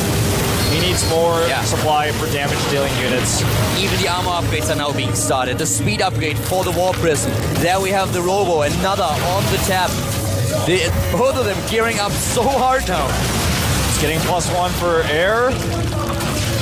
This and is 3 additional Stargates. 3 Stargates, man. Those sentries are going to die here, but I feel like Parting is moving into, he's actually just a step ahead in almost all aspects of this game. He built the Stargates against Violet. I feel it was Cloud Kingdom. Yes, Cloud Kingdom. He never ended up using those. Exactly. Stargates. He never used them. He gets them because he has the bank and he knows at some point might be in a position where I have to be flexible enough to just change my tech entirely. And this is something that is always awesome for Zerg because Zerg can do that so easily. But he just prepares for the game. He already gets those upgrades up. Wolf, this is going to be such a great late game between the two of them. Finally catches those lings and forces them to unburrow. He's got 4 cannons finishing here, now the 5th one. And Life's roaches are stuck between cannons and a stalker place. He just gets rid of them. He tries to trade, tries to kill something, but he just wants to get rid of the supply. Yeah, he wants to make more Broodlords, just like we saw earlier. That Graviton Catapult coming out. He's getting his +1 shields finished up now, additional cannons going down. And from here, Parting can transition into that carrier composition when he's ready, when it's appropriate. This is not a time to start making carriers, not yet. He starts the 2nd core. He did this against Violet as well, but it never ended up coming to that. It's just like him preparing for everything. And also one of the weapons that you have, we talked about the War Prism and the War Prism speed, and he's using it now. He's going in, he's moving in there, trying to take down as many units as possible, forcing the opponent's army to the top left while attacking one of the bases. His problem is that the Corruptors are already there. They're just waiting for it. Oh, the Corruptors are on him, but they don't pay attention for just a second. This allows these Zealots in, and now he can run the Zealots to that base and perhaps force a cancel. They've got so much armor. And he's moving in now into the 3rd, or at least he tries to. He's going up, but he can't do anything just yet. We have in the main base a little bit of harassment going on with those Zealots, but still, the army, the main body of the army, is still trying to find an opening at the 3rd base, and here comes the bungle. Life says no opening here. He's dropping Broodlords on those Stalkers like it's a rainstorm. Parting, though, has to come from the other angle. There are a few spines waiting for him with all these shield upgrades he has, though, for those Archons. He should be able to break through, and another attack at the natural. Yeah, he's trying to capitalize on the immobility of his opponent, and there he moves in right now. The Guardian shield is up. Here come the defenses against all those Zealots. We have the Infested Terrans now. At the same time, the recall being used, but 3 of the Immortals are actually still trapped at the top left. There's trapped there, but will they be able to get the base? I don't think so. We don't have a shot of it, in fact, but... They didn't kill it. Yeah, they didn't kill it. I want to see how many hit points it has left, because that could be another target for the War Prism a little bit later on, maybe with just even 3 Zealots. And the carrier transition, it's on. He's got +2. He's going into the carriers right now. We have him with carriers on the production tab. He wants to transition here, and the +2 attack upgrade for the air weapons is already being researched. Well, Zealots getting a little bit distracted here, and he needs to turn them around. He does. This Protoss army is very fragmented. I feel like the core of Life could actually shut him down hard since it's all together. The Infestors, the Corruptors, and the Broodlords, they're all together in a trio. And Life is trying to end it. He's at 600 gas and he doesn't have a 5th base. He's not trying to expand again. He's moving to the bottom, but Parting is just moving up to the top, trying to attack again. He has the Mothership. He is actually using the Mothership to the top right. He could use a recall later. What is he going to do with it? Yeah, it looks like he just wants to use it as part of his attacking force, but I feel like we're going to have an elimination race because Parting cannot go home. Life sends his Infestors home, which is really smart, but leaves his Broodlords and his Corruptors to actually start taking out these bases where there are carriers actually that will spawn and die. This is the worst possible scenario for Parting's carriers. This is wasted resources right there. He can't do anything about it. He should cancel those carriers. He can't really do anything about it right now. And at the same time, the 3rd base is gone and Parting is now moving in. He's moving into the natural. He's trying to take down the tech. It's an elimination race. You said it best earlier. Yeah, I really feel he should have canceled those carriers, but he wants to buy as much time as possible, so he actually has them out there as beat shields. The Archon's shields are getting really low, but they have +2. He could always try to recall the carriers to the Mothership, but only if there are 4 of them at the same time. Yeah, and now it's of course too late with the Stargates already gone. They are dead. Now he's trying to break it up through here, but there's too many spines, there's too many Infested Terrans. The Stalkers come for a flank. Will he be able to break through? The Corruptors are nowhere to be seen. Now a come out. It's really scary. All those infestors, they have too much energy, and now suddenly the Spine Cross can't even attack the Colossi. 3 of them are dead, and look at the main base at the bottom right. The army for life is incredible. It looks like he may actually do it. He may tie it up. Life looking unstoppable here. The Spine Crawlers remain alive. He's still got the better army. He needs a little bit more economy, though. Uh-oh, Infestors dying left to right here. Gotta be very careful those Infestors. The Observer is nearby. This play by Live is just crazy. But Live has to think about if he needs to hide some buildings at some point. Yeah, he will. Something to consider, though, is even with the Mothership here, he needs Archons, and there they are. He had enough resources to make those Archons. He needs to keep those Archons with his Mothership so that he can eventually kill those Broodlords. There's no other way to fight, though. You know how many Archons that is? This would be such a 6 Archon toilet. Yeah. If he actually gets those Broodlords into the Archon toilet, they're going to be not long for this world. A little bit of a cancel there. All these probes are not going to be found. The probes escape. Oh, does he see them? It's too late. They're going to get away. The resources for both of them, the bank is gone. They are at very similar supply account numbers now.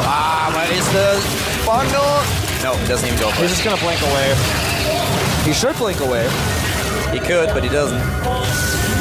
More and more bases being eliminated, but the drones have been pulled away. And with the numbers of harvesters and drones, just in general, that we have 18 to 51, life has ended on this army. He can't reproduce anything. He's going to make one Overseer right now. That's actually the 6th Overseer he'll have. He's going to make sure he needs to keep those alive, because if he doesn't have those Overseers, then suddenly the Mothership has cloaked units underneath that they can't deal with. He's taking down those last few bases that we have for Parting.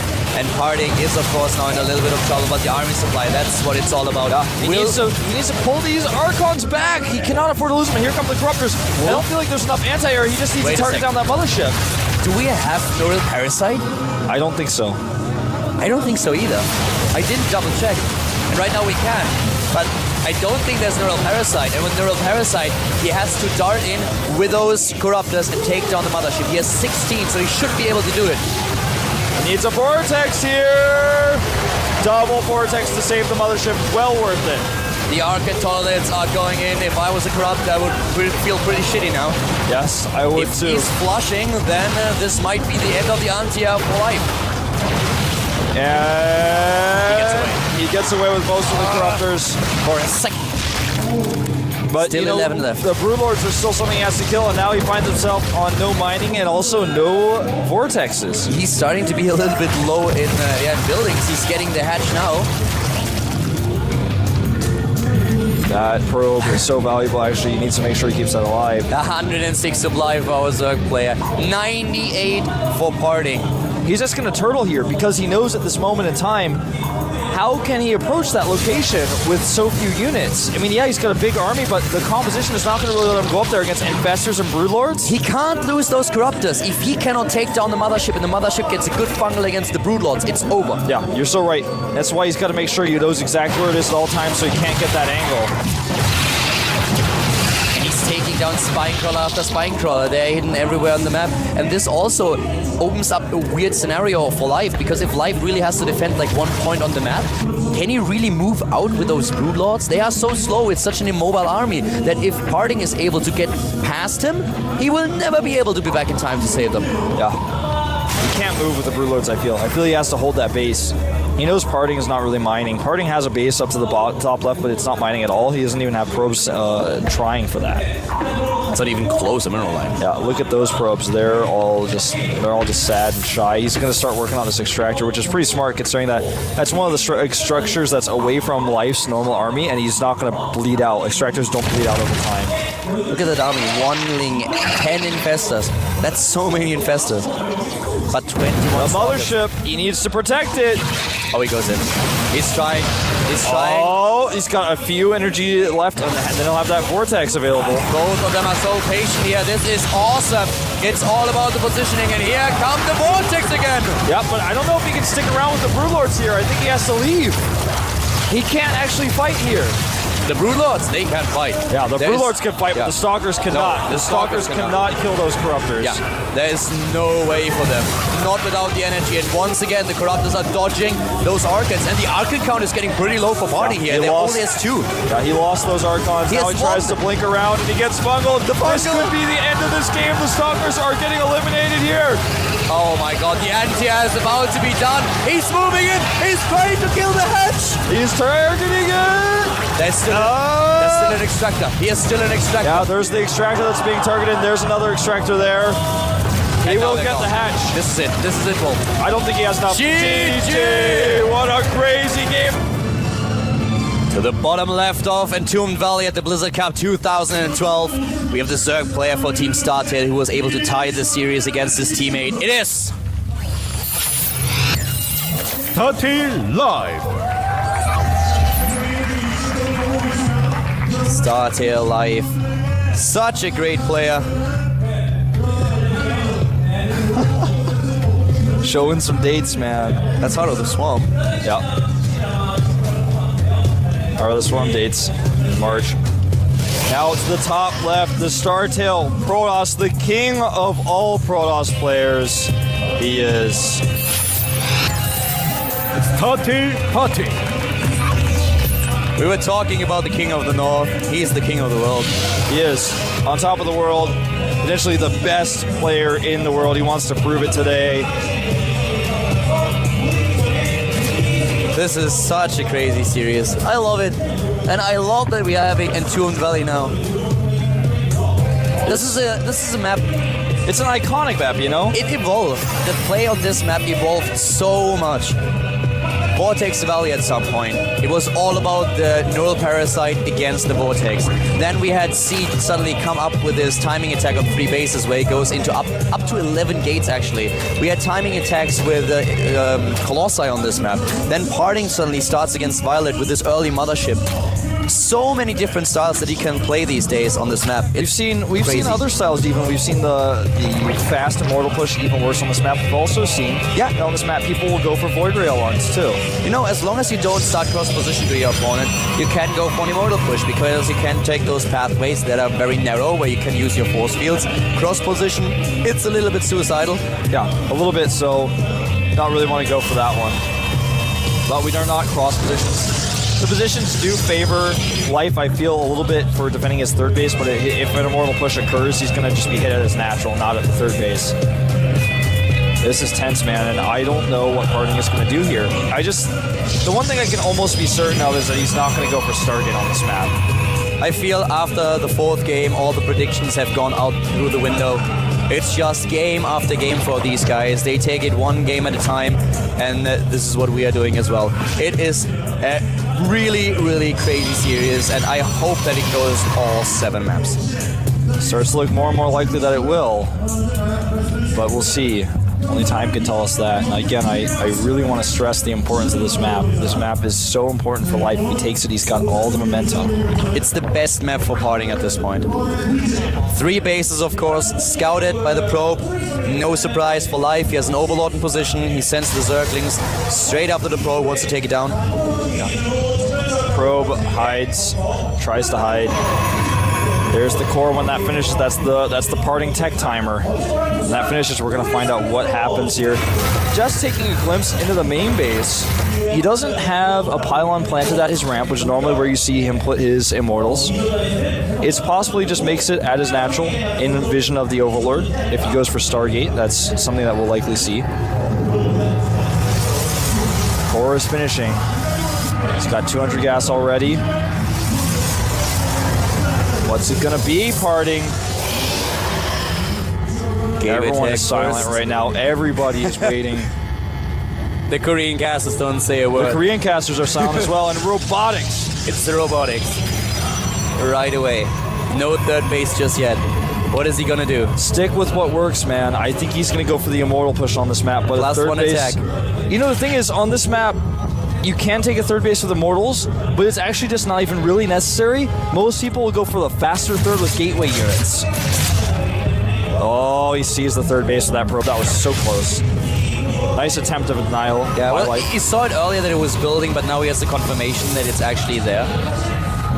And we are close to getting this one robotics done, and then we'll find out what's going on. He's got enough resources for the Immortal. Everything lines up.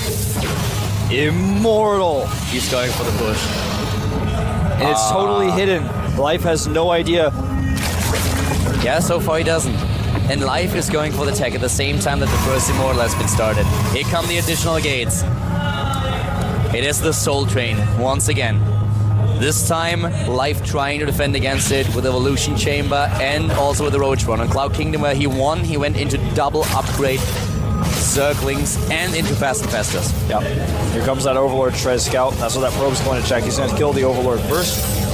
He wants the Overlord, though, to see that he's killing the rocks. That kind of lets him know, oh, you're probably going to take a third. He's going to see the gateways, but that's not enough of a tell. You know, seeing all 3 gateways, though, is a pretty good sign, because normally if you make 3 gateways like that, you're going to be making them at your third base as a wall if you're making a third base at all. This is once again one of those scenarios. If you get up on the high ground at the third base, for example, the third base is dead. You can't get units in there anymore. Here come the additional gates. Harding is preparing. Taking down those rocks, and at the same time, let's have a look at his opponent. 55 harvesters and going straight into Ling Roach. He wants to make it look like there's a third base of that pylon again. He's attacking the rocks with his sentries. But he's not going to take a third. No way. Great scout denial. Oh, this is so tense, Scouter. Life can't take a third base yet. No way. Life is very aware, I feel, of what's happening. He's not taking the bait. He starts his lings now. He's already got enough lings on the map to slow this down. The Parting Express is on the move, but it has been scouted. Yep. One day there'll be children's books written called The Parting Express, and if you don't believe in him, he will blow you to bits, that phase disruptor. The Warp Prism is on its way. Life knows what's going on. Oh, wow, this pylon will never happen. Nope. Oh, wow. This is brilliant for him. This is awesome. Now he needs to wait until he has another probe there. This is so crucial. And the probe can be intercepted by the Zerglings. Exactly, and he's going to lose that pylon as well. Ouch, and now he can't use the Warp Prism for Warpits anymore. I think he may actually just give up. He may give up the push here. I think he can't. It's so Against late. 3 bases, you can't give it up. You have to go through it. He has to, and you know, he stepped back for a second, but he's got his wits together now. He's going to hug the wall so the Lings can't get us around. He doesn't need force fields on that side. But he needs now the Warp Prism to warp units, and he can't use it to micro. And there we go. Everywhere, Zerglings, Roaches trying to go in. The force fields, of course, once again, brilliant. What else would you expect? But still, is it enough? They are splendid force fields, but they're about to fade. He needs a few more sentries. The high ground vision is not there. Well, he has it with the Warp Now Prism. he's got it, yeah, and he's... Whoa, that was a sick pickup on that Immortal. And he takes down the sentries. He's pushing his opponent But back. he's lost so much already. He's lost a lot of ground here, losing another sentry. Oh, yeah, Party. Yeah, of course. Life is doing a great job. Life here. has a sick position here. He's even got that high ground, continuing to pester and poke. He's getting even another flank out. He wants to attack from a different angle. He's setting 3 different attacks up against his opponent. Force fields. Decent force fields, trapping a lot of units. Yeah. Does he have the lava? Already spine crawlers. This is still scary. It's the best position for Life because he killed the probe and the pylons. But still, this is a strong push. It is strong, man, and he's going to trap these units on their retreat path. But he's got to pick up these Immortals. Where's the Warp Prism? There it is, just in time. The sentries. Oh! He saves it. He saves all the Immortals, but the sentries, they are running out of energy. There's only sentries left. That's it. This is about as threatening as a light show at this point. And the Warp Prism is not able to save the Immortal. 1 Immortal down, 2 to go. And here comes the floodgates. He comes around the right side. There's nowhere to run anymore. 22 Zerglings, and of course he has the Roaches, and he's rebuilding them. He really has +1 attack upgrade. He's going for the second one. Even on the high ground, the Immortal. Boom. This is it. The sentries can do nothing but sit and die. GG! He starts to the top left of Belcher Vestige here in the 6th game of the Blizzard Cup 2012. The Zerg player with 3 wins in a row against his teammate. It is...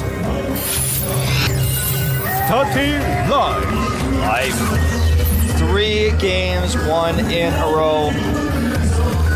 One more to go to take out his teammate. To the bottom right. Started off great here, but now finds himself on 2 tough maps. He is... Party. All eyes on him now. What's it gonna be? 2 base timing, 3 base. What will we see? He has all the options. It's a tough map for him. He has to make a choice, and it's not going to be an easy one. Not at all. He's probably been thinking about it. He had that 5-minute break, you know, and that 5-minute break seems like an eternity when all you can do is sit in your booth and just think over your build orders in your head. And even though the 5-minute break ended, he may not have even been able to accomplish something. He may have to improvise here. Sees the pool first, of course, is something you want to force with his scout.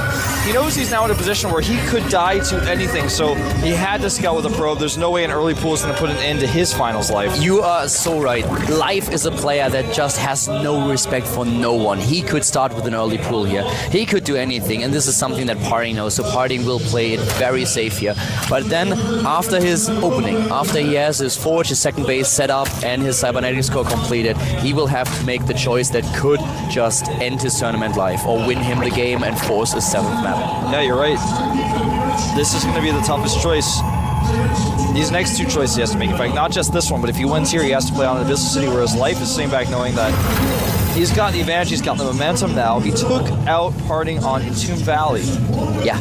It's like, it should be smooth sailing from here on out. Well, things went just south for Parting on Entomb Valley. His big problem was that he was scouted. He tried to fake this 3rd base, but Life never really fell for it. Life was in a spot where he saw with the Overlord, okay, the Immortals are coming out, we have the sentries, and then immediately, what did he do? Position those Roaches on the cliff. High ground, yeah. And the problem for Parting was that this was exactly the position where he wanted to build his pylon. Not only the pylon died, the sentry too, sorry, not the sentry, but of course the probe. Yep. And then the Zerglings ran in, took out the 2nd pylon, and suddenly Parting was looking at it and was like, well, I don't have a warp-in pylon anymore. I have to use my warp prism. It seemed like a lose-lose situation from there because, you know, falling back and taking a 3rd base is something he could do, but he would be so behind to do that. Yeah. It's basically impossible. You spend so many resources on gateways, then you have to wait for a 3rd to finish.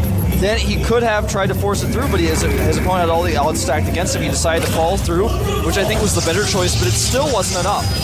Yeah, he tried, but he couldn't make it work, and now this might be his last map, and he has to make the choice what kind of tech he wants to show us. Is he going to go into another Immortal push? Will we see the 3rd base attempt? A Stargate opening, also possible here. A tough map to take the 3rd, but doable. Parting can make it happen. I think he's going to have to. He can't do the Immortal push again. You know, against Violet, I said that before we started the series, what impressed me the most was his patience with the Colossus play on 3 bases when he over and over again just waited a little bit, just a tiny little bit before, until the Corruptors were damaged, until they were down, and then he used those Colossi, and he took those fights so well. This is a style that we have not seen him do in the series. Yeah. It might be something that will be good against Life. Maybe he shows it. Fast +1, no 3rd or 4th gas counter. Yeah. This is unique. This is special.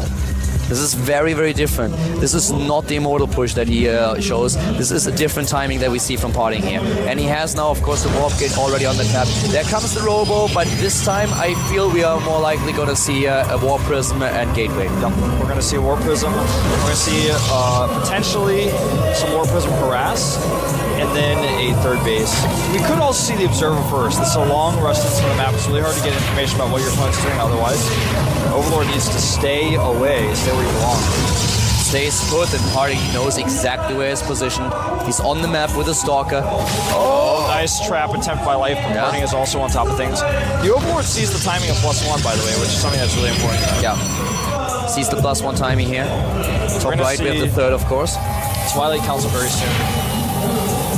Tries to get in here, just waiting for that Observer, of course. It is the Warp Prism. Yep, Warp Prism first. And there's the Twilight Council. Nope, that's actually another gateway.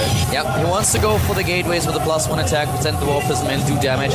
He has 3 additional ones, really gearing up here, going into 4 gates, trying to do some damage, and then we'll find out what his plan is. We might even see him to attempt to block the ramp with a force field.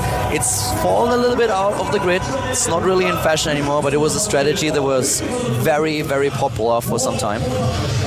Double evolution chamber going down for life. No roach one. I think he's going to attempt the block if he gets away with it. That's the roach one. If he gets in the main and unscouted, he might try it, but I think there's too many overlords. He goes for the third. Yeah, he's going for the third, you're right. This is what most players will do, go for the third base instead, and it makes a lot of sense. You follow this up with observers to pick off tumors as well. He added more gates. He's not at 4, he's actually right now at 5. He might even be at 6. He can actually warp in units here and try to go for an attack on the hatchery. This is a very fast timing. Yeah, he's going in right now. The Queen assassinated. Great micro by parting. That was really well done. He's forced so many units out, and now he doesn't actually need to warp in any additional units to actually make the attack worth it. Immortal is being built. We will see a third base, most likely. I would expect the Twilight Council to be dropped very soon to get into the blink upgrade. Yeah, +2 is also really important. But with all these lings that he made for the defense, Life can now use them on the aggressive at the third base, which is so exposed. This is the reason why so many players dislike this map, because it's so exposed. Now he's supply blocked after losing those 2 pylons. Yeah, he killed his own pylon. There's the Twilight Council, as expected. He's trying to do it. And Life, on the other hand, has the infestation nearly ready. And he's not going to let that Nexus up for free. He's actually going to force these units into the natural. This is a very aggressive timing of Life, and he has 1-1. He will have 1-1. He's going to have 1-1, and he's just got... He made a lot of these links defensively because he saw that Warp Prism coming. He knew he needed some units. Now he has 60 links on the map. How is he going to take a third base? He's going to take perfect force field. Oh, this is not going to be easy, Wolf. Oh! Close. That was so scary. Oh. He's going to need to use some force fields. Nice baiting by Life, but Parting also not really taking the bait, being very calm and collected. 1 force field, that's all that he pulled on here. He has enough energy still. He's going for the Immortals. Roach just won't do the trick here. Even the robotic space now already on its way. He needs the cannons at the third, and that's what he's getting now. Remember, this is a lot of gas spin on these sentries, which will not be used offensively, only defensively. A great trap on these links. That's what you need. That's worth 4 force fields any day. Parting's force fields are just crazy. They are better than Seed's force fields. They're better than MC's force fields, man. They're better than Force Field Mon's force fields. And now the probe is actually saved here, but the force fields go down, and such patience from Parting. Look at how he just moves his units around with like a slight push, like he's trying to push somebody in to jump on a bungee jump when he's scared. I feel like Parting has been taking lessons from Automata in 2000. That Warp Prism was very quickly canceled. He was like, yeah, I don't like it. 6 infestors now. He's going to catch this Prism. Yeah, he's still Fungal should be able to hit it. Oh, barely escapes. If he had turned the path, he would have lost it. Here comes the attack. Most of this is such a scary push, Caldor. You know, force fields can only get you so much. He needs those Colossi over there stat. But I'm not sure if he has enough, if Life has enough. I'm not quite sure if that's going to work. He has to rely so much on the infestors. If he gets good fungals against all the sentries, then yes. But this is all about positioning right now. And of course now with the last patch that we had, you can force field those infestors out. Uh-oh. Good fungal on those sentries, and he gets the second. Ouch. 2 infestors die, 1 and 2. Now the Colossus is in, and the Colossus is going for it. And the fungals are still effective, but he needs to be able to close distance to get those force fields. Since the sentries didn't die, he's still got those force fields available. Range is almost done for Colossi. Very fast weapon upgrades coming out for Parting. Parting has 137 supply. He's nearly on the same supply count as his opponent. Another infestor that dies. These are units that Life just can't waste. I think Parting actually, you know, there's a brain split challenge, and I think Parting might have made a secret force field challenge. The way he force fields units is actually just art. It's not even abstract art, it's kind of in your face. It's like, hey, those infestors are dead, look at it. Parting force fields are twice as effective as a normal force field. Yeah.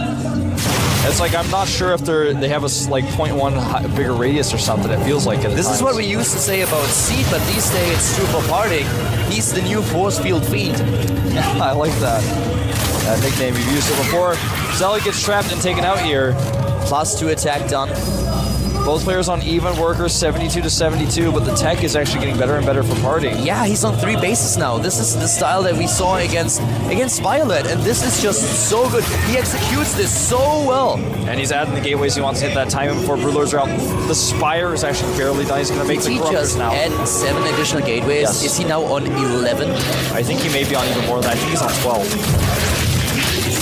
Oh my god. 12 Violet died. And now he's got to go for the attack. He's going to have charge with this as well. It's going to be very useful. Of course, a closing distance on Spinecrawlers he may encounter. He's supply block, but he really wants to go for it. And we don't have any high tech for life. He does not have Broodlords. He's far, far away from having Broodlords. He doesn't even have height. Not at all. 3, 4 Templar going down now. 6, he's going to have some Archons with this for sure. Oh, wow. Party. 170 supply already. A nice bank in minerals. Not just the gas that he wants. Yeah, but he will have... All that gas he just spent was on the Archons. He's going to have a ton of Zealot Warpins at his disposal. Oh, this game could decide the entire tournament. Yeah, Life is on the move, so is Parting. Both of them meeting in the middle of the map. Not really willing to fight just now. Parting with a Stargate. He already goes for the mothership. We saw it against Violet. Yeah, that's the first step to saying, you know, maybe I shouldn't do this. Maybe I don't have to commit. He's having second thoughts here. Against Violet on this map, it did not work. He lost 3 motherships without doing a lot of damage. Dumping that Zealot Bank, but he's spotted. Oh, this is a ton of Zealot Bank that's going to go to waste. Yeah, there's too many bungles and lings here. He can't do anything. He even tries to charge towards the Infestors and take them out, but he's not able to do it. Warp Prism goes down, but the bungles are used here, and Parting sees his opportunity. Parting moves in. He's going to the right side. Yeah, he's going to take out that 4th base while he takes his own 4th. Speed upgrade for the Warp Prism. A second Warp Prism being built. Stargate nearly completed. Parting moving back again. Just keeping Life on his toes, letting him run from the left to the right to the left. Fleet Beacon goes down. He buys himself so much time, but Life, he's everywhere, defending, building up a bank. This is getting pretty intense, man. The Warp Prism speed's going to allow him to be a little bit more positional, just like he was doing in the main base, but he's got to make sure to make every single Warp in count.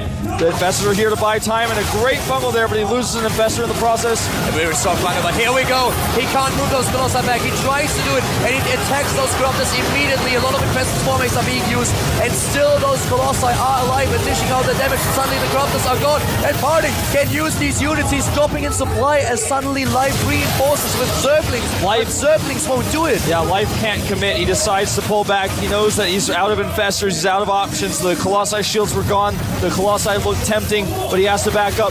Now Parting again is on the move, but he has still not taken out that base. And the bungles here are good. He's got a concave with those roaches. He moves in. The Colossi doing a lot of damage. There are no Corruptors in this fight. Here come those lings, though. He's going to try to go for the surround. It looks like he may just have enough. Oh, there is too much. He blinks away. One Colossus is still alive, but he loses so much here. The rest of the Colossi, they die. We even saw a little bit of dancing there. 105 supply against 155. The Warp Prism being used to warp in the next round of Stalkers, but Life has so much stuff. The 4th base is still alive. The Stalkers blink and those Stalkers are gone. Oh, look at his face. He knows he may just lose it here. Oh God, Parting is on the ropes. He's down for the count. Life is standing over the body of his own teammate, and he might just take him down and he kill wants him. to finish him. +3 is so late. He actually cancels it to get the mothership. Warp Prism is shut down here. No openings for Parting. Parting needs to turtle, but there's an opening, God. and he gets into the main base. This could be it. The nail in the coffin. The Zerglings in the main, in the natural. Zerglings everywhere. Life is everywhere. Life is all around us, but right now Parting is wishing that were not the case. He's going to lose his Nexus in the main. He already canceled his mothership and transferred it to another Nexus. But he's losing so much here. The Nexus is now dead. We have the Greater Spire nearly completed. Parting is fighting. He is putting up such an effort. Look at how cost efficiently he traded here, but the Broodlords are waiting. Yeah. That Greater Spire is finishing. That bank is going to go to 0 in just a second. The monkeys are listening. The Broodlords are waiting. 9 started, 10 started. That's where the bank goes. He goes towards that max, and now the probes have to be pulled again here. Parting is trying. He's everywhere, defending, trying to shut down Life's aggression, and he still has 133 supply. He's not waiting for the mothership, and why would he give up? He does not want to give up. This is his last chance. It's Parting. He needs those Archons. He's low on gas, though. He needs all the pieces. He needs the Archons, he needs the Mothership, and he needs the Vortex. It's the Protoss trifecta of late game PvZ, and that's what he's waiting for right now. This game is going to decide who is going to be the Blizzard Champion 2012, who gets this big check, and probably also deciding who has to wash the dishes today at the Startel House. That's probably true, man. I think that no matter who wins, they may go out to eat, but I think there's probably a stack of dishes at home with all the players that have had to be practicing, preparing for this tournament. The Mothership is out, but again, that's only one piece of the triangle. He needs the Vortex and he needs the Archons, and with these roaches denying his gas mining, it gets a little bit harder. Archons are now being morphed in. The big problem, the Mothership does not have the energy yet. He needs more time, but the Broodlords aren't going to give it to him. Oh, the Mothership is a little bit exposed here, but he does not have the Neural Parasite. He could fungal. Does he have the Corruptors? No, only no two. Corruptors here. He's extending himself a little bit far out here. He's going to sec this base. He is not going to defend this fourth base. I think he can't. He can't defend it. He needs more. He needs more time. He needs more Archons. Only 2 Archons is not going to cut it. He won't even be able to get into the Vortex with that many Infestors. He needs more soul. He needs it. Give him your Soul Pros players. He needs your support. The Nexus will fall. Life is going for it. He knows that he has this game in his grasp. It is so close. He's one map win away from being the Blizzard champion. His Broodlords are exposed, though. Life is playing such a good game here, but he can't let those Broodlords go down. And once again, the defense at the bottom left. This gives Life the time to move back with his Broodlords. This gives him the opportunity. He needs to rematch with those Corruptors so he can take out the Mothership. Look at the bank for his Zerg player. Nearly 3,000 Probes being so taken out. Parting for the first time this month has looked shaken in the booth. Parting is trying. He's trying so hard. He's doing everything that he can. He's waiting for a mistake, and he's patient. He's waiting for a mistake. If Life makes one mistake, then Parting might take it. He has the army advantage. And Parting is second his space. He is ignoring the Lings at the bottom right. He's ignoring the Roaches at the bottom left. He is moving in. He needs that Vortex. Can he make this happen? A War Prism goes in to get some scouting information. This is not for a counterattack. This is not for a warp in. This is actually just his desperation scout. He's losing bases. He actually needs to pull some probes. He's only got 60 minerals. He tries to get the momentum. Can he make this work? It's 140 supply against 200. Spine's going down. Life is actually pulling back. He says, come at me. And Parting says, I'll do just that. He comes forward. The Corruptors, are there enough? Not yet. There's the fungal, and he tries to make it up. There's the Vortex. The Vortex is good, but not good enough. He needs to close the distance. He needs a blink. There's just too much. Those Broodlords are in the sweet spot, right on top of those Spines are finishing, and look at Parting's face. This is it. He stopped there. Look at Live at the bottom left. He actually stopped playing for a second. Oh my god, that smile. And Parting at the bottom right. He's done. Parting knows it's over. He knows this is it. Live is the champion. Blizzard Cup 2012. The first Zerg to take 2 GSL champions. The first one being Desti. He was the first one to do it. He's the second one now. And Live again with this smirk that he's known for. GG! Congratulations! Hot 6. Up in the top, right of the map. KT Roaster Zest. I'm actually drinking a Hot 6 right now. You are? I didn't get one, actually. I should have got one. You guys might hear me open a can every now and then. It means I'm drinking a Hot 6. All right, over here at the bottom left, a red player. SK Telecom T1 Party. But yeah, I'm a Hot 6 drinker. Yeah, as am I. Yesterday, I think we had like 3 cans of Hot 6, actually. Yeah, that was a lot. SK Telecom fans. Yeah. Fans holding the papers that can be turned into fans. Yes. Just before, in the matchup between San and Parting on this map, San in the bottom left decided to go for Dark Templar in the bottom right of the corner of the map. And Parting was able to scout that so easily. And both these guys from the Korean server, they know that this kind of play is not... You're just not really going to get away with it against a good Protoss. You might be able to get away with something like that on Frost if you hide the pylon on like some other main base location or something like that, but yeah, or on Alterzim. Well, on a map that's this small, it's just not going to happen. You're not going to get away with it. Oh, I'm liking the hat still. I don't like it any less than I liked it before. now we know whose side he's on. Yeah. Observer pointing out the fact that Parting is mining more gas right now. If you look at the, the plus sign and then the amount of gas that's being mined there every minute, every StarCraft minutes, you could see that the amount is greater for Parting as he does have more workers and gas. Yeah. And Zest was getting a little bit of extra minerals. Now he's evened it up. That was going to 224, 240 per minute. It's fluctuating ever so slightly. As you know, the pro mining is not perfect, it's not constant. I'm just going to rotate that way, but we'll see how these two players open against each other tech-wise in just a moment. Well, trapping a probe. Nice job. Catch there, Parting. Twilight Council goes down. And back at the base of Zest, he has this double gateway build coming up here. He's going to make 2 more Stalkers out of those gateways. Or no, decides to put down the Twilight Council first. The thing is, he's got those extra minerals from only mining for 2 gases. So that gives him the ability to have this, which means he's going to have the Stalkers out faster than Parting does in higher number, which gives him the ability to pressure and control Parting's early game pretty easily. But his blink will be slightly behind. But I feel like this is if these two builders collide, the way that Zest has done it is better in this case. But it is actually a Dark Shrine from Parting.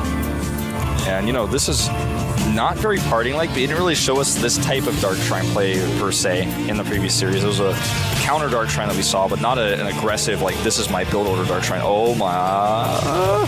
The micro right now. He actually could still get it. I think he will. Oh my god. 4 hit points left. And he gets away. And now he could actually kill this Stalker. If he can catch it, I think he's going to at least damage it pretty critically. Uh-oh, Zest. Oh, Zest is losing a lot of hit points there. And with Blink, turns around the corner and takes an extra hit. This is that safety robo I was talking about, where you just have it just in case you need it. Unlike the life vest under your seat on an airplane, it's just there, just in case. And, I mean, granted, the robo's pretty late. He might still be able to get damage on here, especially if he makes an immortal first or something, or rallies the observer across the map. Let's see how much he gets done here. 1 DT first. Blink at about 2/3 done here for Zest.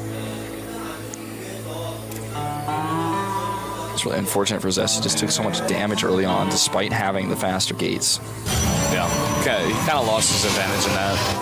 Just being a little bit too out on the map and not paying as much attention to the map as his buddy over there Parting. He knows, traps the DT inside, and the observer will come out here, and goodbye DT. Not even gonna get that sentry. Great control here. And they are both just putting down their forges and saying, all right, it's time for late game PvP. This is what happens in PvP. We have a bunch of shenanigans in the beginning, both players putting down various techs, and then we transition. And it's going to be a while here before they get across the map and start to attack each other. Usually, some players might get an advantage in upgrades for one reason or another and get the Chrono Boost out and get a +2. We saw Parting do something like that similarly to San. But both players getting their forges at very similar timings here. So there's not really going to be a timing in that. We're going to have to see mainly what kind of compositions these guys go for. They both have a Robo. And so far, Parting has made his first Immortal first. So he's going to have that as a small advantage. Yeah, 2 observers out for Zest, which means he's going to have a little bit more vision on the map. Tech-wise, there are Dark Templar for Parting, which could be used later on in a drop. It's some sort of late-game harassment. And also the Blink research for Zest is something that we need to mention as well. Probably not going to be too significant, but he does have that chase factor with those 4 Stalkers that he has right now. Probably won't be making any more Stalkers for a very long time, but say he sees this Observer, for example. If his Stalkers are there, a Blink would have actually been useful, or if a Warp Prism comes into the base later on, might be able to snipe that. It's not like he's going to be able to get some big harassment done. It looks like he's going to try for a little bit here. This is cute. It is cute. That's a good way to describe it. He's actually going to deny that scout, so that's what he decides to do instead. And with that, he'll get his own scout, so nicely done here by Zest, not committing too much to the attack he had in mind. Second scout goes out for parting. He's going to see anyways what's happening, which is, at this point, both players going into basically the same comp. Or, okay, he's going to go into a +1 blink stalker. It looks like he's just going to go all in on the blink. So it's starting to look like, ooh, loses a stalker, making it a lot harder to actually commit to this now. Yeah. What else could this be for? I mean, he's not, okay, 5 more gates, and the Phoenix sees all of this. Phoenix has all the information, and I don't know. He's not really making the stalkers. Yeah. Makes a cannon. He's going to need, you know, immortals. Those are going to be necessary if he wants to play a longer game, okay? Takes a quick third base. The way he's playing this is, we saw this in one of our groups either yesterday or the day before, where you look at the situation in the game and you're like, okay, well, I'm in a weird place tech-wise, but I'm going to take a bunch of greedy decisions, like taking a third base and, you know, cutting immortals temporarily, just so that I can catch up, because the defender's advantage is so strong. It's going to be hard for Parting to actually commit to an attack. If Parting knew that, hey, wait a minute, this doesn't make any sense, what are you doing? He would come and punish. I think he does know, though. He's been scouting so many times, and look at that army. 3 immortals right now, 4th one on the way, 1 Archon as well, and he has a probe with that army. Look at this, Stalker's getting caught out as well, and Zest doesn't really have an army back at his base. There is a tiny window, like a window on a dollhouse, that's how small it is, man, where Parting is going to have +2 faster. I don't think that's going to come into play here, but let's watch that closely. With the game heart, you can see at the right side when the upgrade's about to finish. It's about to finish right now. Charge is finished for him as well. And he's going to break down those rocks. And during all this, you know, Zest is trying to take that third base. He's trying to get enough units out, but he doesn't have any immortals. That's a problem. He has 0 immortals to the 4 of Parting. We see army supplies 15 up for Parting. Very nice time warp right now. A second one goes down, but there is the overcharge. And Phoenix in the back taking a few shots here. The overcharge does go down, but Parting has way too many units. And Zest is going to roll over here and die. Great scouting by Parting. Really smart reaction to what he's seen. Dances the units. And we're going to go on to game 2 because there's nothing else to say here. GG. Up here in the top left in the teal for KT Roaster. Down 0-1, he is. KT Roaster, Zest. Zest saying that he doesn't consider SKT his rival anymore, winning 10 games in a row against SKT players. Parting here to break the streak. I said his name, but let's say it again. SK Telecom T1 Party. So we are cross spawns. Doesn't necessarily mean we're not going to see the islands.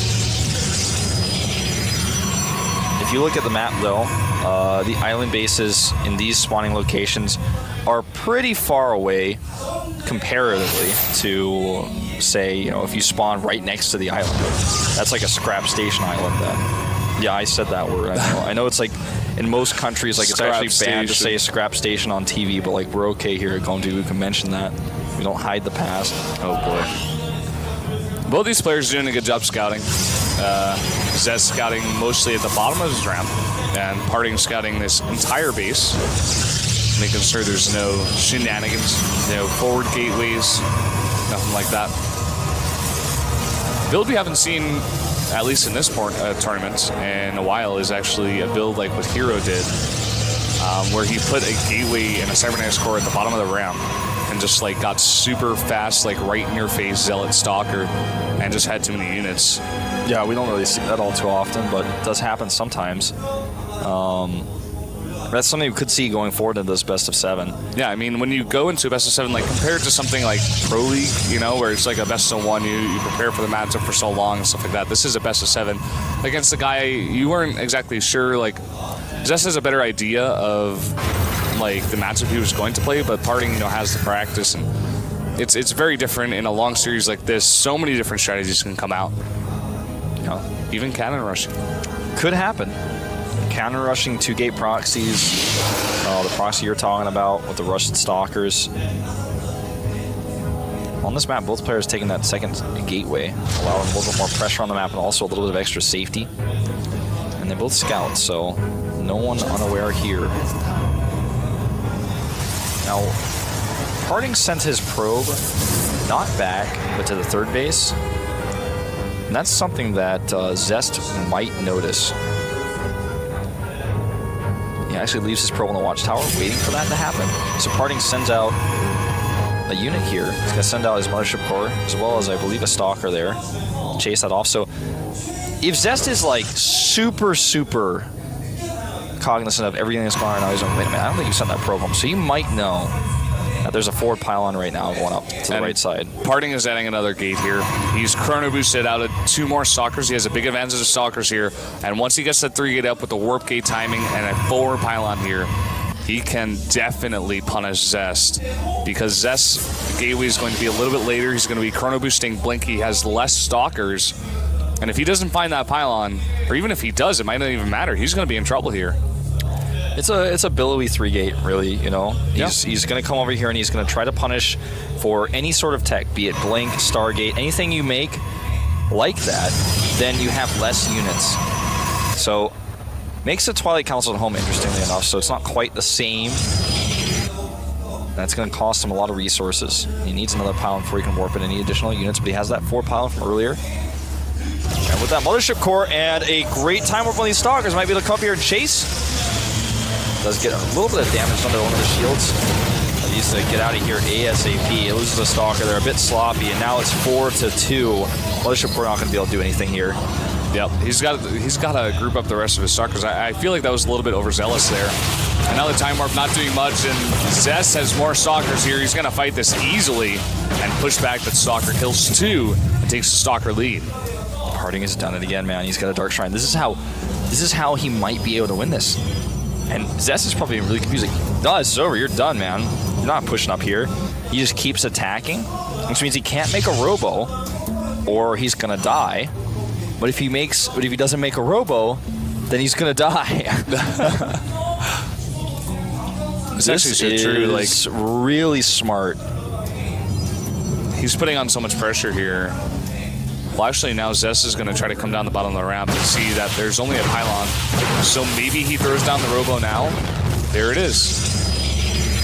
Zest knows, man. He knows parting as well. He saw this happen against San as well. He's supply blocked, actually, right now, parting that is. He will be able to get that pylon done, though, before he can start the DTs. Now, he needs to actually, I would say, kill several probes here. The thing is, he can use DTs defensively against this. Even 1 DT at home is going to be fine against this. The Observer's going to take way too long to come across the map. He needs to make 2 Observers, so keep that in mind too. There's also not a very forward pylon on the map right now for Zest. 2 DTs going to the main base. He's and the robo isn't done. He could actually try to target that down. I think he might do that. Let's see. Stalkers blink in here. He's going to need some of those defensive DTs back at home. Mothership core now is enough for the overcharge. There's the overcharge, but still so much damage getting done. Now the DTs are in the base. The probes have to be pulled. They cannot mine now. This game is about to get crazy. Oh, yeah. So he's going to just fight, actually, these probes here. Does not try to kill that robotics. The DTs actually do not want to fight the Zealots if they can help it. That was a bit weird. Into a good spot there. They want to just try to run around and kill some more probes. These stalkers are going to have to leave. And it's still a massive lead in stalkers right now for Zest, and he has Blink. But Harding has the better economy, so he's going to have some time to try to even that up. And he's going to kill even more probes here. He gets 3 more, 28-13. So game is more even than it looks. It might look like, oh wow, Zest is dead here, but he has still this army to work with, and as soon as he has 2 Observers, 1 at home and 1 with his army, that's when Parting needs to really defend, somehow hold that off. Yeah, that's going to be crunch time. That's going to be the big question of where exactly this game goes and which direction, who gets the advantage. Zest definitely has to make something happen here, though. Spending all of his money on reprobing. Parting sees the stalkers coming in with his ground observer that does damage. Alright, so he's fighting here. Way more stalkers, kiting against the DTs. And blinks away. Every stalker counts for both players right now. Love this. Love, love, love, love this. Forcing an overcharge. He's hoping to force units at home. But anything he can do here with those Zealots is going to be good for him. Great micro here. And he's got that Observer. That Archon at the front doing some AoE. This is so intense. All right, another Stalker comes up to join. He's got double the Stalker, plus he has Blink. And Parting's already used his Overcharge. He has to pull probes. And Zest is finally just fighting and killing probes here. Starting to blink those Stalkers down the ramp. Nice targeting out of Parting right now. Gets a couple of them down at the bottom. Almost gets a third one there. Very nice targeting out of Parting. Might actually just have enough to blink forward now, though. Let's see, he's blinking again away from that Archon. Now he's got an overwhelming number, 9-5. This is not a day job. This is Zest coming in here, killing the last of the Stalkers. And he's actually taken a probe lead. GG. We're going 1-1 here. Nice layering there.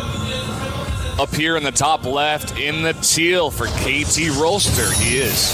KT Roaster, Zest. His eyes burn with the fire of crushed nerds. I thought you were going to say 1,000 Suns. To the bottom right in red. SK Telecom T1 Party. I'm like, now that I think about it, I'm like, that doesn't make any sense. The fire of 1,000 crushed nerds. Yeah, I don't know. Doesn't make any sense, actually. His eyes are fiery, though, as is his hair. So were Mars yesterday. There's a lot of eye drops. His eyes were watery, man. That's the water element there. Now, let's see. This map, obviously, we've seen it a lot in Pro League. Just recently got adopted into the WCS pool. And it's a map with basic features. The most unique part about the map is it's natural, which faces the main base. So it's a little bit different. Some of the other bases, you have rocks there, so there's 2 attacking locations. Not usually important at all, or even a little bit. Not even slightly. Protoss versus Protoss, but could come into play in super late game, harassment-oriented situations. So more gas mining here for Zest this time. Parting is actually going to be cutting down a little bit, getting some extra mineral mining. So you can see it at the top right just how much this affects things. Yeah. Parting just going for 2 in each gas. That's something you guys can do in the ladder as well, but it's kind of a little bit more technical. It's when you specifically want a little bit more minerals out here in a very short window of time. So if you don't really know what you're doing with it, don't just do it just to be like a pro player, because it's very specific to what they're trying to go for in the game. Just know that if you do it, you will have more minerals and less gas. The basic principle of it. About,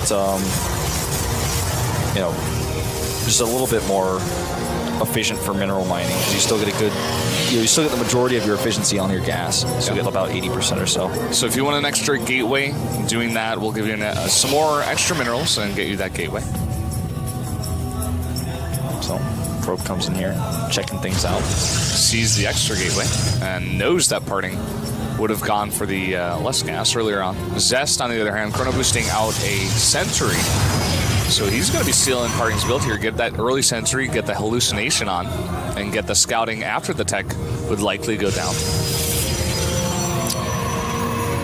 Dark Shrine is what we've been seeing a lot of today. A little bit more technical, the way they've been playing it, though, than just a blind DTs. Kind of like what we saw from San, actually. He's the one who went for blind DTs, and saw how that worked. It didn't work, I guess. Parting saw everything. There was no hidden units. No. That was like the deadest DT of all time we saw. Nexus goes down, so I think we might see a Dark Shrine here for Sue. Or not Sue, excuse me, Zest. Might see a Dark Shrine for Sue. Sue suddenly switches to Protoss and joins us here in the Grand Finals. Well, we might see Sue put like a Dark Shrine figurine on his desk. Yeah. But what we're not going to put down. He's going to put it down. What we're going to see in this game is Blink. Yeah. Blink's on the way. Parting with that extra gateway, he's chrono boosted out the 2 extra Stalkers, so he's going to have the advantage for now. Chrono boost out his own Blink as well. Well, this Mothership core is going to have to recall, but he sees the Blink research. He doesn't see it in such sexy fashion as the game heart shows us, though, as observers. And there it is, actually. Yeah, well, he's gonna place the Dark Shrine here, and he's gonna pressure his way into trying to get DTs to do something. But Parting is. Did he just cancel his rope or did it finish? He canceled it, I believe. He's like, wait, I don't need this.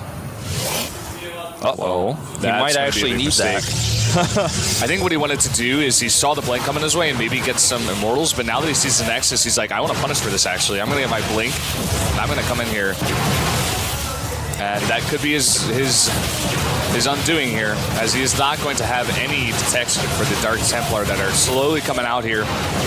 Right now, hitting on this Nexus, but the overcharge goes down. Is actually going to push him back for now. He's going to have to wait a long time. He's going to wait for the blink to finish, and he's going to blink up here. Brendan, is that a probe on the map? Hold that thought. Parting is going to kill that Mothership core, and there's no Nexus overcharge here. I think that's a probe on the map for Zest, where he could actually use to make a forward pylon. He sees the Dark Shrine now. He's got a lot of time to react, because there's no forward warping point just yet. He might actually just be able to win the game here before that actually comes into play. Let's see how much more damage he can get done. Yeah, there's no units here for Zest. All right, needs to warp in. What? Warps in 3 Stalkers and leaves the game. GSL Hot 6 up here in the top right of the map in the teal for KT Rolster. He is currently down. KT Rolster, Zest. 1-2. Staying focused. Up against the Soul Protoss, the top left. SK Telecom T1 Party. Also very focused, of course. These players want to win the money, they want to win the fame. This is their job, their livelihood. They practiced and probably stayed up really late last night in order to do well today. Yeah. No doubt about it. And today started at 2 p.m. So coming down here a little bit earlier than normal to the studio.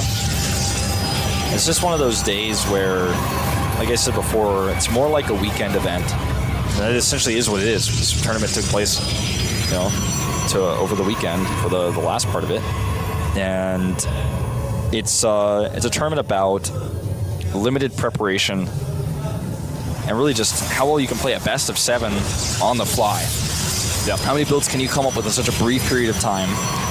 Stylistically, can you keep yourself fresh enough to where your opponent doesn't get too many ideas about exactly how you want to play it? Now, we have a much faster core here for Zest. Yeah. Had an early gate, so he might actually run with that and go for that billowy 3 gate. It could be very, very efficient on this map, very useful here because the rush distance is very small. Getting a pylon over there isn't too hard. And you can get the rest of your stalkers that you build at the gateway before it's a warp gate over there pretty fast. Parting is going to come over here and notice this. At least he should. But instead of that, it is going to be a very quick Stargate here before warp gate research. Yeah, this is a good map for it because of the rush distance. So the only thing about this is that Parting scouts, and he's going to see it. That's the usual location there in the bottom left, but actually Zest puts it a little bit back over there, and Parting knows this is on the way now. He's also, with this scouting it pretty uncharacteristically. Parting oftentimes will skip a scout, so I think this is part of the idea here for Zest. He's probably played more PvPs without a scout than any player I can think of. Mothership Core is going to come over here, get a little bit more information. Oracle started right away, right at 150 gas. Going to be chrono boosted out and, of course, rallied over to the base of Parting. The only thing about this is that Parting has the Mothership Core. He's going to have Stalkers over there. He's going to be totally prepared for this. Yeah, he will. The question is, does this Oracle give him enough control to take a natural, though, and then transition out? Because that's the idea here. Yeah, adding 2 more gates at home. And a Twilight Council. Very interesting, as I scratch my chin. Well, this will kill a few probes. Nice micro so far. Gets 2 and stays alive. Wow. It doesn't use the overcharge. Yeah. So there's the drawback to this is he doesn't kill it, but he has that energy for later on for other things. Most notably, the Blink Stalker timing attack that might have Time Warp assisting it. They're both going into Blink now. Nice scout over here. Knows that location, a very nice location to put down that pylon. You can warp down there on the low ground with that. Warp gates are done. And with that Oracle, he actually got a scout on the base of Parting as well. So he knows this is coming. He has to prepare for this now. He's just going to do it with his own defensive blink and a bunch of stalkers, but he's going to have less stalkers right now. He's down 4 to 6. Loses a probe. Well, that Oracle actually comes in here and he keeps the energy so that when he doesn't have the stalkers at home, he can do this. Oracle's still out there though. And we'll come back later. 50 energy. Ooh, sentries coming over here. Looks like he may want to try to contain. The problem is his opponent's also going to have blinks pretty soon. Yeah, Parting doesn't know about the blink. That's very important. Yeah. Starts a Nexus here. Just going to get that base up faster. He has less stalkers right now, though, because of those sentries. He needs to be very careful. Doesn't even really want to poke. And this is that 50 energy Oracle I was talking about. Let's see what he gets done. Parting getting up the Nexus now. He's just backing off here. I would have liked to see him keep the map control, but he's bringing his entire army all the way back. Well, I think he realizes like something's not right here. You know, yeah. I'm not going to stick around. I might actually just end up losing my stalkers.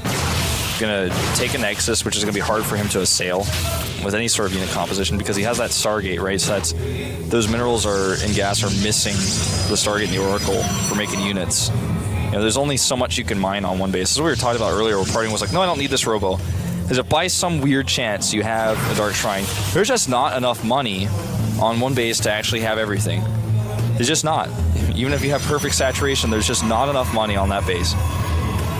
So at this point, he's like, something's not right here. I'm going to move back. I'm going to have the defender's advantage at home. You probably will be able to counterattack me or kill me on my Nexus, and he's able to contain you and pressure you a little bit.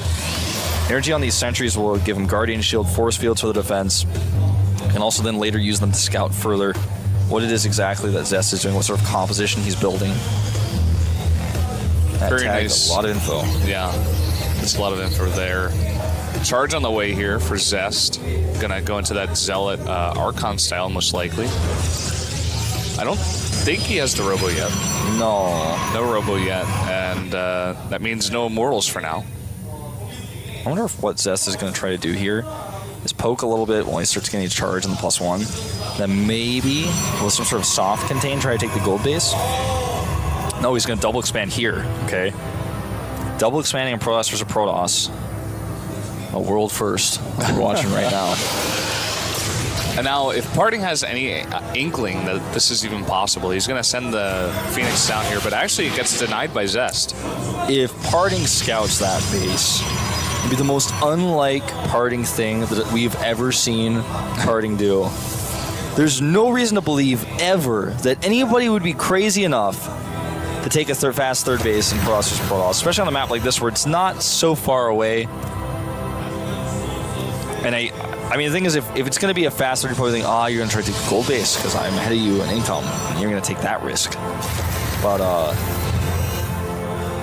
no, there's no way he's going to scout that. Yeah. I wonder if part of the reason he put that down so early is because he knew that Parting wouldn't scout it. He's just saying, like, okay, I can take this risk. I got to get ahead in this way. And Parting isn't ever going to believe that I'm going to have a base there. What is interesting, though, that our observer just pointed out, is he scouted that there were no gases at the natural. At that time when the Phoenix came in, that's not too weird. But when he comes in here again, he sees that, that's when he's going to be like, wait a minute. Okay, so he comes over here. Phoenix is killed. He snipes the Phoenix because he's scared the Phoenix might actually see the third base. Yeah. But he could have maybe let it see that there were no gases as well, so he wants to deny that too. Because at this point, Parting is like, without that information, how can he even guess? Looks like he might even have Zest go for a timing attack off of his 3-base economy with all those extra minerals, with a few Archons maybe and a ton of Zealots. Yeah. Does he even have actually a Temple Archive? I don't think he does yet. No, I don't think so. But he does have the +2 on the way for his attack. I think he might wait for that. He's going to deny this. Now he sees there's no gas, and he's like, all right, what's going on? Okay, now he knows. Now Parting is probably in panic mode now because there's nothing he can do to punish this base anymore. It's already gotten its use, and now he's got to be in defensive mode like, oh, you have so many extra minerals. Everything that I've accepted to be true about this matchup and everything that I know that I'm doing at home no longer is exactly accurate. Parting actually moves out to attack here. He's going to go out and attack, but look at Zest minerals. He warps in 4 Zealots, and he still has 1,200 minerals. He's going to have so many more Zealots when this hits. Yep. Parting doesn't have a massive Archon count. His 2 Immortals that he has in his army are pretty useless. Zest right now is supply blocked. He's about to get that pylon up. Thankfully for him, the charge up on the warp gates isn't really that far behind. So he's going to warp in a ton of Zealots here now with charge. This is the big fight. He's going to go over here and attack the third base now. Doesn't matter if Parting kills his base if he loses his whole army. Alright, he's considering the attack. Parting does not actually commit to this. Not fully. There's so many warp-ins here for him to use. Oh, wow. Now starting to get his own Archons out here. Actually, can break these force fields. Yeah, needs that Archon. And now he's going to come down. Nice time warp right at the bottom of the ramp. Even catches an Archon, and now it's being charged on by a bunch of this and even blinked. That's a big catch. Yeah, that's a big blink, though. He's going to be careful about this. He's about to have +2. Buying enough time for that. This Nexus should go down this time, but this could give Zest the engagement he needs. Let's find out. Here we go. That time warp is so clutch. Perfect placement there on the Mothership core. Probes are off the line here to fight on the right side. And does he have enough warp-ins here? It looks like he might. He's got so many more Zealots coming down. There's a lot of Blink Stalkers for Parting here left over, and his Archons look overwhelming. He's got to target those Immortals, and he does. It looks like Parting actually has enough. Parting is going to have enough. The Warpins also helping out so dearly now. A bunch more of these Zealots, and he has a ton of these gateways, but the army of Parting stands. I feel like a little bit of timidness and also the supply block that you talked about earlier is what cost Zest this game. GG. Not 6. Our teal Protoss player to the top left of the map for KT Roaster. KT Roaster Zest. The Kingslayer.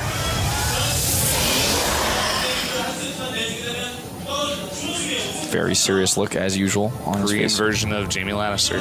Yes. Over here in the top right in the red. SK Telecom T1 Party. There he is. There he is. There he is. Found him. And I was in the bathroom before this finals got started, and so were Zest and Parting, and they were peeing next to each other, and they did not say a word. It was really awkward. There's some obvious tension between these guys, like going into the finals. They don't seem too friendly. There's right at this moment in time, some tension is developing between me and you because you didn't invite me to your bathroom party with the GSL the third finalists. Floor or something. I don't know where you went.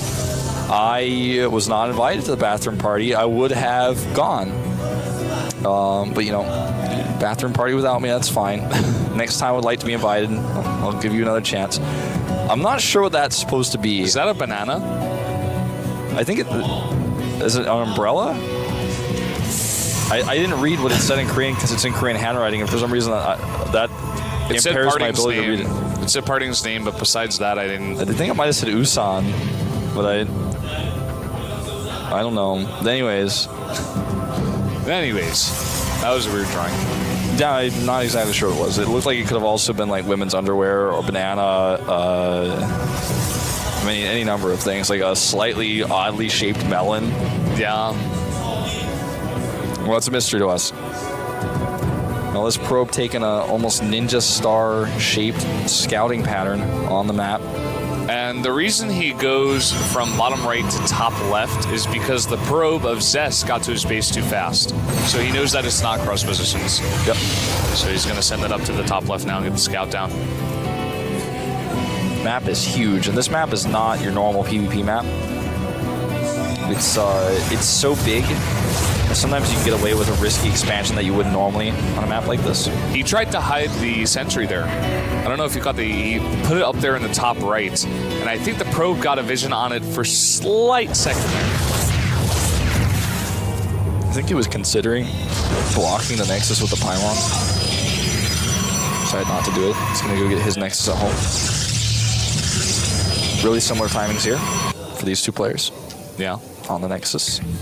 Zest going for double sentry, whereas Parting was going for one sentry.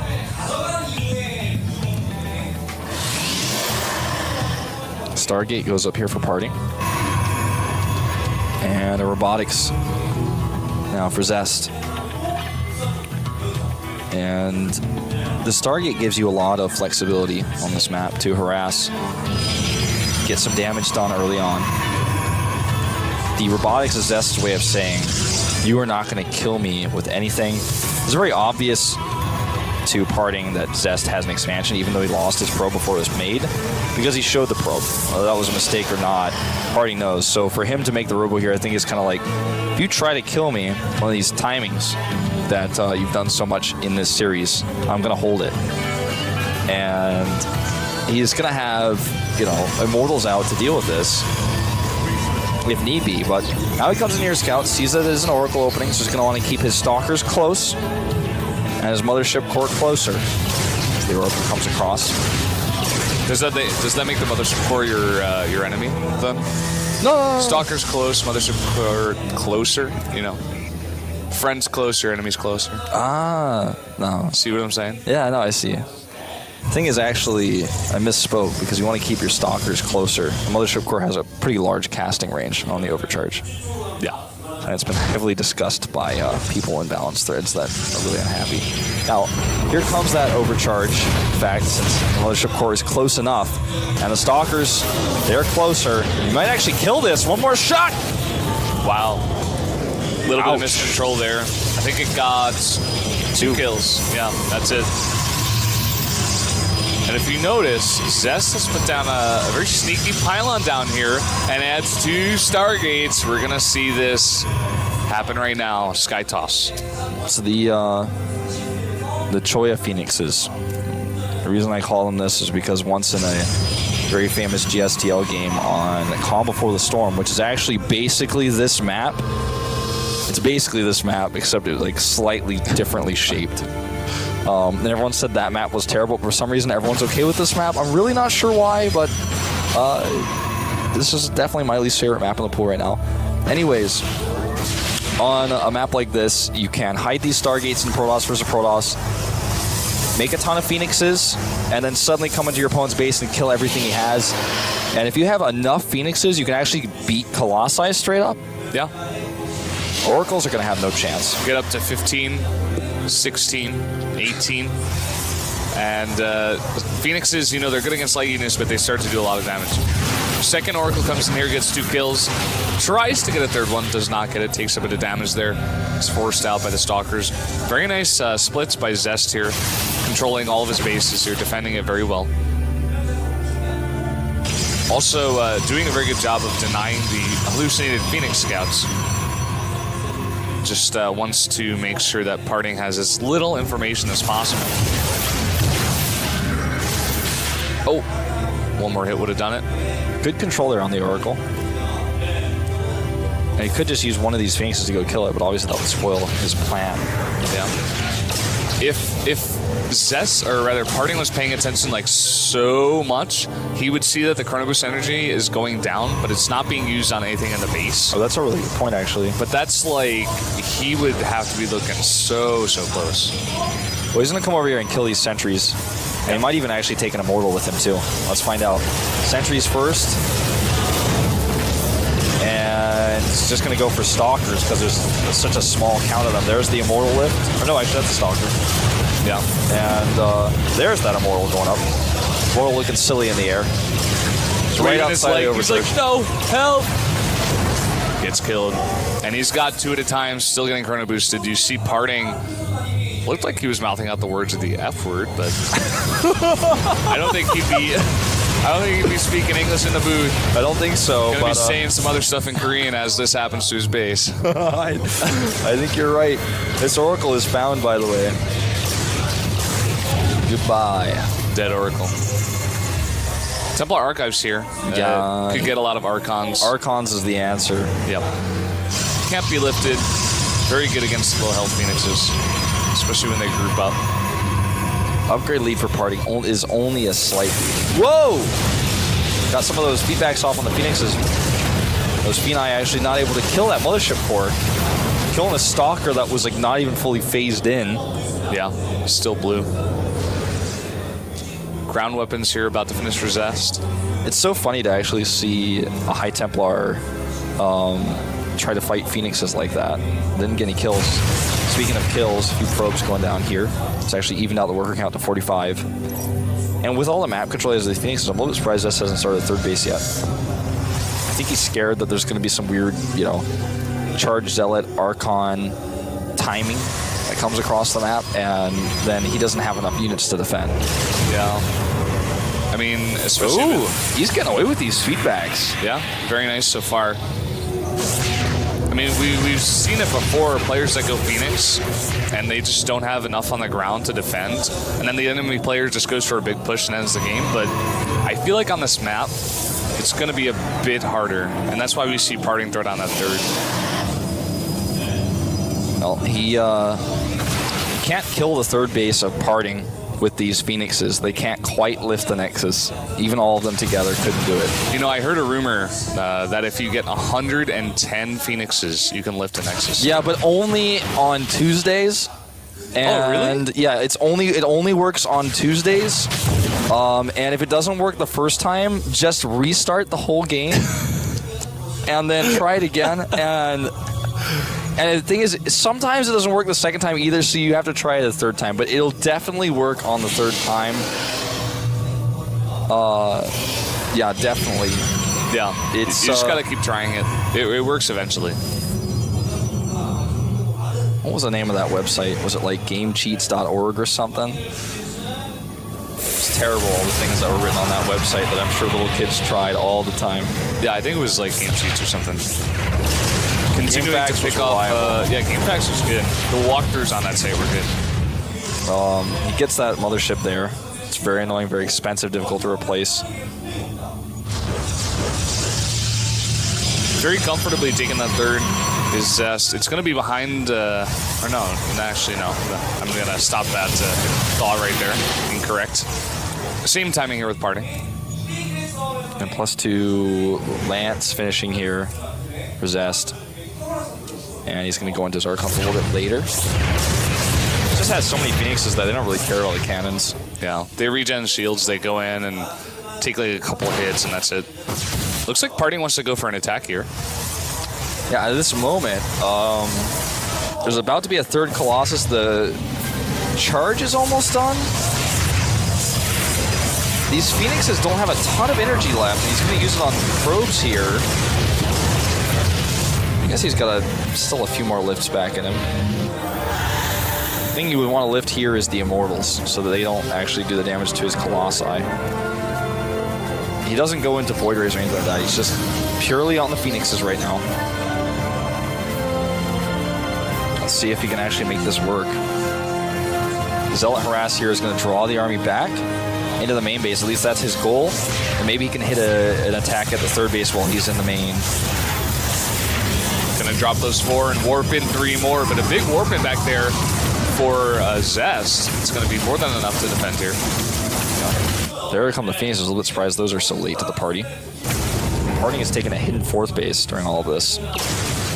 Pros vs. Pros doesn't usually work like this, where it's like, well, he's had that 3rd base for a while, and he's killed a lot of my probes. I need to take a 4th base, then I'll get ahead. That's usually not how it works. If you take a 4th base and you die, but on Altazim Stronghold, throw all the rules out is the window. Possible.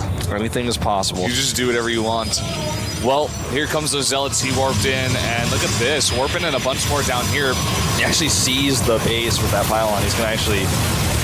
That is so unfortunate. Zest warping in 3 Archons. That is so much gas that he just lost. But look at this. Going to get a bunch of these probes if he goes for them. This is one small victory for Parting, getting those Archons. Getting a few feedbacks off here as well. He has a lot of Archons he can make himself with those High Templar. He's just waiting to do it in the last second. Wants to feedback as many of these Phoenixes as he can. Oh, great forces here. You know, Parting is really trying to swindle his way into a win right now with this micro. He's like doing everything he can. He's doing it a lot better than Zest is. Zest is playing the numbers game. Parting is like just trying to do anything he can. He's picking pennies up out of the couch right now to try to come back to this game. That he is. Warps in a couple more. High Templar going to make that into an Archon. He's not just looking for quarters, Brendan. Anything he can get. Nice well, here we go. For Zest. If he can connect with those Colossi, that's everything here. So many Archons ready to be made here. He wants to feed back the Phoenixes instead first. Now he starts those Archons.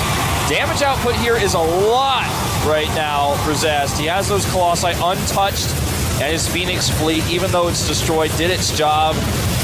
I think that is going to be just way too much damage. Took a gamble. It paid off. Choya Phoenixes, man, reminding us of Calm Before the Storm. And that's all she wrote. That's going to be it. GG. Down here in the south, in the teal for KT Roaster. Needs to win 2 in a row. He is. KT Roaster, Zest.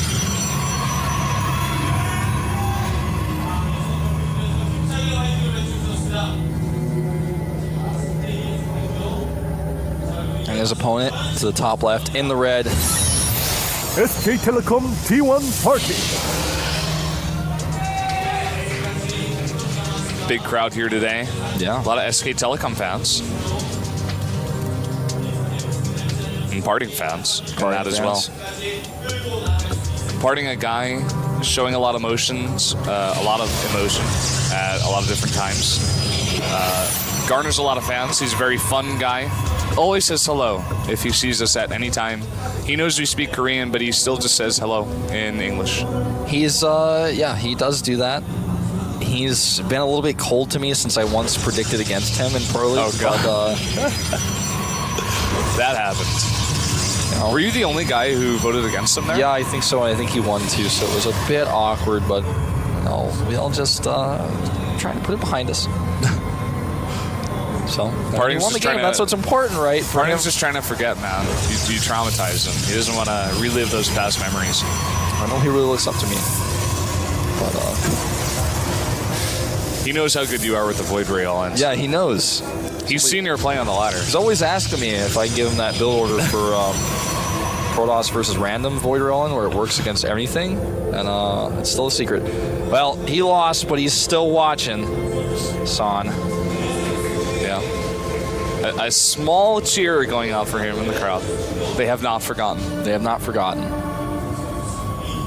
Second gateway goes up for Zest. Whereas Parting keeps it singular.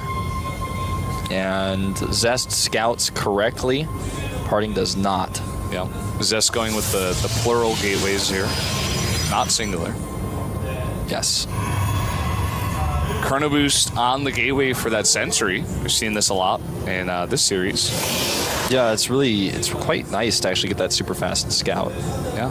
I mean, I guess you could use it for other things like I mentioned earlier, but it seems to be much more scout oriented. It's not a creator Sentry. Yeah. Building that energy. And a fast Twilight comes down here. As soon as he gets that gas. Oh, they are gonna fight! Parting's probe a little bit less brave. Well, the thing is, it's better to live to fight another day. No matter what your motivation is to fight. Yeah. If you're going to fight, make sure you're going to win.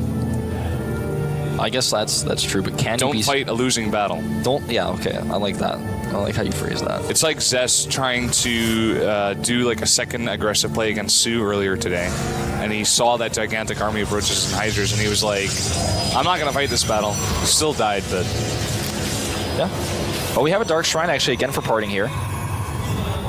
Shows a sentry. This Mothership Core is poised to scout. That's a sneaky Mothership Core. It's like Parting knows when Zest is going to do Blink, and then he goes DTs.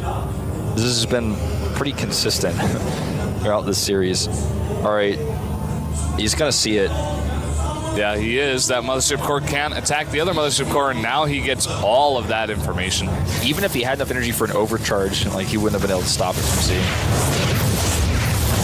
Gonna have to recall out of here. Oh, yeah, he will. There he goes. Bye-bye.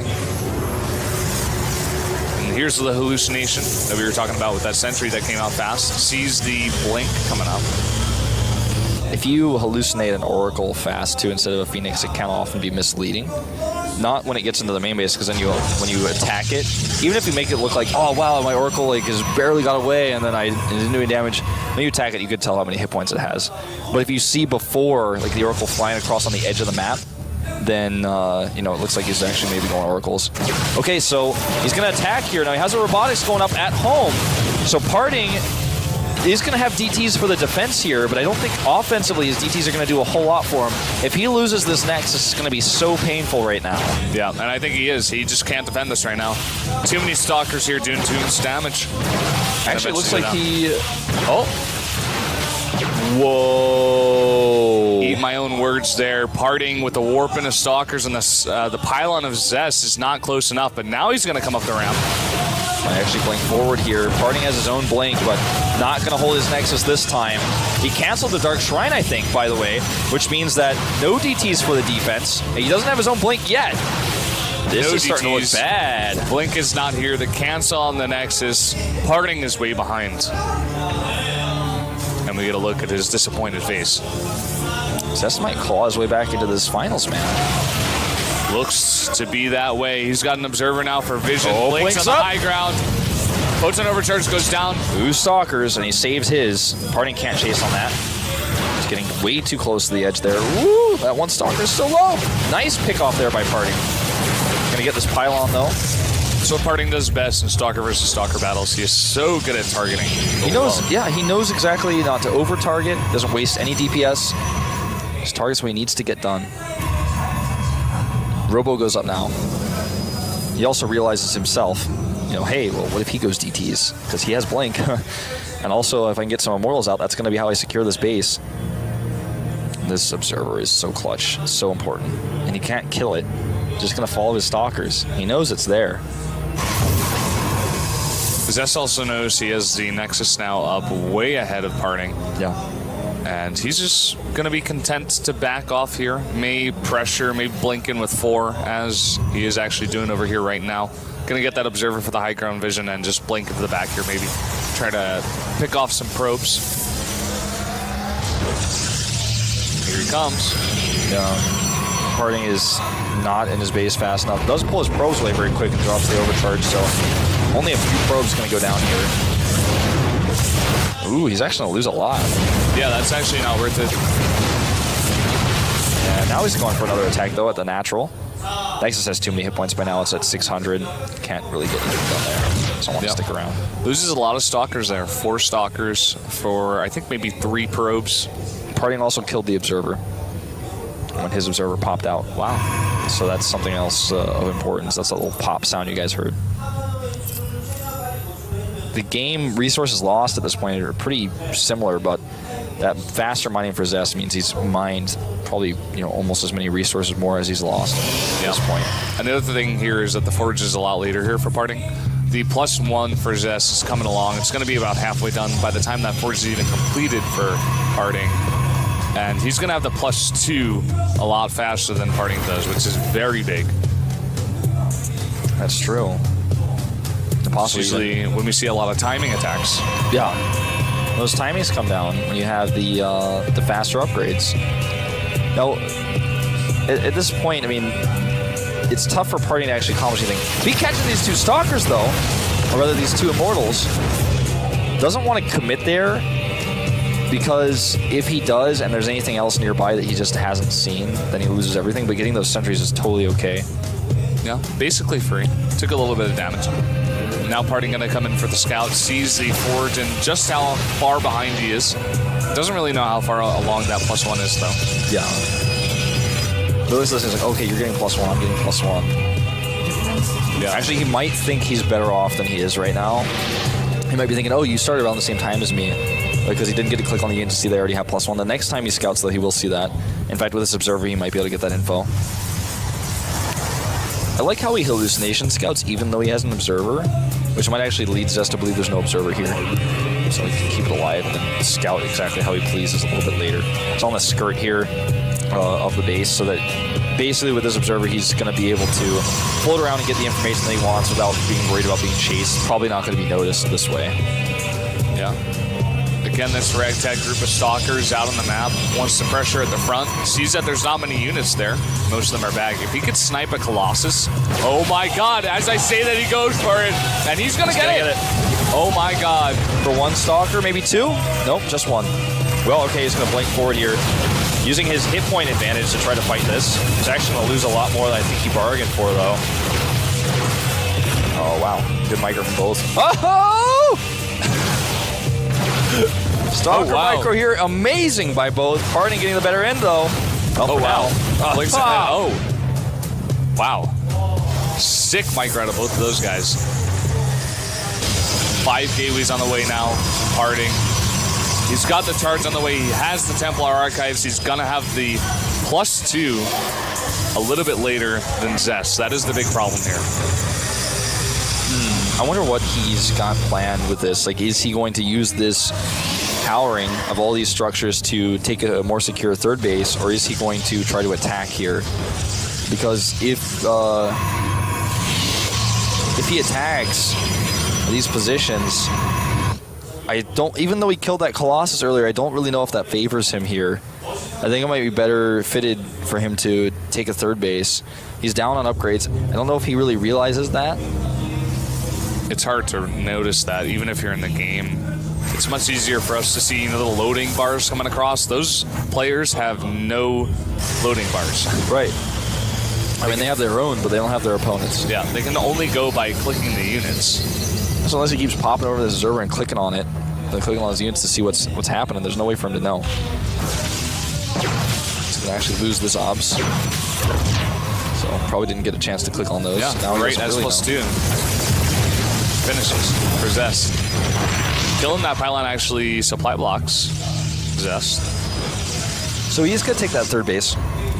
And he has the Warp Prism counter.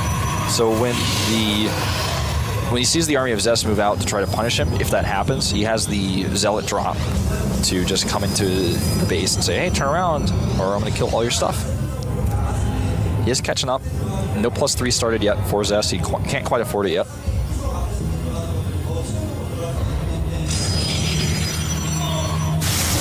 Zest making the Warp Prism, and he finishes +2. May want to go for an attack here. Chasing after a Blink Stalker with 2 charged Zealots. With his Observer over here, he's going to get a great scout on this army. But he is actually going to lose it as I say that. But he sees the composition. And here comes the Warp Prism into the main. That's exactly what we were talking about earlier. Two cannons, a Stalker, and a Zealot, though. Yeah, and a Blink forward gets the Warp Prism as well. Probes want to witness. Probes are like, we could take this chance to get out of here. Oh, whoa, that probe transfer gets caught here. And we're actually going to have a fight that might decide this entire tournament right now. He has 4 Archons here. A group of 4 Zealots come from the right side. And it looks like Zest just has way too much for Parting here. Oh my God, he's actually going to take this to Game 7. Too many Zealots here for the Immortals. They cannot fight against this. GG. Hot 6. Up here in the teal, the top left. KT Roaster, Zest. Zest has a lot of fans in the audience. He's as focused as ever. Playing 6 games in a row, it's hard to keep your focus, but never seen a more focused player. Down here at the bottom right. SK Telecom T1 Party. Player most known for his immortal timings. Has a lot of fans coming down to support him today. Parting definitely looks a lot more stressed than Zest does. Yeah, he does. Going up 3-1 and losing twice in a row, you have the championship in your grasp. And you're like, okay, one more game and I got this. And you're talking to yourself so much in the booth. And then you lose 2 in a row. That is a huge hit to your confidence. You're playing against a guy like Zest, the most recent GSL Code S winner. And it is so hard to deal with those emotions when you're just trying to play a game of StarCraft. Yeah. No, you're so right. Well, let's see, because this is a 4-player map. It's hard to scout. It's hard to get information about what your opponent's doing until the hallucination scout comes out. And they're both going into identical builds here so far. Only is it still early, and as the Cybernetics core hasn't even been planted yet. But let's find out, first of all, are they doing 3-3 or 2-3? Or 2-2, excuse me. Both? No. 5 here for parting. So just like a slightly better mineral income for a slightly reduced gas income here. Yeah, super slight. May still be able to get out that second gateway. No, adds another one to that gas. So now all equal up here in the gas. Of course, Blizzard Entertainment making this game. Yeah, thanks to them, or else Good company, we wouldn't be watching this right now, or casting it, enjoying it at all. And they made a lot of other great games. StarCraft 1 is pretty good. Yeah, it's pretty good. It's pretty good. It's pretty decent, good. Pretty good game. And without a StarCraft 1, there couldn't be a StarCraft 2. That is true. Chrono Boost on the Stalker there for Zest. He wants to make sure that Scout is totally out of the base. Follows up with the Sentry. Okay. And Twilight Council goes up at home for parting. Do you think he's going to do DTs again? I don't know. Could go for it. It's hard to get DTs in the base on this map. Get a pylon all the way across there. Zest right now has the watchtower as well. This map is the one map, like I said before, where you can really hide the DTs like in a main base or something. Yeah. I think this is the reason why we see this probe over here. He checks, he brings a mothership core to make sure this can't be scouted. Okay, no, never mind. He goes blink. He's going to be able to maybe get a pylon up over here. Yeah. But Zest is checking. Oh, and they're going to run into each other. Did Zest see that, though? I don't know if he did. Hard to say. He targets that probe, and he's just going to sit in there, not following the probe that just passed by him, so maybe he doesn't know. Maybe he wants to make a pylon of his own. Good scout here by parting. Sees the sentries. He'll be very happy about this because sentries don't really do a lot of damage. The robotics here for Zest is really important because with that, you know, if he gets those immortals out in time, that's how he's going to hold this. He still has his mothership core ready too. This is super all in by parting. 4 gates. Goes Observer here. Zest, he needs immortals to hold this off. Yeah, he actually doesn't know what's coming. And this could still work. He has some ideas, right? But he doesn't know exactly how much of a commitment this is. Okay, there's the immortal. He's Chrono Boosting that out. He's going to need it here as soon as possible. 4 gates, the 4th one about to be finished here for parting. He has a forward pylon right at the front of the base of Zest. He's Chrono Boosting the immortal again. He knows how badly he needs it right now. 4th gate is done, and Blink is soon to follow. He's going to have so much warp-in potential here. Going for sentries, though. He's actually going to try to transition out of this. By the way, back at home, there's a big counterattack from Zest. See how much damage that gets done. He's going to get this Nexus. I think he should. At what cost, though? He doesn't get it. And here come those Zealots into the main base. Uh-oh, parting. You're in a bit of trouble right now as you just use your warp in somewhere else. He recalls. That's how desperate he is to defend, which means the Nexus is held by Zest. He even targets down additional probes here. Yep, he's going to get the probes. Has the robotics facility for Immortals now and a Nexus. One thing he doesn't have is Blink. That's what parting has. But you know, I don't know. It's not looking good. Not looking good at all. Very good assessment. Parting warping in 3 sentries as well. It's not really going to help in his comp right now. Was supply blocked for a bit. Trying to warp in now and come back for the attack again. There's going to be 2 Immortals here with a 3rd on the way. What can Parting do here? A second follow-up attack? With more Stalkers? Some good force fields. We've seen this work before. Zealot harassment is going to tear him a new one, though. Look at the setup here by Zest. In a line is his army. Here we go. This is everything. Colossus over here for vision. Messes up the blink. Not every Stalker gets up there. And again, the Zealot's in the main base, and he doesn't have anything to defend. Has to warp in 3. Well, this is only 1 Immortal here. He's got those sentries, so he's basically trying to get Zest in one side or the other so he can force field him out. Zest is going for the attack here. And there's a great time warp. Force field isolates the Immortals here, but can he target them down? Does he have enough DPS? That Colossus, of course, not being real, is being completely ignored here. Few Stalkers warping in, but he had to warp in those Zealots at home, so he doesn't have as much power with this as he would like to. And now it's the Stalkers against Immortals right now. He's forced to blink back. All those Stalkers so low. This is so close, and he commits 3 Zealots again for the warp in, but they're actually on move commands, so they're taking some extra damage here. Now Parting, chrono boosting his gateways. They think he's going to do 1 more forward warp in here, because if he warps anything else at home, the attack ends, and if this attack ends, he ends, and the files are going to go to Zest. I think this might be over. He's losing his forward pylon. He doesn't have any natural. He has no tech. His hands are off the keyboard. He's down 20 supply. Now drone drilling his probes.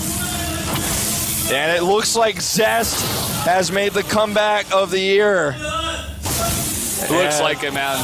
What great play. He warps in 3 more Zealots here. And all of these probes are going to go down. They can't mine. It hurts. Bringing back his Stalkers right now. He's going to defend the push, but he has no Nexus. And he's been not mining with his probes this entire time. He knows he's defeated. Zealots will be killed here, and that might be the end. Parting's actually up against a counterattack now. He knows since those Stalkers are at home, they're not actually being used to, harass or do any sort of counterattacks, so he can move across the map like this no problem. I mean, he could basically do whatever he wants. He could, make a Manor fleet beacon in his opponent's base. That's how ahead Zest is right now. Parting's actually going to try to put up a Nexus here. That's exactly what Zest is going to try to put down. Yeah, that's how desperate he is. He's like, well, if he just doesn't attack me, maybe I can win. That Nexus for Zest has been up so long that even if somehow Parting did get a Nexus, it wouldn't save him. These 2 Stalkers not even interested in that one chasing them. No more force field energy. Zest is going to come up the ramp and could right-click the Nexus with this army. Probes off the line here. Parting showing us a pretty finish here with these nice colors. But that is going to be all she wrote. Targeting now with the Immortals. Well, not as good as he could be, but now he is. And that is going to be game. Even if you press a button and kill every single one of Zest's units, it wouldn't be enough. Parting is crushed. He's defeated here. He's been defeated. That's the best word for it. Zest has come back and defeated him. Now Dance he's dancing the Stalkers! Kill the last probe. Can't even make another probe. And he's so defeated he can't even manage to type those 2 letters. GG's. Aaron player at the 9 o'clock position on Metalopolis. The last hope for Slayers. He is. Slayers MMA. Crowd goes wild. Yeah. For the Slayers' last hope. Going crazy. Standing room only here. A little bit of a cheerful. Wow. And over here in cross positions at the 3 o'clock is the last hope for MVP. Can they win their first finals ever? He is. MVP Dongregu. Dongregu versus MMA. A true clash of the Titans. M to the V to the P. That's right. MVP, I guess.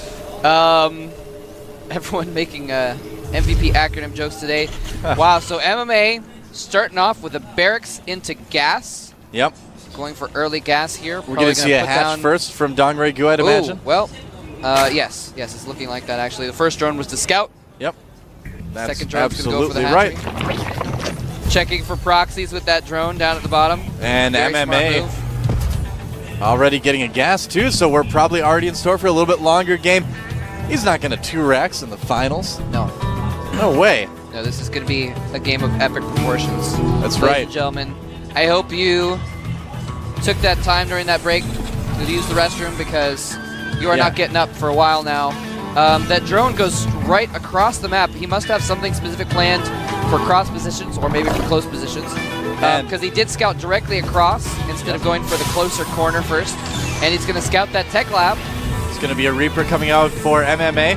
And we got to state again, every one of the actions this player makes in this game could be a $10,000 action. Yeah. A click of the mouse. So much is tap on the of line the keyboard. right now. And I think the teams probably value, even more than the prize money, I think they probably value the recognition, absolutely, the pride, the... I don't know what else to go with that, actually. Recognition and pride pretty much covered all. But the excitement. All the status that comes with being the champion. Yeah. And of course the party you get to have afterwards. Yeah, absolutely. You can bet both teams are probably going to be partying. Even the loser of this team has gotten to the finals again. I mean, that is impressive. The loser does get 5,000, I think. Yeah, that's true. 5 million won. Roughly, yeah. It's around that much, give or take the exchange rate. Reaper coming in right now for MMA.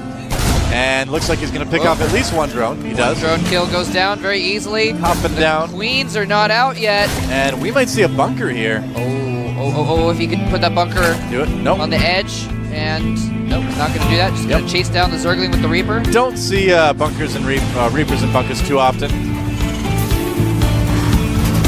But how much damage will this Reaper be able to do? Now, there are 2 Reapers actually out on the field, which is a little bit unique. Most players just make 1 and then begin making Marines. Yep. He is just getting the 4 barracks, so he's not going to go for any Speed Reaper shenanigans that we've seen in recent days. And he's going to need to dodge that Queen. Getting up there without taking a hit. Nice job there. Dodge, and sneaking right back down. Oh, watch out for that Queen, though. Look out.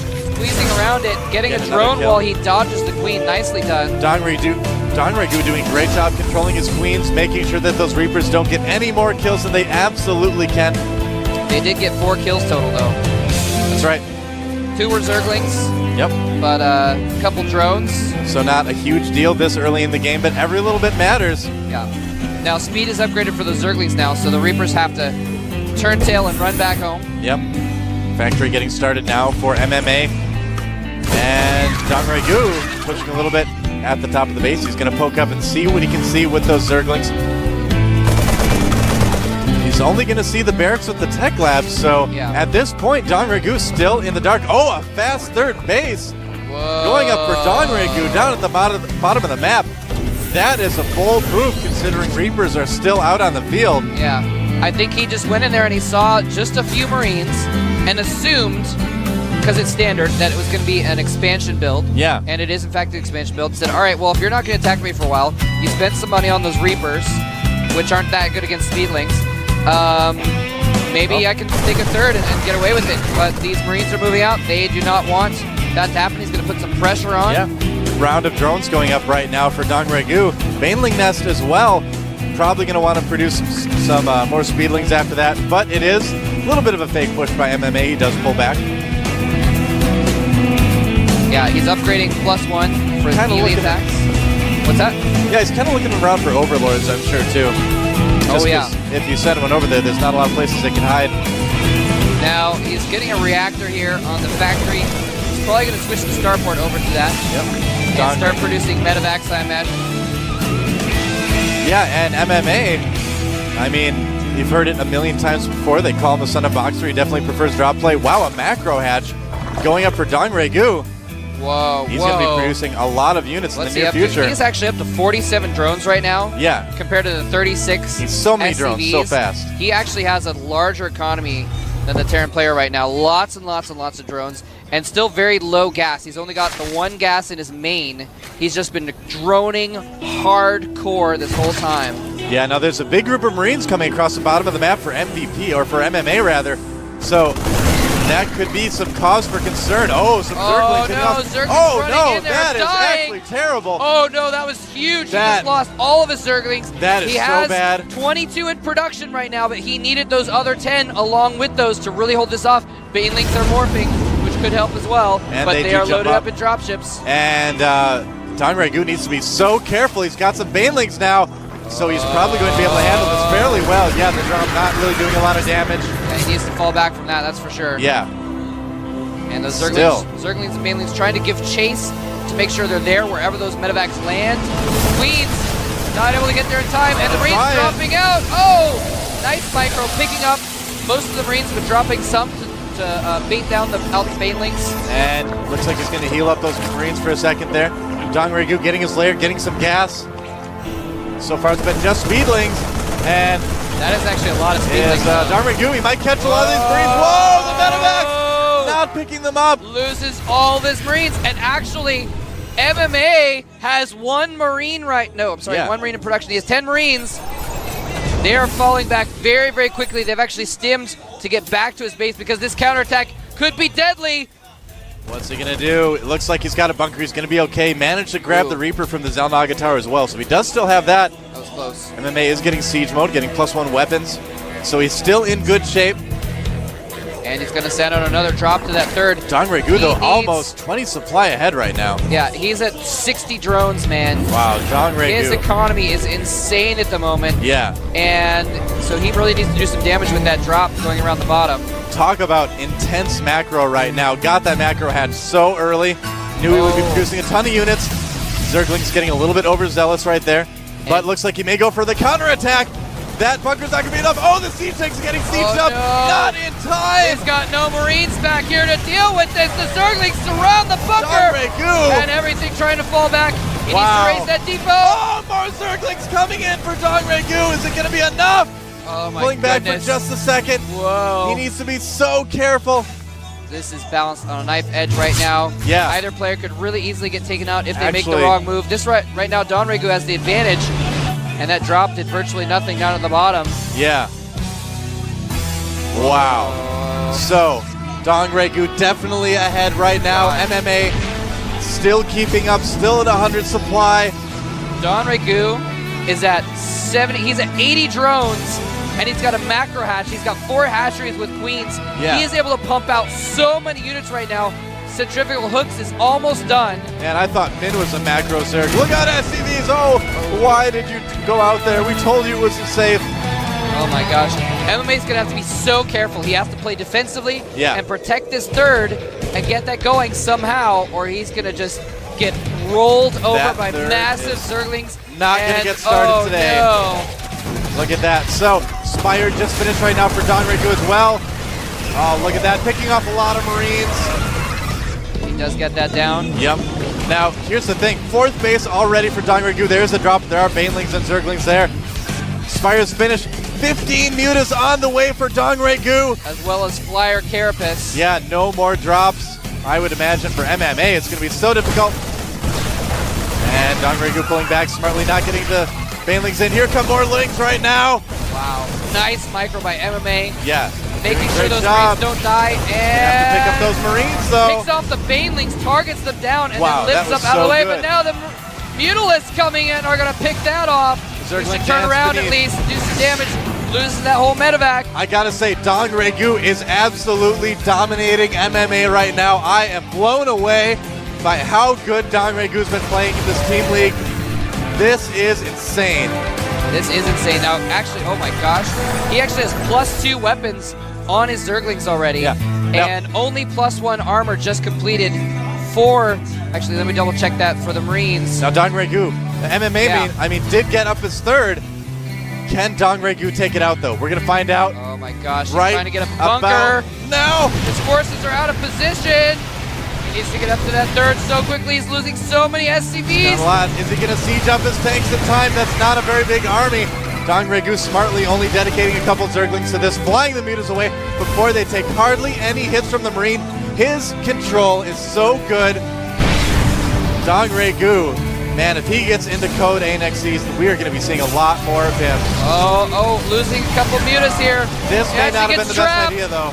Whoa, that +1 carapace is not done yet, so those mutas are still pretty vulnerable. Yeah, that'll come in handy in a moment, though. They are getting some SCV kills, though. All right, drop coming in there. MMA picks it up. And a lot of mutas actually being lost by Dong Regu right now. Doa. Dong Regu has 100 Zerglings. Wow, that's a lot of Zerglings. He has 60 food ahead right now as well. He's got 10 Banelings and 20 Mutalisks to go along with it.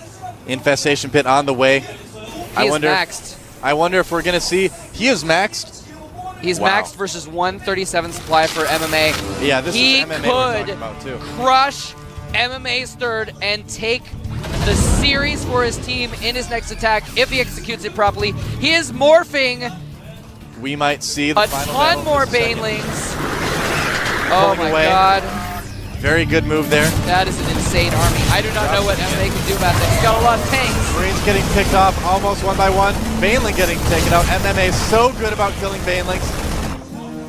And here he comes. That is a pretty scary army coming up for MMA, but not a lot of Marines. Yeah. He's been using a lot for drops. If he's not sieged up when the attack happens, he's going to die. Yeah. He's going to die so hard to all these Banelings. He scans, so he sees it. He knows he has to siege up right now. That's a lot of links right there. Oh my god, and the swarm is barreling down on the force of MMA. Mutants failing, nothing. Bearing down on everything. Baneling's killing so much with the bio in the back, able to hold it up, and the Mutalist forced to run. If MMA can start taking out the economy of Don Regu, he might be able to get back into this. He's almost tied up the supply. Those Marines came in at just the right time. The cavalry had arrived. This fourth base might be taken out. It's going down. The tables have turned, and if MMA can start taking out all these bases, he will instead secure the entire GSTL for Slayers. So much is on the line. This is so close. Either player could easily fold at a moment's notice. Don Regu down to 3 bases. MMA so smart, pulling back, not even bothering with the fourth hatchery. He knew that he would be a little bit overextended if he had continued pushing. Yeah, gathering up with the rest of his army. He's low on tanks now, though, and there are a lot of Mutalisks. Yeah, MMA, you got to give it to him. He's playing brilliantly. And down at the third base, there's a big drop down the third base of Dong Regu.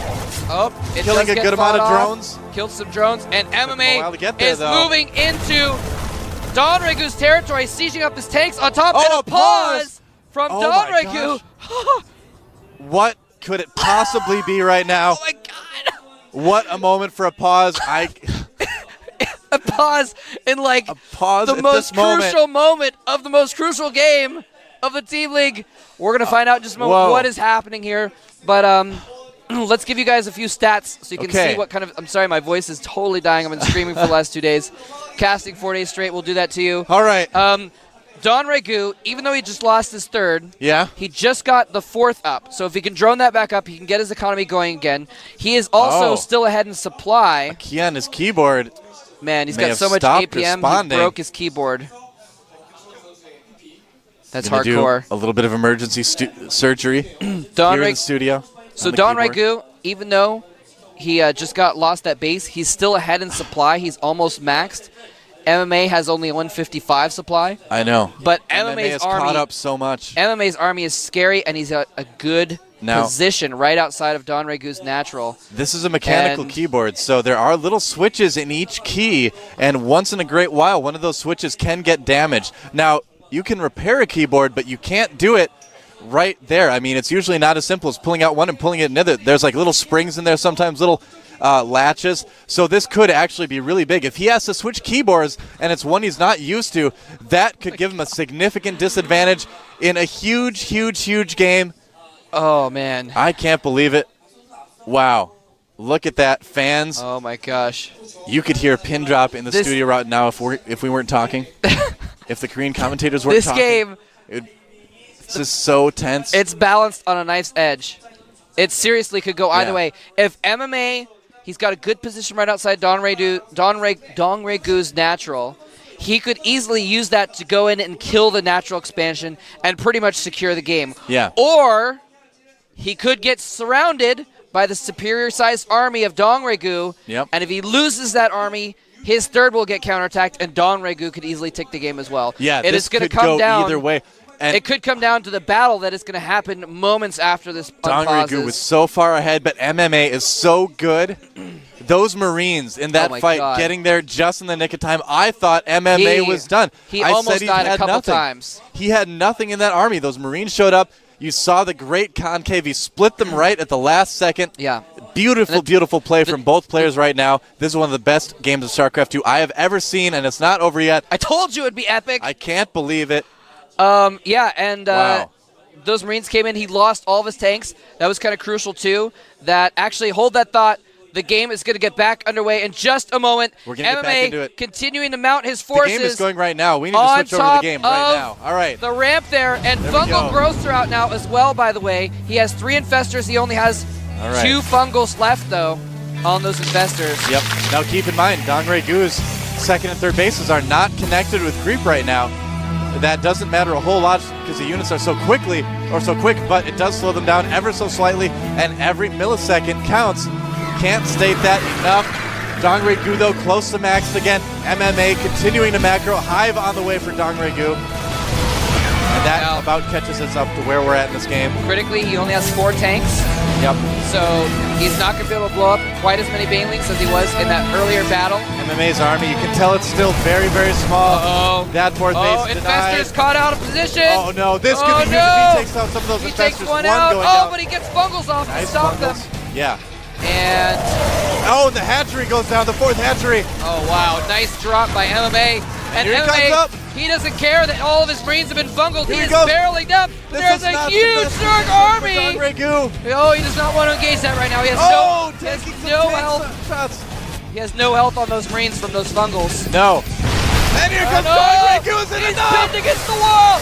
Dongregu obliterating MMA's army. Look at that. Absolutely slaughtering him. The But reinforcements only coming Mutas, down. only Mutas. MMA's producing so many Marines right now. Dongregu needs to pull back again. Whoa. And again, punches traded. And MMA comes ever closer to getting close to the supply of Dongregu. Here comes the Marines. Oh, no! Nice Banelings landing on everything. He's dodging back. This time, the Mutalisks are going to be able to clean that up. MMA may have gotten a little bit too aggressive with this push here. The tanks are going to be taken out. And MMA again needs to go back on the defensive. Oh my gosh. Now, MMA is going to float this out and take the gold. So even though Dongregu has pretty much secured that fourth in the bottom, the upgrades, if he takes the gold, MMA will actually still be ahead. The upgrades for the bio are so good right now for MMA. Oh, yeah. He's working on +3 armor because he already has +3 weapons. +3 weapons, which is doing so well against the only +1 armor of the Mutalisks. Yep. And the Zerglings as well. Let me see if I can find one. Are at +1 armor. So those Marines are doing so much damage to all the Zerg units right now. If he can hold the gold, that is what he needs to win this game right now. He is Marines going. stimming in. The Mutas can't do anything. He is going for the gold base and going for the gold medal in the GSTL for Slayers. Yeah, and Dongregu, his macro was so good, but he's been denied that fourth and fifth base so many times that his macro has suffered for it. Another large army for Dongregu, but is it going to be what it takes? That planetary is going to be finished in time. Planetary is almost done, yeah. I can't believe this, Mole Trap. This is so tense right now. Wow. The Mutas are going to catch the drop too. Oh no, the drop. Yep, that drop, and the medevac is going to get taken out. Oh, he's been doing so well with drops thus far, but the Mutalisks are out of position. Unfortunately, MMA not in a position to take advantage of that. That just gold chilling base by that gold. is going to be so hard for Dongregu to take. Yeah, MMA. tanks, turrets, planetary fortress, Marines. Yeah. MMA, look at that. Continuing to try to keep control of the Zelnaga towers. So good. No. It's amazing. Losing Tanks a getting tank picked there. off. He only has 7 tanks, which is not a lot in this kind of And here situation. comes the He drop. needs every one of them. This may do some damage. Oh, he's dropping. Donregu's army leaving as the Marines come in. Exact wrong moment. Stimming There's in. a lot of drones there. Every drone killed is so important. He's going for the hatchery, though. Is it going to be enough? Marines the doing Marines so much damage. Mutalisks trying to save things. Are they going to get him in time? Not going to get it. Medevac going down. MMA moving out across the map. This may not be the best idea. That is a small army. I believe that Dongregu can crush it. Oh, yeah, easily. He's got a lot of so stuff there. risky by MMA right now. Dropping again, though. keeping Dong Regu on his toes. Yeah, and Great Don Regu Inspire. is maxed though. MMA is not maxed, so he really can't afford this, but he's dropping a huge amount of units at the top. A mass drop. But at He's the gonna lose bottom, those units. he might lose that half of his army. Sieging up. Fungal Look on at Fungal's everything! Fungal on everything! The Mule is forced to fall back though from the firepower of those highly upgraded Marines, but he's going for a counterattack. He's gonna go for the gold base. The tanks are not sieged up. Bailey's crashing into the planetary. Can the Mule finish off? Turrets and Vikings driving the Mutalists off! And MMA has just taken the supply lead for the first time in this game. Lost it for a moment as well. It's so close though right now. Four Broodlords on the way for Dong Regu. Broodlords are in production. Those can why did he pick up the Marines? Oh, he didn't want to get shot. Mutalists barely driven back. Dong Regu has lost nearly all his mutas. He's down to a couple Zerglings. MMA ahead by 20 supply. I can't believe it. But the Broodlords have just popped, and MMA is forced to fall back. He did his damage. He took out the fifth rather, and held his own. MMA is getting +3 vehicle weapons right now. Oh my goodness, those tanks are going to do so the upgrades much damage. are The amazing. upgrades are doing really well. Wow. The Broodlords are only at 1-0. They have no attack upgrades. They have only one Carapace. Look at that. Nobody's taking that gold base. I don't care if you put MC, Marine, King, MVP, everyone together on this map at the same time. Threw an Idra there as well. Why not? That gold base is so secure with all those tanks. Dong Regu, he is on the ropes right now. MMA is up 180 to 144 supply. Yeah. He has been on the back foot with a lower army count the entire time. Now he's got almost max. He can take his 5th base and hold the gold and max out and make a push, and I'm not sure if he's going to be able to stop that push, Noah. It's going to be so huge. He needs to make sure that he has tank siege up. That's the big thing. Dong Regu gathering a little bit outside the gold base. I can see on the mini-map, but not going to do it. More drops coming out. That medevac is such low health. The Marines need to make a last stand here. That is going to be the end of that group, but so many great drops from MMA. Another one in the main. Gets cleaned up, but somehow he keeps doing it. Here he comes, taking out some creep tumors. MMA, he's not ready to make his final push yet. He's still going to chill back, make sure he's completely maxed, make sure he protects his bases and has some money in the bank. That's and right. he's actually, he's so far ahead, he's getting building armor for his planetary fortress and high-sec auto-tracking for his turrets. Wow, MMA taking the 12 o'clock base as well. He is on 5 bases to the 4 or so of Dong Regu. The Mutas doing a little bit of damage there. Another drop from MMA, may be able to clean this up, but he flies it away. Doesn't want to lose the Mutas are distracted by the SCVs. The free he's got SCV Vikings kills. up for the Broodlords. MMA is so good. Yeah, he's got Vikings. He had them before the Broodlords did.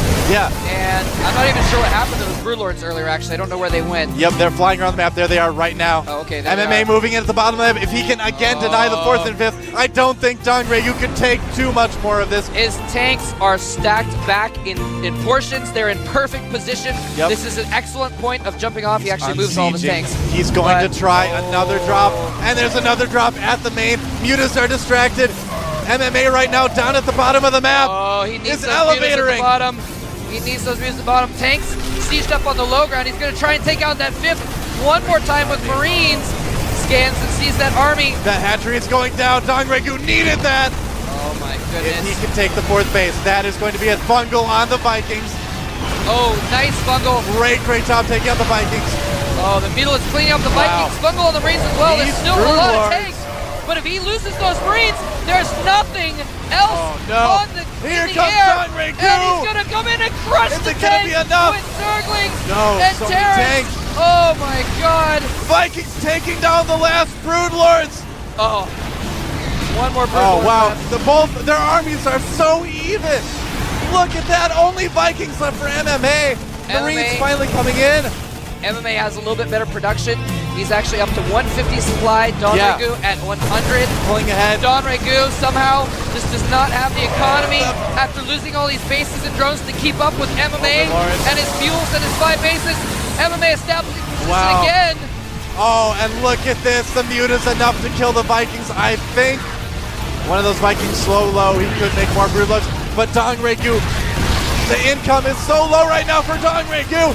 MMA, I think he's about to wrap this up. Here comes the Mule. Dropping drones on the 4th base, saying that I have control of this area. Drones, come here! GG!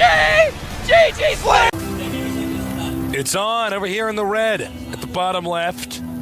Our Terran player. Started round.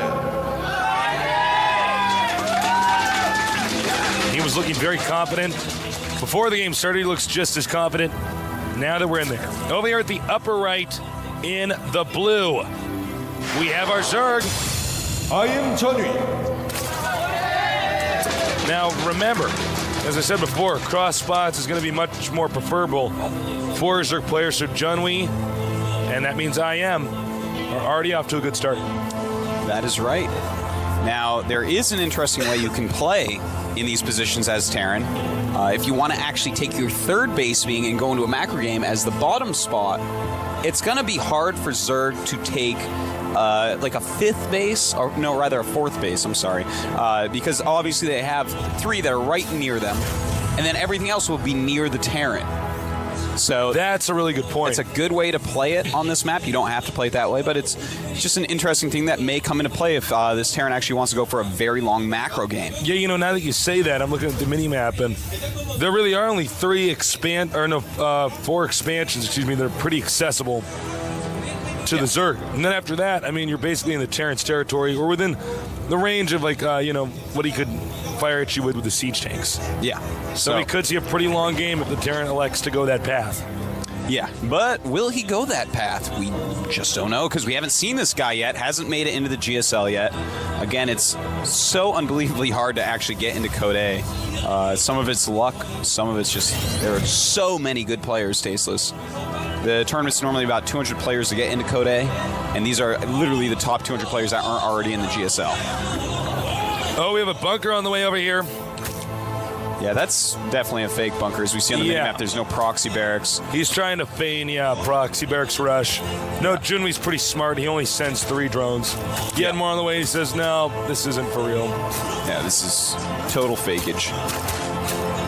Does make him lose some mine time. We'll cancel that at the last second. And he does. And note the Terran's Wallen, which we don't have a shot of right now, but it's at the bottom of the ramp. And it is, whoa, that is weird.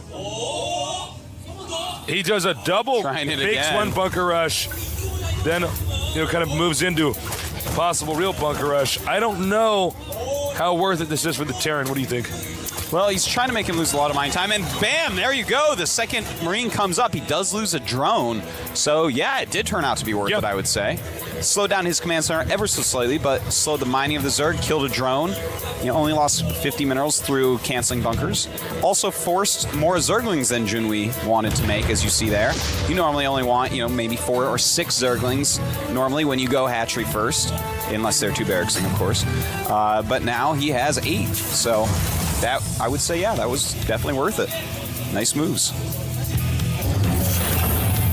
More barracks on the way. Yeah. And with that at the bottom of the ramp, by the way, it's hard to say exactly what the Terran's doing. Oftentimes it's a 2 barracks play. Can be an expansion, which it is this time. And the reason why that's such a good wall in there, because it looks like, well, wait a minute, how could there be anything good about that? It could be surrounded more easily by Zerglings. Well, actually, that's true, but of course, they can't get up into your base no matter what, because you get that wall in before the drone gets there, and then they're in the dark. They have no clue what's going on. Exactly. And that's scary. You stop scouting. That's it. And realistically, the Marines behind. Ooh. Oops. Little misclick there by Junwei. Dealing some big damage to these Marines. Beautiful. Going in between the minerals. Gotta be able to get rid of all of these Zerglings, but Junwei's still going to be okay with that. He killed off a few Marines, but losing the Overlord is too much. No. Junwei. That is not a good move to lose that Overlord. He's not going to be happy with that at all. And now he is supply block, Tasteless. 36 of 28. Yeah, this is bad for the Zerg. You know what the Terran seems to be doing is having so many little skirmishes at the start, it's going to throw the Zerg's tempo off. Yeah. And, I think it's already done that a little bit. Obviously, he had an Overlord floating in there when he absolutely should not have. And now he doesn't even know. Well, he will now that Zergling's seeing it, but he did not know what the Terran was doing still. So now he knows it's going to be a fast mass command center. Yeah. What he doesn't know is it going to be mass factory, mass barracks? Yeah. He's going to have to get that information as soon as possible. But right now he's doing a great job of powering up Tasteless. He's already got 40 drones. And in fact, as you see on the production tab, he is making a third base and a Baneling nest with outgoing layer. So we might see some high economy Baneling aggression, or we might just see really high economy with Banelings just being there as a safeguard for if the Terran attacks, which is what it is looking a little bit more like because of the third hatchery. It's probably going to be the case. Zerg's kind of being put on guard here, and you can see even once again Terran moves out in the middle of the map, and that's going to intimidate the Zerg, rightfully so. You should be reacting properly to this, and he is going to make more Zerglings than he would have wanted to. Yeah. It's always good to try to force as many Zerglings as possible. But now that they have speed, they're going to be a lot more useful. He's going to be able to keep some map control, scout around everywhere. And a good opening for a Terran as well, but he is behind economically. Junwi still getting a ton of drones. In fact, right now he's up to 50 drones this quick into the game. Really, really great play. You know, when Zerg gets a ton of drones early, then they just start to get ahead.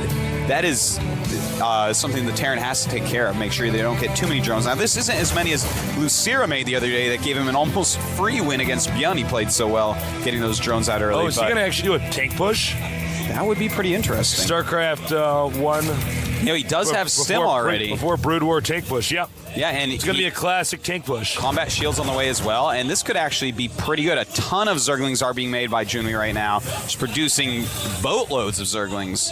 Well, he's going to get Banelings ASAP. Yeah, the Siege Tanks obviously are going to want to help take care of that, but the creep is already pretty far out. Look at that. He's scanning to take out some creep tumors. A good move. He's got to be very careful about the creep being here. You know, a ton of Zerglings can still take out this many units. Nice placement, spreading out the Siege Tanks. There are some slow Banelings in there. Now, this is a really good tank spread. Yeah, but there are Banelings waiting behind, ready to flank, as you see.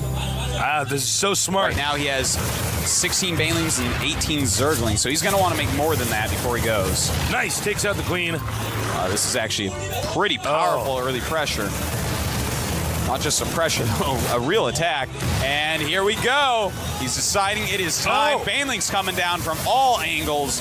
And the Siege Tanks. Oh my God, he kept every single tank alive. Junwi was not looking happy from that shot we saw. Junwi in a lot of trouble right here. This is going to be very difficult to stop. I cannot believe. He made so many Banelings, and they just didn't have speed against that many Siege Tanks. Realistically, it would have been a little bit better to just make pure Speedlings. See, he's starting to clean up a little bit. You know, use that tank splash against the Marines. Of course, the Banelings aren't going to kill tanks very quickly either. So he's in a little bit of trouble, Tasteless, but does have Baneling speed finally. Yeah, Baneling speed changes everything. Baneling speed banes on creep, pretty good. Now, here's the thing. The game is not over. This is a bad location for our Zerg to be in, but he still has 51 drones, so his economy is still pretty strong. Yeah, he's got to crush these units, though. Yeah. He's also pretty contained at that range. Terran doesn't have a medevac. So every time we see the Marines stim, these Marines are eventually going to be, you know, not lasting very long. That is right. They're not going to be lasting very long, and he's just got to wear them down. Losing another Queen is not good. No Queens on the map for Junwi anymore. That is not good at all, but he's done a great job of stopping reinforcements, Tasteless, so I think he will be able to eventually clean this all up. The supplies are getting pretty similar. Those Marines very, very red, and once those are all gone, obviously the Siege Tanks are not going to be able to be supported in any way. No Queens on the map. Right now, the Zerg colony is not a monarchy. We are waiting to see if he can recover here. The Terran knows that if he can just push in there, he can take out those critical tech structures, and then what are you going to do? You can't make Zerglings, Banelings, anything. Yeah. So more Marines just keep on trying to come through the center of the map. They have got to back up those Siege Tanks, because eventually Junwi's just going to run in there with a ton of Zerglings and take them out. So he has to keep these Marines from those Siege Tanks. It's very important. He doesn't have enough right now, though. Well, if you don't micro the Marines, maybe you do.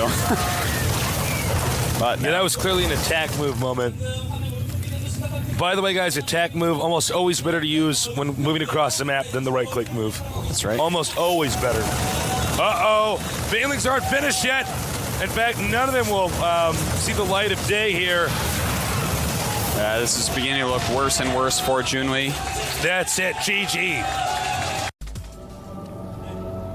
It's on over here in the red, winning the first game, a pivotal match for the Team StarTale. Started Trauman.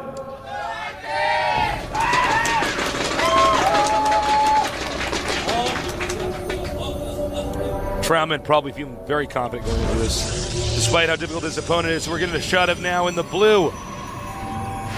We have I am Yoonghwa. Yoonghwa, Korean word for movie.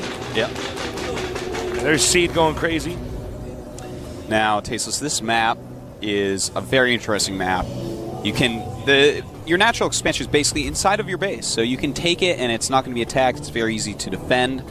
But your ramp is what really interests me here. You know, it's got the small ramp, but next to it are destructible rocks. And once you take those down, it becomes like a scrap station ramp. So, for instance, force fields would be good early on, but if your opponent actually goes a dedicated Marine Marauder, eventually they're going to break down those rocks, and then the force fields are going to have less power. So it's kind of an interesting balance of, you know, early game rushes versus early game economy. And things like that definitely do make interesting maps, which is why, in 50 words or less, I think that this map is interesting. All right, you passed. Thank you. As long as you had it over 15, you know. Otherwise, you're just not working hard enough. One of the beautiful things about this map is it's so big, it's so open. There's so many expansions. Some of the other maps we're using, for instance, in Code A and Code S, were just a little bit smaller. And you end up with these situations where you got a boxing match in a phone booth. Well, all these new maps, Tasteless, are actually a lot bigger, which is just so awesome to see. You know, we just see more quality games the bigger the map is. In fact, maps that weren't even balanced, really, that got taken out very early and fixed several times. For instance, Desert Oasis. It was a huge map, though, so a lot of our most interesting games actually took place on that map. A lot of people noticed that and were like, hey, players may hate the map, but it gives us awesome games. And I think that's true. You know, Shakura's Plateau and Metalopolis, Lost Temple, these maps give us great games. Scrap Station, great games. Steps of War, not so much. I mean, the games are good, but the guys just die. Well, any StarCraft II is good. Yeah, I mean, it's just the players can be killed off so quickly that we don't get to see some of the more bizarre situations that people can get into. Yeah, exactly. SCV coming in there. And once he's taken out, it will be time for Yoonghwa to show us his tech path. Show me your build, Yoonghwa. I need a ladder this weekend.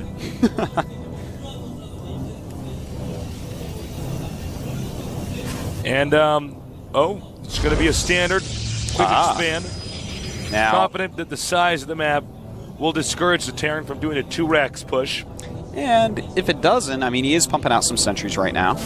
I like that he skipped the Zealot. Normally you get one Zealot with Protoss, but he skipped it as a nod towards the map, saying, you know what, I want those extra minerals for the fast expansion, and I just don't need it right now. So on Steps of War, for instance, you need a Zealot.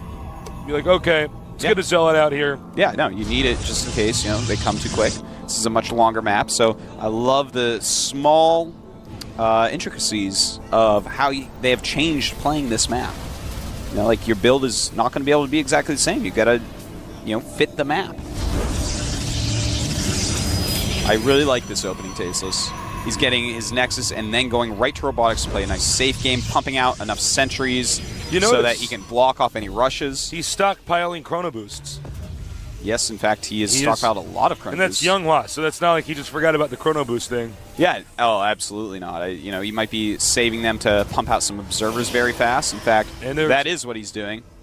That's something you probably should do as a Protoss. I mean, Observers already build pretty fast, but you want them to build faster, Tasteless, because absolutely, seeing what your opponent is doing is like the most important thing that you can imagine. So now he's going to be Chrono Boosting again, back to Chrono Boosting at the Nexus, making his warp gates. you know, when you get on a big map like this, we could see a little bit more tech patterns. Yeah. More build orders. There's a lot of stuff occurring. you can do. You know, it's hard for Terran to just make a group of units and walk across the map and attack Protoss. Same with Protoss against Terran. So they're going to have to think out, you know, every stage of the game. Do I want to do some sort of 2-base all-in from here? Do I want to transition into higher tech quicker? Do I want to take another base? And it looks like it's going to be Colossus play for Younghwa. Now, will he combine that with some quick Phoenixes? I don't know, Tasteless. I don't know, man, because we've seen, you know, Protoss, you know, just stay very passive, actually can do quite well on some of these maps against some of these players. Terran also doing kind of standard turtling. Note he's cranking out a lot of siege tanks. I don't think we see siege tanks enough, actually, against Protoss. You know, if the Protoss goes Colossus, and if you look at the architecture of this map, Protoss could go Colossus. Yeah. You know what I'm saying? Oh, yeah. You know, call me crazy, but it could go Colossus. And siege tanks against Colossuses, well, they're not the best thing in the world. All the Protoss units tend to cluster underneath the Protoss. I mean, underneath the Colossus. Yeah, no, it's... I like siege tanks against Protoss. I think they're very underrated, and I think we're going to see it more and more of them used. Because when you actually get the critical mass of siege tanks, when you start to have like 8 or more, just like in StarCraft 1, they become exponentially more powerful the more you get. To the point where, even if you have like 12 Immortals charging at 12 siege tanks in siege mode, you'd be surprised how well those siege tanks do against their designed counter. You know, they have that splash damage that's just so important. Immortals are a funky unit. I mean, I guess if you have siege tanks and you have a ghost, you get the correct EMP and let them really... Well, he's got the Marines as well, is the thing. Yeah, it's true. The which DPS. just take them down so quickly. Yeah, honestly, if you're not sure about what to target fire in a battle in this phase of the game, probably shoot the Immortal. Oftentimes, that kind of fixes all the if he's up front trying to kill your tanks. Yeah, I mean, if it's way in the back, but... Yeah. That's back when I was playing more Terran, I found that to give me higher success. Because the Immortal, I think people are still trying to get used to microing against that thing. Yeah. Well, this is kind of interesting. The Terran moving out with a very, very strong army. Protoss, I don't think has quite enough. This angle could be bad, though. He could force field that off. Oh, very nice force fields. Taking out a bunch of Marines, damaging a whole lot of them as well. Tasteless, I am loving this map so far. I'm just like looking at the way this battle's unfolding and the way he just does that and then runs back. This is like a StarCraft 1 map. Well, you know what's nice is that he didn't force field and go, okay, here goes, and just run in there. He's like, he's very good. I'll engage somewhere else, kill a few units here, run back. The map's long enough I can do that. So he's backing up. You see he's peeking up again with the Colossus. Here comes the drop. That's going to force the Protoss to turn around. I don't know if Protoss is aware he's being dropped. Yeah, this is a great little drop. He is aware. He's trying to warp things in, but those Marines take him out almost before they get in there. Interesting place to try to warp them in, but just buying time for the Colossus to walk up and do his damage. And Marine says no thanks. As the units retreat. Now, meanwhile, he's pushing. Yeah. This is a mid-game push. I don't know if this is the best idea. Oh, that's too quick. What are you doing? And the Colossus look like they're going to just wreck through here, Tasteless. Oh, there's no way Terran can stop this. Yeah. Oh, that is way overcommitted there. To recover from. Way overcommitted. Yeah, I mean that's the end of the story. He should not have gone that far with that amount of units. As I said, it's going to be very hard for anyone to just make a group of units and walk across the map to attack. Yet that's what he did. It's cool to do a drop and push forward a little bit, but don't just siege up when you're being attacked by Colossus and think it's going to work. You know, what's funny is Protoss would be able to do that before Terran would, with the warp gates and stuff. Yeah. Instant reinforcement. We do have a drop. We had a drop over there. Stalker's taking it out. Pretty uneventful. Yeah. Wasn't anything to write home about. Well, for those 3 Marines it was, but... They had families, Artosis. Hopefully they left letters with their Those friend Marines had mothers, Artosis. Now, Protoss, and this is what I like, he backs up.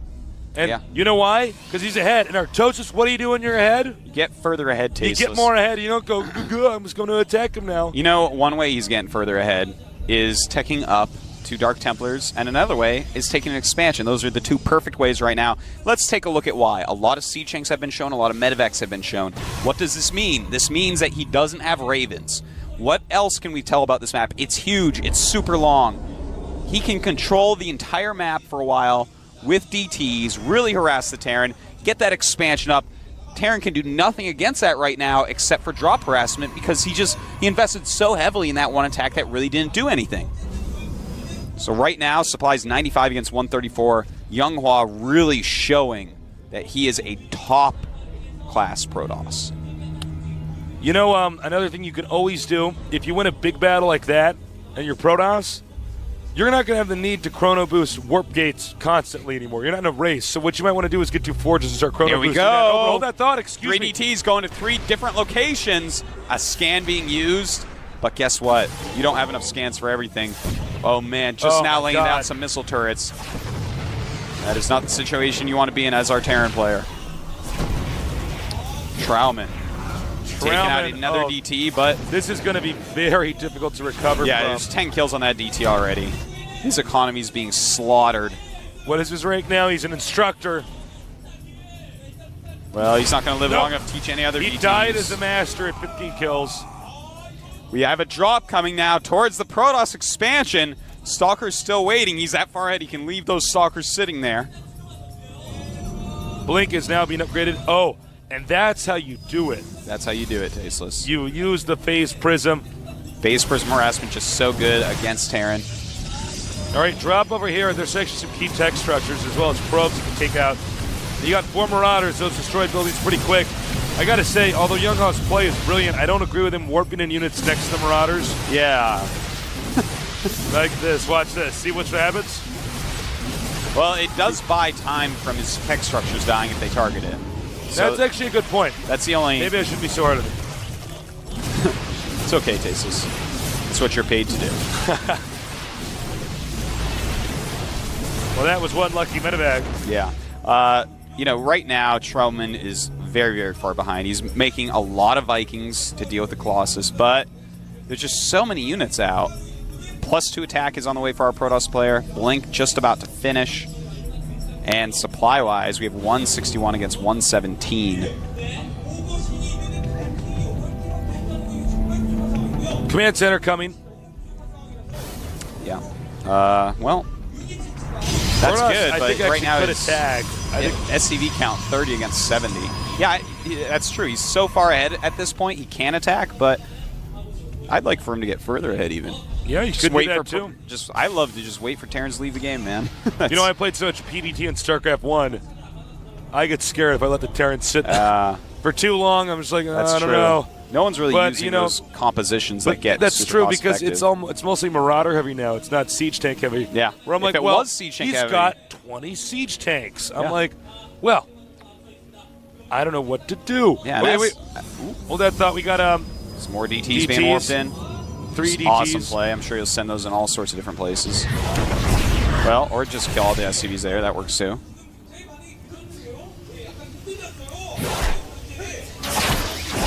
Depot under attack. Hey, you know, okay, Terran says, okay, I've had enough. Yeah, he's just attacking I'm not now. going to. This is usually a sign of an impatient player. Yeah. Just say, all right. And he's going to be in a lot of trouble, Tasteless, because there's 190 supply against 110. And it looks like this Marauder army going to be completely crushed, even though he's losing a lot of Colossus. And backs up before he engages the siege tanks. Rightfully so. Those are scary. And he never, you know, he might end up leaving. I mean, he's going to attack into this, but he's not actually even bothering to do anything with these DTs back at home. He doesn't have any presence on the middle of the map. And there it is, GG. GG. Amazing.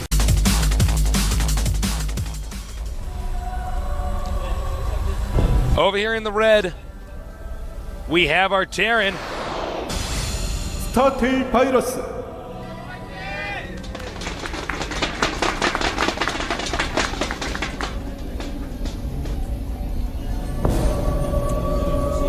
Over here at the top, we have our Protoss player.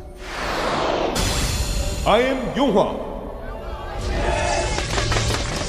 There is IM team. Younghwa. Can you do it? Can you take out 2 players against Startail? It's going to be a tall order, but I believe in him. You know, it's has funny. Some sick Protoss. we haven't had anybody who's only taken out 2 players. That's true. It's either been 1 or 3. Or 4. Or 4, of course, if yeah. you're Squirtle. All right. I am very excited to see what our Terran player has for us and what Younghwa has for us as well. I think Younghwa is going to play a pretty standard and safe style. Macro it up. That seems to be the way he plays, man. Just very safe. Really great decisions. And it looks awesome. I love that style of play. You know, this IM team, as I was saying before, instead of Incredible Miracle, I would like to call it Intelligent Men, because they all make excellent decisions, and they're all guys. That's actually a pretty good clan name change, Artosis. Thank you. These guys are very bright. They seem to work very well together. And I got to say, I've been so impressed with all the plays coming from IM. Yeah. Sartail's been good, solid, to say the very least. But we've seen some serious genius moves from each of these IM guys. Yeah. Now, we're going to have to see, does he get a second gas? Does he want to go for a super fast expansion? Probe has already scouted no gas, so that means either 2 barracks or fast expansion. He's going to probably think that it's going to be a fast expansion, which leads me to believe he might go a 1 gas expand. No. Okay, I'm wondering if we're going to see the... well, he hasn't gotten a second gas yet. Yeah, Maybe we we're might gonna see... Oh, no. Spoke too soon. There. Took a second gas. There it is. All right. I was going to say we might see that really weird rush we saw the other day from, I believe it was C, where that was C. He did not get a second gas and yet went for Warp Gate.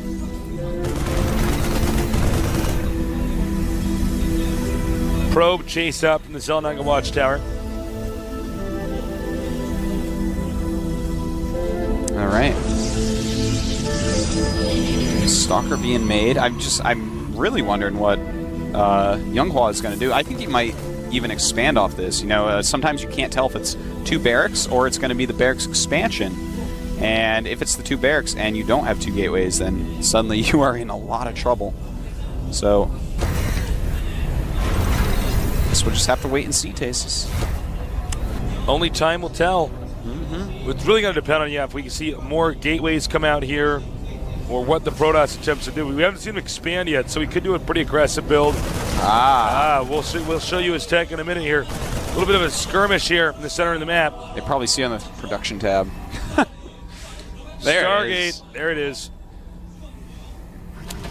And, well, we imagine that we're going to see a Void Ray from that. If he goes 1 base Mothership Rush, I'll clap my hands and do a dance. Oh, if for some reason Younghwa knows a ever. Mothership dance, I mean a Mothership dance. If for some reason he knows a Mothership build that works, that would be so exciting. We will eventually be seeing more of the Mothership.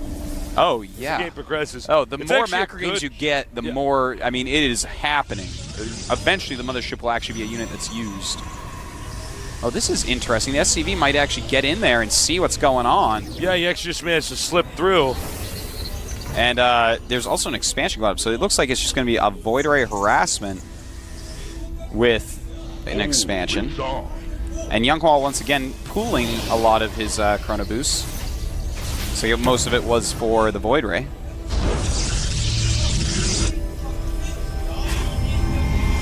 Marauder on the way now with Marines. Now, the big question is, will he get a second Void Ray, or is this just 1 Void Ray to sort of keep the Terran from being unable to move out of his base? Yeah, you definitely scare him. You force more Marines. You may want to transition into Colossus from this. Make sure there's a lot of Marines out there. Takes out 1. Not much success with the Void Ray thus far. No. The Void Ray originally in the beta had more range. Yeah. Still has good range, though. Still more has than a enough. Marine. Yep. 6 range against 5, of course. So you can micro them against Marines reasonably well. The Marines are faster, so it's not like I can kill all your Marines with a Void Ray. That would be bad. You can just pick off some weaker ones. Yeah. Or if they mess up their micro at all, of course you can get them then too. And yeah, before anyone calls me on it, I know they have the same exact speed number, but Marines turn quicker than Void Rays. Void Rays are clunky, flying around space. They are, man. It's interesting. He keeps getting close to that bunker. It is not possible to take out that bunker. No. And he's actually already comfortable breaking down the rocks. Yeah, that's interesting. Oh, okay. So he's just continually pumping out Void Rays and going Zealot with some sentries. He has 4 gates right now, so I think we might just see him try to break. If you actually get a good number of Void Rays and you use sentries in there, then the Void Rays suddenly get charged up without taking too much damage and deal a lot of damage. Well, you know what he can do is, right when he gets all those Zealots and sentries, he can charge the Void Rays up on the rocks to destroy them. It's true. So then that way, right when he goes in for the timing attack, he has fully charged up Void Rays. Yeah. In fact, sometimes we see people keep their charge by attacking their own units a little bit. Yeah. Basically charge juggling. Yep. I'm sure stuff like that will become even more important in the future, but this is, he's definitely going to go for a break, Tasteless. There's just no question. I hope he does exactly what I said, where he charges it up on the rock. Now notice this Void Ray getting rid of that Marine, so he's not scouting the rocks. It's a beautiful move. The Terran is going to go back up and check out those rocks, I think, but that's a great move, because if he doesn't, then this coming as a surprise is twice as deadly, Tasteless. And yeah, I think I am correct here. He peeks once again, wants to drive out this factory. He needs to have the element of surprise. He does this! Man, this guy's got good Void Ray control. Yeah, forced to stim there as well. All right, it's time. Wait, does he not actually see that? Oh, no, he can. Yeah, he can. sees I it. wasn't sure if he could just see the animation. Does he see it, though? He can see it, but is he looking at that? Maybe not. Yep, he knows now, at least. And he's going to have those fully charged Tasteless, at least most of them. A little bit of a disorganized Got to be careful with this. He's only got so many force fields. You can't let stuff dance away from him too much. There you go. That's how you do it. Now, those Void Rays, he thought there was only one. They're doing insane damage. There's not many Marines left right now. If he can keep these 5 Void Rays alive for just a little bit longer, it looks like he's going to be able to take Virus out. Oh my, Tasteless. Void Rays are actually just too much right now. Great strategy here, keeping Virus in the dark. And what's he going to do now, Tasteless? Nothing. That's what. He's dead. He is dead, man. Young Law, insanely good.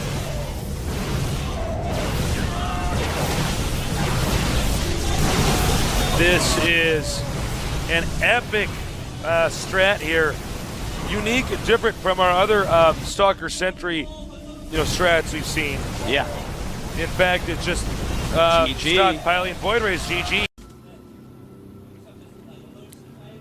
At the left, in the red, our Zerg player, Julyzer. A legend of gaming. And over here to the right, perhaps one of the new legends of gaming. I am Yonghwa.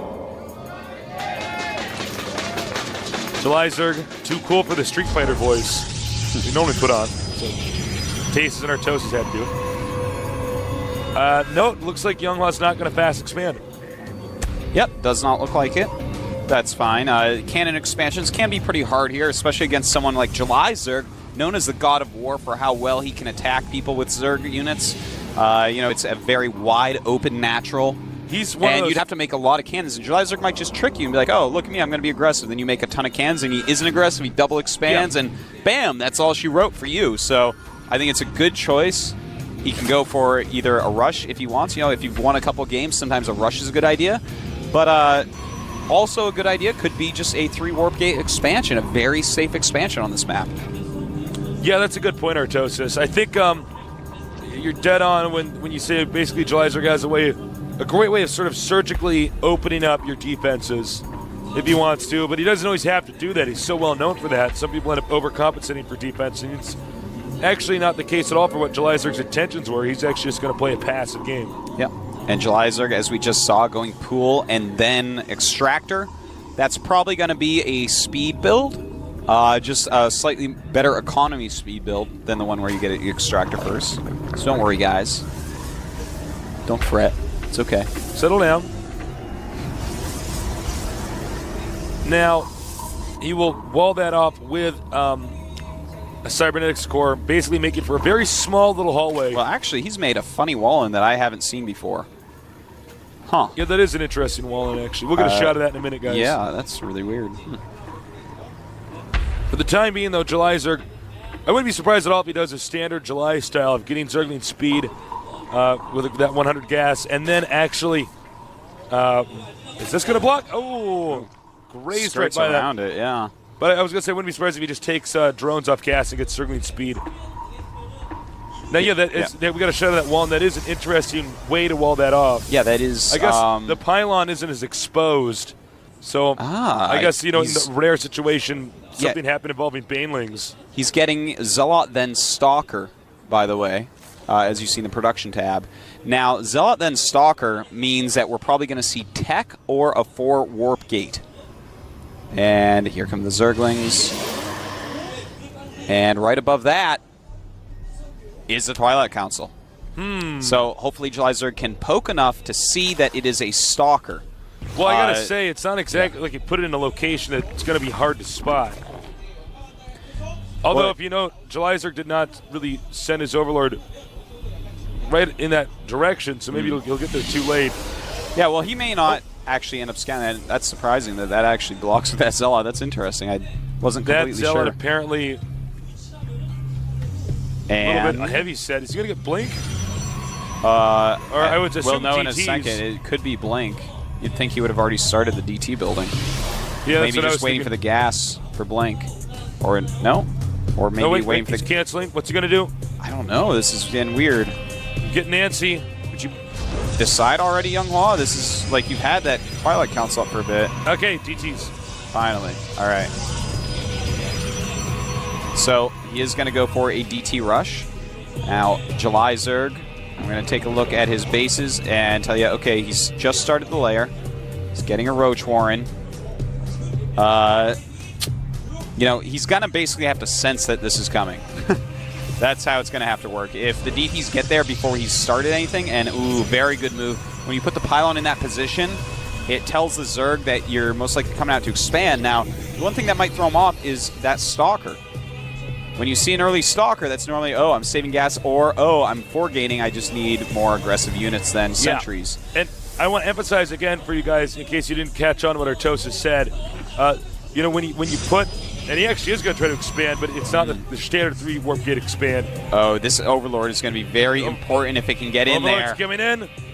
Oh, turns around. He turns around because the probe spots him. Yeah, did not see anything. Oh my God, that could have been I think it's a pretty big mistake. Yeah. Now, for July Zerg, he's got a Roach Warren.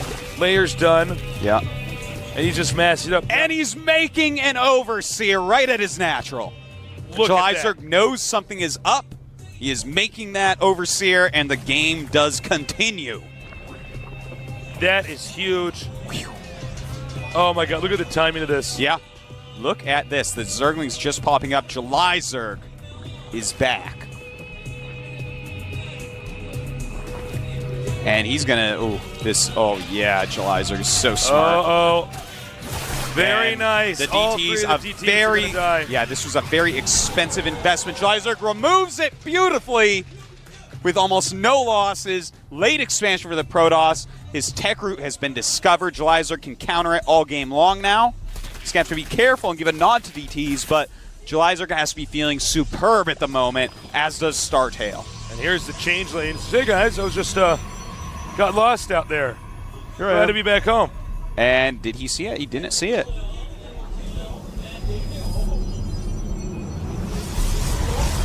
He says, and up the ramp it goes. I think I left my wallet up here in the, is it here? No? Beautiful change lane. There's tech over here. Oh, maybe it's over here. I'm just a Protoss zealot. Oh! No, you're not, says a probe. But it's more like, no, you're not. No, they're not. So, what would you do from here? As who? As the Protoss. Well, as a Zerg, I basically just... As the Protoss, it looks like he's going to go 5-gate, but yeah, I would go 5-gate into probably Templar, Zealot, Immortal, and take a third base and just try to play a long game using Psy Storms against July Zerg.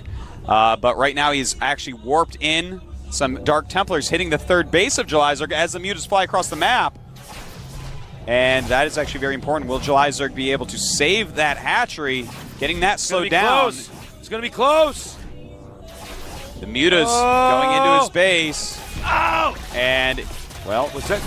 Did he actually cancel that? I'm not sure. I don't believe he did. I didn't see a draw. The Mutas, though, doing a huge amount of damage right now to his probes. So even though he lost that hatchery, good job with the Mutas by July Zerg. Right now the probe count at 32 compared to 51 drones. Probe is gone. The threat of more proxy pylons eliminated. Yep, July Zerg now getting Overlord speed. That's going to help him to catch DTs quicker with his Overseers. They're kind of slow before you get that. Okay, notice this. He's not mining gas. Am I wrong? He's not mining gas he anywhere. stopped mining gas. The Protoss, that is not mining gas. Yeah, so it looks like he's just going to use Guardian Shields, Stalkers, and Sentries and try to hit a timing push where he's using a lot of Zealots to take care of the Zerglings. Actually, that's pretty damn smart. Yeah, no, I mean, he knows he's behind. This is an interesting way. He probably made it up almost on the fly. I'm sure it's happened a few times, but this is not something that you practice a whole lot because it's something you do from behind. And here we go. Guys are running up, and good force fields. Man, beautiful force fields. But he is you trapped. Feel pretty safe if you were those stalkers. Just for a little bit. July Zerg doing a good job just removing pylons as he can. More and more units being warped He'll in, use though. the rest of his gas to spend on stalkers, so he runs out and then goes to Zealots. 113 against 73 supply. The Protoss way behind there. The Zergling's going to do a good job. But good force fields. Oh my god, that force field was so good. And so many of these Zerglings not doing anything. And the Zealots are on the edge of his units, hitting the Zerglings, tanking their damage. But it may not be enough. There might just be too many Mutalisks. And if there's too many Mutalisks, they take out the rest of the army and the game ends. And I think, yeah, beautiful play by July Zerg. Younghua pulling out. Our first Zerg player from the Team Startail. July Zerg. July Zerg.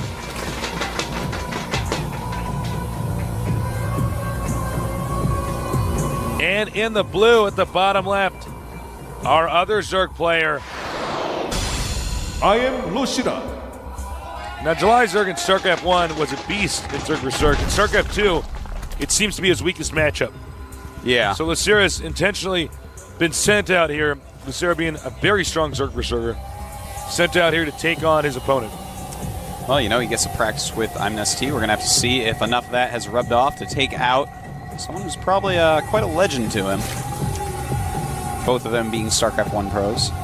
Now, there's something interesting going on here behind the scenes. The way that ZVZ has been played thus far in StarCraft 2, a lot of it's based upon the map size. Now, this map is pretty long. As far as I can tell, the distance is longer than Xel'Naga, and it also has some high ground areas in the middle. So we may see it played a little bit differently than normal. Maybe not, but it's going to be harder to actually walk across the map with any roaches.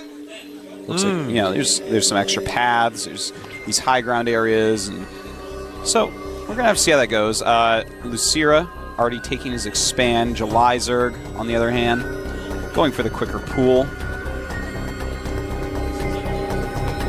Well, this is going to be interesting. July Zerg's done some risky stuff in some of the previous Zerg vs. Zergs we've seen. And miscontrolled it. You know, it's funny because July Zerg's control was so good in StarCraft 1. In StarCraft 2, he's had some disasters occur. Yeah. Particularly in this matchup. He has that. You know, controlling Banelings, totally different game from controlling Mutas in StarCraft 1. But I'm sure he'll get there. He's one of these guys that even in StarCraft 1 at first, everyone's like, well, he's really fast, but he's terrible. What's going on?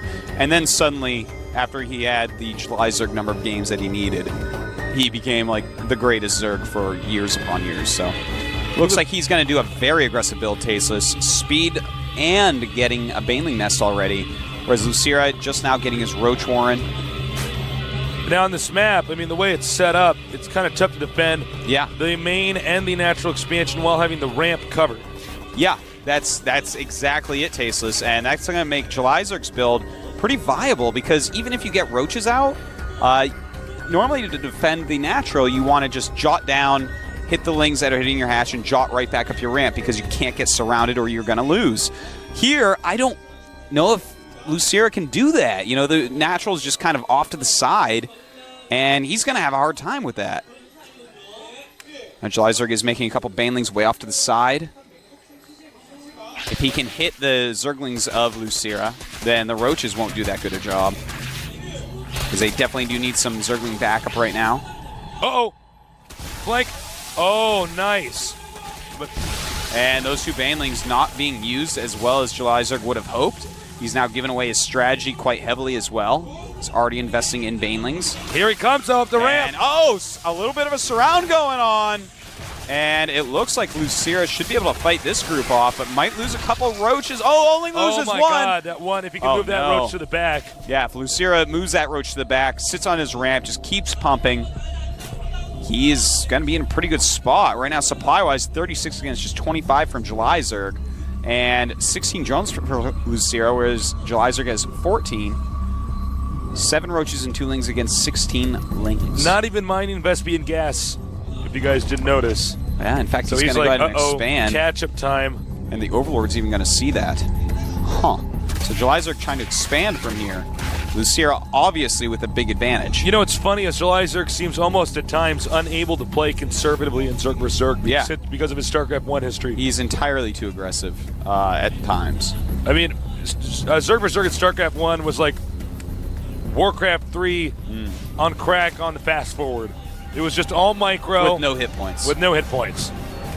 Jelizerg. And in this case, StarCraft II, it's not really the case. No, it's actually changed. It's changed matchup. You can't just kill someone with better micro in Zerg vs. Zerg in this game. You have to use a lot of strategy in it. You have to really be very careful with how you do it. Now, Lucira, what's he going to do? He's made more drones, so he's up to 20 drones against 13 from Jelizerg. Jelizerg has shown the expansion, but sent off the Overlord that was scouting it with his queen, and he just continues to make Zerglings. So it looks like Jelizerg's simply going to all in again. Well, to be honest, and you got to watch out because this many oh man, beautiful, moves back the Roaches in the back so that they don't take that splash damage, and he's going to have to just keep his Roaches on the ramp. That was awesome. What Jelizerg wanted to do was deal a lot of splash to all the Roaches so he could plow through them. Not working out for him though. A couple Roaches coming out to poke to prod, moving back on the creep, being very, very careful right now. Look at that control. Now, if Jelizerg can get this hatchery, that would be something else. You see, he wants him to pull all the Roaches down there, but Lucira is too smart. He says, no, keeps him at the ramp, because then otherwise he's going to send the Roaches up into the main. But more Roaches have now been produced, which means he has more room to keep that area secured. You know, Lucira right now just keeps making Roaches. He wants that critical mass of Roaches. Another option also would be, you know, just make a Baneling nest and go all in if he kills your hatch. We'll have to see, though. It looks like he has more than enough. The dry Zerglings going for broke, and they're not going to be able to break that. He should have been able to see that. Uh-oh. And Lucira says, now it's my turn. Jelizerg definitely going to run around and counter. I can just imagine Jelizerg's queen going, what's that sound? It's rumble, rumble, rumble, rumble, rumble, rumble. It's all of those Roaches. Scuffle. Scuffle. Yeah, Roaches don't rumble. They scuffle across the ground. Ultras rumble. It's so many Roaches. It is. It may be too many for Jelizerg. He is popping out a ton of Zerglings right now. Really, he needs to clump these very nice. Clump them back to the minerals if you can. Just try to not let the Lings get too much surface area on you. More and more Zerglings flood out from Jelizerg. A lot of Zerglings on the way from Lucira as well, though. And the thing is, Lucira has 25 drones against the 13 of Jelizerg. So even if Jeli were to take these out, Lucira can just reinforce with anything he wants. And Lucira's Zerglings are on the way, Tasteless. I cannot see Jelizerg holding on through this Well, wave he's of going to Zerglings. lose the queen in about 1 second. Even more Roaches join the battle. GG. GG. And Jelizerg's all in. Over here at the south, representing StarTale. StarTale 폭격기. Bomber.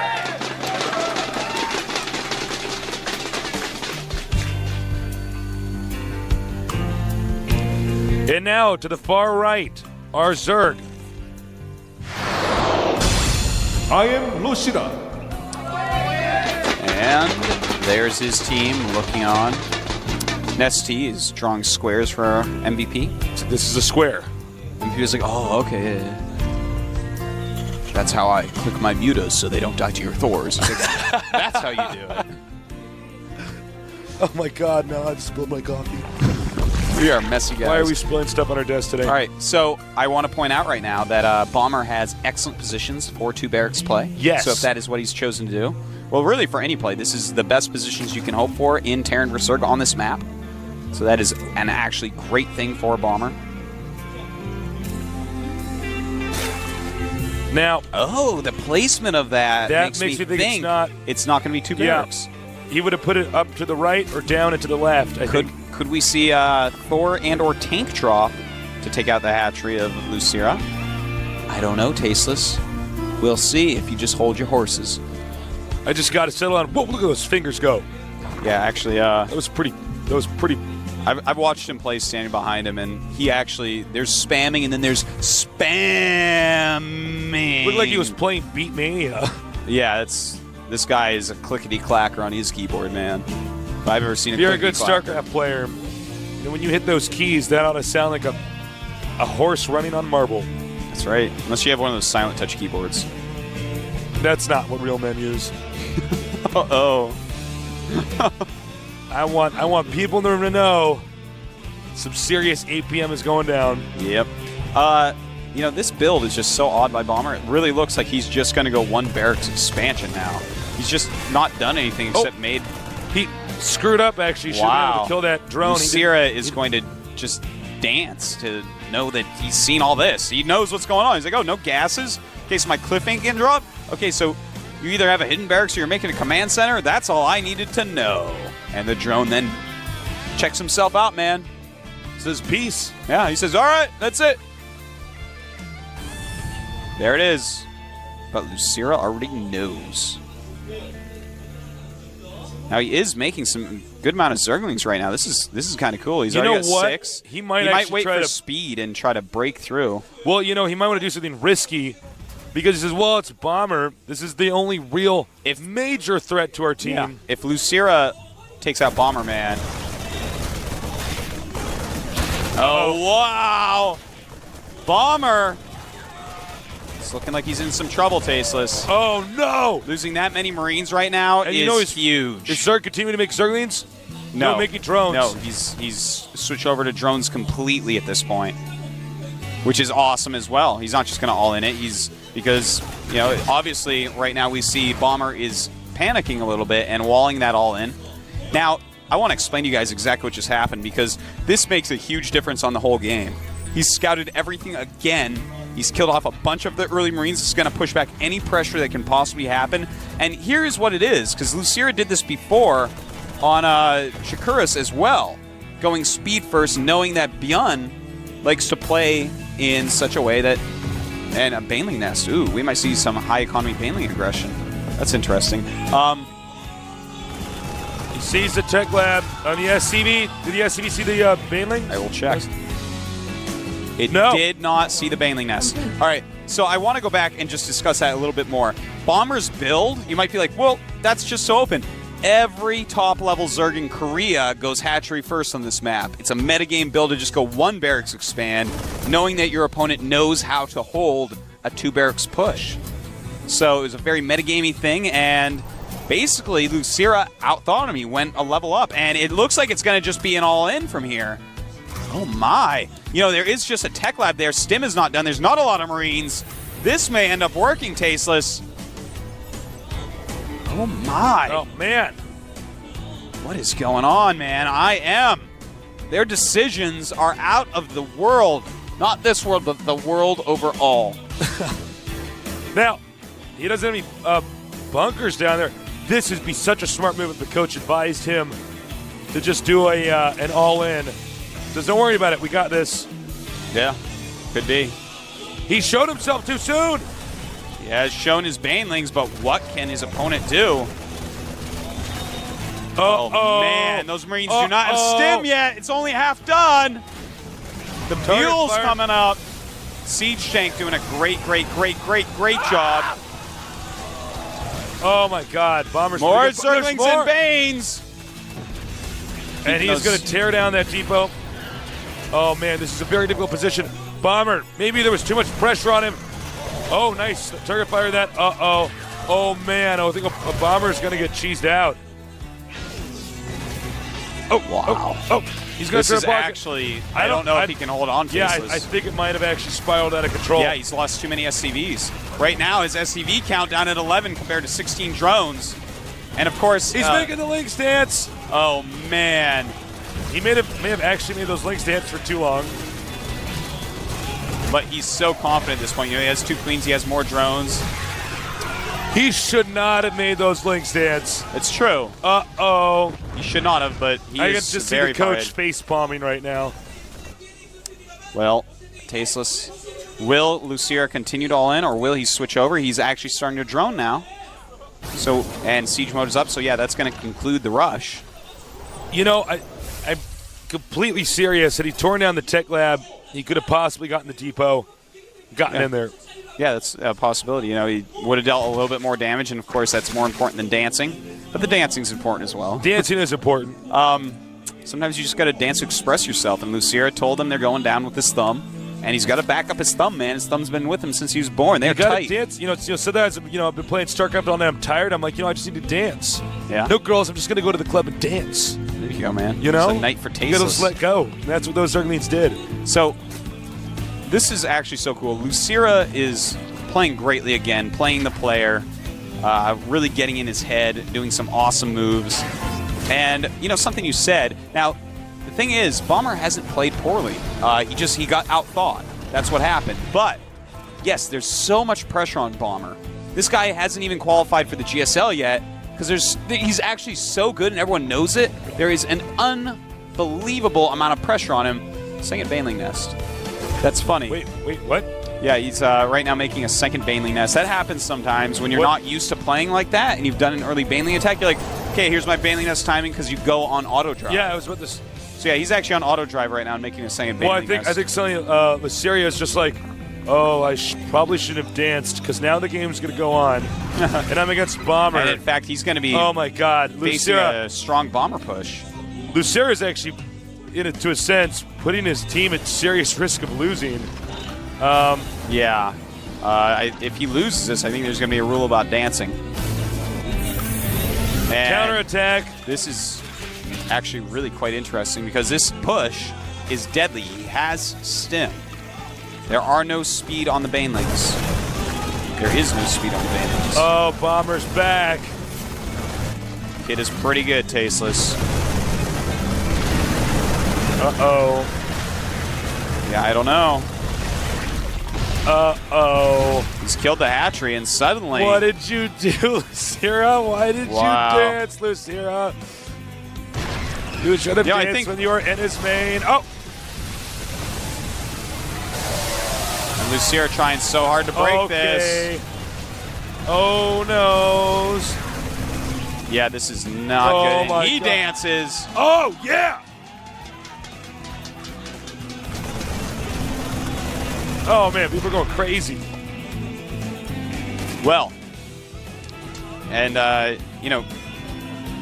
not that he would have won if he didn't dance, but, No, yeah, I'm not saying that at all. I'm just saying. Bomber keep on really, applying pressure. I thought he was going to lose this game, Tastes, but apparently not. Really great timing attack in response to what occurred to him. If he had started his Baneling speed upgrade at the other one, it would be finishing, but in fact it will finish. Okay, so with Baneling speed finishing, we'll see if he can break out of this somehow. The Siege Tank's going to make that very difficult. And here come the Speed Banes! No, never mind. They were going to come. Queen goes down. I don't foresee this game continuing on for much longer. You can't really it's 40 to have 74 one hatchery supply. With no queen. Yeah. I mean, contrary to popular understatement belief, Bertosis. Yeah. Yeah, well. Almost takes it. Yeah, basically does take everything out. You get an Well, the game will go on. Why did he do that? Well, He's it looks like Lucier is just going to all in response to this. He's lost his expansion, obviously. His opponent has way better income now. And Bomber going to lose a few important units here. It's pretty crazy, but if he actually can kill a lot of these SCVs tasteless, his economy now is 24 drones against 31 SCVs, and he ends up not going for the rest of those SCVs. That's too bad, because if he had killed all those, seriously, maybe the game... We have a funny migration of units to the 9 o'clock main right now. You know what he's doing, actually? Bomber's checking everywhere. He's saying, wait a minute, you don't have another base. The thing is, if Lucier sees that and just surrounds and kills it, I mean, that's another step towards coming back. You don't want to have that many units out in the middle of nowhere for... I don't know. I'd rather, like, float something over there that I'm not using. Spire coming now. One base Spire. Expanding again, of course. Well, he's going to want to force stem the hell out of Bomber. Yeah, Bomber has not made any that. starports. But the thing is, on this close positions, the mutas, I don't know. I feel like if I was him, I would actually just go Lings and Speedbanes and get Burrow and just try to get lucky in that way. You know? It's just going to be so hard actually using mutas. Mutas is so standard, and your opponent's already got a better economy. If he had the same economy as you, it would be hard to kill Bomber like that. But something like Burrow, you might be able to just randomly be like, hey, I won. Well, considering the way that we've seen all the Terrans pushing today, it wouldn't shock me to see somebody do something like that. Spire just about to finish. He does have enough for 7 mutas. So that's actually going to be quite a surprise, I think, for Bomber. I don't think he's expecting 7 mutas to fly in his base in a minute or so. Problem is that he doesn't have really Banelings like he did before, so yeah, he can actually just be like, well, I don't actually care about your mutas attacking my base. I'm just going to go kill your main. Look at the spread there. Very beautiful spread.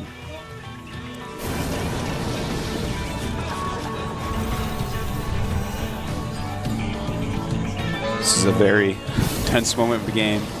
What will the mutas end up doing? Oh. Mule, this has, I think, been the most I think he's trash talk Yeah. I've ever seen in a game. He's like, all right, get out. Now, if the he's even going to make him run around like that. This is out of control. So much dancing.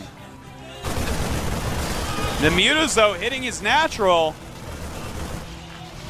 Wow, you can tell, man. These two teams, I think, are going to become rivals. It's like they just keep dancing each other. They're both so angry and want to embarrass each other so badly. I'm loving this, man. Yeah, this is actually awesome. This is like actually two of the best players in the world dancing each other and making mistakes. And they're so good at StarCraft and dancing. Yeah, they're really excellent at it. I'm serious, these guys got to be careful, man, because there's so many moments where I'm like, they're dancing, they're like, oh, wait. Lucier has to be very careful right now. There are a lot of Banelings out. But the siege tanks, oh man. His angle should be pretty good for him to take out those Banes. He'll be all right. Yeah, and that looks like that's going to be it. Let's land another mule just to make it more clear. And more mules. GG. GG. Bomber living up to his reputation. Oh my God. This is actually happening. At the bottom left, the most hyped player in the world. 스타트 폭격기. It means Bomber.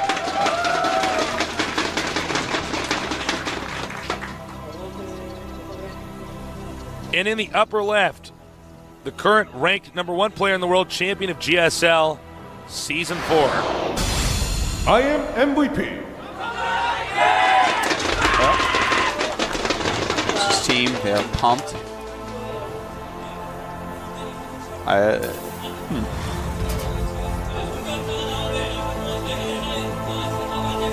Well, this is going to be very interesting. It's a map we haven't had a lot of games. Bunch of Blizzard guys right there. Yep. Some of the Blizzard people made this great game. I gotta say, man, this is going to be a pivotal game here, because one of these guys is going to win, and obviously the other one is going to lose. And when you lose one of those players, then you're losing your best player. Yeah. Someone is about to be without a queen. Without a queen? Like a chess reference, man. Oh, okay. What is your dirty mind thinking? Well, I was thinking about the Terran versus Zerg we just thought about. I was like, I don't know what you're talking about. Are they going to be able to larva inject new players into the game? Refinery coming up next. Yeah, for MVP. Same for Mr. Bomber. Now this map, very interesting. Third base, very easy to take, but Mules will almost mine a whole patch by themselves because they only have 750 minerals. Yeah. And of course there's 9 patches in the main base, so you're going to get income a lot quicker as your SCV number raises over 16.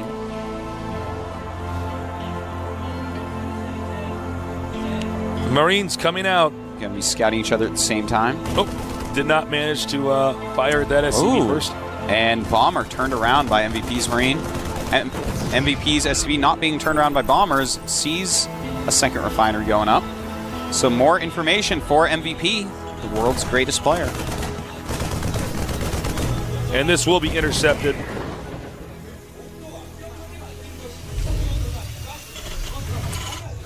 So, I don't know what to say because both these guys are so awesome at Terran versus Terran. It's going to be tough to exactly predict how they think the best way to play this map out is. Yeah. You know, both of them are going for the double gas. Teching up. So getting their factories going. Nobody Bombers rushing tech for a little expansion. bit quicker. Might we see Siege Tank Marine? Just a super solid opening. Could be. So many Terrans are tempted to expand in Terran versus Terran. Yeah. Oh, quite a okay. temptation. Bomber's going for Blue Flame Hellion. All right. Blue Flame Hellion it is.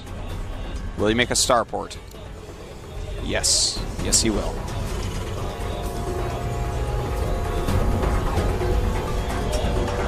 Marines moving out again. Starport coming. Reactor. Both these guys sticking with Hellion Marine emphasis.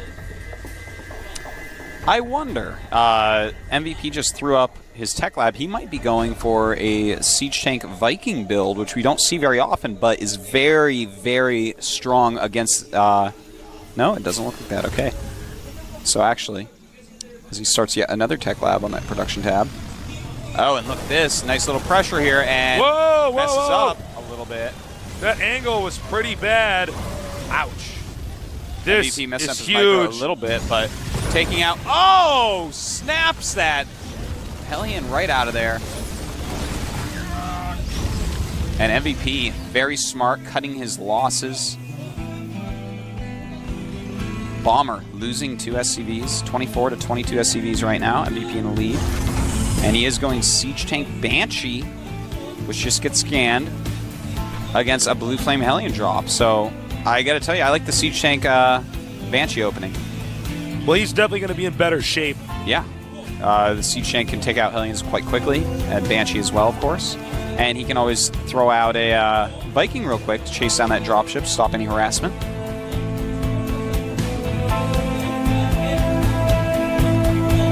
Here comes the drop, but as far as I can tell, MVP senses it. He knows. Yeah. Saw those Hellions? You have more than one Hellion? That's what it means normally. Uh-oh. Spotted. But those are Blue Flame Hellions. That's right.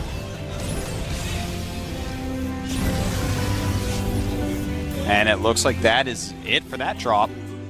Makes sense for him to go ahead and just turn around there. The Banshee catching a Hellion as well. Stuff is not going well for Bomber. No, it's not. He is being caught at every turn. Banshee playing some map control there. And, well, he does not have Cloak. He is not even getting Cloak. So the Viking that was being made earlier should be able to kill this Banshee very, very quickly. And there it is. Banshee intercepted. No Cloak. Yeah. He'll be lucky if he missile gets turret. Oh, man. And not even a single kill. That was the least kills I've ever seen on a Banshee. Banshees are normally born with 5 to 8 kills. Yeah, no kidding. Normally, even if like the Banshees, excuse me. Yeah, normally if the Banshee's even taking any shots, it'll still manage to blow away enough SCVs to make it pay for itself. But in that case, no. Nope. Two top level players in the world, man. That's what happens. Both at 28 SCVs right now, so very, very even. Supply-wise, 51 supply each. Both got supply capped at 51 for like 1 second and then went up.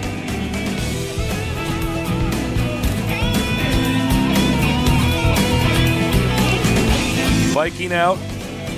MVP has started his command center quicker. He wasn't forced into making any turrets, so he had more minerals. Now here comes the drop. He has a Viking in his spot, but I believe that's actually out of his range of vision. Uh-oh. But he does have a lot of buildings at the top end of his base, and he does not see it yet. There it is. Oh, but this angle is not good. No, everything's just waiting for him. They say hello. Oh, not enough. Does lose a few SCVs there. And this medevac is just like, why can't I fly upward? 26 SCVs against 32. Bomber in the lead. Bomber is taking an expansion, but it's that weird third base location. He does have a Raven. They actually both have Ravens. Uh-oh. And here we go in the middle of the map. He may have to, well, no, I guess he wanted to point defense drone here. I was going to say he might have to point defense drone to keep that Raven alive. Turns out they are catching it. He's taking a high amount of damage on it. Is he going to get it? No! Ooh, very nice. But MVP has just got the bigger army, but he could be walking into a trap. That's a trap. Thank you, Tasteless Akbar. Admiral Tasteless Akbar. Admiral Tasteless. I had to go to that military school. Just be, you know, Akbar.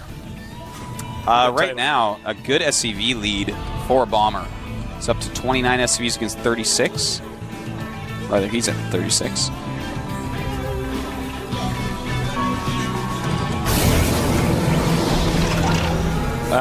Well, it's been a little bit back and forth, but I feel like Bomber's been a little bit up against the ropes for most of this match. At least from the start. You know, the drops he's done, they've killed SCVs, but not enough SCVs. Yeah, I like MVP's position, and it looks like, what will we be seeing here? A couple I auto find turrets. that questionable, that move. I don't know. I kind of like it. I don't feel like there's going to be a use for point defense drone for at least a little bit, and that's way slowing down his mining. I guess he does. I was thinking he doesn't really kill that many SCVs, but you know what? He's killed like one he has SCV to move or so. them. Yeah. I guess to do that for free. And he has to bring his entire army back and deal with it, you know? These things last a while.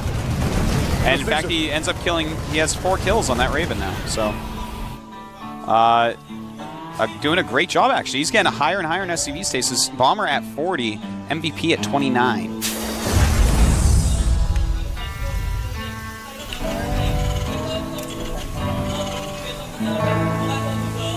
All right.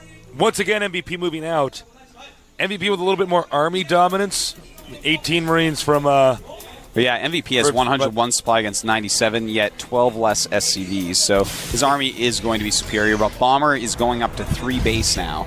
So he's just got to turtle up for a little bit. 18 Marines from him for 32 for MVP. That's a lot of stimmed damage. But take a look here. No, not here. We just lost a shot of it. Viking Bomber's defensive position is pretty good.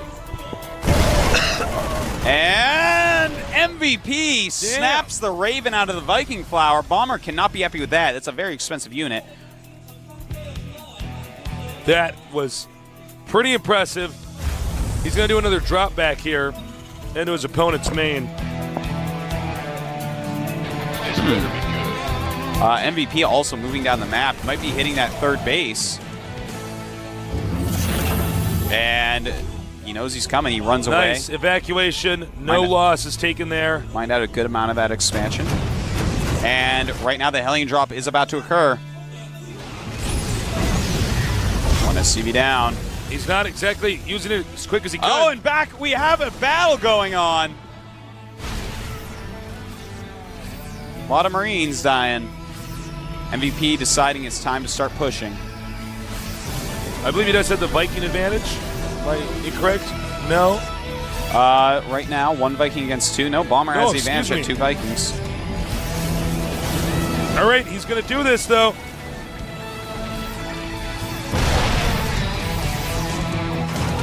So he just sacks those Marines. Oh, he's going to back up.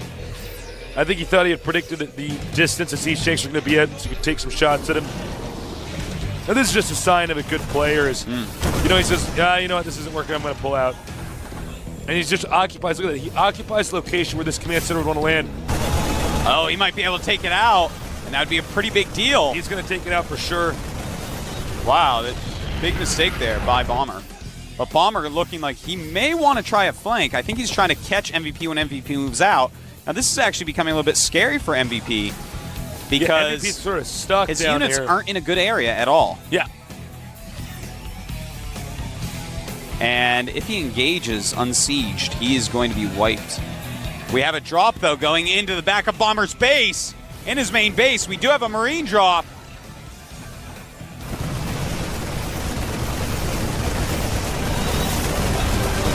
And Bomber counterattacking. Bomber's going to counter. Oh, my.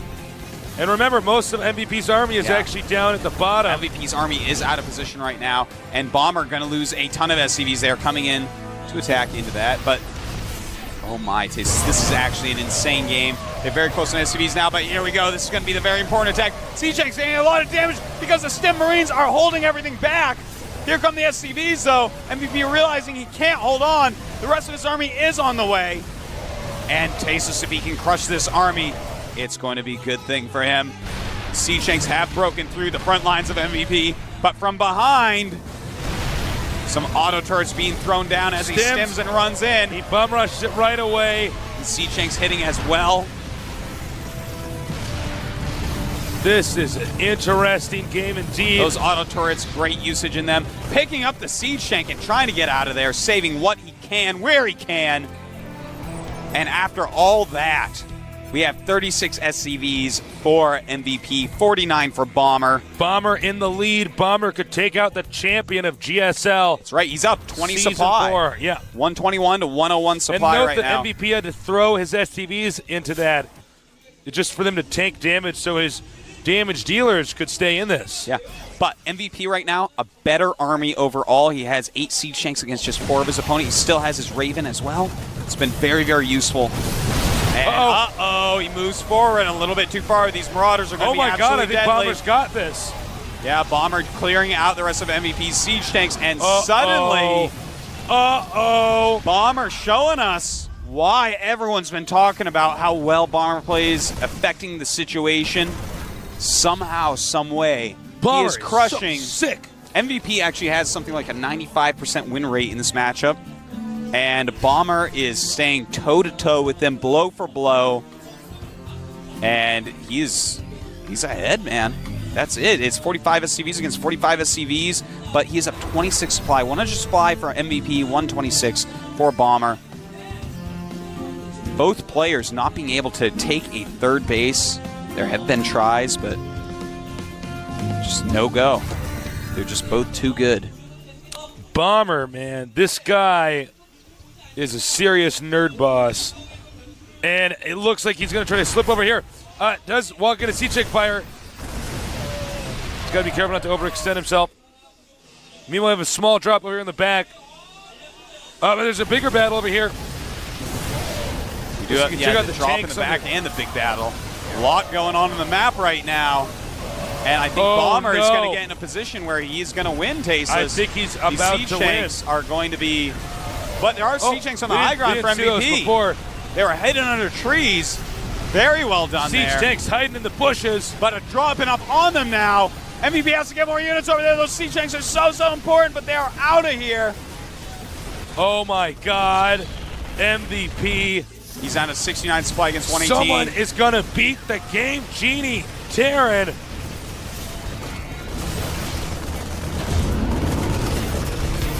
Oh my God. This is a tense atmosphere in here. MVP does have a drop going around. Yeah, we have an expansion going up as well for Bomber. But MVP is just, he's so hurt right now. MVP is pretty solid, though. I mean, for even staying alive this long, I just did not expect Bomber to be so good that he'd get away with this. It's pretty insane, but a 4-Marine drop. Going to try to even up the odds a little bit. Bomber's army is way out of position. So hopefully these Marines in the base of Bomber can do something. Well, they're just killing supply depots. I guess we're not going to look at that. And gets chased away. Escapes. It's that smoking spot. That was a depot. That's all. No biggie. Not anymore. Not anymore. Not anymore. It's in depot heaven. Okay. Stim coming up here. Oh, we man. drop. Very good move. Trying to snipe siege tanks, get his own siege tanks into a good position. But he doesn't have a lot. It's MVP with more siege tanks right now. And Bomber getting a little bit over anxious. MVP going to clear out the rest of the siege tanks at Bomber. This is one of the most impressive Terran vs. Terrans I've ever seen. Yeah, it's pretty crazy. MVP saving that last Marine. Every single unit on the map matters for MVP. He's closing the supply gap a little bit, surprisingly. I thought he was going to have to just leave the game, but he is closing it a little bit. And he can clean up this little army in the middle that he's attacking into. MVP coming down. And he's going to want to take out all those medevacs if possible. Huge move by MVP. Keeping the supplies in check a little bit. 106 to 127. MVP, can he close the gap? Planetary Fortress finishes over there, denying that Marine any more access to the SCVs. He has a lot of siege tanks, though. Now he's going to siege up and take out this Planetary Fortress. I can't see him saving this by any measure, but that will give him the chance to counterattack. What will his opponent do? Will he go and try to save it? Will he just go counterattack the main base? I'd counterattack. You know, if MVP, this is getting so close. MVP on the comeback trail, 114 supply to 123. It's time for him to siege up this expansion, taking a ton of damage. And it looks like his plan may be to just lose that, I guess. And now MVP's got to turn around. He's got to hightail it home. Tasteless. He might be able to take this game. He's got more siege tanks. His opponent, Bomber, relying more on Marauders, trying to get into a good position. But MVP can flank this. He's got a huge amount of units out on the map, a good amount of units up on the high ground. The supply is very, very close right now, and he's going to move up, stimming from both directions, running in, flanking the siege tanks. This is absolutely huge. An amazing comeback by MVP. I cannot believe what I'm seeing. I cannot even comprehend how good MVP's Terran vs. How is this happening? It's unreal. He was behind for like 8 minutes or something? I got really nerd bumps all over my body, Tasteless. Chills, serious geek chills down my spine.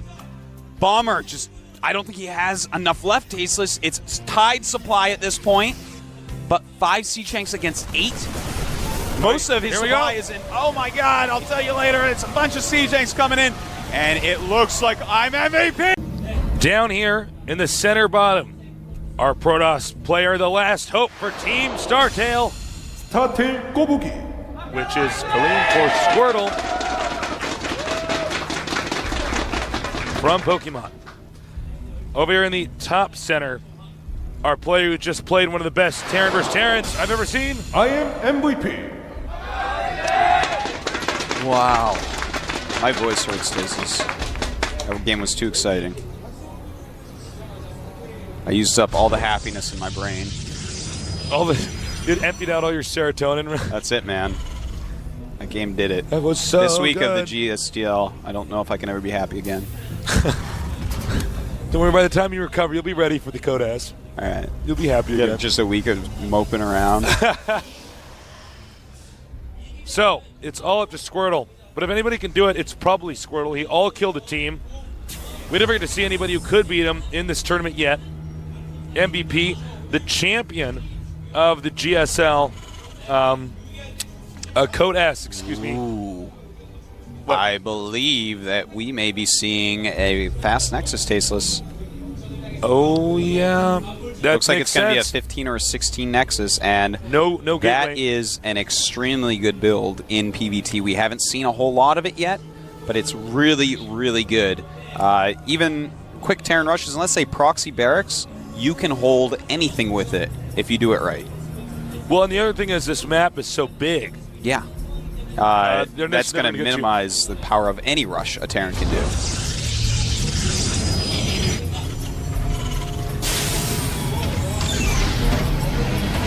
And you know what? It doesn't look like Terran is scouted yet. Only just now starting. Yeah. Interesting the way that Squirtle's doing it. There's a few different ways you can do it. Sometimes you get the second pylon before the gate. This time he's opting for the quicker gate just to be super duper safe, I guess. And he's probably going to get out a Zealot pretty quickly, but he's going to want to rush to a couple Stalkers as quickly as possible as well.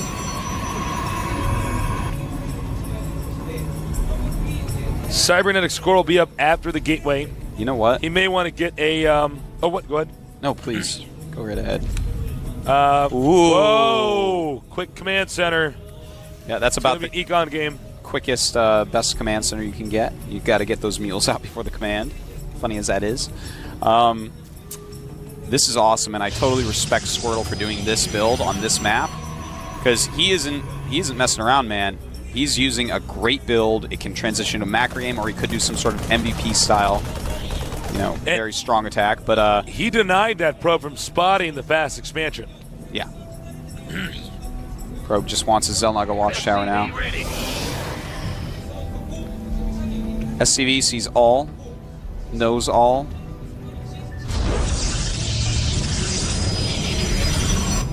And MVP adding a second barracks. No gases yet. I love the fact. Whoa. Did he just get a... Oh, he's going to get a third command center? It's MVP, man. It's the way this kid rolls. He's like, you know what's better than 2 orbital commands? Is 3 orbital commands. That's actually quite true, yeah. 4 is better as well. 5, no. That's a joke, everybody. Some nerd at home's like, no. No, it's better. I have the math. Look at this chart. He's opening up his calculator on his computer. He's going to prove you wrong. All right, so this is awesome, and who knows when Squirtle will know what's going on, because he doesn't even know about the first expansion. He doesn't know anything except there's at least 2 Marines on the map. You know what's funny about this is that if he had spotted, if Squirtle had spotted the quick command center, then Squirtle would say, okay, all right, I can tech a little bit more. But now Squirrel's saying, I might be attacked any second. This guy might be one basing. Yeah. You know, he might have 3 barracks making Marauders and Marines, upgrading STEM, and he's going to rush me and try to kill me. Well, we have 4 gates going up for Squirtle, and he has 3 gases already. So it's an interesting amount of things. And okay, we do see on the production tab a Twilight Council going up. So I was going to say, if he goes for the MC style, he'll surely break through because of all the extra minerals spent on the command center. But anyways, it's going to be a Twilight Council. If he goes for Dark Templars, that's not going to go well. No. If he goes for High Templars, that's going to go amazingly well. So we're going to have to wait and see, Tasteless. I know you want me to tell you exactly what he's going to do right now, but I can't do it because I don't know. Upgrading Hallucinate here. It's smart. Yeah. He says, I need to figure out what's going on. I can make a fake Phoenix. Yeah. And it's a Dark Shrine. Yeah, see on the production tab, Dark Shrine being made. So, the thing is, with 3 orbitals, obviously you're going to be able to work up scans way faster. And MVP's even actually making an engineering bay as well. He scans and sees a Dark Shrine. So that's actually, believe it or not, you're like, oh, look at that, the 3rd nail in the coffin for the Dark Shrine. No, that's actually really good for Squirtle. He's going to probably cancel that now. Yeah, I would cancel that. I'd be like, all right. Now, if he lets it build, that's just to get map dominance. He'll probably take another expansion after he scouts. And Tasteless, he just made an Immortal with his hallucination. What is all this Immortal shenanigans? I know, right? This is really weird because he got scanned, and his opponent knows his tech, yet he's made a fake Immortal. We may want to make it look like he has more tech than he actually has. Maybe. Well, I mean, I just can't imagine any other reason. Yeah, no, I'm... Let's see, he's made a pylon outside of his opponent's base. Maybe you want the Immortal to tank damage or something? I don't know. Maybe he wants the Immortal to make it look like he's going to try to... nope, Immortal's gone. I will never know. Warping in DTs in the main. All right, that's cool. If too many units go back, he can always hit somewhere.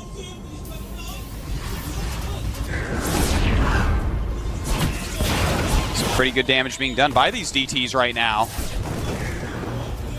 I really do like using the hallucination to get DTs in somewhere. It's so cool. Yeah, that's smart.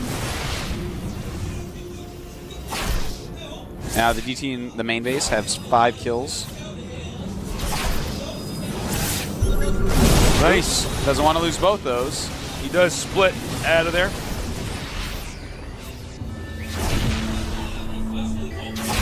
And we're glad to see another scan. Yeah. Now Protoss may try to attack the entrance. He checked out the entrance, decided to turn around after getting a Stalker down to red health. All right, so SCV count down to 36 right now, and he's going to lose the engineering bay perhaps, which has a +1 upgrade as well, which is actually a huge deal to kill specifically that +1 upgrade. Not just the engineering bay, but that upgrade right now. It looks like he's going to take out the DT because Squirtle just added 2 forges, and now he's chrono boosting out upgrades. So he wants to get as far ahead upgrade-wise as possible. That's how his late game is going to develop.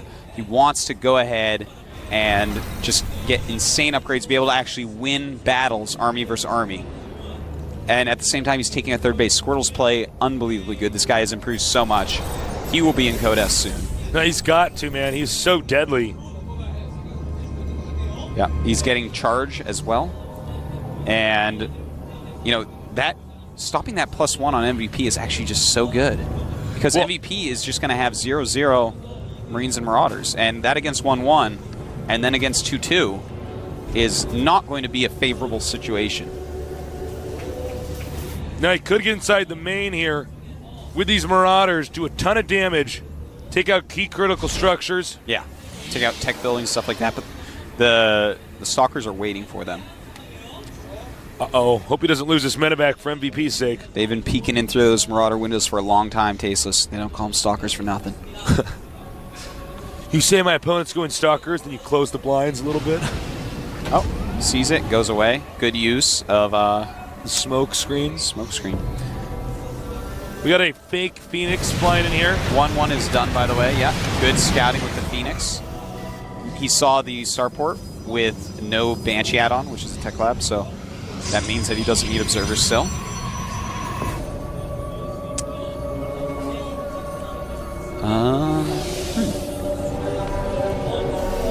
MVP still hasn't replaced his engineering bay, and +2/+2 has been started. This is going to get pretty bad. In fact, I don't know if MVP realizes his engineering bay died. This is making an armory even, and normally you get that for +2. Because I don't think he's going to make doors, or maybe he will actually. Not sure. Thors can be quite good late game against Protoss. Now, he has spotted that 3rd base was taken, and I'm sure when he flew over that, he probably clicked on the minerals.